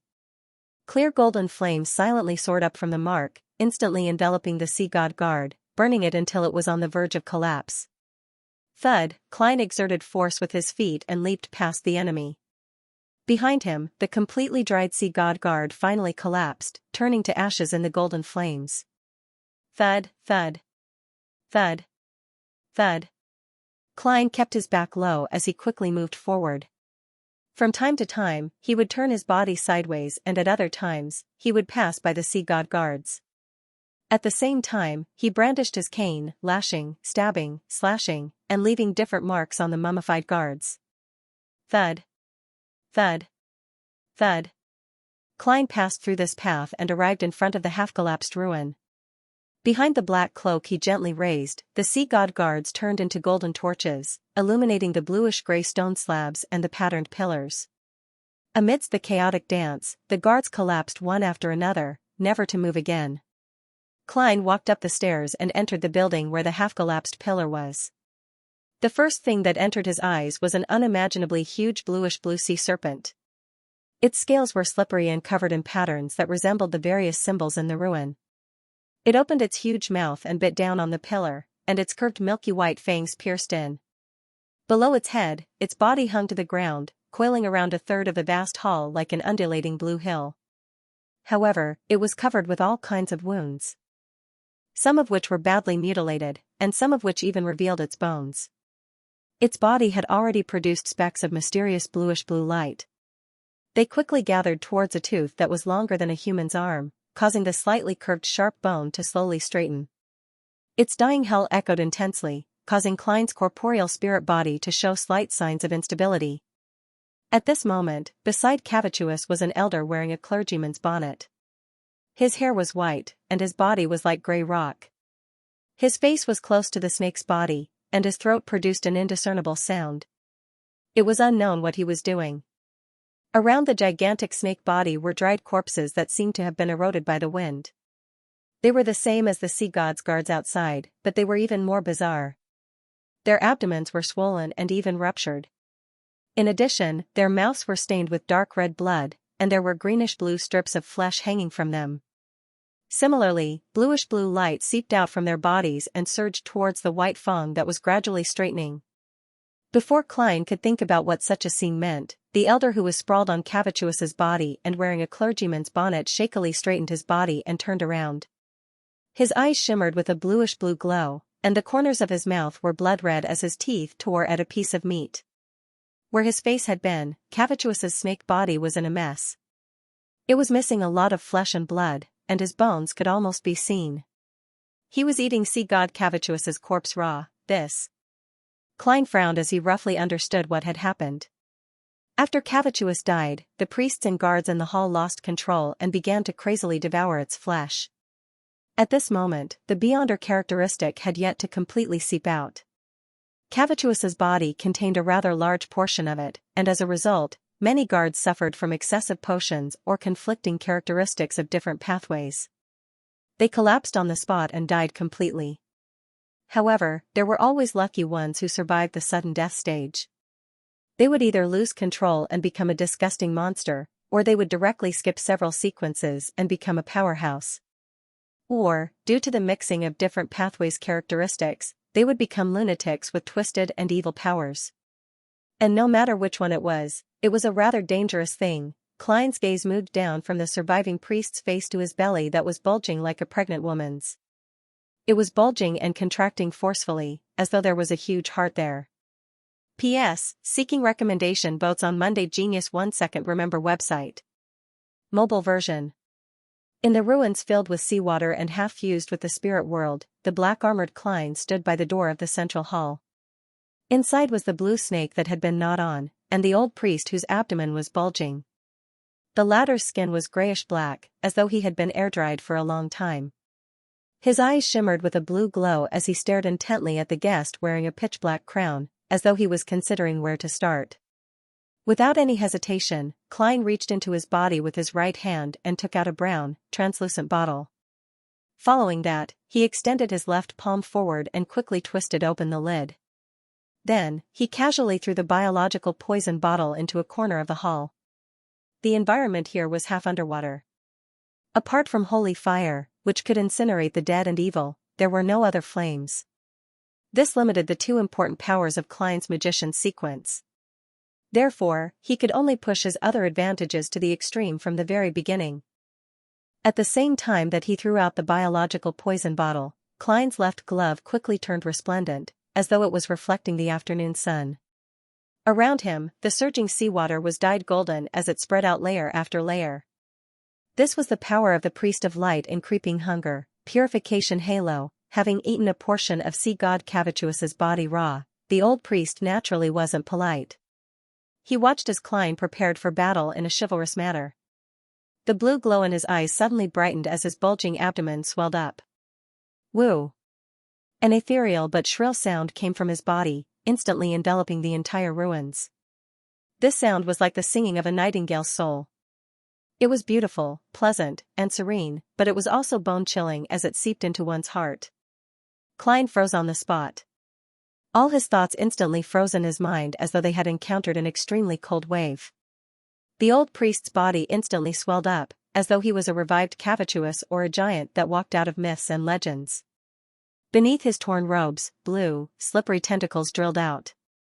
They swirled with silver lightning as they quickly reached out and danced in midair, lashing at the stunned Klein. Sizzle, with a burst of silver light, Klein was sent flying and crashed heavily into the doorway. The black armor on his body dimmed, and many cracks appeared on it. The cane in his hand was unconsciously thrown far away. His mind was abnormally calm. In a situation where it was almost frozen, he didn't even think of using paper figurine substitutes. He took the blow head-on. If it wasn't for the Dark Emperor card and Aztec's copper whistle reinforcing his spirit body, he would have definitely been severely injured or even killed instantly with his Sequence 6 essence. The tentacles surged over again, slapping downwards. Klein, who was electrocuted awake, rolled nimbly and barely dodged the attack. He glanced at the other party's physique, then immediately turned around and ran out of the door. He ran without hesitation, resolute. Thud. Thud. Thud, Klein flew and ran, looking like he was fleeing for his life. The old priest's blue tentacles, which were wrapped with silver lightning, chased after him, hoping to pull him back into the hall. However, he would always nimbly turn around and nimbly roll away in time. Seeing that it was impossible to get what he wanted, the old priest's abdomen swelled up once again. His clear and cold voice resounded throughout the ruins once again. But this time, Klein was prepared. Although his body was stiff and sluggish, it was soaked through by the seawater, turning into a pile of rotten paper. The old priest finally moved. He took heavy but fast steps in an attempt to chase after his enemy. With his massive body, he rushed to the door and slammed into the collapsed roof and walls with a bang. The door here could originally allow a gigantic creature like Cavituous to pass through, but the collapse of the ruins and the madness of the sea god before his death had successfully caused the place to collapse. The door was only buried to a height of 2 meters and a width of 1 meter. As for the old priest, who was clearly in an abnormal state of mind, he slammed into it and nearly got stuck. Klein, who had been waiting for this opportunity, immediately stopped and turned around. He half closed his eyes, straightened his back, and opened his arms. A dazzling beam of light surrounded by some golden flames descended from the sky and hit the old priest's body. The pieces of his robe that were hanging on the surface of his body were immediately set ablaze. His grayish-black skin and flesh fell off piece by piece, melting and evaporating in the pure brilliance. It was only then that Klein clearly saw what was wrong with the old priest's abdomen. It was swollen badly, and a few areas were particularly obvious, forming the overall outline of 2 eyes and a mouth. It was as if there was a person hiding in the old priest's abdomen, and the person was sticking his face there, trying to crawl out. Bang! The old priest exerted force with his legs that were covered in burnt snakeskin, and his entire body crashed out of the collapsed door, sending rocks flying and seawater surging. He finally escaped the pillar of light, but his body was covered in hideous wounds caused by falling flesh and blood. Even the face on his abdomen was covered in melted marks. Tap. Tap. Tap. The old priest's greenish-blue tentacles danced, bringing with them silver lightning as they lashed at Klein from all directions. The face on his abdomen cooperated by letting out sounds that made the spirit body quiet from time to time. Klein was either running, rolling, or circling as he calmly dealt with the old priest. One on the left, one on the right, one on the front, and the other on the back, as though they were dancing a wild dance. During this process, he relied on paper figurine substitutes to withstand the ethereal but cold screams. Occasionally, he would roar and use the wraith screams to agitate the old priest, forcefully interrupting the face on his abdomen before it could make a sound. As time passed, the crazy old priest suddenly raised his motionless hands and pressed them on his abdomen. With a tug of his arms, he forcefully tore the mouth that was only an outline into a gash. Greenish-blue pus spewed out from within, and dense and sharp teeth grew out. Another roar sounded as the surrounding seawater surged towards the mouth, forming a terrifying vortex that Cavituous had once created. Klein, who was dressed as the Black Emperor, was sucked over as the surrounding lightning tentacles retracted in a bid to hug him. Klein didn't panic. The glove on his left hand quickly turned as though it was made of pure gold. In midair, his eyes stared at the face on the old priest's abdomen and the seawater vortex below. Two blinding bolts of lightning suddenly lit up in his pupils. Interrogator, psychic piercing, the old priest suddenly froze as the face on his abdomen scrunched up. The vortex that emitted a terrifying suction force instantly collapsed. Amidst the surging waves, Klein lowered his body and shuttled through the weak spots like a fish, dodging the flailing greenish-blue tentacles. Amidst the constantly flashing silver-white lightning, he rushed to the old priest's side. At some point in time, the color of his glove had turned a pale green. The muscles on Klein's back bulged as he punched out with both fists, hitting the old priest's thigh near his knee. Bang! Bang! Bang! His fists emitted a cold aura, sending the old priest's flesh and blood flying. His right leg was covered in a thin layer of frost, and the surrounding seawater was completely frozen. This was a zombie's control over ice elemental powers. Amidst the old priest's tragic cries, the tentacles lashed back like whips as the silver-white light illuminated the entire ruins. At this moment, Klein wasn't greedy. He stopped in time and continuously rolled backward, dodging the crazy attack that had shattered the stone slabs on the ground. He stood up, and while the old priest was still frozen in place, he made the glove on his left hand emit a sunlight color once again. Klein straightened his body and took a pose that praised the sun. A thick, clear pillar of holy light descended once again, enveloping the huge old priest. Klein saw the enemy's grayish-black flesh rapidly disintegrating. He saw the face on his abdomen melt, revealing the situation inside. Inside the old priest's abdomen, the heart, stomach, intestines, and other organs were jumbled together, forming the face of a sea serpent. Cavituous actually still has some mental strength left. A demigod's will is truly stronger than I imagined. Klein rolled again and dodged the spear-like greenish-blue tentacles. The tentacles, wrapped in lightning, were melted by the holy pillar of light and stabbed into the ground, twitching, twisting, and squirming. The clear pillar of light quickly dissipated, and the sinister snake face on the old priest's abdomen stubbornly opened its mouth. At this moment, the old priest bent his waist and let out a series of violent coughs. The snake face's efforts came to an abrupt halt. The biological poison bottle was finally effective. Klein didn't let go of this opportunity. He stood up again, opened his arms, and embraced the sun. The pillar of light with many golden flames illuminated the area. The old shaman's figure was first stooped, then shrunk, as if he was evaporating. The snake face on his abdomen completely melted after a shrill scream. When the light dissipated, the old priest had already returned to his original size. His bones were almost melted, and pieces of grayish-black flesh hung from them. His aura rapidly dimmed, and his spirit rapidly disintegrated.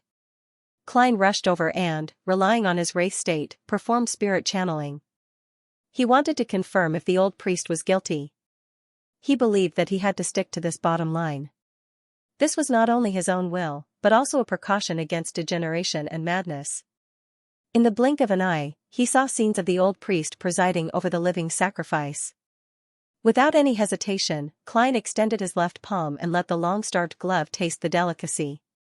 The flesh, spirituality, and white bones quickly surged into the hideous mouth in his palm. Blue light seeped out, accompanied by some darkness. During the spirit channeling, Klein confirmed that the old priest was a soul assurer when he was alive. The potion formula and beyonder ingredients came from the Church of the God of Combat in the Fasak Empire. And when he became a sea god's guard, he had already lost his mind and only knew how to obey orders. After Cavituous died, he followed his instinctive desires and ate the flesh and blood of the deity he believed in. Finally, there was a clash of characteristics and he was twisted into a monster. Just as creeping hunger was having its fill, all the beyonder characteristics on the ground suddenly surged, transforming into a hurricane that swept into the hall and into the white fong that was no longer curved. Klein looked over and saw that Cavituous's remains had completely collapsed like mud. As for the snake fong that had absorbed all the beyonder characteristics here, it had turned into a short scepter and was silently stabbed into a half-collapsed pillar. At the top of the white scepter were tiny blue gems. Some of them were dyed black with the light of dawn.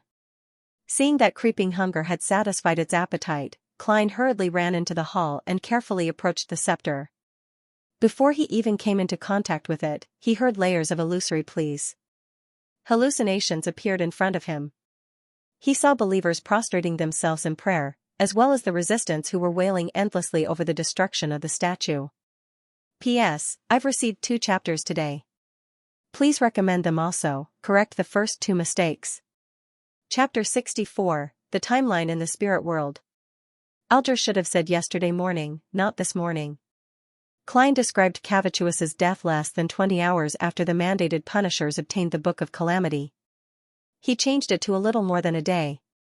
I don't know why I got the time wrong back then. Also, Alger meant that he had obtained the anesthetic gas for nearly a week, which meant that he had skipped this week's tarot gathering.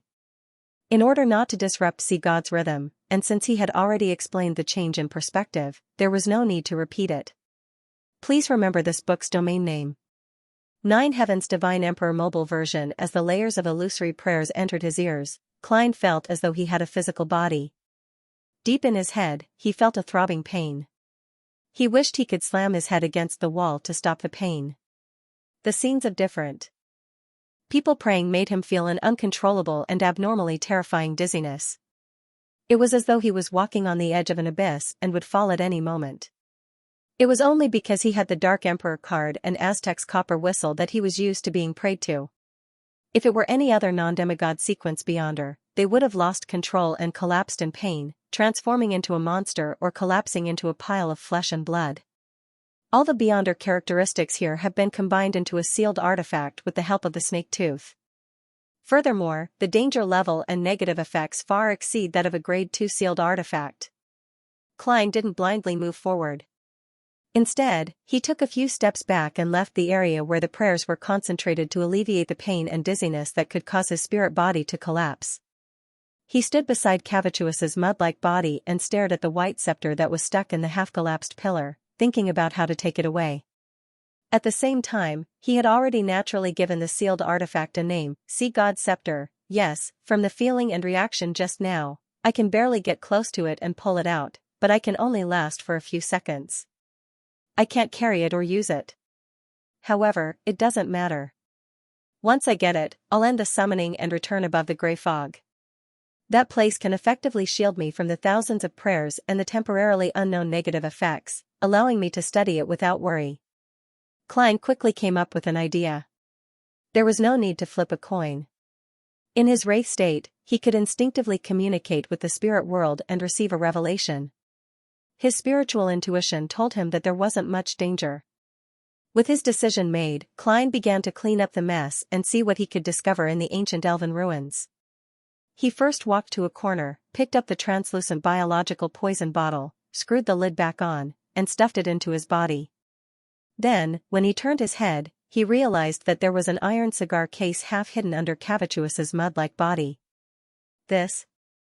I thought it had been swallowed by Cavituous and corroded into dregs. Klein clicked his tongue in wonder as he quickly walked over. As he was a little numb from the electric currents dissipating from the seawater, he raised his right hand and let the iron cigar case slowly float up and land in his palm. With a sweep of his gaze, Klein saw that the surface of the iron cigar case was covered with signs of corrosion, but it was barely usable.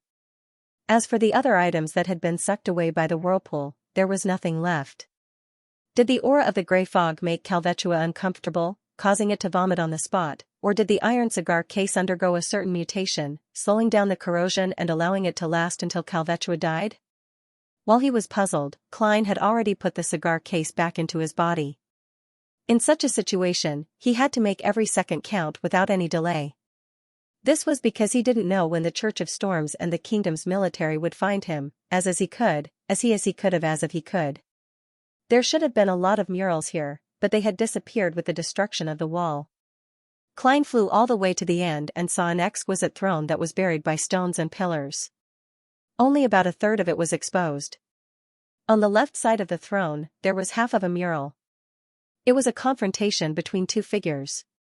Looking down at the enemy from above was a man who was stepping on the waves with dark clouds above his head. He had a softer contour that resembled the oriental charm of Klein's previous life.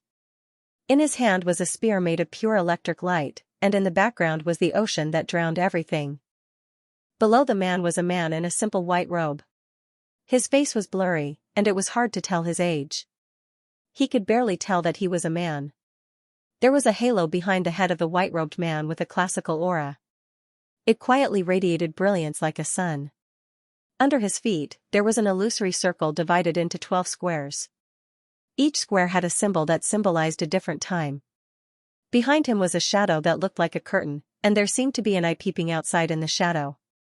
With his solid foundation in mysticism and rich knowledge from various sources, Klein quickly made an interpretation. Waves, storms, dark clouds, lightning. This should be the ancient god, elf king Xianxia. Indeed, just like the legends, the elf's facial features are rather soft. This ancient lord of storms doesn't give off a violent vibe, and he looks surprisingly good. Heh, this is a mural from an elf ruin. It's very normal to beautify one's own deity, a halo that resembles the sun, 12 circles that symbolize time. Isn't this Amon and Adam's father, the creator who is said to be the ancient god of the sun in the outside world, and the omnipotent and omniscient god in the city of silver? Behind him, there's a shadow curtain, and there's an eye hidden behind the curtain. That's right, the true creator has an image of the eye behind the shadow curtain. Note 1, indeed, this is the creator who took back the authority of the ancient gods and has 8 kings of angels following him. This mural describes the battle between elf king Xianxia and the creator. Klein retracted his gaze and searched for other valuable items. Following his spiritual intuition, he came to the side of the throne, reached his hand into the bottom of the collapsed rocks and pillars, and took out an item. It was a golden wine cup that had been flattened. Its surface was engraved with complicated and exquisite patterns, and its legs were already bent. At the bottom was a line of elvish text, Calamity, Kohinam. The original owner of this ruin is a high elf named Kohinam? He is called Calamity? It matches the Book of Calamity that Letitia and company discovered. The two ruins should belong to the high elf, Kohinam, and there's a rather miraculous connection between them.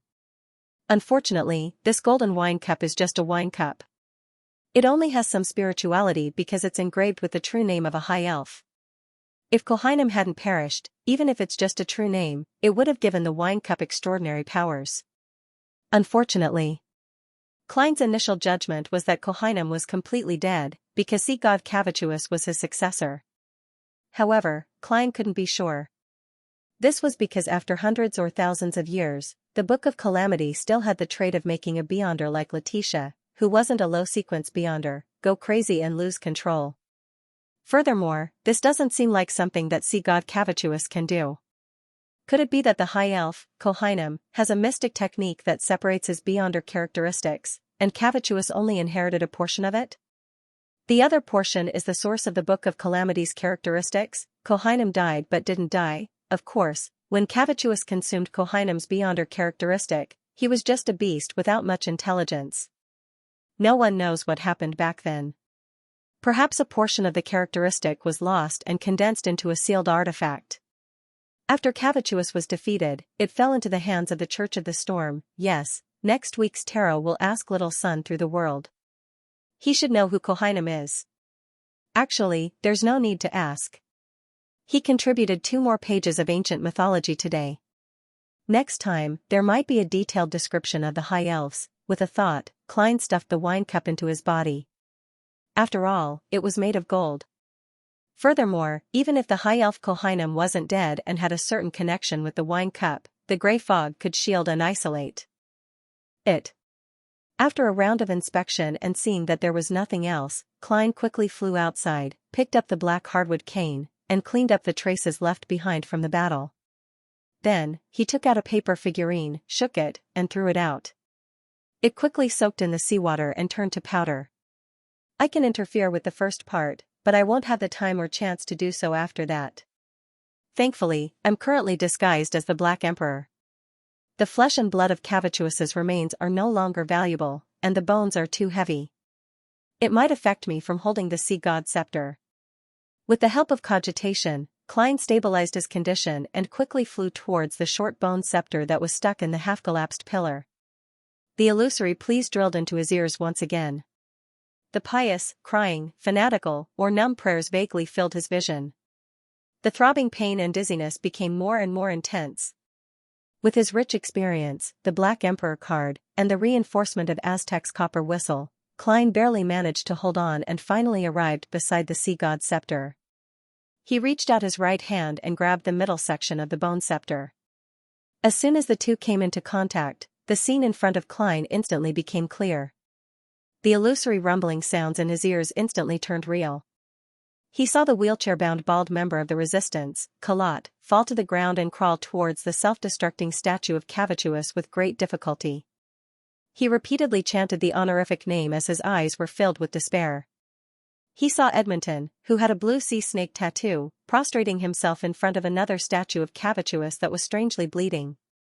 He kept banging his head against the ground until it was a bloody mess. He saw believers hiding in their homes in the slums, crying and praying numbly. The black full-body armor on Klein's body could no longer hold on and quickly collapsed. At the same time, his corporeal muscles bulged as he exerted strength in his hands. Amidst the echoing prayers and clear and numerous scenes, he suddenly pulled out the short bone scepter that symbolized sea god's authority. Splash! The seawater in the ruin surged violently, either shaking or collapsing into a whirlpool. Wearing the pitch-black crown, Klein calmly held the sea god's scepter. His figure vanished as he returned above the gray fog. When the familiar towering palace appeared in front of him, the prayers in his ears and the illusory scenes in front of him had already vanished. Klein sat on the high-backed chair that belonged to the fool. He raised his right palm and examined the sea god's scepter that was embedded with blue gems and was dyed with darkness and the light of dawn. Around the sealed artifact, countless points of light floated. Each point seemed to correspond to a praying believer. This made the milky white body of the scepter glow, making it look both illusory and holy. At that moment, Klein felt that the scepter was sea god himself. Note 1, see Part 1, Chapter 93. After some effort, Klein gained a basic understanding of the sea god scepter's powers. It could create tsunamis, create hurricanes, produce torrential rains, and bring about lightning strikes. It could allow a person to fly in the sky and wander the bottom of the sea without any restrictions. It was nearly indestructible and could directly smash an enemy's head. It could allow the wielder to never get lost without any other powerful factors stacking on top of each other.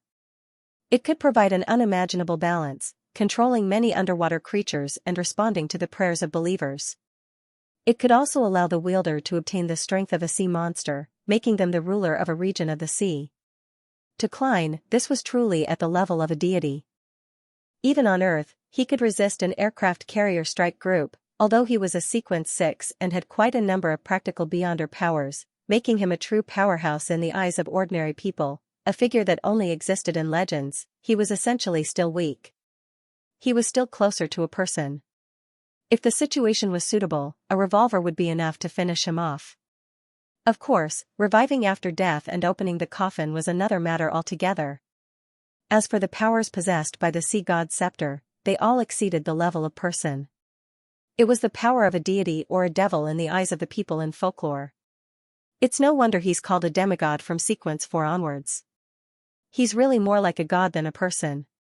Klein sighed silently before giving a self-deprecating laugh. If I could use the sea god's scepter normally, I could already be a high-ranking deacon of the Nighthawks, becoming one of the 20 or so people with the most authority in the church. If Nsangwil didn't have 0-08 and was at sea, I could immediately seek revenge on him.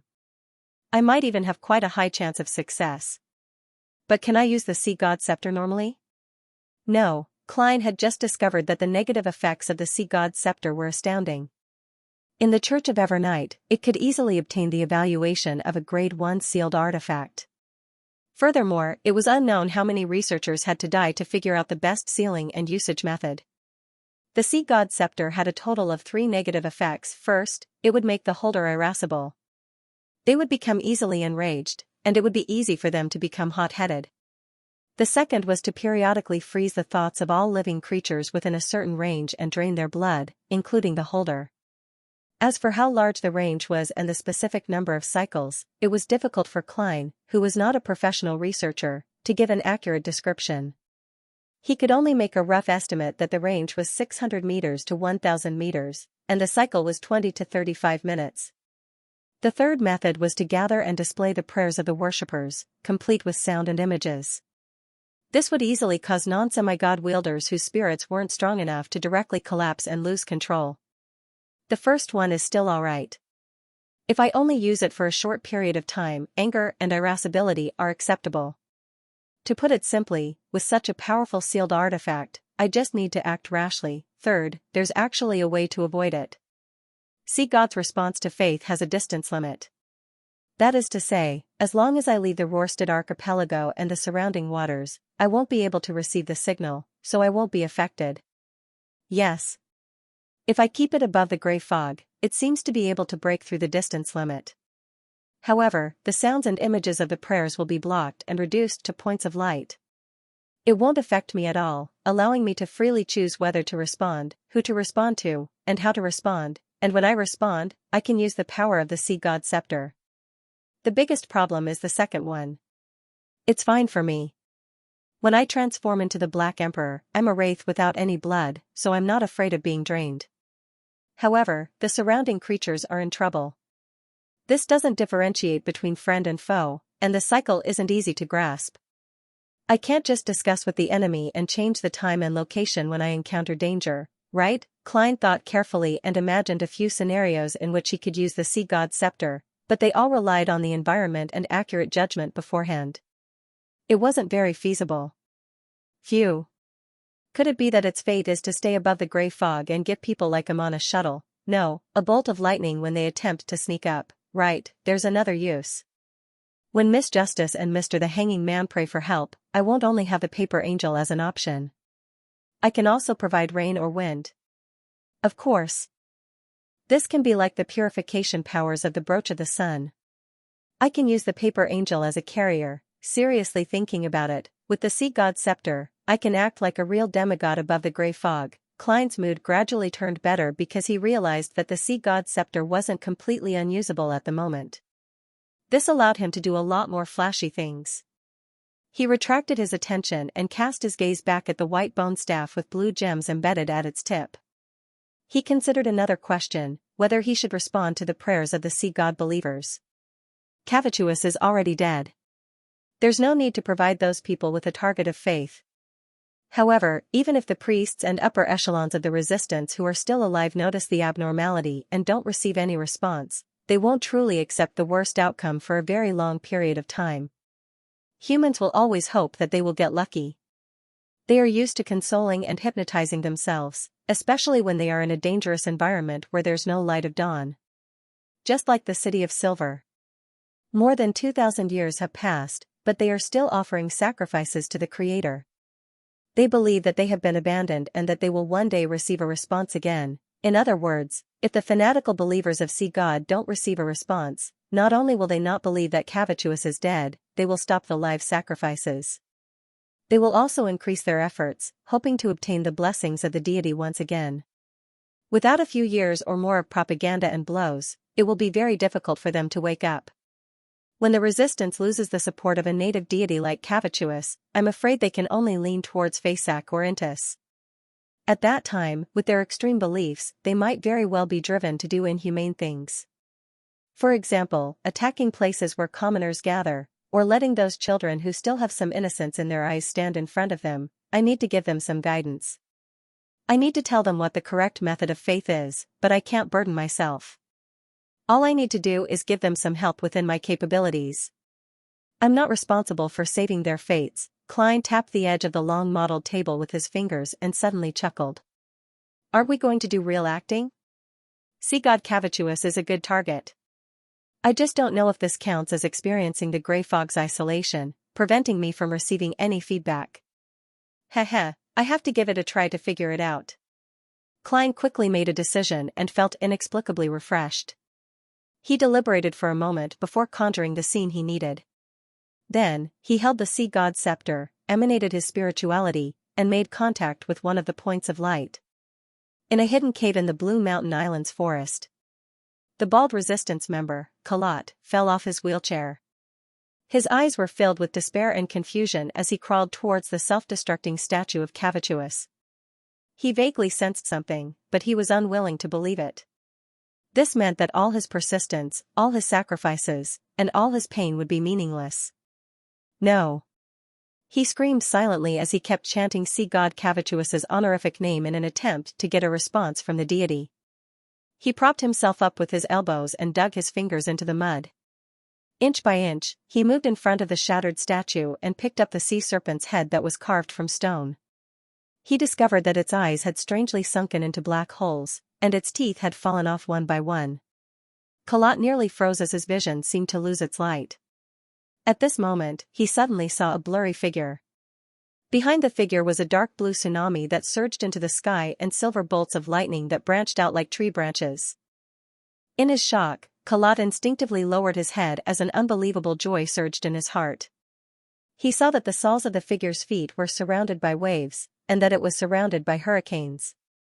Its entire body was dignified and sacred, lofty and vast. Then, he heard an indifferent and grand voice. "I have returned." As the voice echoed, Kalat inexplicably shed tears.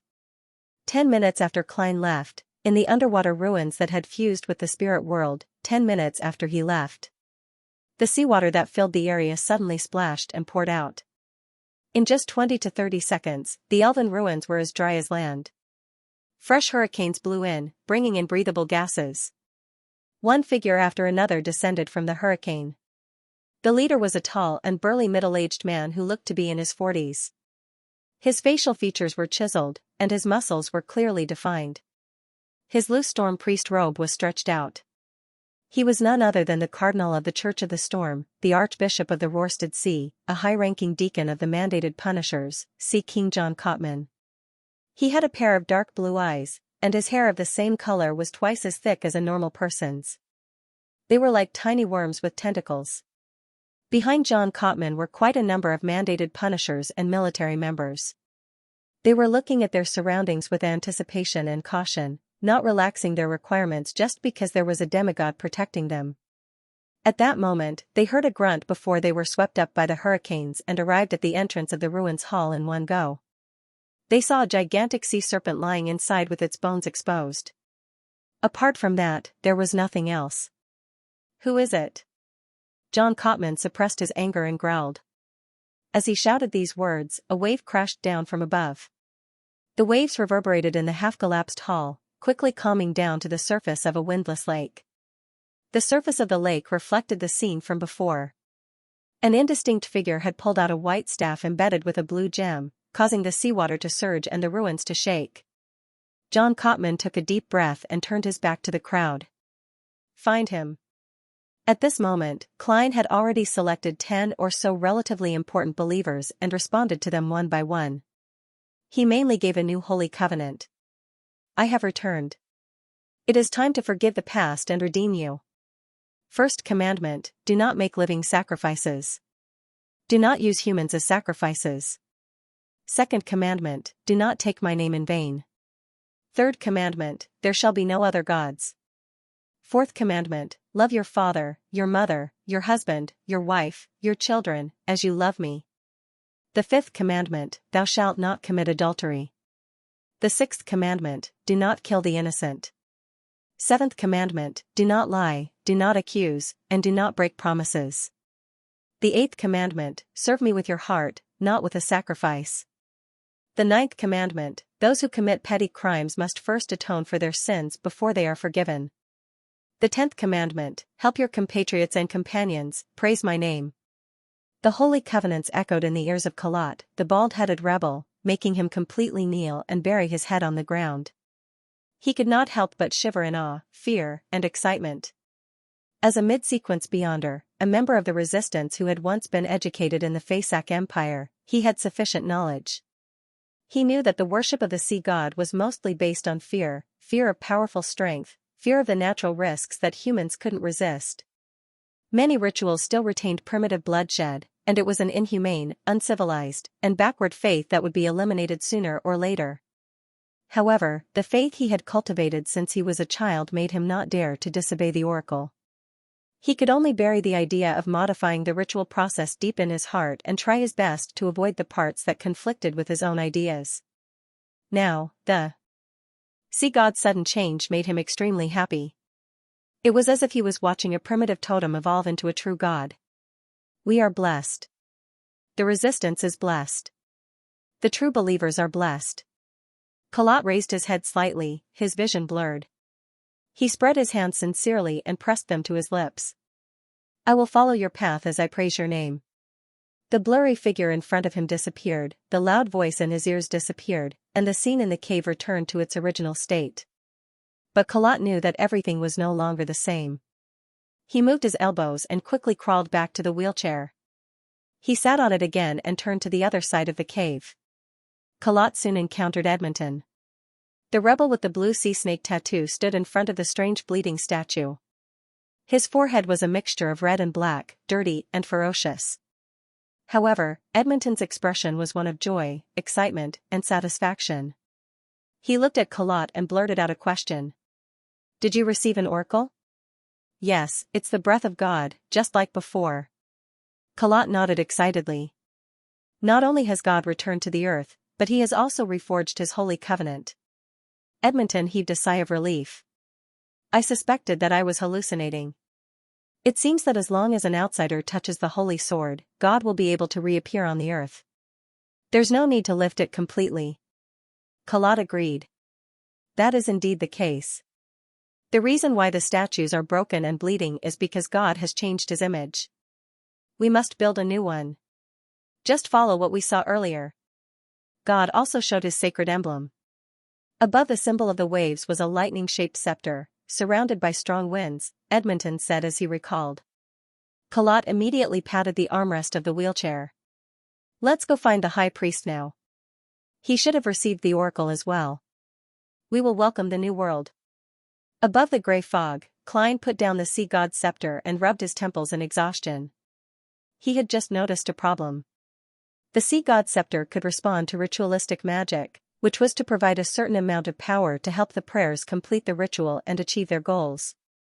However, it could only be concentrated in one's own domain, and it couldn't exceed the upper limit. What it could do was rather limited. For example, the Evernight goddess could influence fate to allow her believers to naturally obtain the money they needed to repay their debts. As for the sea god's scepter, it could at most forge the white paper on the altar into cash.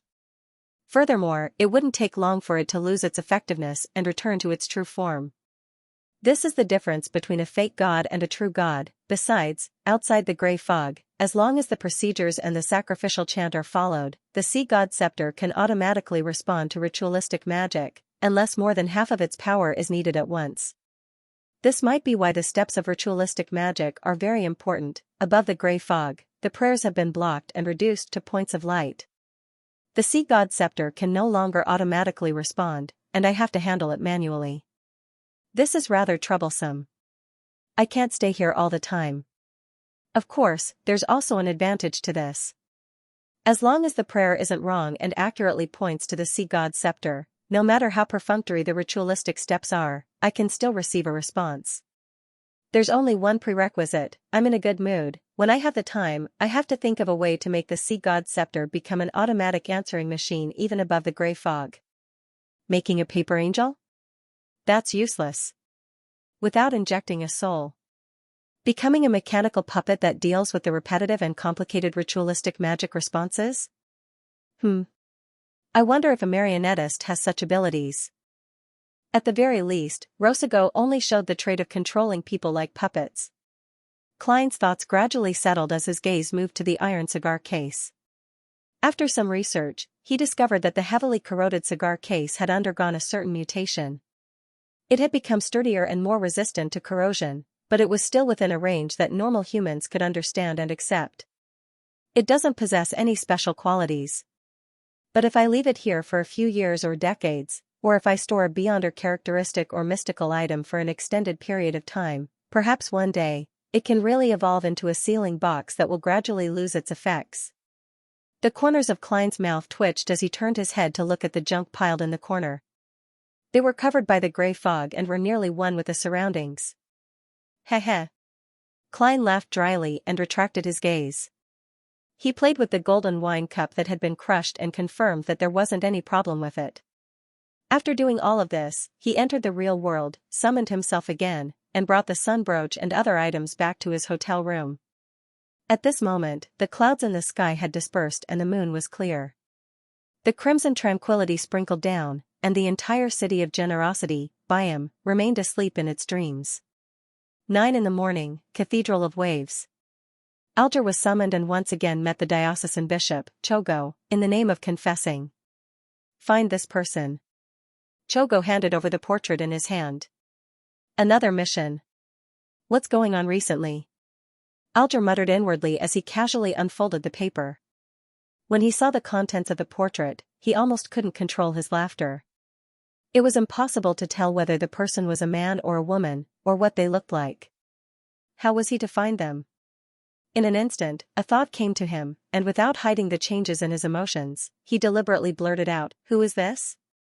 The portrait was of an abnormally blurry and mysterious person, without any characteristics that could help in the search. There wasn't this mission yesterday. But this morning, there's a sudden request for a pursuit. What happened last night? Cavituous has completely fallen.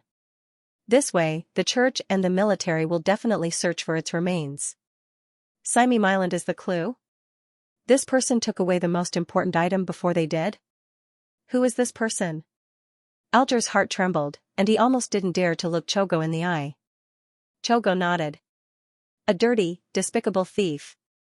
He might be from Intis or Fasak. He might belong to the Church of the Sun or the Church of the God of Combat. Someone from Intis or Fasak, someone from the Church of the Sun or the Church of the God of Combat. Why would there be such a guess and judgment?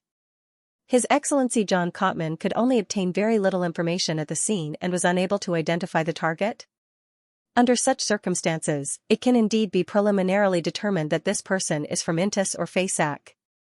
This is because these are the two countries that support the resistance and Cavituous. There's reason to believe that they might have long known where Cavituous is hiding. It matches my previous guess. Of course, it could also be something else. Alger restrained his emotions and asked, "What did he do?" You don't need to know. You don't need to know. Just take note of any abnormalities from the Intis or Fasak people in Byam. Yes, that includes the locals who have already become Beyonders. In addition, find the person who posted the notice on the cathedral's main entrance. They might know something. There will be further information for you soon, Chogo instructed in a deep voice. This is indeed a direction. Doesn't this tell me that this person is related to the notice and the death of Cavituous? I wonder who has the Beyonder characteristic left behind by Cavituous. Who? Right, the world is in Byam. Not long after he came here, something happened to Cavituous. Could this be Mr. Fool's goal? This will help him remove more seals and restore his strength? Alger's pupils suddenly constricted as he recalled his previous guess. When he woke up, Klein, who had gained a lot last night, was full of energy and in a good mood.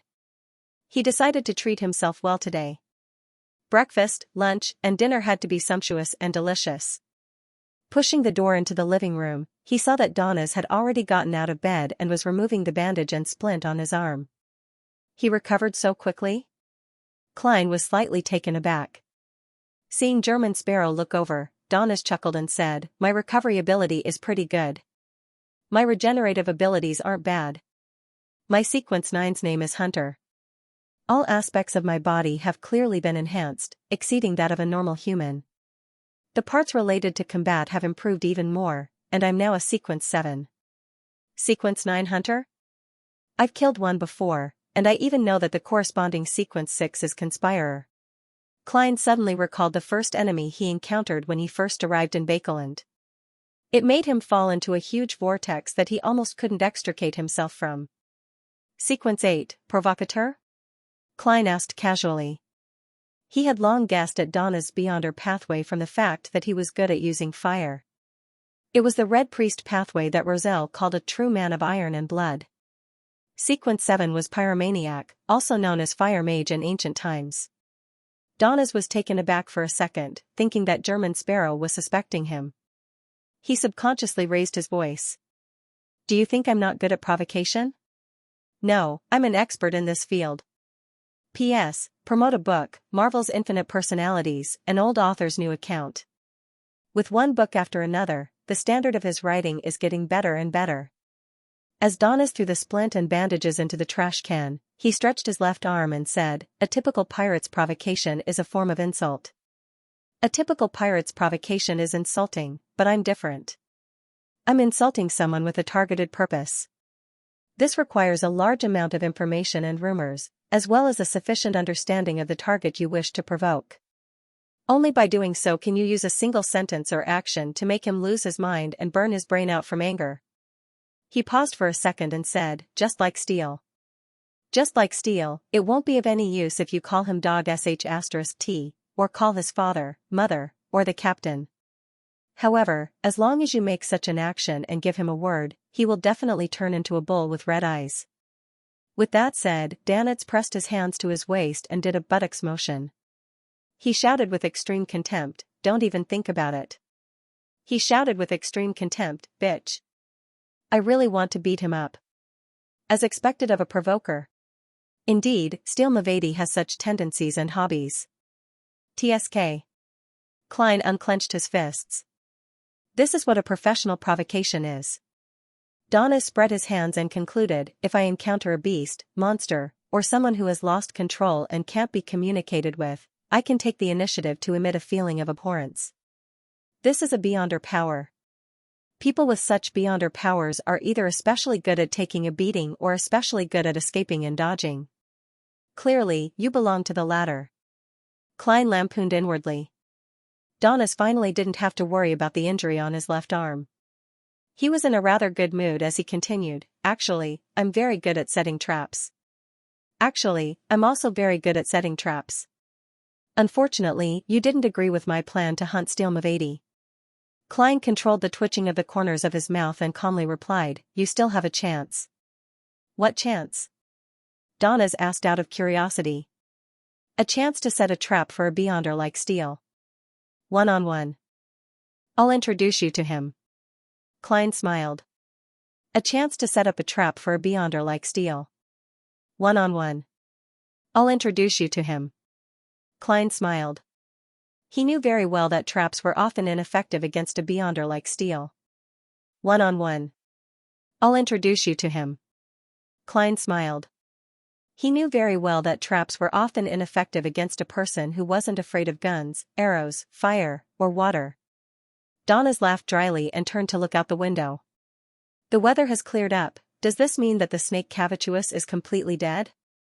Klein nodded and didn't try to hide it. Danitz heaved a sigh of relief and hesitated. Regardless, after this citywide manhunt, there probably won't be many pirates who will dare to come to buy him for a long time. Admiral of Blood is definitely one of them.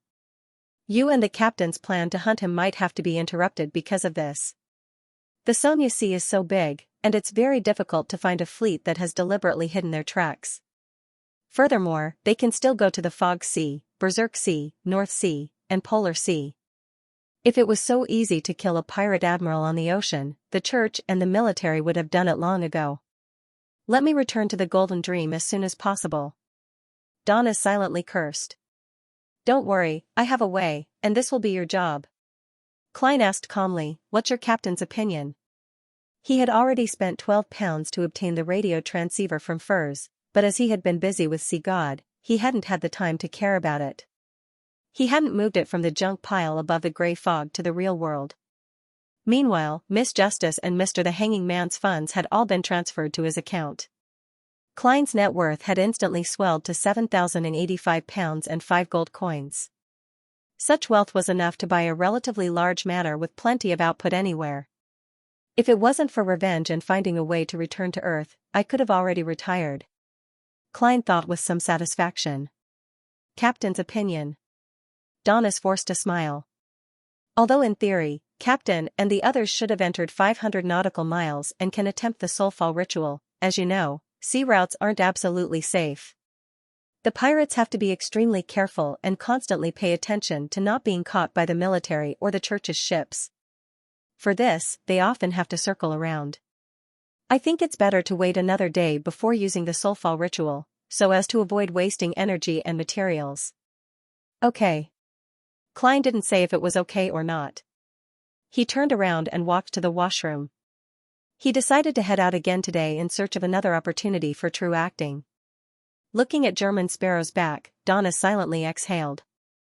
I'll definitely have to contact Captain in private and convince her to let me return to the Golden Dream before I can use the soulfall ritual in front of you. German Sparrow is someone who likes to go out. I have plenty of opportunities in space. Heh, don't tell me he likes to shop? Donis curled his lips as he thought. After leaving the Cathedral of Waves, Alger Wilson went straight to Ralph Trading Company and found the boss who was reading the newspaper. He knew very well that the middle-aged man in a formal suit, bow tie, and glasses was a veteran pirate who secretly supported the resistance and devoutly believed in sea god Cavituous. What's the matter, captain of our ghost ship? Ralph put down the newspaper, crossed his right leg over his left, and said with a leisurely smile. He was an illegitimate child. His father was an adventurer of both Rouen and Faisac descent, while his mother was a native.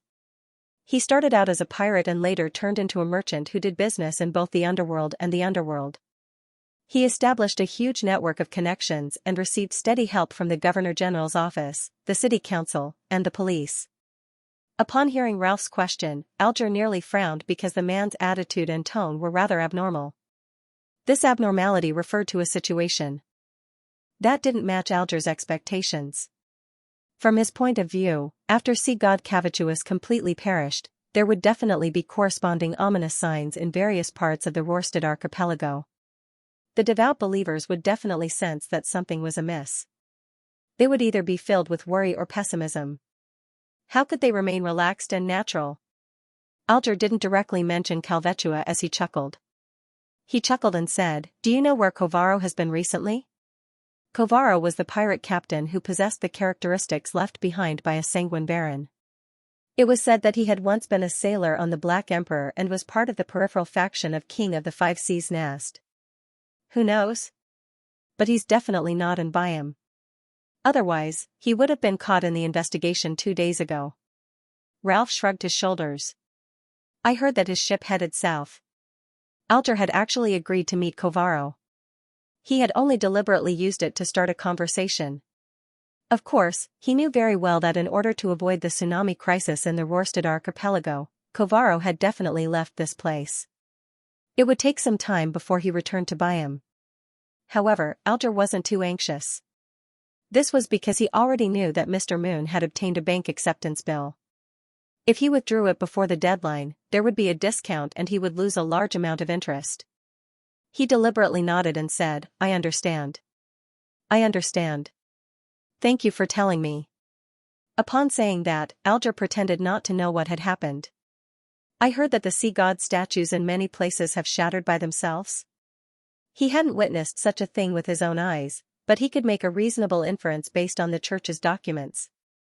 On many colonial islands and in the various countries of the southern continent, more than 1 or 2 false deities like Cavituous had been killed by the 7 churches.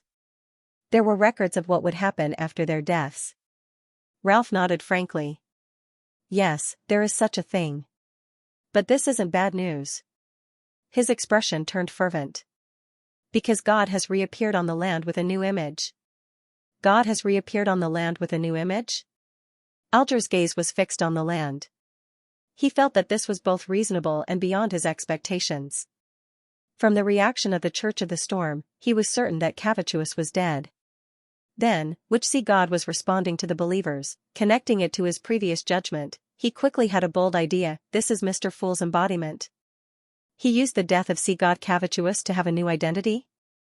He can release his powers out of the seal and directly affect the identity of the world in the real world. This is the true reason why the world came to Byam. Man, Mr. Fool sure is generous. Alger secretly swallowed a mouthful of saliva and suppressed the excitement in his heart. Inside the Wind of Azure, Klein, who had yet to leave, saw Captain Erland hand him a stack of cash. This is your payment, a total of £100. He didn't mention how much German Sparrow received or how much Blazing Dawn received. He only mentioned the total amount. As for how it was distributed, that was an internal matter of the other party. The military is still very generous. Klein thought to himself as he received the thick stack of cash. He instinctively pulled out 2 5-pound notes and threw them to Donna's. His wrist sank, and he finally pulled out 2 10-pound notes without any expression. German Sparrow is still very fair, more fair than the fair Erland. Donnes accepted the payment in pleasant surprise, feeling that his wallet, which had dried up during this period of time, had been replenished again. Looking at German Sparrow, who was dressed in brand new clothes, Erland, who held a boat-shaped hat in his hand, deliberated and asked, "There's news from the Church of the Storm that the person who posted a notice at the entrance of the cathedral in the middle of the night to expose the problem between Letitia and sea god Cavituous was blazing Donnes. What do you think?" He stared into Donna's eyes, waiting for the answer. Haha. Donna's laughed dryly. I don't know him. Klein was silent for 2 seconds. I went to Simene to fulfill the wish of a dead adventurer and met Letitia and her companions at the hotel. There was a snake invasion in the middle of the night, but it was easily resolved by them.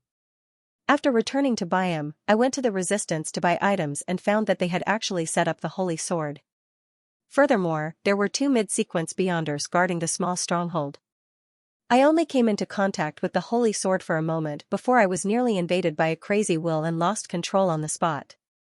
They're still searching for Letitia. What Klein said was the truth, but not the whole truth.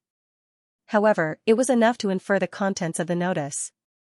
Even if the kingdom's military and the Church of the Storm investigated further, they would at most unearth the fact that German Sparrow might be able to change his appearance. Erland listened carefully and sighed with a smile. If there's something like this in the future, there's no need to put up a notice in the middle of the night. You can come to me directly. This will allow you to obtain more generous rewards. He stood up, put on his hat, and said to Donnes, I heard that Raging Flame's bounty is going to rise again. Bounty?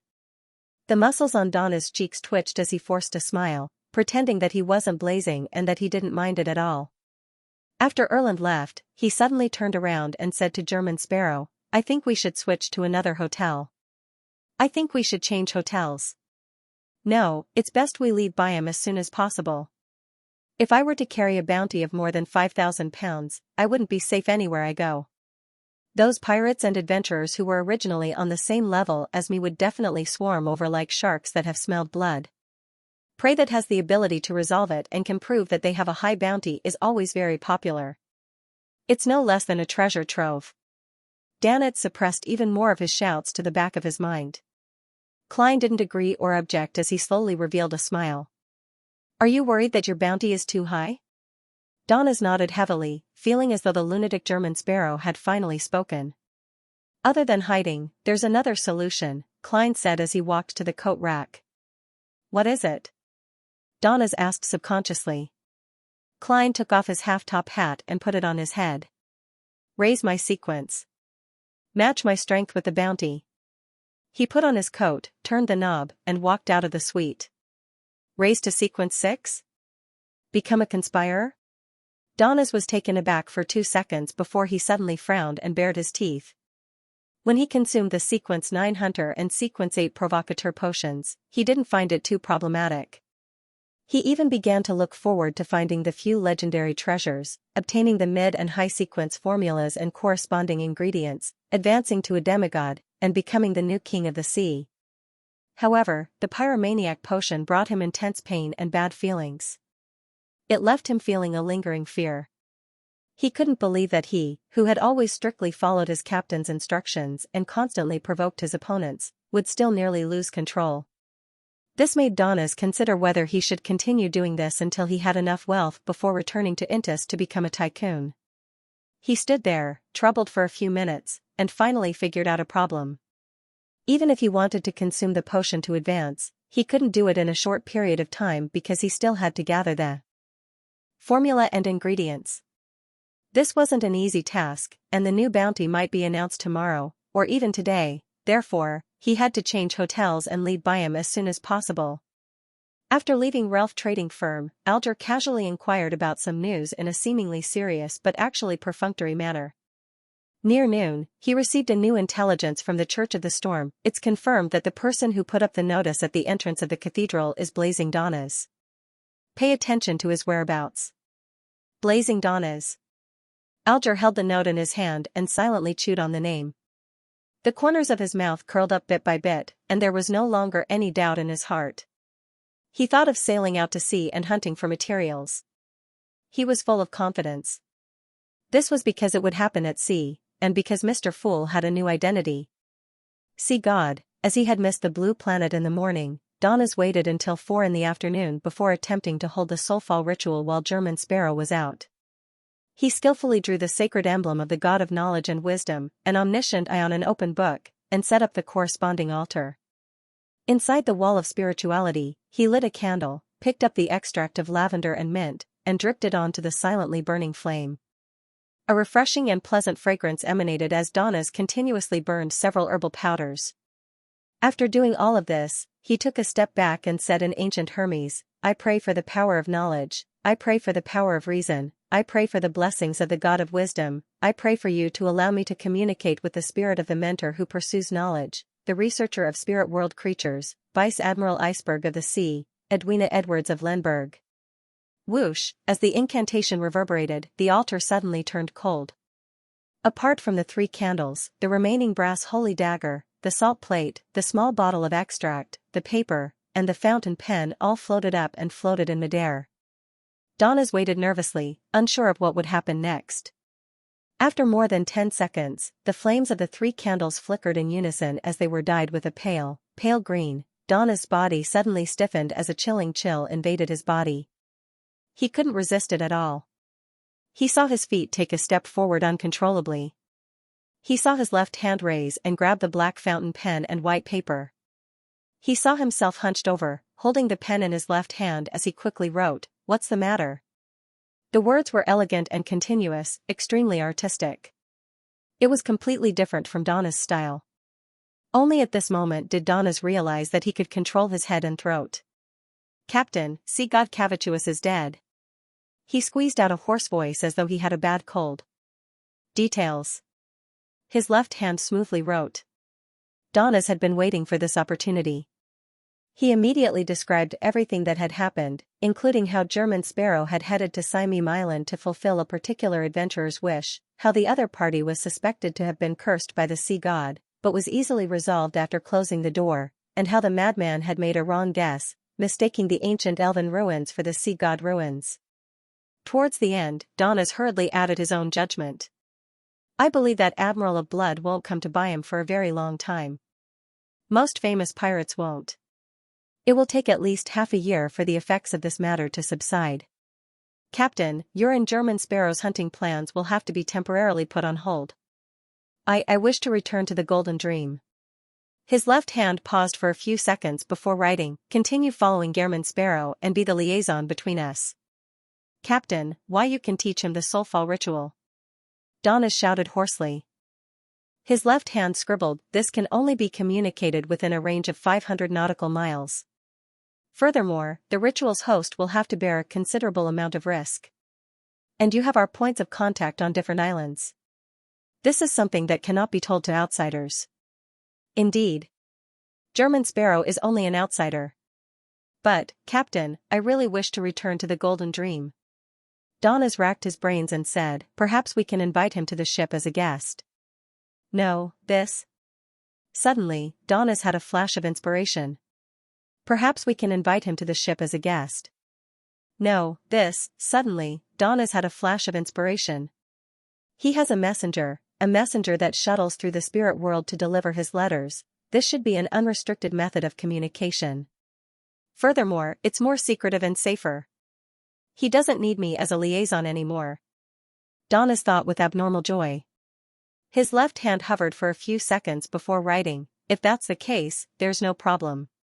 The New Year's holiday is coming to an end. It's indeed time for you to return to the ship. You do have some talent when it comes to languages, but there are still quite a number of problems in other areas. You need to listen to more lessons and work harder." Donnas turned agape, but nothing came out of his mouth. He suddenly felt that returning to the Golden Dream wasn't something worth looking forward to. In the evening, Klein returned to the Wind of Azure Inn. He hadn't found a suitable target to act as after a day of running around. Due to the previous investigations, many pirates and adventurers had been arrested. The remaining people were still carefully hiding, not daring to casually venture out. Be it bars, casinos, or brothels, all of them were in a slump. There weren't many customers. "It's like this." Donnas came over, cleared his throat, and said with a dry laugh, "This is my first time using the soulfall ritual. I wasn't confident, so I tried it ahead of time. Haha, it succeeded. I've communicated with Captain.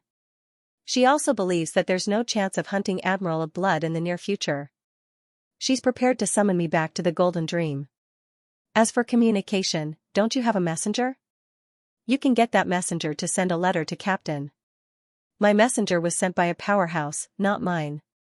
Besides, a messenger can only send messages back and forth between the owner and the keepsake holder.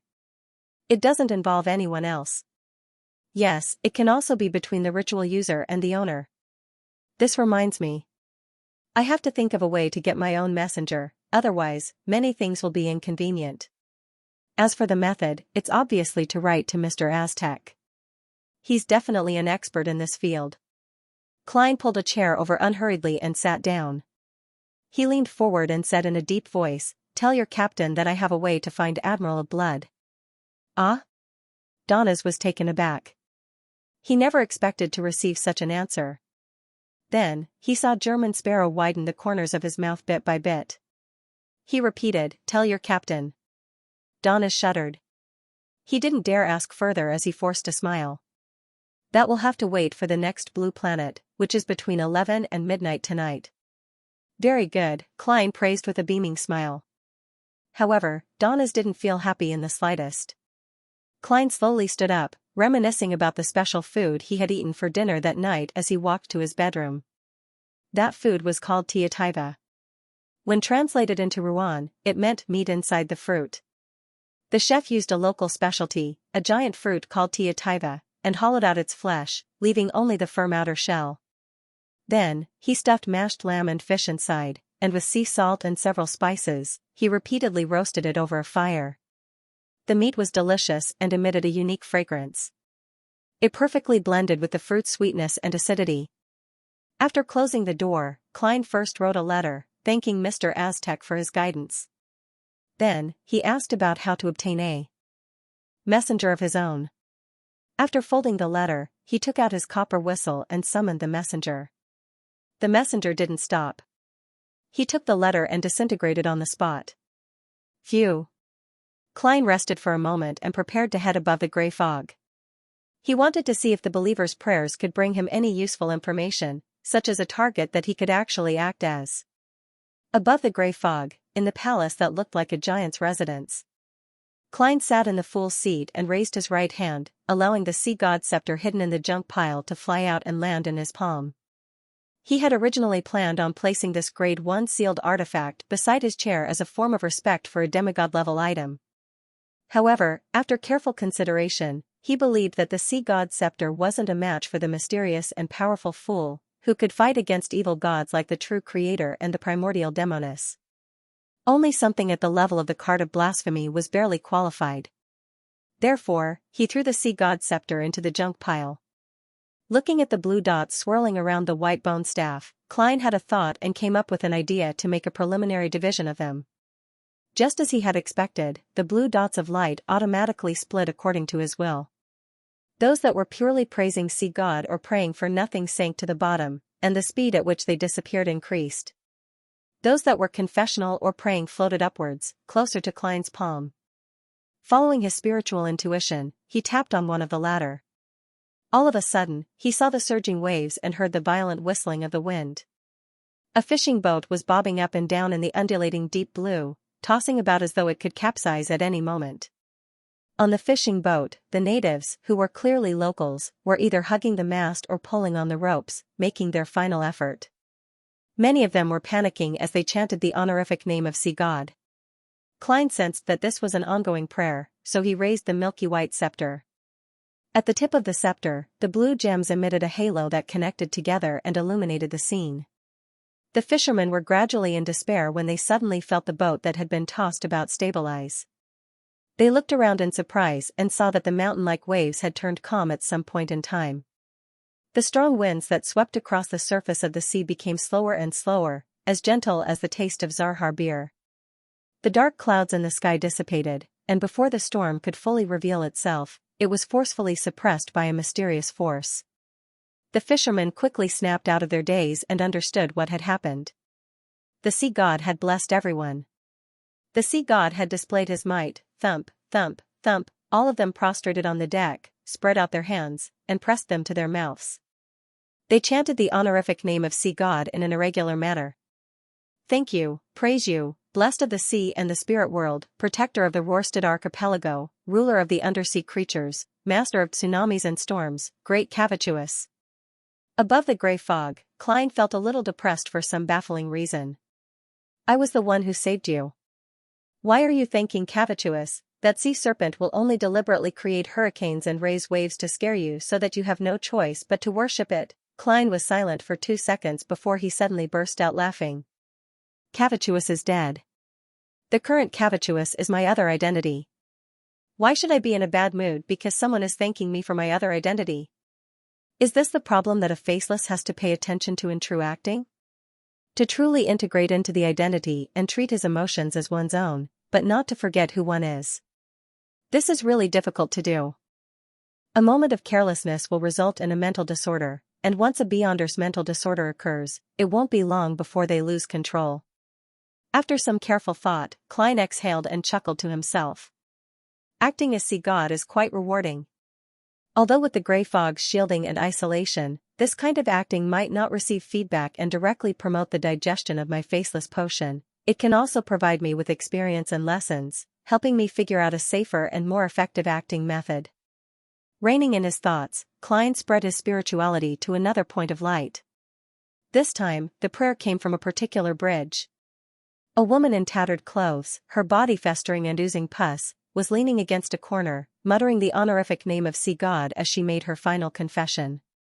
Through her description, Klein felt as though he had seen her short life with his own eyes. This was a native woman. Her parents believed in sea god, so she also believed in sea god. In the first decade or so, her father worked as a miner, repairing roads and laying railroad tracks. Her mother did all kinds of temporary jobs, such as sewing, washing, helping at the docks, and occasionally working as a street girl.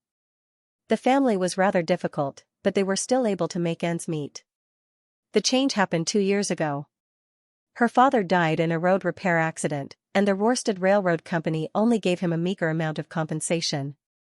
The family gradually fell into despair. Following that, the girl was sold by her mother to the Red Theater and became a legal prostitute.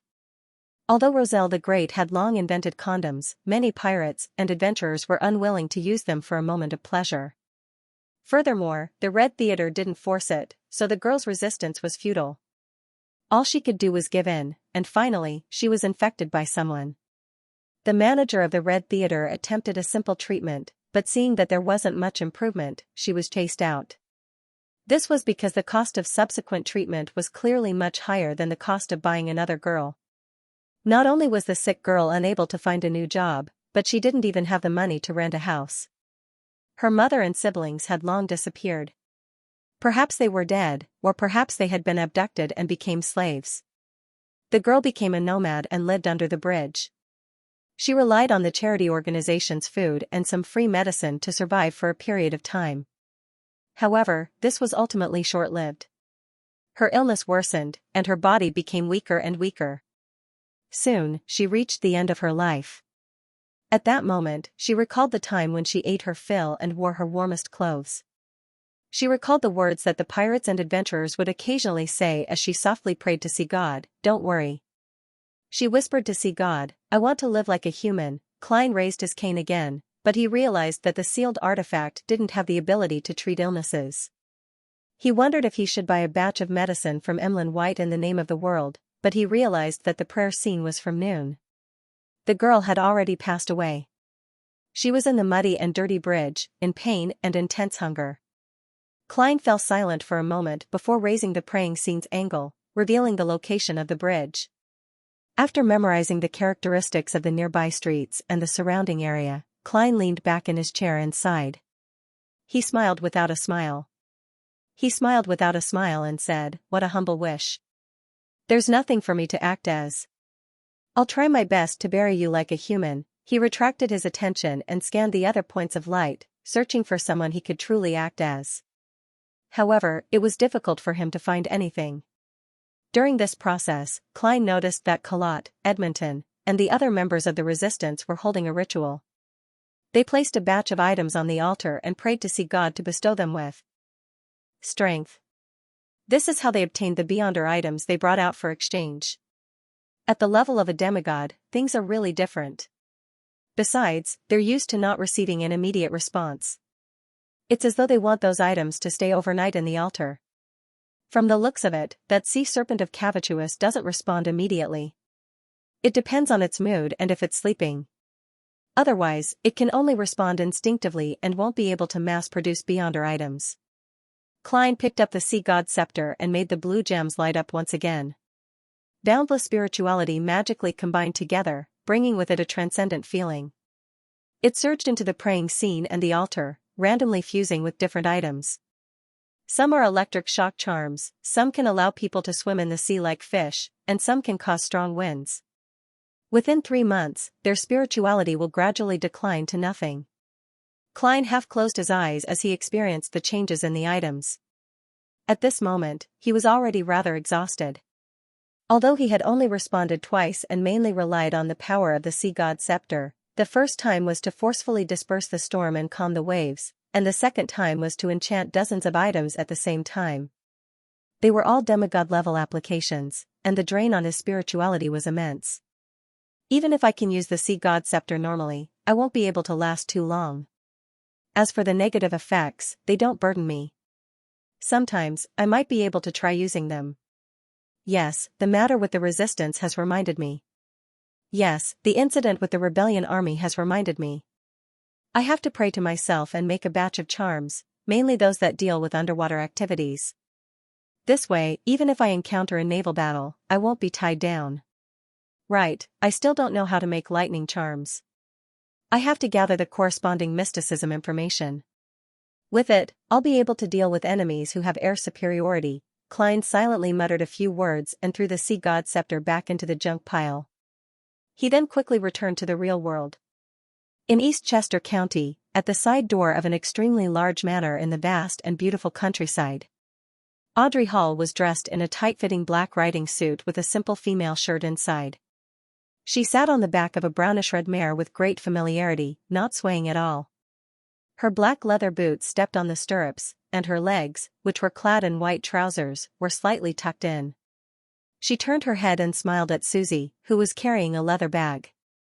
"I'll wait for you at the edge of the forest." With that said, she bent her back with a whip in hand and let the brownish-red mare gallop slowly through the wilderness. Compared to the gorgeous and expensive but gloomy family castle, Audrey preferred beautiful manners and the scenery of the countryside. One handsome horse after another ran out. The riders were attendants and maidservants. They only had one mission, and that was to protect Miss Audrey. Susie also ran happily. This was a feeling she couldn't experience in Bakeland. Furthermore, she and Audrey would have a small adventure today. It was to explore an ancient tower that had collapsed a long time ago in the forest. The valuable items there had long been taken away, and no accidents had happened. It was a very suitable place for inexperienced people to familiarize themselves with various techniques. The only problem was that it would be dark in 2 hours. There might not be enough time. Genius 1 second to remember this website. Mobile version. It was still very cold in East Chester County in January. There was often snow, and the trees in the forest were withered. Wild beasts hid themselves, and it was lifeless.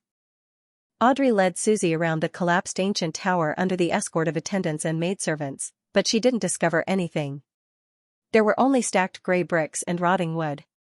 In the gaps, there were weeds and the corpses of certain small animals. Audrey originally imagined that she could find some murals on the wreckage of the wall and decipher the origins of the ancient tower. Then, she could use the wild beasts to secretly practice awe, frenzy, placate, and other Beyonder skills of a psychiatrist. However, she was very disappointed. This isn't a small adventure. It's just a simple stroll on horseback. She pursed her lips, held the horsewhip, and walked towards her mount. Halfway there, she reluctantly asked the servants and maids around her, "What's the matter? Are there legends of monsters nearby?" Half of the attendants had followed her from Bakeland to the family castle, and then to this manor. The other half were locals and were usually busy in the manor. Audrey's question was undoubtedly directed at the latter. And the reason why she came to this manor was that the nearby area had a tradition of worshipping dragons in history. A young attendant stole a glance at the noble and beautiful young lady. He plucked up his courage, took 2 steps forward, bowed, and said, "I'm here to help you." He mustered up his courage and took 2 steps forward, bowed, and said, "There are many terrifying beasts in the depths of this forest. Every year, hunters die there, but no one has ever encountered a monster. This is the same situation described in an ancient ballad that has been passed down here." He roughly repeated the ballad, and the specific meaning was, "The monsters are in your dreams, the dragons are in your dreams, the great palace that is imagined and floating in midair is also in your dreams. There, you will have everything until you awaken. Curious children, brave adventurers, go, seek the dragons of your dreams." The attendant hid the last line of the lyrics and didn't say it out loud, because it would make others misunderstand that he was mocking Miss Audrey. The giant dragon was in the dream. The great palace that was imagined and floating in midair was also in the dream. Audrey carefully pondered for a few seconds and suddenly felt that this ancient ballad wasn't completely meaningless. The information on dragons that she had bought from Sun when she was young showed that the dragon of imagination, Ankwelt, had really imagined a floating city out of thin air. On it were huge temple pillars that supported the majestic palaces. Its name was Liveseed, which meant City of Miracles. In a dream. The spectator pathway belongs to the mind dragon. It involves consciousness, the subconscious, the sea of collective subconscious, and the spirituality sky. Regardless of how one looks at it, it definitely involves the domain of dreams. This ancient ballad might really be hinting at something. Don't tell me that Liveseed really exists in the sea of collective subconscious, in a dream? But dreams are purely spiritual. A lot of thoughts flashed through Audrey's mind. She couldn't think clearly until she returned to the manor. After entering the room, she glanced at the golden retriever, Susie, and suddenly had the urge to flaunt it. Susie doesn't know anything about the dragons, so she definitely won't be able to detect the uniqueness of this ballad. No, I can't be arrogant. It's too superficial. Besides, it's easy for Susie to discover that I'm hiding a secret. Audrey straightened her back and paced back and forth a few times. Pretending to ask casually, she asked, "Susie, what do you think the ballad is really about? I have a nagging feeling that it's not as simple as it seems." Susie opened her mouth, momentarily at a loss for an answer because she didn't understand poetry at all. She thought seriously and said, "Audrey, I'm just a dog. In the forest of Blue Mountain Island." Due to his agitation and excitement, Kalat didn't sleep the entire time. He sat in a wheelchair and checked his surroundings, as though he had found another goal for survival other than revenge. After making a full round, he returned to the altar and wanted to pray again. He remembered the contents of the 10 Commandments very clearly and knew that he couldn't use the name of Sea God in vain. Therefore, he planned on using the relatively vague God to replace it when he prayed. As he approached the altar, his gaze suddenly froze. This was because the items placed inside all had an unusual aura. For example, the dagger's surface didn't reflect the crimson moonlight, but silver-white lightning. For example, the leaf was turning greener. It made one's breathing feel easier just by looking at it. The grace of God has descended. This sentence suddenly flashed across Kalat's mind. At this moment, he no longer had any doubts about Sea God's changes. The blasphemous thoughts hidden in his heart completely melted away. From the revelation given by God that he would reappear on the land, it means that he is going to reshape his image. This layer of meaning is very deep. We actually didn't decipher it previously. Kalat slowly took a deep breath, propped himself up with both hands, and solemnly prostrated himself before the great sea god. Soon, he returned to his wheelchair and headed for the residence of the high priest, Edmonton, and the others. He couldn't wait to tell his companions what had just happened. He couldn't wait to share the grace of God with them. At 11:15 in the evening, Klein sat in his chair and watched expressionlessly as Donnas held the soulfall ritual. He memorized all the details. Or is it with the help of the spirit world? He made a preliminary judgment. If it's a spirit world creature, as long as there's no problem with the description and it can be accurately located, and it's used in a language with a certain level of power, one can directly summon it or make it descend. It has nothing to do with distance or range. To a certain extent, deities also have such characteristics. However, at times, even ordinary prayers can receive a response from them. Of course, the premise is that one has already become a believer and has received attention. At the level of demigods, they seem to have a certain degree of fusion with the spirit world. Therefore, precise descriptions can be used to point to them, and there's a possibility of receiving a response. However, there's a distance limit. Once it exceeds the range, they won't be able to receive the signal. Sea God Cavituous is an example. For a mid-sequence powerhouse like Vice Admiral Iceberg to complete something like this, it's impossible to rely on themselves. They need the help of a corresponding deity and provide an accurate and unambiguous description. Furthermore, there's a limit to distance and range. Just as Klein finished organizing his thoughts, the various items on the altar floated up, except for the 3 candles. Donna's body trembled uncontrollably as his expression gradually turned cold. Soon, he let out a female voice in the style of Vice Admiral Iceberg. "Good evening." There seems to be a hint of anger from being woken up. Klein felt that Donna's entire being had turned feminine. He deliberated for a moment and said, "I have a way to find Admiral of Blood." "What?"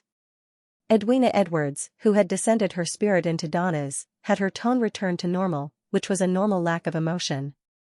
Klein simply said, "They use the latest wireless telegraphy technology." "They are using the latest wireless telegraphy technology. I obtained the frequency band and password information from White Bear." "Wireless, telegraph. You know about this?" Edwina never expected that German Sparrow, an expert in mysticism, would also know the basics of radio communication. Klein smiled politely. "A little." Edwina fell silent for 2 seconds before using Donna's mouth to speak. "Did they find anything?" Was he referring to whether Admiral of Blood and Company had discovered the problem of the password and frequency band being leaked? In theory, they should have already sensed it, because their intelligence officer, Old Quinn, had already died at the hands of Mr. the Hanging Man. However, wireless telegraphy hasn't entered the stage of large-scale application, so it's very easy for users to ignore the safety risks. Klein didn't give an absolute answer. "Perhaps. But we can try." As long as they could monitor the signal, there was a high chance of finding Admiral of Blood. As a sea god, although he is only at the level of a demigod, making it difficult for him to know everything in the territorial waters, he can control those sea creatures and get them to help him search for people. Klein silently added.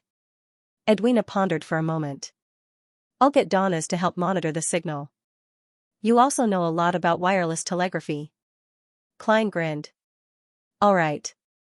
After the soulfall ritual ended, Donna's watched with mixed emotions as German Sparrow took out a sizable piece of machinery and the corresponding accessories from his bedroom. "What's this?" he asked in surprise. Klein calmly said, "A radio transceiver." "A radio transceiver." Donna's turned agape and finally forced out a sentence. "Where did you get it from?" Klein glanced at him. "Outside." As he spoke, he threw the operating manual and the frequency band password to Donna's before returning to his bedroom to sleep. He often heads out to busy himself with such matters. Donna's felt like he understood something. After studying and experimenting, he finally grasped the usage of the radio transceiver. He lay down in a reclining chair and slept soundly. After an unknown period of sleep, he suddenly woke up and heard rhythmic tapping sounds. "What?" Donna sat up and looked in the direction of the sound. Under the dark moonlight, he saw the radio transceiver automatically operating in the dark room, spitting out illusory white paper. "What's this?" Flames condensed in Donna's palm as he carefully approached it. This scene reminded him of the horror stories pirates often told when they were bragging. "There's something wrong with this radio transceiver. It's connected to an evil spirit?"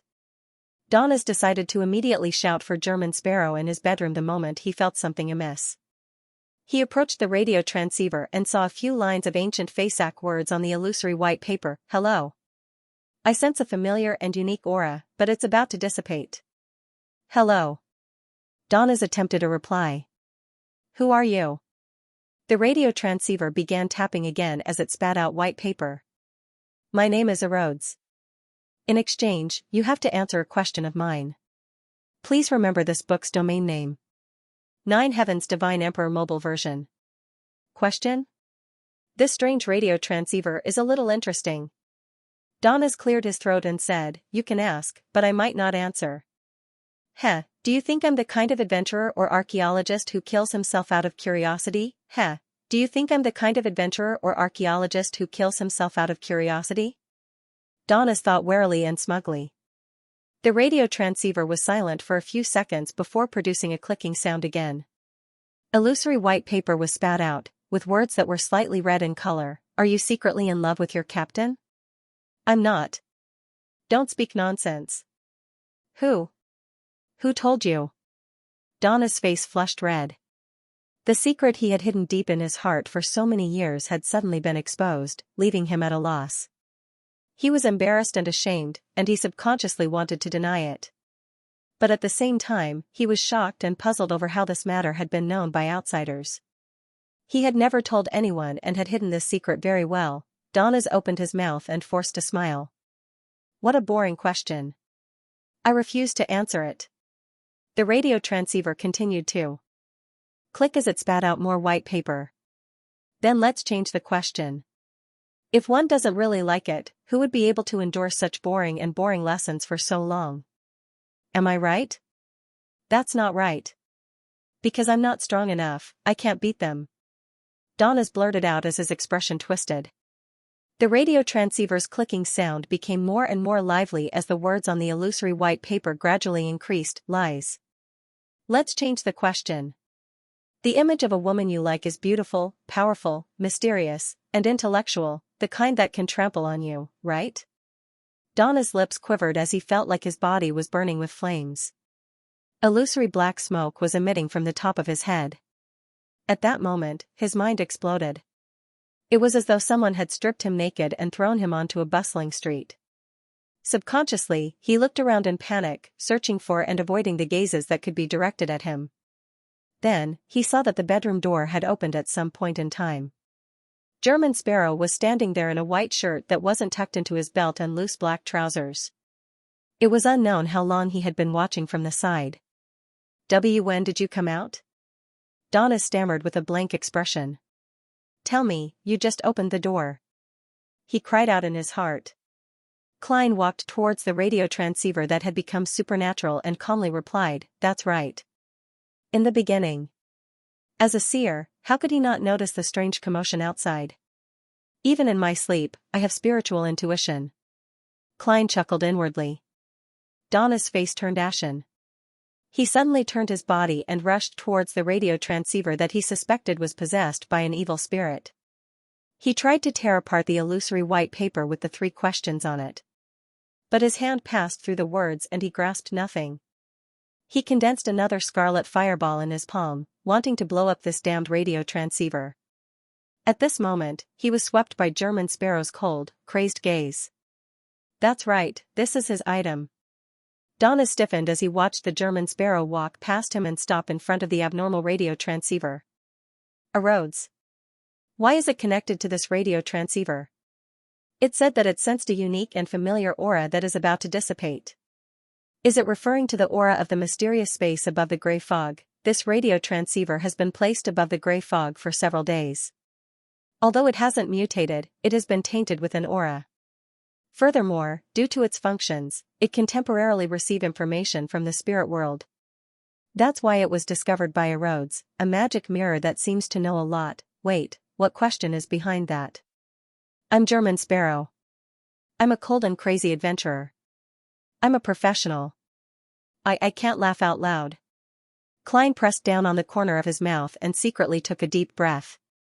Donna secretly glanced at his side profile like a prisoner on the gallows waiting for the rope to be pulled.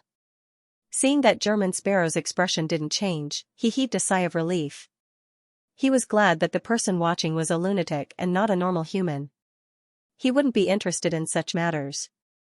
If it were any other pirate, I wouldn't have the face to return to the Golden Dream. No, I wouldn't have the face to risk my life at sea. He cast his gaze at the radio transceiver with hatred and fear, looking at the devil who called himself a Rhodes. He heard the clicking sound again and saw the radio transceiver spit out a new piece of paper. On it were 2 lines of elegant ruan: "Your loyal and humble servant, Rhodes, is honored to follow in your footsteps once again. I'm always ready to serve you." This isn't the same evil spirit as Rhodes from before, right? Donna's face twitched as he suddenly felt that what happened tonight wasn't real enough. Klein, who had great difficulty suppressing his laughter, acutely noticed a problem from what had just happened. Rhodes wasn't present. It was likely using the spirit world and the radio transceiver's special function to send the information over remotely. Therefore, when Donna's refused to answer the first question, it was powerless to punish him. All it could do was ask another question. That's rather interesting. In the future, by placing the radio transceiver above the gray fog, I can turn it into a unique item that can receive information from ghosts and the spirit world. Unfortunately, beyonder characteristics are conserved. Even if a simple radio transceiver has the augmentation of the gray fog's aura, its beyonder functions will slowly dissipate and eventually return to normal. Yes, according to my knowledge of mysticism, there's another way to maintain an ordinary item's beyonder characteristics without using a beyonder characteristic. It's to engrave the honorific name and true name of an angel or even a deity on it using a language that can stir nature. This is equivalent to borrowing mystery and power from them. Of course, the premise is that they agree. I can't do it myself.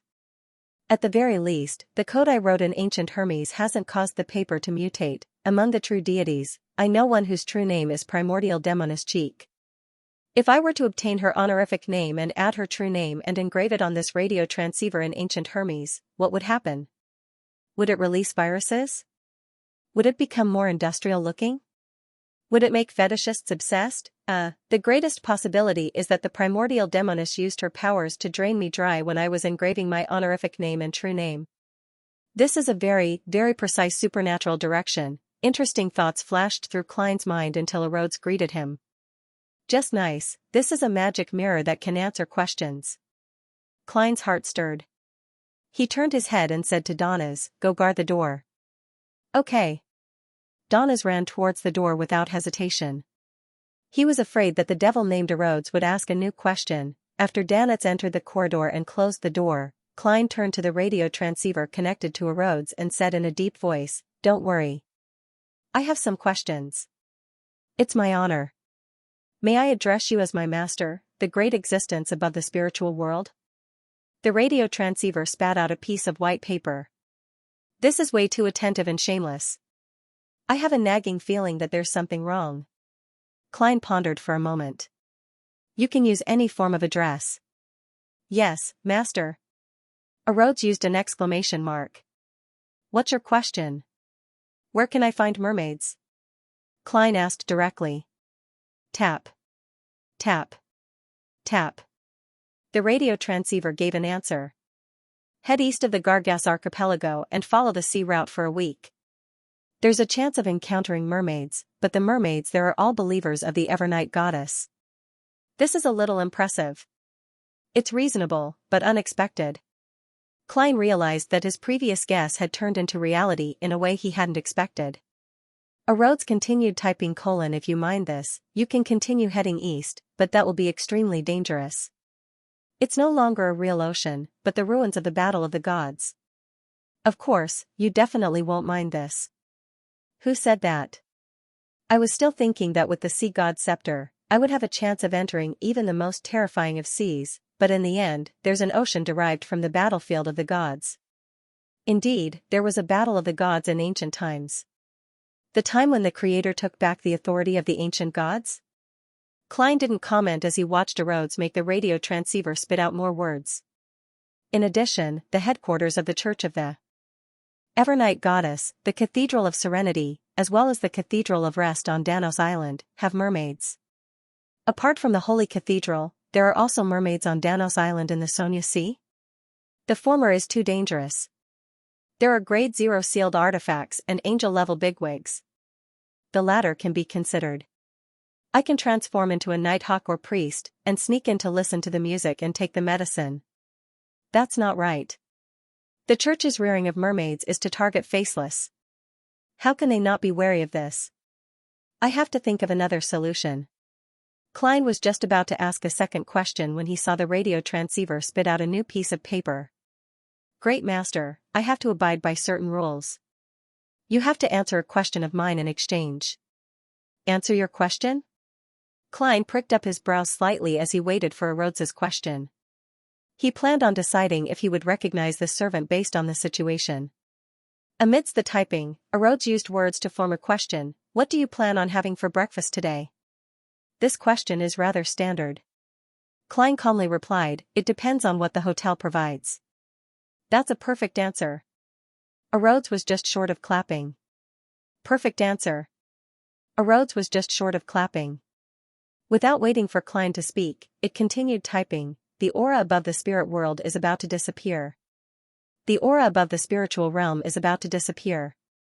I await the next opportunity to serve you, great master. After the illusory piece of paper was spat out, the radio transceiver stopped and lost the gloomy feeling.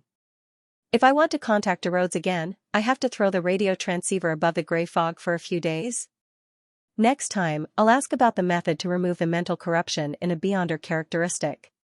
Yes, this method has to be used carefully. Rhodes can use the special connection of the radio transceiver after it's tainted with its aura. It's not impossible for something stronger and more terrifying than it to do so. If I keep doing this, I might one day receive a telegram from the true creator or the primordial demoness. Klein's thoughts raced as he noticed the hidden risks. P.S. It'll be double tomorrow. I'll request for monthly votes in advance. Don't forget to vote East Chester County, in the Hall family's manner. Audrey sat in front of the dressing table and lit a candle. Then, through the flickering flame, she looked at herself in the mirror. Her green eyes gradually turned deep, making it impossible to look away. It was as if even one's soul wanted to sink into it. Audrey, stay awake in your dream tonight, she said to herself in a gentle voice. This was a simple, psychological cue. The ancient ballad she had heard at dusk had given her inspiration, giving her the idea of exploring her own dream. She wanted to see if she could use it to enter the sea of subconscious and spirituality of all living beings. This was an attempt that other psychiatrists had never thought of. At the very least, there was nothing similar in the reference experience provided by psychological alchemy. She was hinting to herself and exploring her own dream. Perhaps I can find traces of the Mind Dragon or even the City of Miracles, Liveseed. Audrey retracted her gaze, took off Lai, which had transformed into a ruby necklace, and placed it into a jewelry box.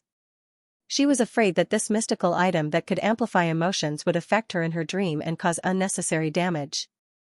Therefore, she had carefully dealt with it ahead of time. After doing all of this, Audrey subconsciously looked at her reflection in the glasses and realized that there was a tiny flaw in her face. And when she was wearing Lai, she felt that her beauty was something that even she was infatuated with. Wake up, Audrey. That's just Lai. She raised her right palm and caressed her cheek. At this moment, she was extremely glad that she had given the mystical item the name Lai. It would constantly alert her. Otherwise, there would come a day when she would be completely reliant on it and refuse to face her true self.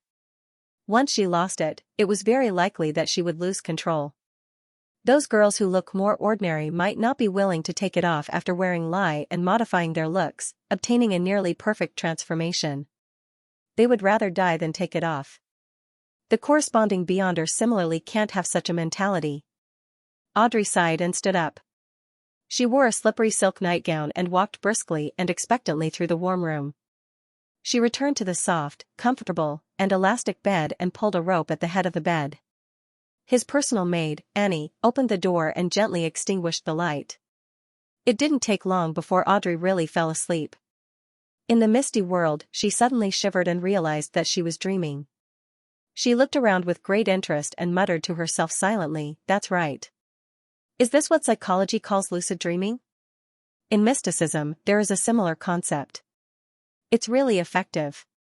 I relied on a simple self-hypnosis to successfully have a lucid dream. Audrey, you're such a genius. No, this is mainly the application of extraordinary abilities. You can't be arrogant. At this time, Audrey had already figured out what the current dream was. She was walking on a gloomy, narrow road, surrounded by a dark forest, and in front of her was a castle with a high spire. The long, drawn-out howls of wolves, the slow and horrifying panting, and the shrill and intermittent screams came from all directions, creating a dangerous and oppressive atmosphere. I'm still feeling afraid because of the assassination of the Duke of Negan. I'm afraid that one day, many Beyonders will suddenly attack father, mother, and brother. Audrey analyzed her dream from the perspective of a psychiatrist. She slowly walked forward, walking towards the castle that was almost identical to the Hall family's ancestral mansion in this abnormally realistic dream. As they walked, a figure suddenly leaped out of the black forest. It was a giant dragon with golden scales all over its body, and its eyes were pale gold. Its tail was thick and strong. The dragon's facial features were identical to Audrey's. Coupled with its body, it gave off an indescribable sense of awkwardness and horror. Audrey jumped in fright and nearly woke up from her dream. Thankfully, having been a spectator before, she managed to stabilize her emotions in time. This made her realize that she had never really forgotten how she nearly lost control when she consumed the psychiatrist potion. Back then, her self-consolation, self-motivation, and improvement in her mood were only on the surface. The trauma had already taken root in the depths of her subconscious, and from time to time, it would be reflected in her dreams. Fortunately, I discovered it today. In the future, I can attempt to treat it in my subconscious. I'm a psychiatrist. If I keep ignoring this problem, I might lose control due to fear when I advance to sequence 6. Audrey seriously examined herself. As she walked and stopped, Audrey's dream changed in an irregular manner. As a story, this wasn't up to standard. Finally, she walked in front of the castle and saw a wand the length of an arm sweep across the air, scattering down resplendent star-like light.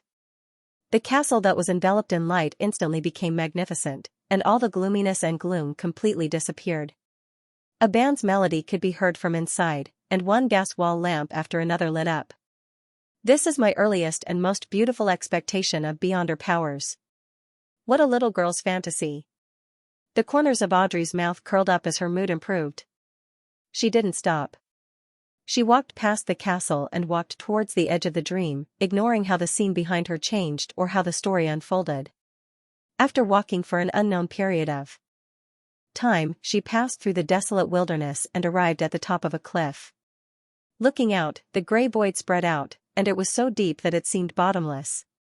Audrey clearly understood that this was the boundary of her dream.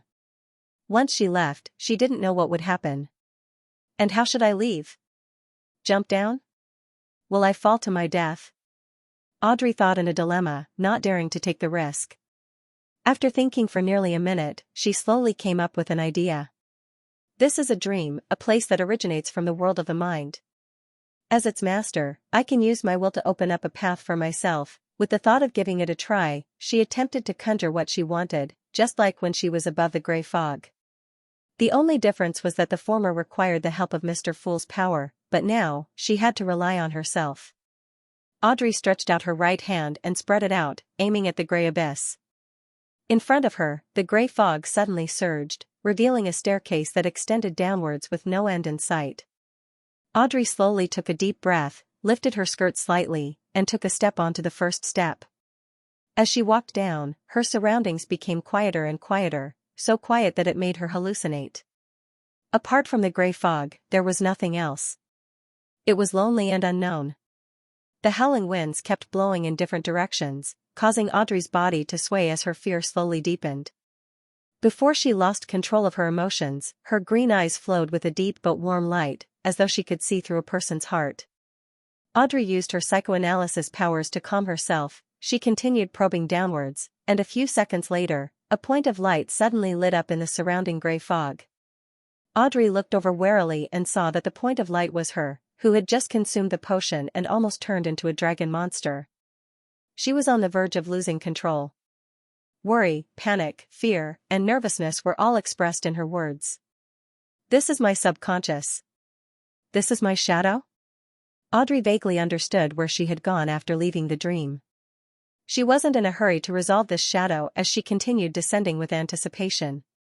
According to the theory of psychological alchemy, the bottom of the subconscious was her destination, the sea of collective subconscious of all living beings. During the process of probing downwards, Audrey saw herself listening to her parents tell her legends when she was young. She saw herself, who paid attention to her image but wasn't that elegant behind it. She saw herself participating in the tarot, but the points of light similar to the latter were all tightly wrapped in gray fog. These are all things in my subconscious. They affect my character and behavior? Audrey instinctively analyzed with her psychological knowledge. As different points of light flickered, she was on the verge of an emotional breakdown many times due to this long and lonely exploration without a goal. However, she used her beyond her powers to calm herself in time. Just as she was about to lose her sense of time, she saw the last step. In front of the step was a solid, blurry, and gray ground. Above it were swaying lights and shadows. They were dense and overlapped, like an illusory sea. Sea of collective subconscious. Audrey took a few steps forward and looked up. She was surprised to find that the gray fog was no longer blocking her vision. The sky was clearly revealed. There were countless indescribable figures there.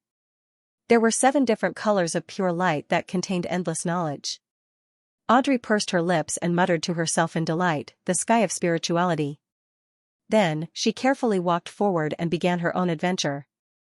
The lights and shadows that formed the sea flashed past her eyes from time to time.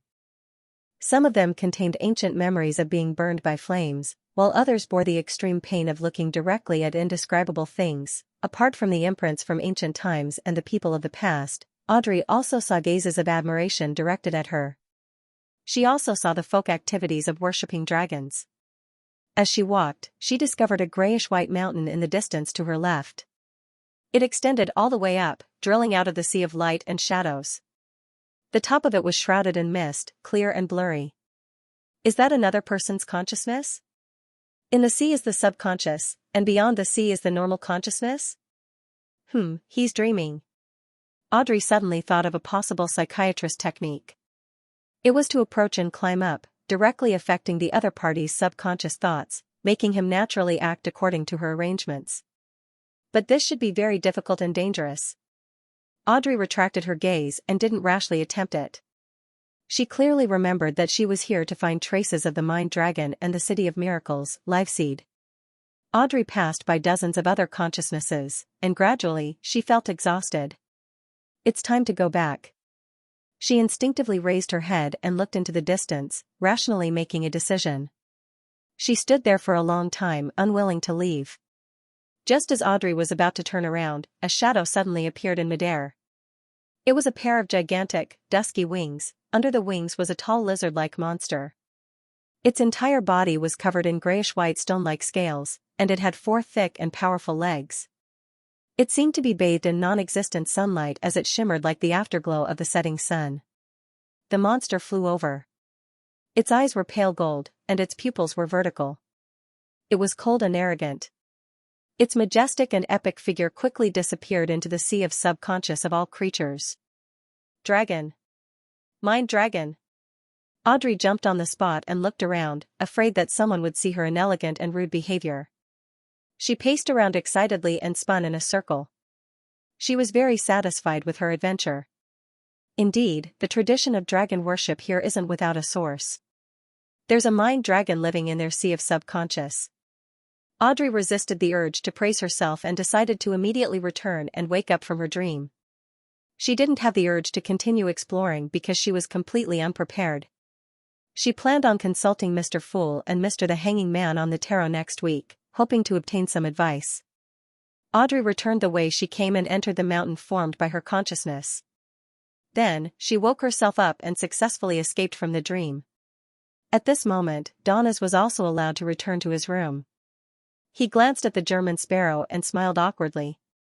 You definitely won't tell anyone what you just saw, right? P.S. It's double. Seeking monthly votes. Klein didn't answer if he was right or wrong. He stopped walking towards the bedroom and calmly said, "That is a problem." Yes. A problem. It's a purely slanderous problem without any basis. Besides, I also gave a negative answer, Donas replied happily and emphasized that he had never admitted to it. Klein nodded slightly. I'll clarify it with your captain. Clarify. Donas was first stunned before he gaped with his mouth agape and his expression warped. He was considered a knowledgeable person, so he didn't defend or refute him. He forced a smile and said, "Is there anything I can do for you?" Klein quietly took a deep breath and used his clown powers to control his facial expression. Monitor it well. Yes, all right. Donis hurriedly agreed. Seeing German Sparrow turn around and walk to the bedroom door, he couldn't help but blurt out, "You won't clarify it with Captain again, right?" Klein twisted the doorknob and replied without any expression, "Monitor it well. Monitor it well." With that said, he pushed the door open and closed it before the corners of his mouth curled up. After breakfast the next day, Klein changed into a pair of baggy pants, a thick coffee-colored jacket, and a cap. He changed his appearance and left, leaving Donis alone in the room to guard the radio transceiver. Along the way, Klein changed his appearance again, becoming more and more like a native. He found a specialized shop and bought a pair of linen gloves, a shroud, and a body bag. Then, following the characteristics of the surroundings that he had seen when he was browsing through the images of the prayer, he found the girl who had died in the mud in the corner. As it was still winter, the weather wasn't hot, and the corpse didn't show any obvious signs of decay. However, the festering skin and the stench still made Klein instinctively feel a little disgusted.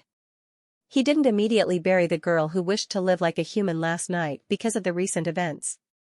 Byam's nighttime security was abnormally strict, and the cemetery only opened at dawn. Taking out a small metal bottle, Klein poured some Quelaag's oil onto his hand and smeared it on his nose. The choking sensation invaded his mind, and the minty smell of disinfectant filled his sense of smell. It made him feel as if he had just fallen into an ocean of floating ice cubes, and he was no longer affected by other smells. Putting the metal vial back, Klein put on his gloves, took a few steps forward, and squatted down beside the female corpse. First, he unfolded the shroud and wrapped the corpse up bit by bit. Then, he gently put the corpse into the body bag. Carrying the bag on his back, he purposely walked through the busiest streets of Byam until he reached the outskirts of the city. Following the narrow road that was impassable for carriages, he climbed up the mountainside by the sea. The Church of the Storm and the Governor-General's office had specially prepared a cemetery for the natives here. On the other hand, the Ruan, Intis, Fainapotter, and other outsiders who came here to do business, adventure, and settle down were on the other side of Byam. It was flat and soothing with its back to the woods. Klein climbed up step by step and entered the graveyard that didn't even have a name. He found the dozing gravekeeper. "How do you want to bury him?" The gravekeeper pointed at the corpse bag and said, "If you want it to be free, you'll have to wait a few days. When the number of corpses in the morgue reaches a certain number, you'll burn them all together and bury them in the same grave. Of course, there will be priests who will comfort the souls of the deceased in advance. For 5 soli, he will have his own urn and a grid. 2 pounds. Urn, grave, and stone tablet. If you don't want to be cremated and need a coffin, you can choose from there. Different wood has different prices."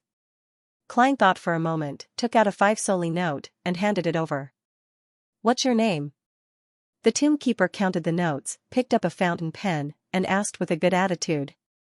Actually, he did not know how to write words. He only needed to draw some symbols to aid his memory. Klein paused for a second. "Booty. Booty."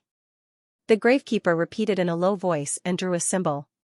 He did not look up and continued to speak. "She can have an epitaph on the grid." Booty was a typical female name for the natives of the Rorstad archipelago, so the gravekeeper didn't get the wrong gender. Klein fell silent for a few seconds before saying in a deep voice, "She's a human." "She's a human? What a strange epitaph." The gravekeeper mumbled softly. "Do you have a photo?" "I know you don't." Before he could finish his sentence, he saw the gravekeeper hand him a photo. It was a portrait that Klein had created with the help of a ritual. It perfectly recreated the girl's appearance before she fell ill. In order not to arouse suspicion, he had used the corresponding paper and certain techniques to make the portrait look like a real photo. The gravekeeper was slightly surprised, but he didn't say anything. He quickly took the information and carried the corpse bag with Klein to the priest's hut. After the process of putting the soul to rest, burning, storing the ashes, pasting the photo, and engraving the epitaph were all over, Klein took a deep look and turned to leave the cemetery. As he walked down the mountain path, he saw the entirety of Byam. The seawater was light blue and almost green, stretching as far as the eye could see. The harbor had stacked sails, towering chimneys, crisscrossing streets, and people coming and going. It was surrounded by manors and many plants.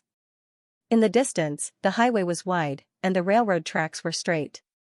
It was like a beautiful oil painting by a master. It was filled with vitality and indescribable vitality. At the top of the bell tower of the Cathedral of Waves, the cardinal of the Church of the Storm, the mandated Punisher's high-ranking deacon, John Cotman, stood at the edge, looking at the relaxing sea and the mountains that stretched into the distance along the coastline. Byam's pollution level was rather low because mining, smelting, and other industries were in other cities on the island. The pillar of the economy here was the spice trade, brothels, and casinos. It was a place where goods were gathered and transferred, and there were no formed industries. Coal for heating was rarely used due to the suitable temperature. Just as King John Cotman retracted his gaze, he saw a mandated Punisher run up the spiral staircase. "Your Excellency Cotman, there's new information." The mandated Punisher punched his left chest with his right fist.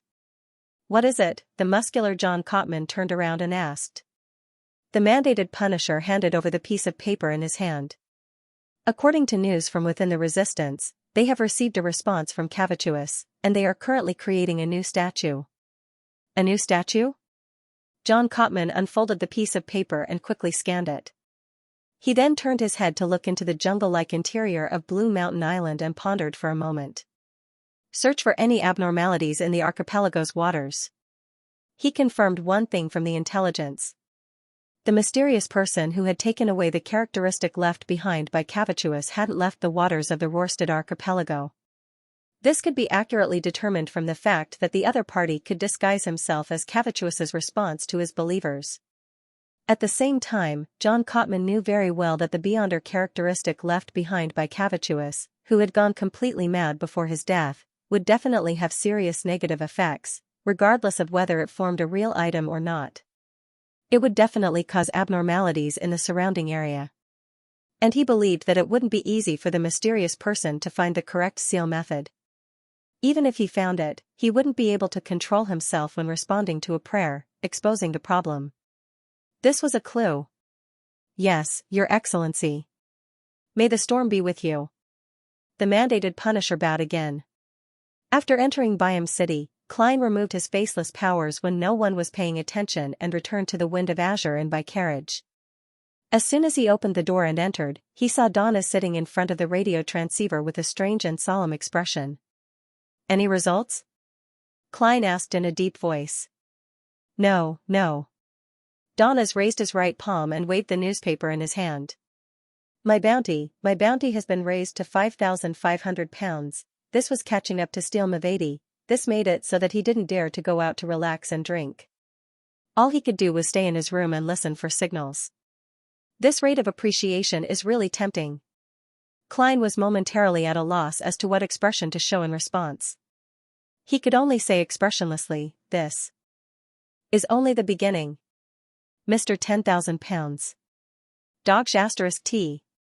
Donna's cursed inwardly, but he didn't dare show any disrespect on his face. Those things were all done by the German sparrow. How did my bounty increase? Those sons of B** cheese from the kingdom of the Church of the Storm's military. He forced a smile and shook his head, his facial muscles somewhat distorted. Klein held back his laughter and ignored him. He returned to his bedroom and prepared to catch up on his sleep. At that moment, he saw a letter suddenly appear. It floated down from midair and landed right in front of him. Klein raised his right hand and grabbed the letter. This time, the messenger didn't even show his face and left just like that. Klein sked and casually opened the letter to read. There are 2 ways to obtain a messenger.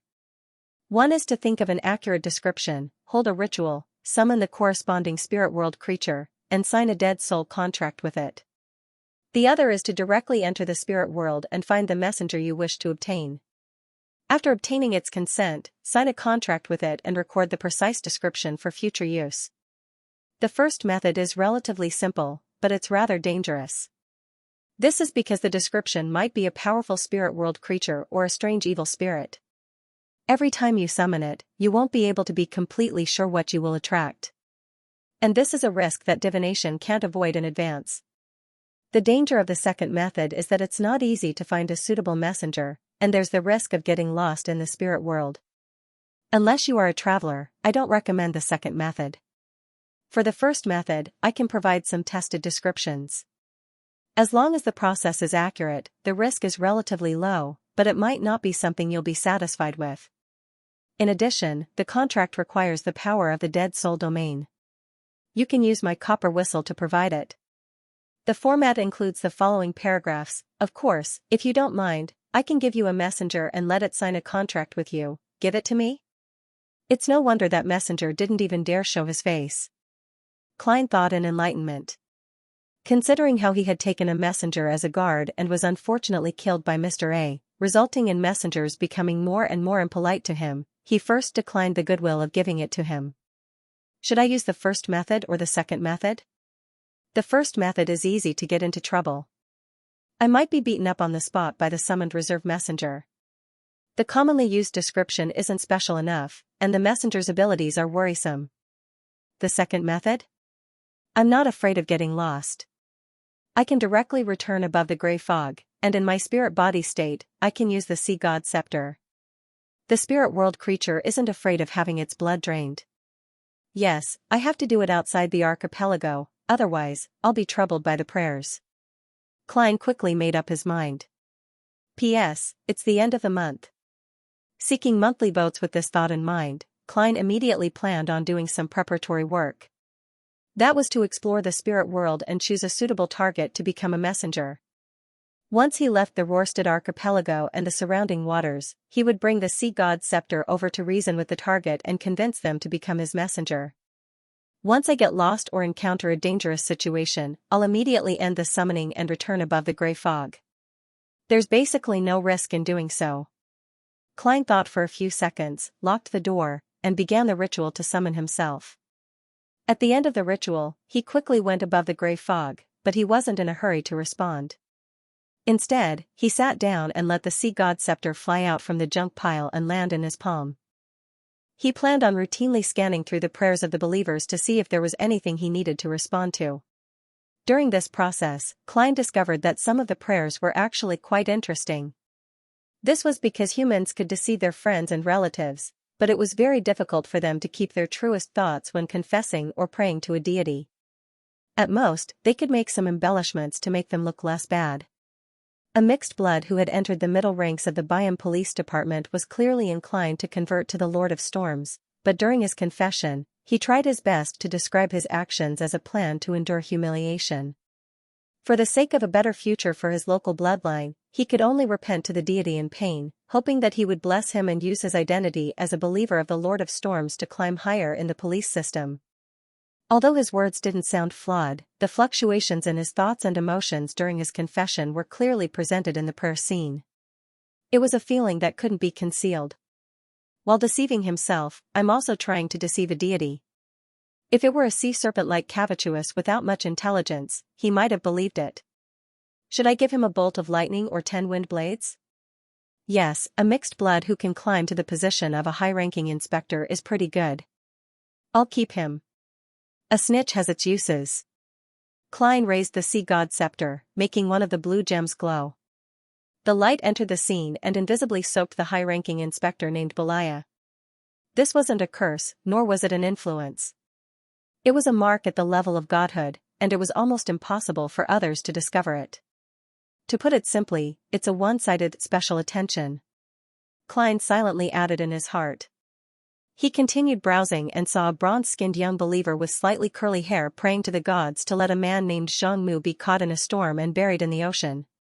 On the surface, the reason was that the other party was not pious enough, but the real thought in his heart was that they were both fishermen, but Zhang Mu's harvest was always greater than his.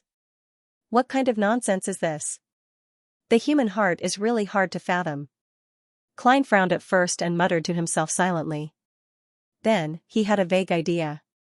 To truly act as a faceless, not only must there be no loopholes in his appearance, habits, and other aspects, he must also maintain the basic consistency of his personality.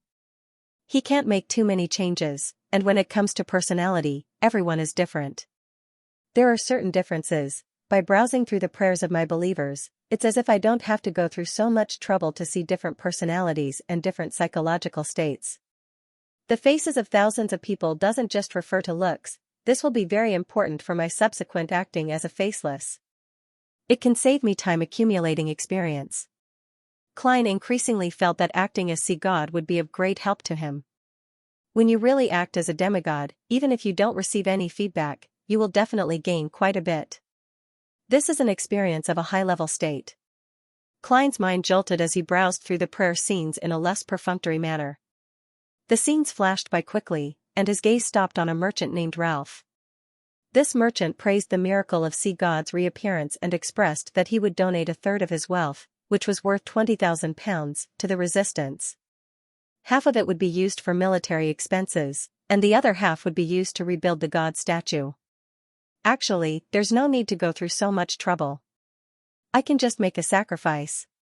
Klein muttered half-jokingly. He thought for a moment and conjured the background of the coexistence of waves and storms, heavy rain, and lightning. He replied in a deep voice, helping your compatriots and companions is to praise my name. Those young lambs need help, food, and education. He planned on getting Ralph to use his £20,000 to set up a charity fund and seek donations from society to make up for the damage and build consensus. Under the pretext of helping the rule, he would provide food, clothing, and education to the children of local descent. As for the resistance's military expenses, Klein knew very well that in this world with beyonder powers, it would be very difficult to succeed just by relying on the resistance of the local people in the colonies. Therefore, he had to rely on the help of Fasak, Intis, and other foreign countries. And providing funds was undoubtedly a part of the help. Unfortunately, I can't add to the 10 Commandments to boldly freeload for funds. This would damage the image of Sea God. The resistance shouldn't always think about annihilating the garrisons. They should focus on destroying the transportation infrastructure and making it more difficult for the Governor-General's office to rule, so as to facilitate negotiations. As a keyboard warrior, Klein didn't lack ideas in such matters. He quickly reined in his wandering thoughts and did a divination on whether it would be dangerous to explore the spirit world today. After receiving the revelation that it wasn't considered dangerous, Klein put on the Dark Emperor card, naturally changed his appearance, and stepped into the door of summoning. After entering the real world, he stuffed the few mystical items he needed into his body as a precaution. Then, just like the last time, he used cogitation to sense the spirit world. Taking a step forward and passing through an invisible curtain, Klein floated up in an illusory manner. Around him, red, yellow, blue, green, and other colors were superimposed, like the most abstract oil painting. The concepts of up, down, left, and right that belonged to humans were no longer applicable here. If one were to use a similar method to determine direction and location, they would definitely get lost. Klein carefully and casually wandered around. Sometimes, he could see a yellow sun that resembled a child's sketch. At other times, he would brush past a river that flowed quietly but didn't have any substance.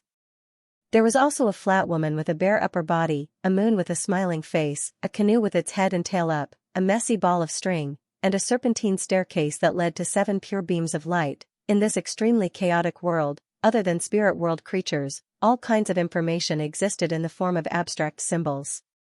Therefore, divination could only give him a revelation that needed to be interpreted by himself.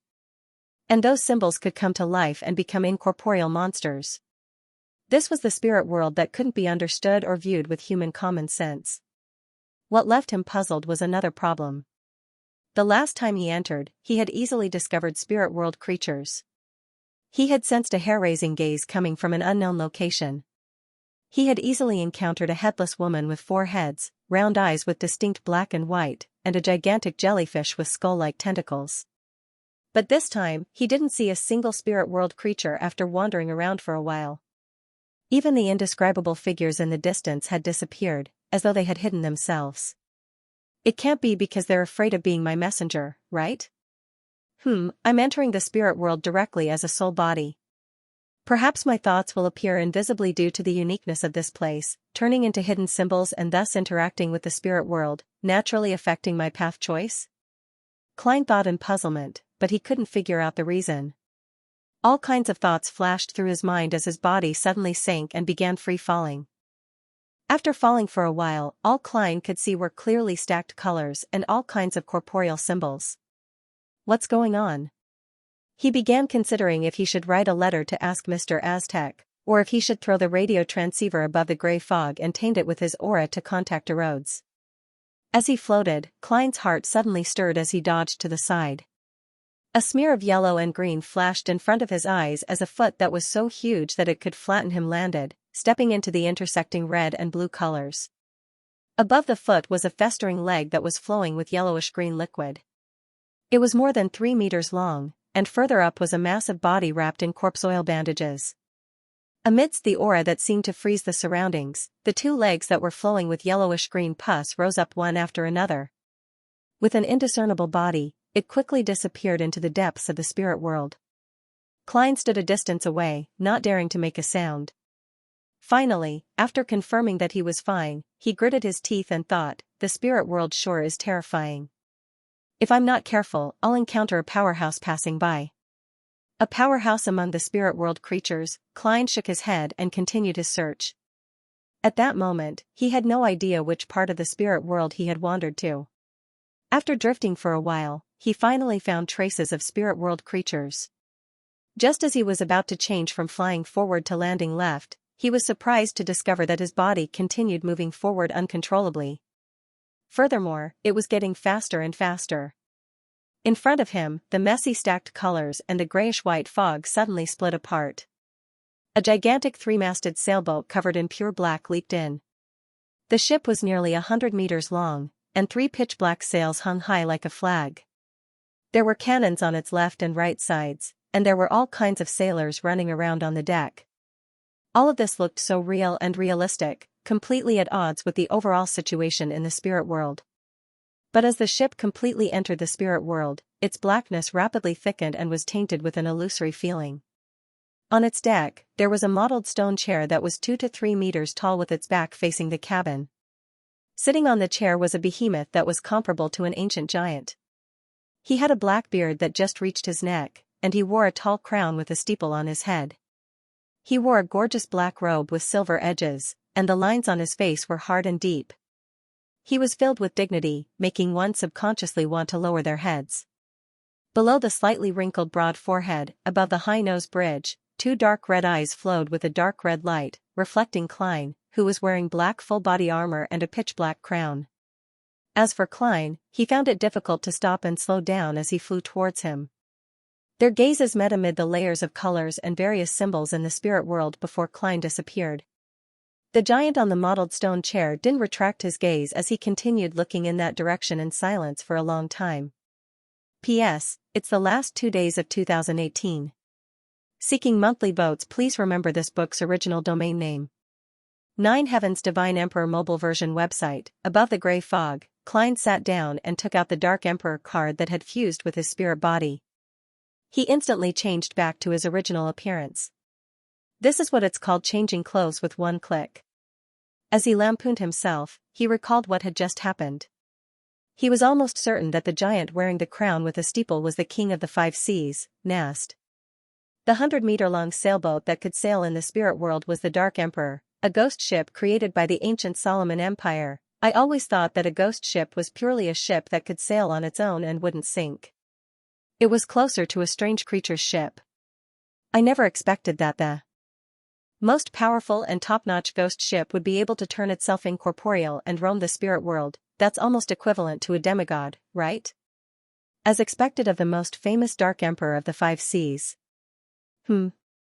I can't eliminate the possibility that a traveler was sacrificed alive during the manufacturing process. One of the most famous treasures, the ship that carries the last legacy of the Tuluan Sostal Empire, the Spectre Empire, has a similar ability, which is why it can't be found. Klein's thoughts drifted away bit by bit. He didn't immediately think about the reason why he had suddenly encountered the king of the 5 seas, Nast. It was a very obvious matter, the law of Beyonder characteristics convergence. Although the Dark Emperor card didn't contain any Beyonder characteristics, it was unknown what Roselle had added or engraved upon it during the manufacturing process. It allowed the wielder to use the card of blasphemy to form a subtle connection with the Beyonder ingredients they needed after advancing to a high-sequence Beyonder. Such a connection was undoubtedly mutual. When it was sensed by others, it would naturally be sensed by others.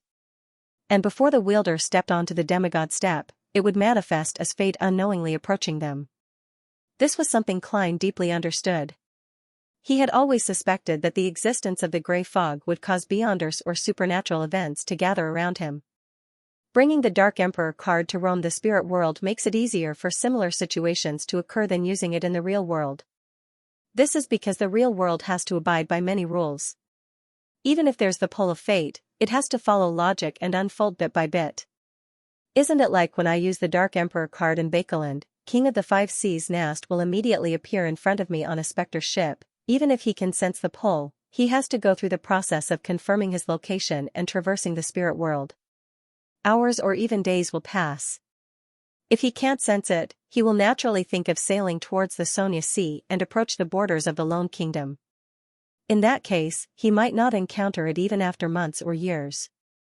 Being in the spirit world, matters are simple. There's no differentiation of distance here.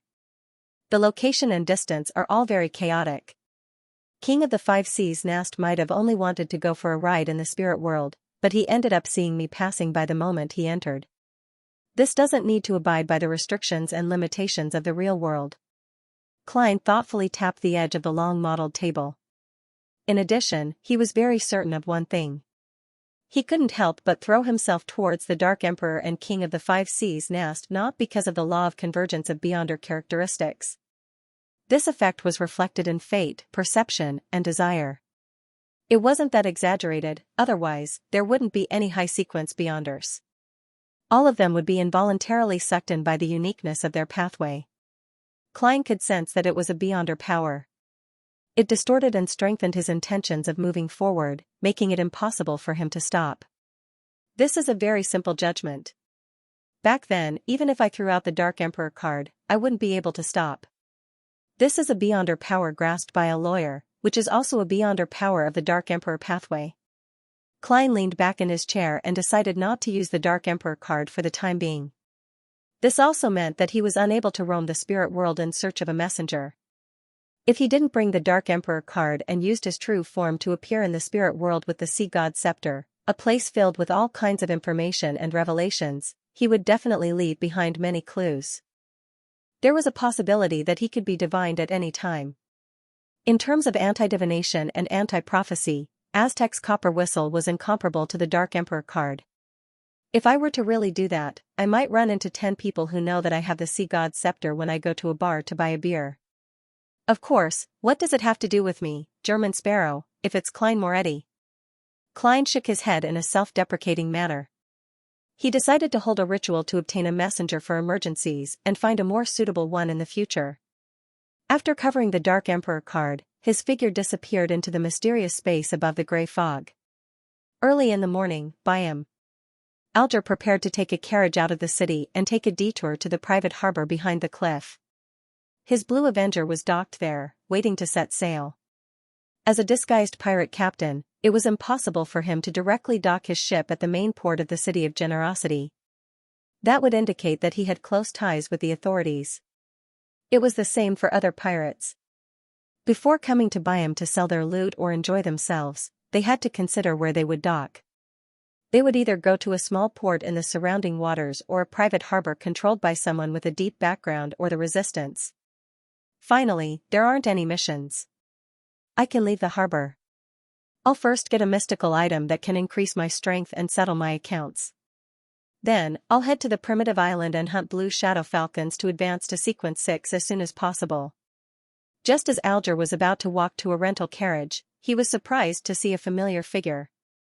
The former pirate merchant, Ralph, got off the carriage with a ruddy face and looked at the Governor-General's office not far away.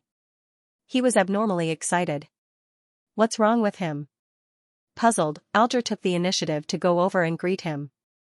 From his point of view, in a certain sense, Ralph was considered a colleague of his, a subordinate of Mr. Fool. It's just that one of them is a core member, while the other belongs to a peripheral organization. Alger calmly confirmed their identities and locations. What happened to make you happy? Alger took the initiative to ask after chatting about the weather. Ralph laughed and squinted his eyes. Would you believe me if I said that I felt blessed by God? I believe.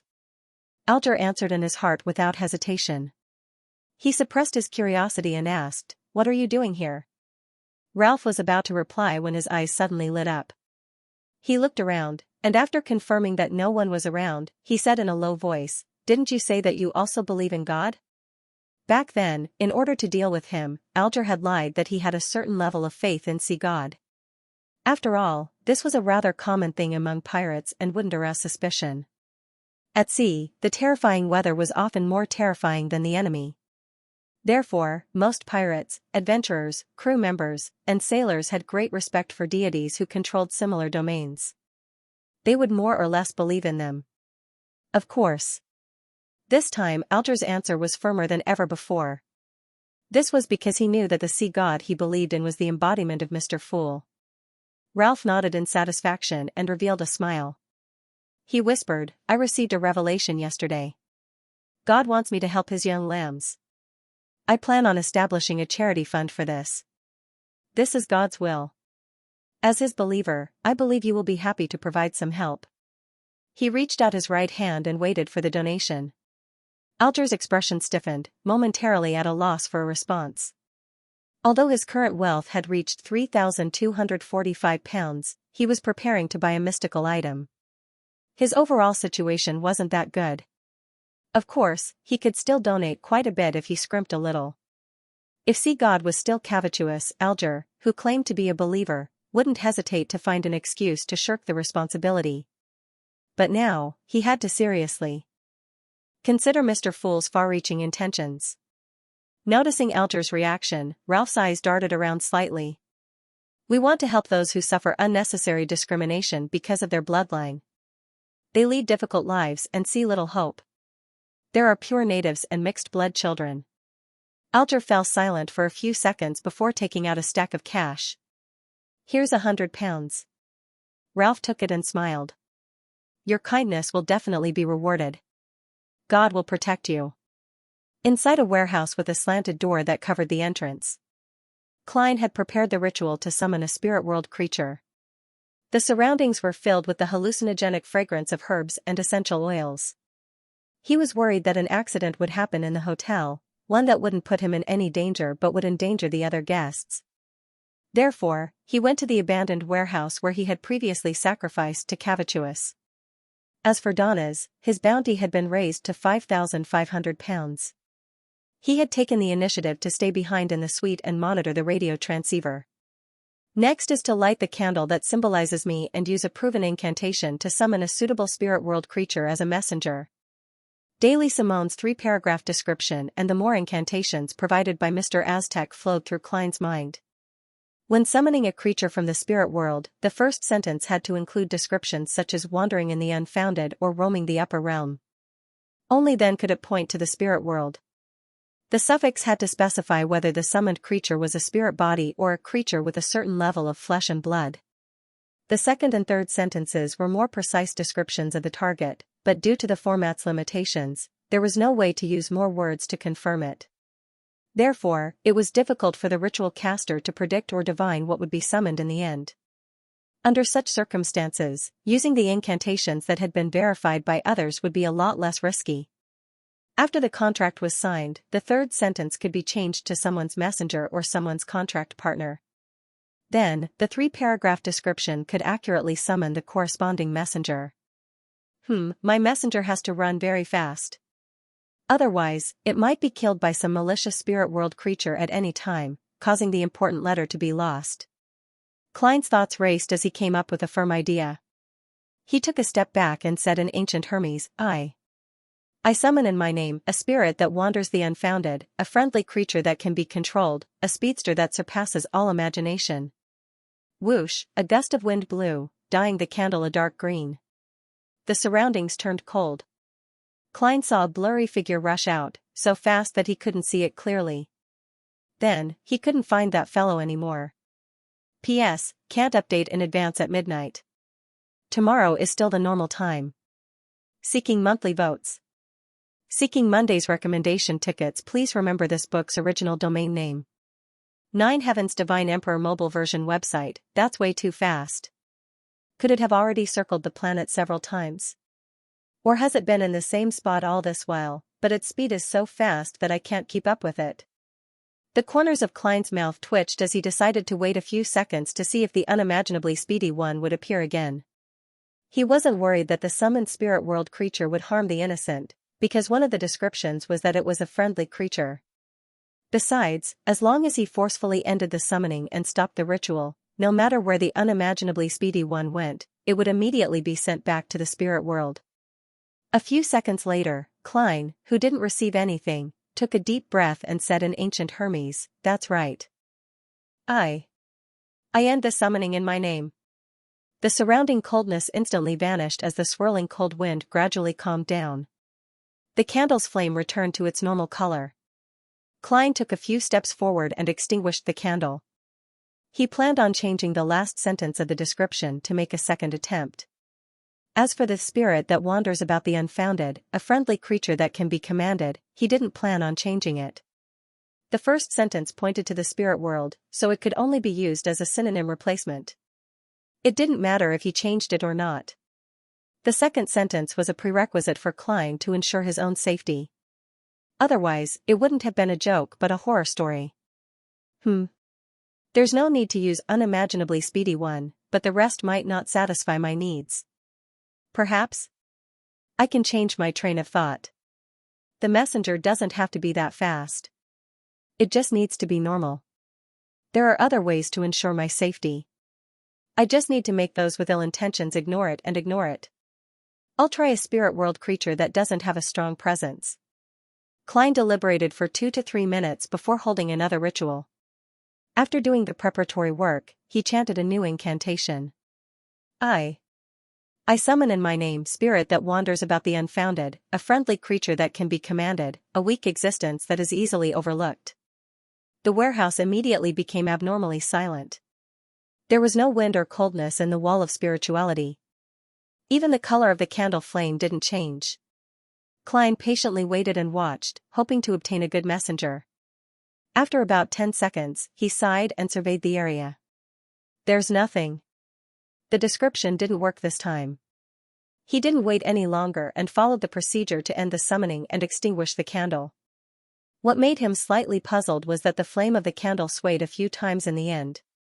Did I overlook something? Klein frowned, but soon relaxed and threw the matter to the back of his mind. He reconsidered the question of how to modify the description, still focusing on the third sentence. If the messenger is especially good at taking a beating and has strong survivability, that's fine too. No matter what, a messenger that can deliver the letter to the target is a good messenger. Klein pondered for a moment and held the summoning ritual for the third time. In the fragrance of herbs and essential oils, under the illumination of the dim candlelight, the shadows on his face floated, and his mouth opened and closed. I summon in my name a spirit that wanders about the fabricated, a friendly creature that can be controlled, and a superhuman with great survival abilities. The flame of the candle stretched out, illuminating the altar bright and crimson. In Klein's spirit vision, white bones drilled out of the ground and stacked together, turning into a creature that resembled a safe. I've finally summoned something that I can see. Furthermore, it's the kind that has great survivability. It looks like a safe. It's obvious that it's good at taking a beating. Klein heaved a sigh of relief and spoke in ancient Hermes. Are you willing to be my messenger? The skeletal creature that resembled a box quickly expressed its willingness. Then, it wriggled the bones beneath it and crawled towards Klein. It was very, very slow. It took 10 seconds to crawl a centimeter. That's way too slow. Klein's smile froze on his face. Although messengers completed their missions by traversing the spirit world, it didn't mean that they didn't need speed. In the spirit world, distance and direction were chaotic. The most important thing was to locate one's location and find one. As long as an accurate, clear, and real-time location was provided, such as the summoning ritual from before, or the blowing of the copper whistle, which was equivalent to a simplified ritual, the messenger would immediately appear in the altar no matter where in the spirit world they were.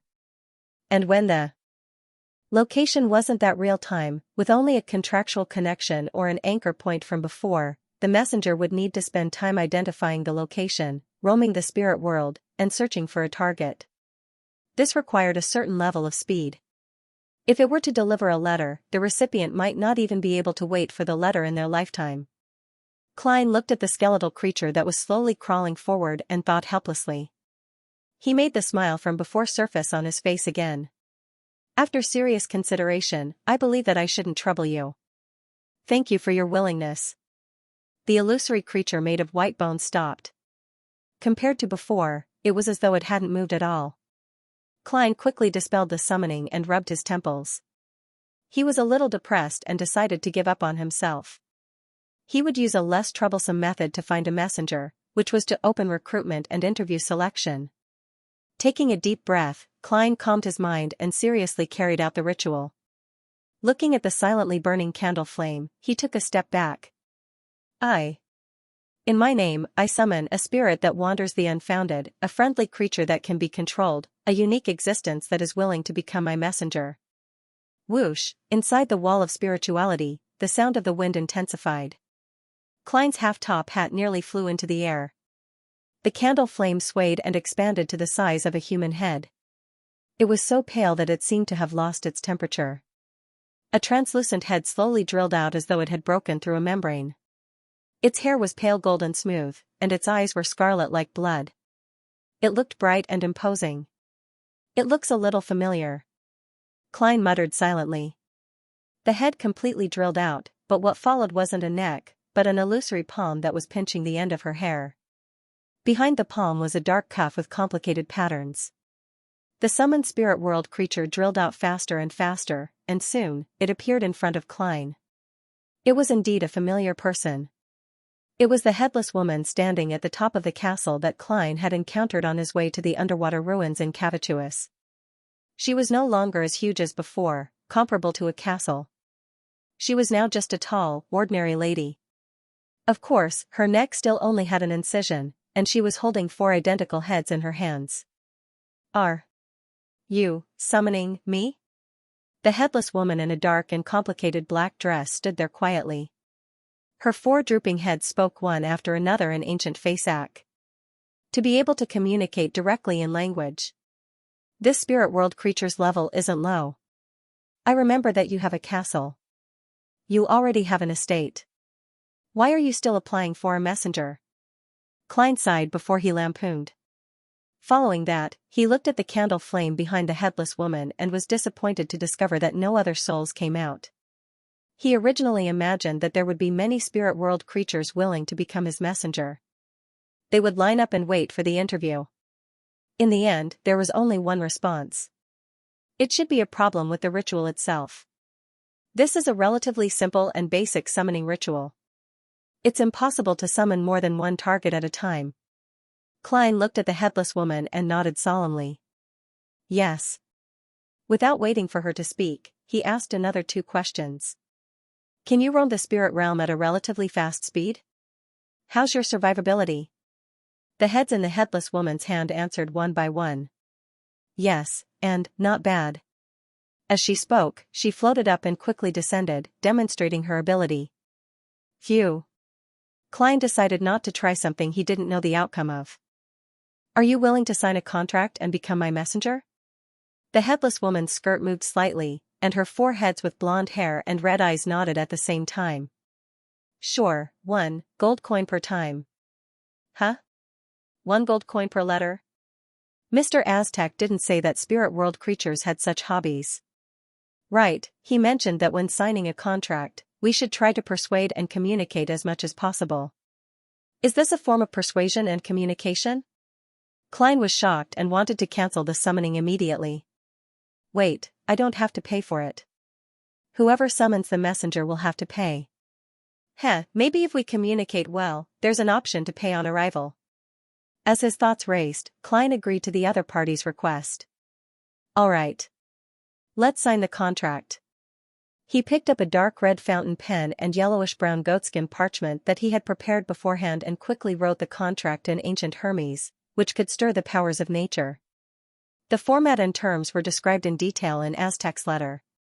It was concise and powerful, and it included that the messenger could not read the letter, abandon the letter, or endanger the contractor's life. Of course, if the contractor's letter involved the messenger, it had to be explained to the other party in advance. In addition to these terms, Klein also added a clause of 1 gold coin per letter. He also clearly stated that it could be borne by the contractor or the other party of the letter. To ensure the validity of the contract, the last part was the honorific name of the deity in the domain. This was a dead soul contract. Normally, the honorific name of death had to be used, but this death had been dead for a long time and no longer responded. Therefore, Aztec mentioned that it could be replaced with the description of a high-level undead or the underworld itself, but the binding force would not be as strong. Without a doubt, Klein chose the underworld, which had a close relationship with the big shot. The home of all death, the hell hidden deep in the spirit world, the witness of the decay of all things, the kingdom that belongs solely to death. After writing these 4 sentences, the ancient Hermes words on the yellowish-brown goatskin ignited with green flames one after another, illuminating the surroundings in a gloomy and eerie manner. After finishing the text, Klein took out Aztec's copper whistle, pressed it on the goatskin, and wrote his current name. German Sparrow. This didn't necessarily require a real name, because his aura would enter the contract. The name was only used for summoning. In other words, messenger that belongs solely to German Sparrow could be summoned, but Klein Moretti's contracted creature couldn't. After Klein finished signing, the goatskin floated up and flew to the headless woman with Aztec's copper whistle and dark red fountain pen. The headless woman held a blonde, red-eyed head in her hand. She bit the fountain pen and wrote her name. Rionette Tinker. The green flames quickly connected and enveloped Aztec's copper whistle and the yellowish-brown goatskin. A few seconds later, the goatskin turned to ashes, and the copper whistle landed in Klein's outstretched palm without any changes. The 4 heads held by the headless woman, Rionette, blinked their eyes at the same time as their figures rapidly turned illusory, shrinking back into the pale candlelight. After forming the contract, Klein didn't need to use the incantation to remove the summoning. He could do it with his own will. Phew, I finally have a messenger.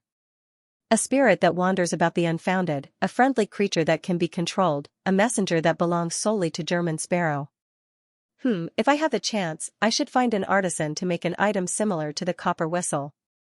That way, I won't have to hold a ritual every time I summon a messenger. Klein cleaned up the mess in a good mood. Over the next few days, Byam gradually returned to normal, but Donna still didn't receive any telegrams from the Admiral of Blood Pirates. On Sunday morning, he flipped through the newspapers and suddenly whispered to Klein, "There's a Beyonder gathering tonight. There's a Beyonder gathering tonight. Do you want to join? P.S. Monday is the end of the month. Seeking monthly recommendation votes a Beyonder gathering?" Klein thought for a moment before nodding in response. Sure. The gathering of supplementary ingredients for the Nimblewright Master Potion should be brought forward. I can also see if I can meet a superior artisan. He subconsciously began making arrangements in his mind. Seeing German Sparrow agree, Donna secretly heaved a sigh of relief as he couldn't help but smile. Over the past few days, his bounty had increased greatly, and he, who was tasked with the important task of eavesdropping, hadn't gone out. He stayed in his hotel suite obediently, feeling so stifled that he yearned for nightfall to come immediately. The Beyonder gathering that Donna's mentioned was held at the Amiris Leaf Bar. There were many pirates, informants, and adventurers active here, making it the best choice for gathering intelligence and purchasing supplies. Klein wore a black coat and a silk top hat as he followed Donna's through the crowded bar's lobby and entered a card room. Under the watchful eyes of a few guards, he gave the agreed signal and walked down a hidden staircase to a spacious underground area. Just like Tingen City's Evil Dragon Bar, there was an underground market that sold herbs, essential oils, ancient books, charms, and all kinds of common mysticism materials. However, the difference was that there were all kinds of guns and ammunition for sale. Klein even discovered antique firearms and lead bullets. There are also fake identification documents and fake seals. As expected of an overseas colony. Such industries are much more developed than Tingen. I'll buy a batch of materials later and use them to make charms in the Sea God domain. There's always a discount if there's a large quantity. Klein turned his head slightly to take in the situation in the underground area. Beside him, Donna's had already begun to have doubts about his disguise skills. He deliberately wore a cap and lowered it to cover half his face. At that moment, he skillfully led Klein to the other end of the underground market and knocked on the tightly shut door with 2 long knocks and 4 short knocks. There was only one candle behind the door. It flickered on the lamp rack on the side wall, scattering a dim yellow light that barely illuminated the small room. Donnez pointed at the robes and masks that were either hanging or placed on the table and said to Klein, "You can decide what disguise you want here. It's up to you to decide what kind of disguise you want here. You can also choose not to do it." Klein looked around and swept his gaze over the guards in the room. "I don't need it. I'm now an informant of the kingdom's military, and the Church of the Storm also knows this identity. There's nothing to be afraid of. If pirates and adventurers have malicious intentions and try to attack me because I'm not disguised, hee." Klein suddenly imagined the scene of bounties flying toward him one by one. Donnez curled his lips covertly, picked up the black iron mask and put it on his face. Then, under the guidance of the guard, he and Klein passed through a dark corridor and entered another room. The decorations here were quite luxurious. The floor was covered with a thick carpet from the southern continent, and there were lamps on the walls that flickered with golden splendor. The fresh-smelling candles filled the air with layers of light. Klein swept his gaze around, and without needing Donna's help, he found a brown leather sofa and sat down. He leaned back and crossed his right leg. There were already more than 20 people gathered here. There were men and women, some wearing hooded robes, and others who revealed their true faces. According to Donna's description in the morning, not everyone participating in this gathering was a Beyonder. There were also representatives of certain factions, adventurers, pirates, and mysticism enthusiasts who wanted to become Beyonders. Time passed rather slowly in the quiet atmosphere. About 7 or 8 minutes later, the elder sitting on the reclining chair straightened his back, clasped his hands, and chuckled. "Everyone, let's begin." As he was old, his white hair was sparse, leaving only a thin layer. However, his light brown eyes weren't turbid, but bright and sharp. The gathering's organizer is Strong Manozil, a former famous pirate, and now the boss behind the Amiris Leaf Bar. Donnez turned his body slightly, lowered his voice, and introduced him to Klein. In fact, he had already mentioned it in the morning, but he was afraid that German Sparrow wouldn't be able to match it and would vent his anger on him. It's a sad thing to have a secret known by others. Donnez sighed inwardly. Klein nodded indiscernibly as he silently watched the transactions of others. There were potion formulas for warrior, sailor, and mystery prior, but no one bought them. The sellers, who were filled with anticipation, were disappointed again and again. Donnez glanced at German Sparrow's expressionless face, leaned over, and introduced in a low voice, "There are no notaries or powerful fortune-tellers at this gathering. This gathering doesn't have a notary or a powerful fortune-teller. There's no way to guarantee the authenticity of the potion formula. It's too easy to fake something like this, and even if someone recognizes that the formula is fake, there's no way to punish the seller because he might be a victim. I know. This is one of the reasons why potion formulas aren't widely circulated." Klein put down his right leg, leaned forward slightly, and said in a voice that was neither loud nor soft, "I need the remnant spirituality of an ancient wraith. I need the remnant spirituality of an ancient vengeful spirit." He didn't mention the 6-winged gargoyle's eyes or the Sonia Golden Springs water, as well as other supplementary ingredients. He was worried that others would guess that he was a faceless and was preparing to advance to Nimble Right Master. Back in Tingen, Klein had relied on the combination of supplementary ingredients to confirm that Daxter Guderian was a quasi-spectator. From there, he figured out his identity as a member of the psychological alchemy. It was impossible to infer more about the remnant spirituality of an ancient vengeful spirit because it was used in many necromancy rituals. Although Klein didn't disguise himself, he was still cautious. The room was silent for 2 seconds before a slightly hoarse voice sounded. "How much do you need?" "Really?" Klein controlled his expression and did not let his joy show. He turned his head to look at the person who spoke and found that it was a man in his 30s with obvious local blood. The other party's skin was bronze, but there was a kind of dullness that came from long-term malnutrition or lack of sunlight. His face was thin, his cheekbones protruded, and his eyes were sunken, more white than black. "A small bottle." Klein took out a small metal bottle as an example. The thin and gloomy man fell silent for a moment. 500 pounds. That's reasonable. Klein originally wanted to bargain, but he caught sight of Donna's from the corner of his eye. I'm German Sparrow, a cold and crazy adventurer. Klein repeated this sentence 3 times in his heart. He took a deep breath and calmly nodded. All right. He took out the thick stack of cash he had prepared beforehand and counted out a huge sum of £500. The man with a shocking amount of white took out a glass test tube from his pocket and threw it at Klein. After a year, the spirituality will be completely drained. He wasn't afraid that the other party wouldn't be able to catch it, because even if it broke, it wouldn't affect the material itself. It was just a matter of changing the container. Klein raised his right hand and accurately grabbed the glass test tube. He saw a phosphorescent light floating inside, and when they touched the inner wall of the glass, they would strangely expand, turning into a blurry face that opened its mouth and screamed soundlessly. It's true. Klein nodded to himself and handed the thick stack of £500 to the attendant who approached him for him to transfer to the seller. The transactions continued. Most of them failed, and only a few succeeded. Towards the end, the person who convened the gathering, Strongman Oziel, laughed. I have a commission. As he spoke, he pulled out a photo from the inside pocket of his shirt. Find the person up there. The reward is £1,000 or common beyond or ingredients of equal value.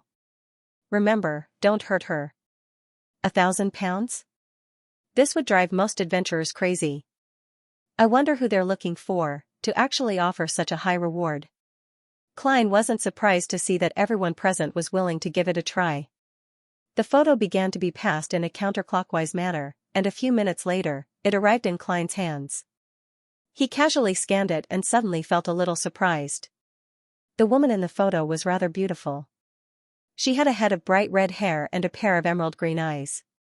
Her skin wasn't fair, but it gave off a healthy vibe. In the photo, she was wearing a lake-colored dress. Her waist was tightened with a flower ribbon, making her appear abnormally slender. She looked like she was smiling, but she didn't look happy. It looked very awkward. A girl from a good family. Who would spend £1,000 to find her? Furthermore, the condition is not to hurt her. A photo of her forcing a smile. Many love and hate stories flashed through Klein's mind. Stories about a tyrannical pirate falling in love with a wealthy merchant's daughter and abducting her to his ship, only for her to escape in the end. Stories about an impoverished noble lady becoming a pirate and accidentally being captured. She ended up having a sinful love affair with the mandated punishers and an upper-class military man, using this to escape her predicament and escape her cage. Stories about a newly minted demoness accidentally incurring a debt of love while giving pleasure. As such thoughts surged through his mind, Klein nearly raised his hand to cover his face. I've seen too much in my previous world. He sighed inwardly, looked up, and said to Oziel, the convener of the gathering.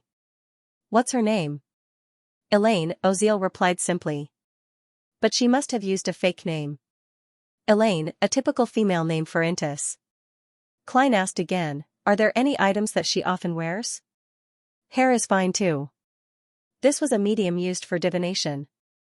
Klein didn't mention that the clothes he had worn recently and hadn't been washed would also meet the requirements. He was afraid that the employer behind the scenes would throw him a set of women's underwear, which would be more embarrassing. Oziel shook his head. No. She has a very strong anti-tracking ability. How strong is she? Another gathering participant asked.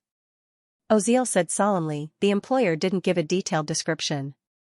He only said that she's not too powerful, but she's stronger than a sequence 9. You don't need to capture her.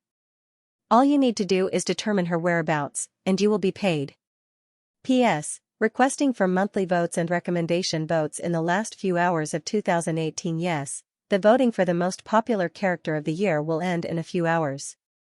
Regardless of what happens in the end, we've maintained first place for so long. It's something to be happy about. I'll add an update in the wee hours to thank everyone. As long as I can confirm her whereabouts, I'll be able to get £1,000. This is the first time I've encountered such a request. On the road outside the Amiris Leaf Bar, Donas rubbed his hands in excitement. He clenched his fists and punched the iron-black gas lamp post that was as tall as a person, as though he wished to immediately wander the city and find the red-haired woman named Elaine. To him, £1,000 wasn't a small sum. It was enough for him to add another house to his property in Byam, just that it wouldn't be in the most prosperous and valuable streets. The elven flying carpet he had previously obtained was estimated to be worth about £2,000 to £3,000. And this was the reward he had obtained from fighting dangerous fellows like Steel Mavady and Blood Brambles Hendry. It was incomparable to the easy and simple search mission. Klein, who was walking in front, held a bundle of charms wrapped in newspapers that cost him a total of £15. He slowed down his pace slightly and swept a glance at Danitz before saying without any expression, "That's right, £5,500. Donna's excitement immediately froze on his face. Only then did he recall an important problem. In the eyes of other pirates and adventurers, he was as alluring as the red-haired Elaine. There was no need for others to fight him. After recognizing him, they could directly report him to the military, the church, or the police. That way, they could obtain a bounty of more than £1,000. After all, he was already a pirate with a net worth of £5,500. Him searching for the red-haired Elaine was equivalent to a graceful and beautiful lady entering the Red Theatre for entertainment. S.H.T. Donna spat out the word with a hideous expression. He dragged out the middle of his sentence. At the same time, he automatically raised his hand to tug at his cap, making it lower in front of him. Having poured a bucket of cold water on Donna's, Klein resumed his normal walking speed as he considered the problem of finding the red-haired Elaine. The lack of a medium and the necessary information made it difficult for him to use divination. All he could do was consider other methods. Mobilize my subordinates and conduct a citywide search? This is something that only the church, the military, and the police can do. Even the local gangs can't do it. Wait, I think I can do it too. I'm now see God Cavituous. My believers are all over Byam and Blue Mountain Island. If I make a broadcast, no, a revelation to all my believers, I'll be able to get them to help me search for red-haired Elaine. But wouldn't that make me seem too lacking in status? To do such a thing for £1,000, even God wanted to save face. If I were the real sea god, I wouldn't care about this, but I'm acting as Cavituous. I have to maintain the dignity of a god. When Cavituous was on the verge of collapse and urgently needed to find Letitia and her subordinates, it didn't make an oracle broadcast. It only gave orders to some of the middle and high-level believers. I can change its commandments, which can be regarded as part of reconstructing its image, but it can't appear too low-end. Yes, this should also be a requirement for true acting. Just giving Colot, Edmonton, and the others an oracle will make it difficult to quickly organize an investigation. Furthermore, they will definitely magnify the severity of the problem and blow up the matter. It won't be easy to deal with the subsequent matters. There's another way. I'll throw the radio transceiver above the gray fog again. In a few days, I'll attempt to contact the magic mirror, Erodes, and ask about red-haired Elaine's whereabouts. I have to be careful. I have to make preparations in advance and use divination to confirm it. I can't receive any strange telegrams from the true creator or the primordial demoness. Even a glance would likely make me go mad. Klein quickly came up with an idea and boarded a rental carriage that was parked at the end of the street. Donna's pressed down on his cap and followed closely behind. After returning to the Wind of Azure Inn, Klein took off his hat and coat as he said to Donna's, "If your captain sends you a dream, ask her about red-haired Elaine. If your captain sends you a dream, ask her about red-haired Elaine. She probably doesn't know. Otherwise, there's no way I wouldn't know this red-haired Elaine." Donna's chuckled. "I wonder who's looking for her. They're actually willing to pay £1,000. His thoughts wandered as he recalled a love story that was comparable to that of Roselle the Great. Klein glanced at him and casually mentioned, "That's right. I'll monitor it tonight." "You're eavesdropping?" Donna snapped out of his daze, suspecting that he had misheard. "Yes." Klein nodded. "German Sparrow saw that I was too tired? Although this fellow is a little crazy, he's essentially a good person. Back at Banksy Harbor, he actually decided to risk his life to save someone for some reason that wasn't really a reason." Donna sighed inwardly. Holding the radio transceiver and the corresponding items, Klein entered his bedroom, locked the door, and used a sacrificial ritual to throw them above the gray fog. After doing all of this, he wasn't in a hurry to leave the towering palace. He beckoned for the sea god's scepter to fly out from the junk pile and browsed through the different prayers made by different people, accumulating the experience of 1,000 faces. During this process, he would respond from time to time, like a child who still had a great sense of novelty in his toys. Just as Klein's browsing was coming to an end, a rippling halo of light suddenly appeared beside the fool's chair. "Someone is praying to me, to the fool, and not to see God." Klein pricked up his eyebrows, emanated his spirituality, and browsed through the scene contained within the halo. Enmat Harbor, in a room with tightly closed curtains. Dressed in a black classic robe, Ed Sheeran resisted the impulse in his heart and said to the young and sweet girl, Denise, in front of him, "The gift of the deities is within us, but to obtain it, we must have a teacher to guide us. Your soul is pure and beloved by the deities. I will personally guide you. During this process, no matter what happens, you must believe in me and listen to me. Before that, do you have any questions?" Ed Sheeran was a swindler. He was best at establishing cults to cheat people of their money and sex. Then, he would decisively escape before he was noticed by the police. This time, he came from Bakeland and disguised himself as the blessed of the fool that many gang members in the capital were looking for. He had initially developed a group of believers among the target group. He lied that the fool was the incarnation of the Lord of Storms and would descend to save his believers during the apocalypse. This was a secret that couldn't be widely publicized and could only be spread in secret.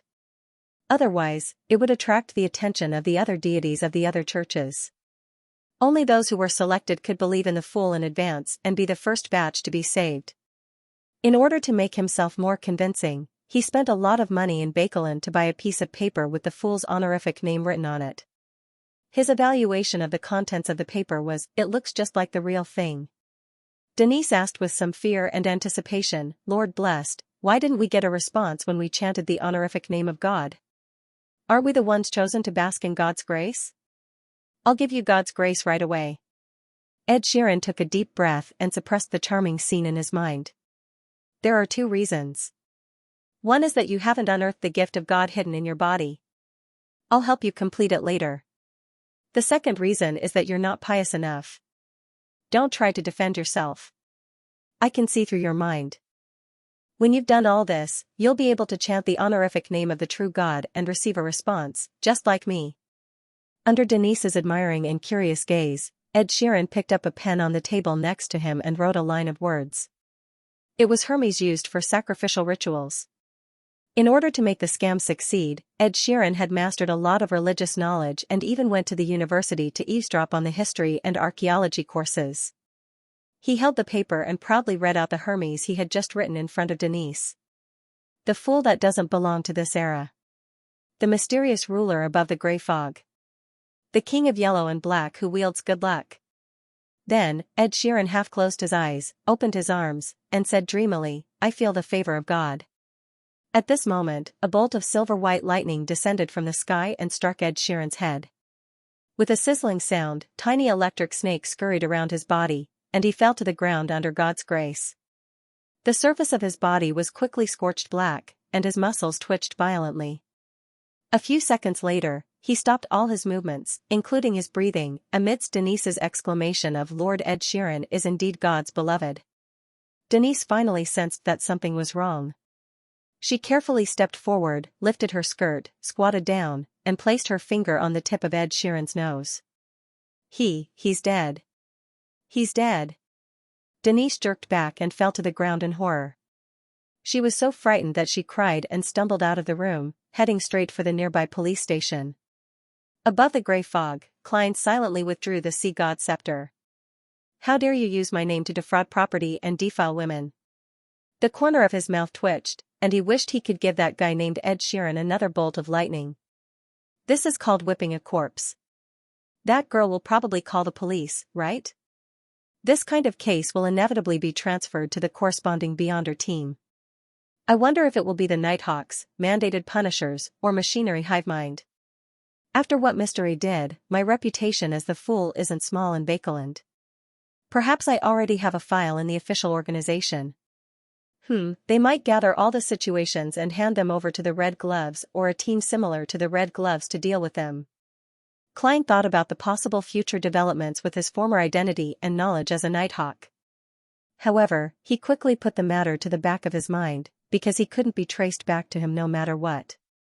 Klein threw the Sea God Scepter back into the junk pile and prepared to return to the real world.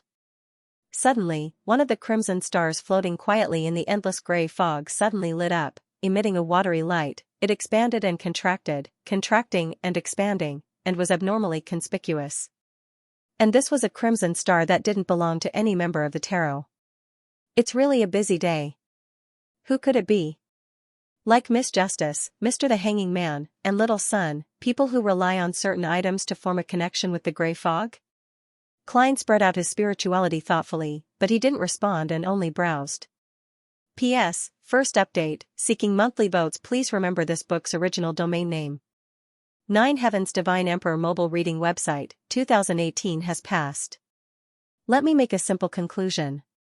For an author, the happiest and most satisfying thing is that I still have the confidence and passion to create better works. I can also find flaws in my writing and come up with some good solutions.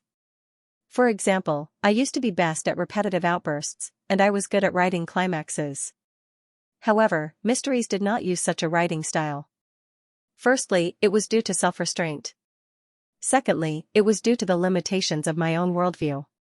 Emotions that are too explosive are relatively incompatible. Therefore, I hope that in my next work after Mysteries, I can find a good way to combine repetitive outbursts and calm and objective layouts. Mysteries was uploaded in April.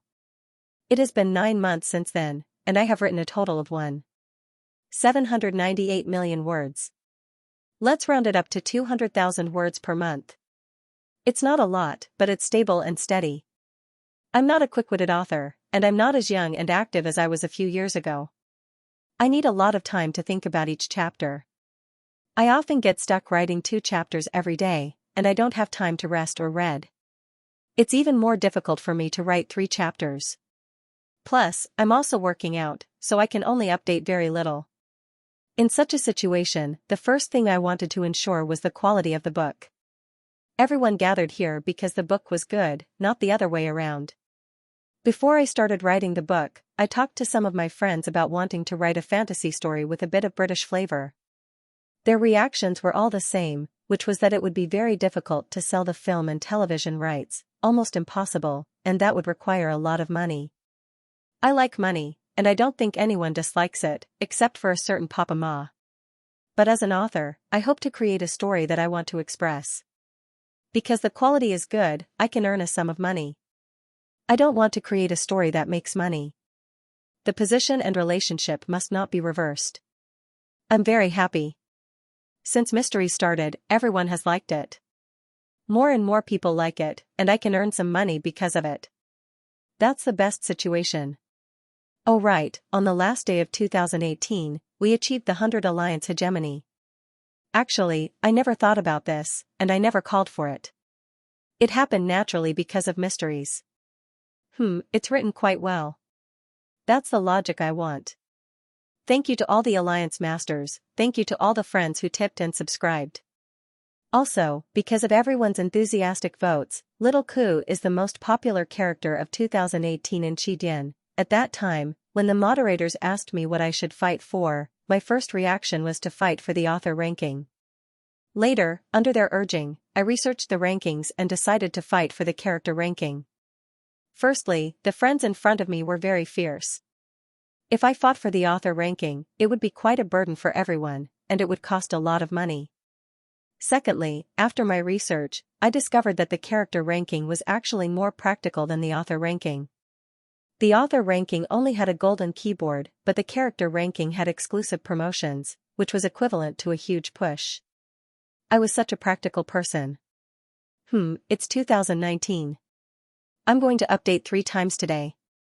Thank you, Alliance Masters, friends who voted for me, and everyone who subscribed. At the same time, please give me your guaranteed monthly votes. The higher your position on the monthly votes list, the better the recommendation will be, and the more practical it will be.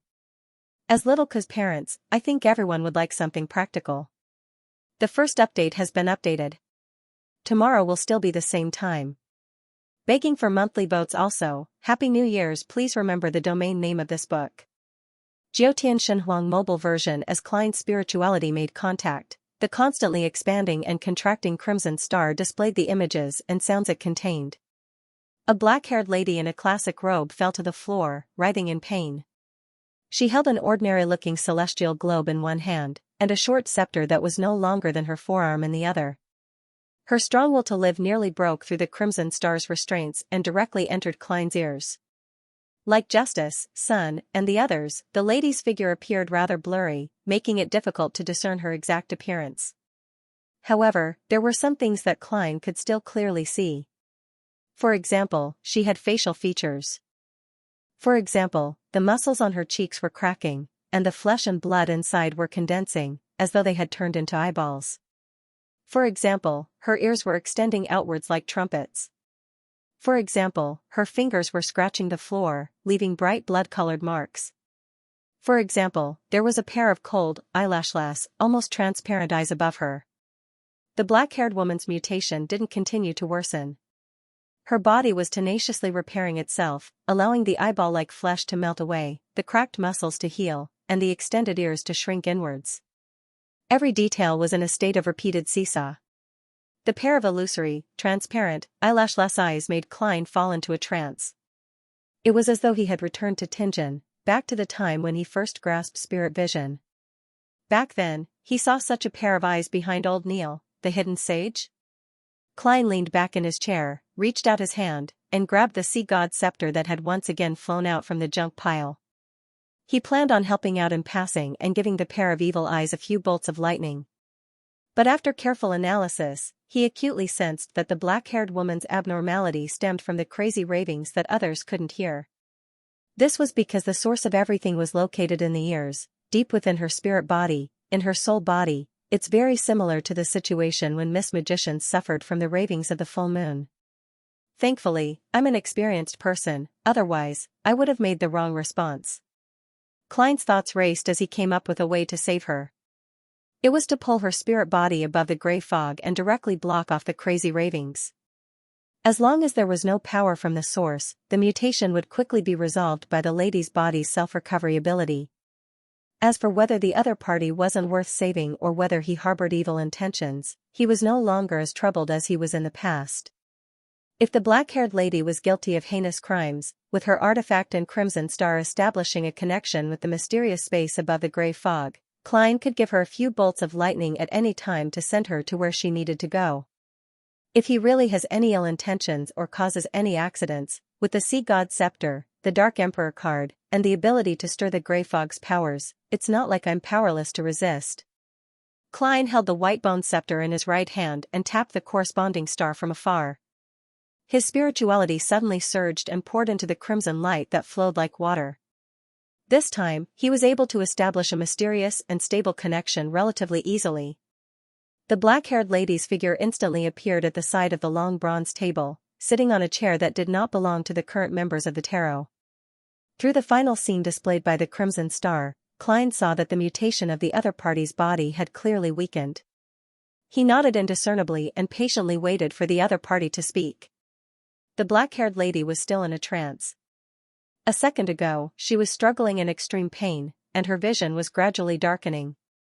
The next second, she arrived in a towering palace with a dome. Below her was an endless, quiet gray fog. How could she not be stunned? After a brief moment of silence, she looked at the figure sitting leisurely at the end of the long, mottled table. Is this the netherworld? You didn't die. Klein laughed. At this moment, he saw that behind the black-haired lady's high-backed chair, the symbol that was dyed with starlight quickly moved, forming a pair of cold, indifferent, eyelash-free eyes that contained countless resplendent stars. Based on his past experience, he believed that it was a symbol representing the mystery prior pathway. The black-haired lady was stunned for a moment before she gradually regained her senses. She instinctively surveyed the area before finally casting her gaze on the mysterious man shrouded in the gray fog. White shirt, swallow-tailed suit, no bow tie, black pants, bright leather boots, black hair, and a blurry appearance. There's nothing odd about him. He casually held a milky white scepter that was slightly longer than his arm. That scepter. The black-haired lady's pupils constricted. Deep in her eyes was the azure blue gem and the aura of the storm that had stirred the surrounding sea. In addition, there were innumerable points of light lingering around it, naturally giving off a feeling of sacredness and majesty. This is a scepter at the demigod level. It's like a toy in his hands. He doesn't care about it at all. The black-haired lady narrowed her eyes and cautiously asked, "How should I address you?" "You can call me Mr. Fool," Klein answered with great familiarity. The Fool. The black-haired lady ruminated over the word and deliberated. "I've heard of your honorific name from Mr. Z of the Aurora Order." She waited for him to admit or deny it. He knows Mr. Z of the Aurora Order. He can be considered an old friend. Klein smiled and didn't answer. Instead, he said, "Aren't you going to introduce yourself?" This should be the most basic etiquette. Only then did the black-haired lady recall what had happened to her as she fell silent once again. After a few seconds, she said with a deep voice, "My name is Xianxia. My name is Xianxia. I have the nickname of Admiral of Stars." "Mr. Fool, were you the one who saved me?" "Admiral of Stars?" "One of the 7 pirate admirals, Admiral of Stars with a bounty of 37,000 pounds? I saved a treasure trove, no, a person of considerable standing." Klein changed his sitting posture in a half-surprised and half-mocking manner. He chuckled and replied, "Isn't the truth obvious?" Admiral of Stars Xianxia immediately stood up and said, "Thank you for your help. If there's anything you need me to do, feel free to instruct me directly. As long as it's within my capabilities and doesn't violate my principles." She sure knows how to conduct herself. Very experienced and experienced. As expected of the famous Admiral of Stars. Klein felt a baffling sense of wistfulness. His tarot members, apart from the Hanging Man and his avatar, World, were rather inexperienced when they first participated. Miss Justice had a vague understanding of the mysterious world, but she had yet to truly step into it. Sun had sufficient education, but his environment was isolated. He was relatively young, and he appeared very honest. Although Miss Magicians had been a Beyonder for several years, she had remained at Sequence 9 and was in a wild state. She didn't know much about the various hidden factions, nor did she have much experience. Emlyn came from a Beyonder race and had a faction with a deep heritage. However, as he didn't like going out and enjoyed staying at home to play with dolls, he lacked experience in certain aspects and was easily fooled. That fellow, Emlyn, is smart, but if he were to encounter Trissy, no, Demonis Trissy Cheek, he would be fooled into selling his dolls. Klein inwardly mocked Mr. Vampire, who could be considered a friend in the real world. He looked at Admiral of Stars and didn't directly respond to the matter of repaying her for saving his life. Instead, he smiled and asked, "Are you a member of the Moses Ascetic Order?" "Yes." Xianxia didn't believe that she could hide this matter from Mr. Fool. Klein smiled. "What did you do just now to provoke that guy?" He wasn't certain that the pair of eyes from before belonged to the hidden sage, so he vaguely replaced it with "that fellow." This way, no matter what, Mr. Fool was absolutely correct and had status. Xianxia was silent for a moment. "No, I didn't provoke him." She paused for a moment before continuing. "The members of the Moses Ascetic Order believe that all things are numbered and pursue knowledge itself. However, Roselle the Great once said that it's not that we are pursuing knowledge, but that knowledge is pursuing us. The hidden sage is knowledge itself. He is pursuing us, pursuing every member of the Moses Ascetic Order. When a lot of knowledge is injected into us, but we aren't able to quickly digest and grasp it, the situation from before will happen. Either we lower our mental defenses and accept the hidden sage's transformation, or we rely on our willpower to hold on. If we can't hold on, we will lose control. So that's the case. You weren't specifically targeted by the hidden sage. Even if you successfully escape the predicament from before, you wouldn't be suspected. According to what you said, you have quite a bit of knowledge. Back then, old Neil only wanted to obtain the knowledge of human body refinement and perfect resurrection, right? Klein suddenly sighed, but he didn't show it on his face. The reputation of Admiral of Stars isn't bad. She's one of those who has her ways as a thief. Klein reined in his thoughts and calmly said, "If you encounter such a situation again, you can recite my name. If you encounter such a situation again, you can recite my name. Recite your name." Catlia's lips quivered a few times, instinctively wanting to reject it. In the end, she did not speak and remained silent for a long time. After repeatedly weighing the pros and cons, she stood up, crossed her arms in front of her chest, and bowed slightly. "What can I do for you?" Klein chuckled and said in a nonchalant tone, "That's right. Provide some assistance to my blessed in the future." "As you wish." Catlia sat down again and asked cautiously, "Does the honorific name that Mr. Z provided belong to you?" She then repeated the fool's honorific name. Klein nodded lightly, indicating that he was right. Catlia glanced at the other empty seats and asked after some deliberation, "Honorable Mr. Fool, is there anyone else here?" Klein smiled. "Some people like you. They set up a regular gathering, and I was a witness." Catlia was silent for more than 10 seconds. "Can I join?" She believed that since she was related to the mysterious existence known as the Fool, it was obviously better to understand him better than doing nothing. "Of course, you have money, knowledge, influence, and needs." Klein leisurely leaned back in his chair. "Sure. Without my permission, you are not to divulge it." "All right." Catlia replied without hesitation. Klein tapped his left index finger gently, conjuring the remaining tarot cards on the bronze table. They use tarot cards as their code names. "These are the remaining ones. Choose one." Catlia scanned it and went straight to the point. "The Hermit. P.S. There's a third chapter at 7 p.m. Please remember this book's domain name." 9 Heaven's Divine Emperor mobile version website. In the captain's cabin, Catlia slowly got up from the floor and silently walked to the full-body mirror beside the bookshelf. In the mirror, her skin was fair and smooth, without a single tear. Her ears were normal and small, without any signs of expanding. Her dark purple eyes were calm, as though nothing had happened. However, Catlia's eyes, which had a hint of mystery, could see even more. Hidden under the skin, the flesh that had yet to completely melt, the eyeball-like flesh, the soul body whose pain and madness were rapidly fading, the countless indescribable illusory objects that were swimming around, the sailors who were cleaning the deck across many rooms, everything within dozens of meters wasn't obstructed, but it appeared in her vision in an abnormally chaotic manner. Ever since she became a Sequence 5 astrologer, her mystery prior powers had been greatly enhanced. She could still vaguely see thick curtains that resembled shadows around her. Behind the curtains, it was as though something was watching her and all living beings. There are no signs of being influenced by Mr. Fool. This in turn explains many problems. His ability to directly pull my soul body into that mysterious space is strange, powerful, and secretive. It's not something that a demigod-level scepter can compare with. Although he is wearing clothes that are trendy, that doesn't mean anything. To an existence at this level, it's very simple for him to appear different in the eyes of different people. And his true appearance will probably cause anyone who looks directly at him to lose control and die. Catlia stared at herself in the mirror and silently recalled everything that had just happened.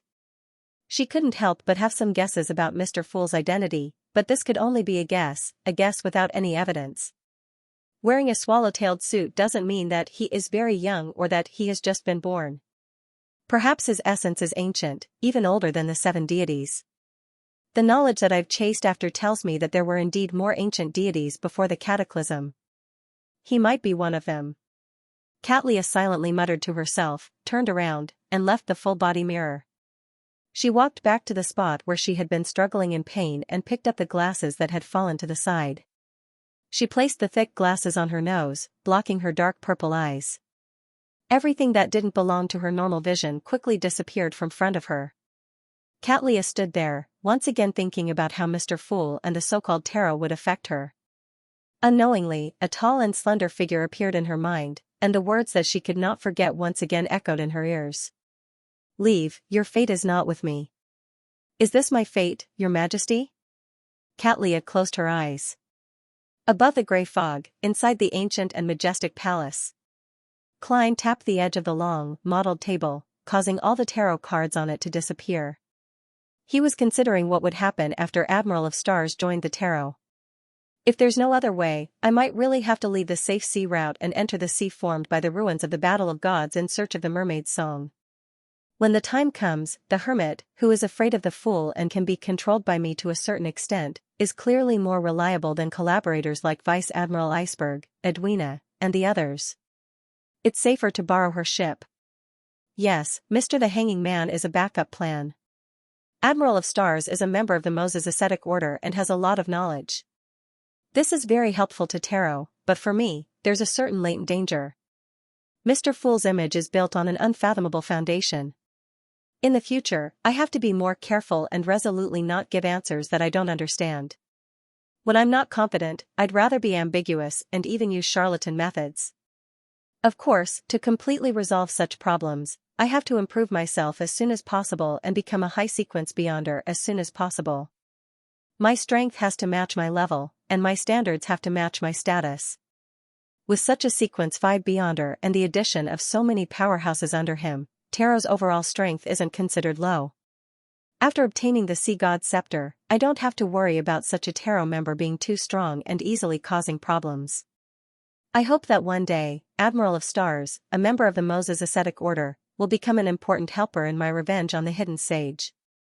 Klein exhaled as his figure disappeared above the grey fog.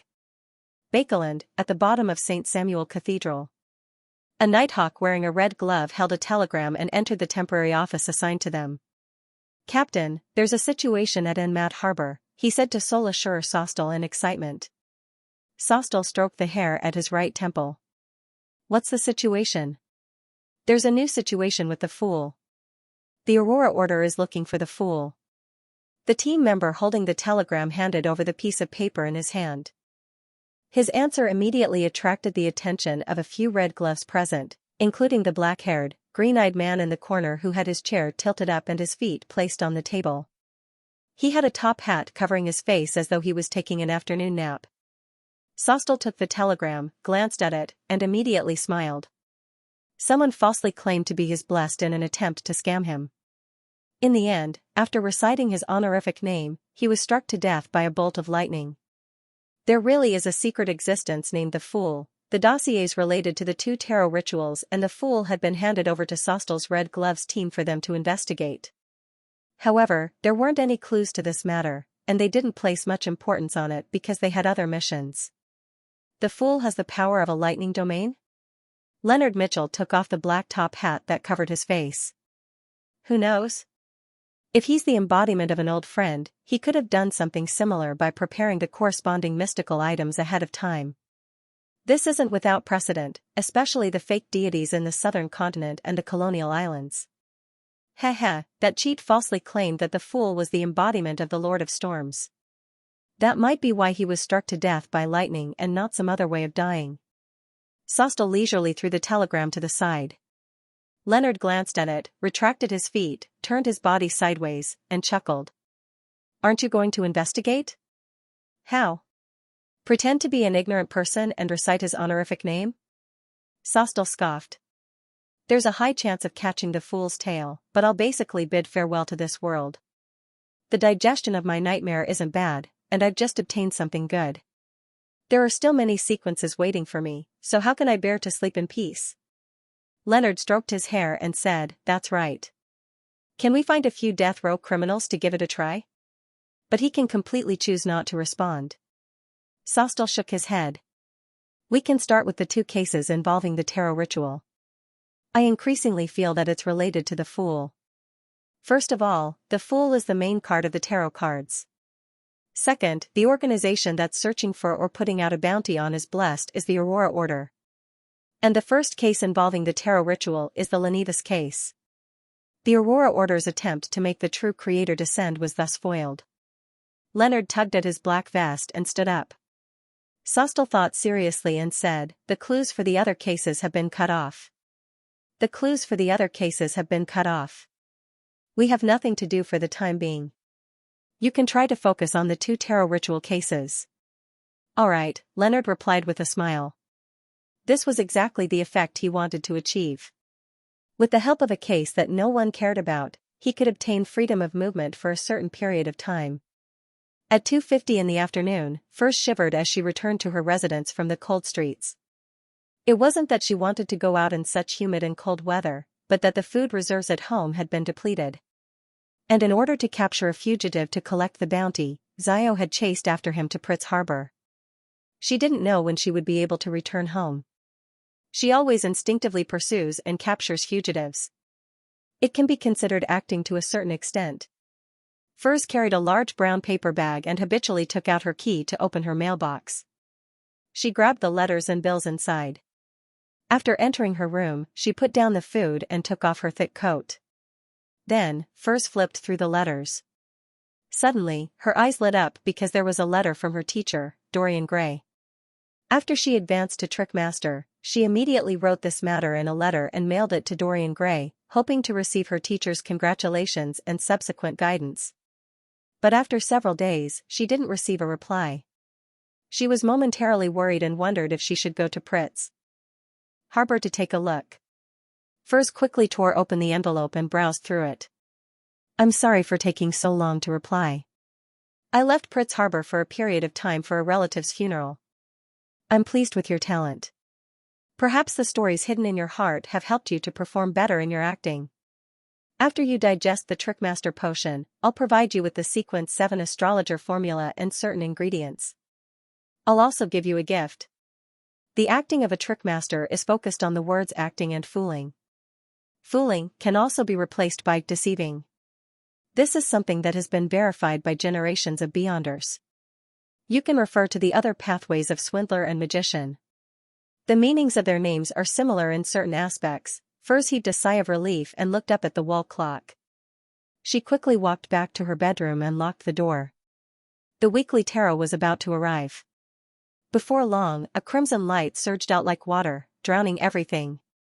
In the ancient and mysterious palace, Furs was just about to look at Mr. Fool when she suddenly saw a figure beside her.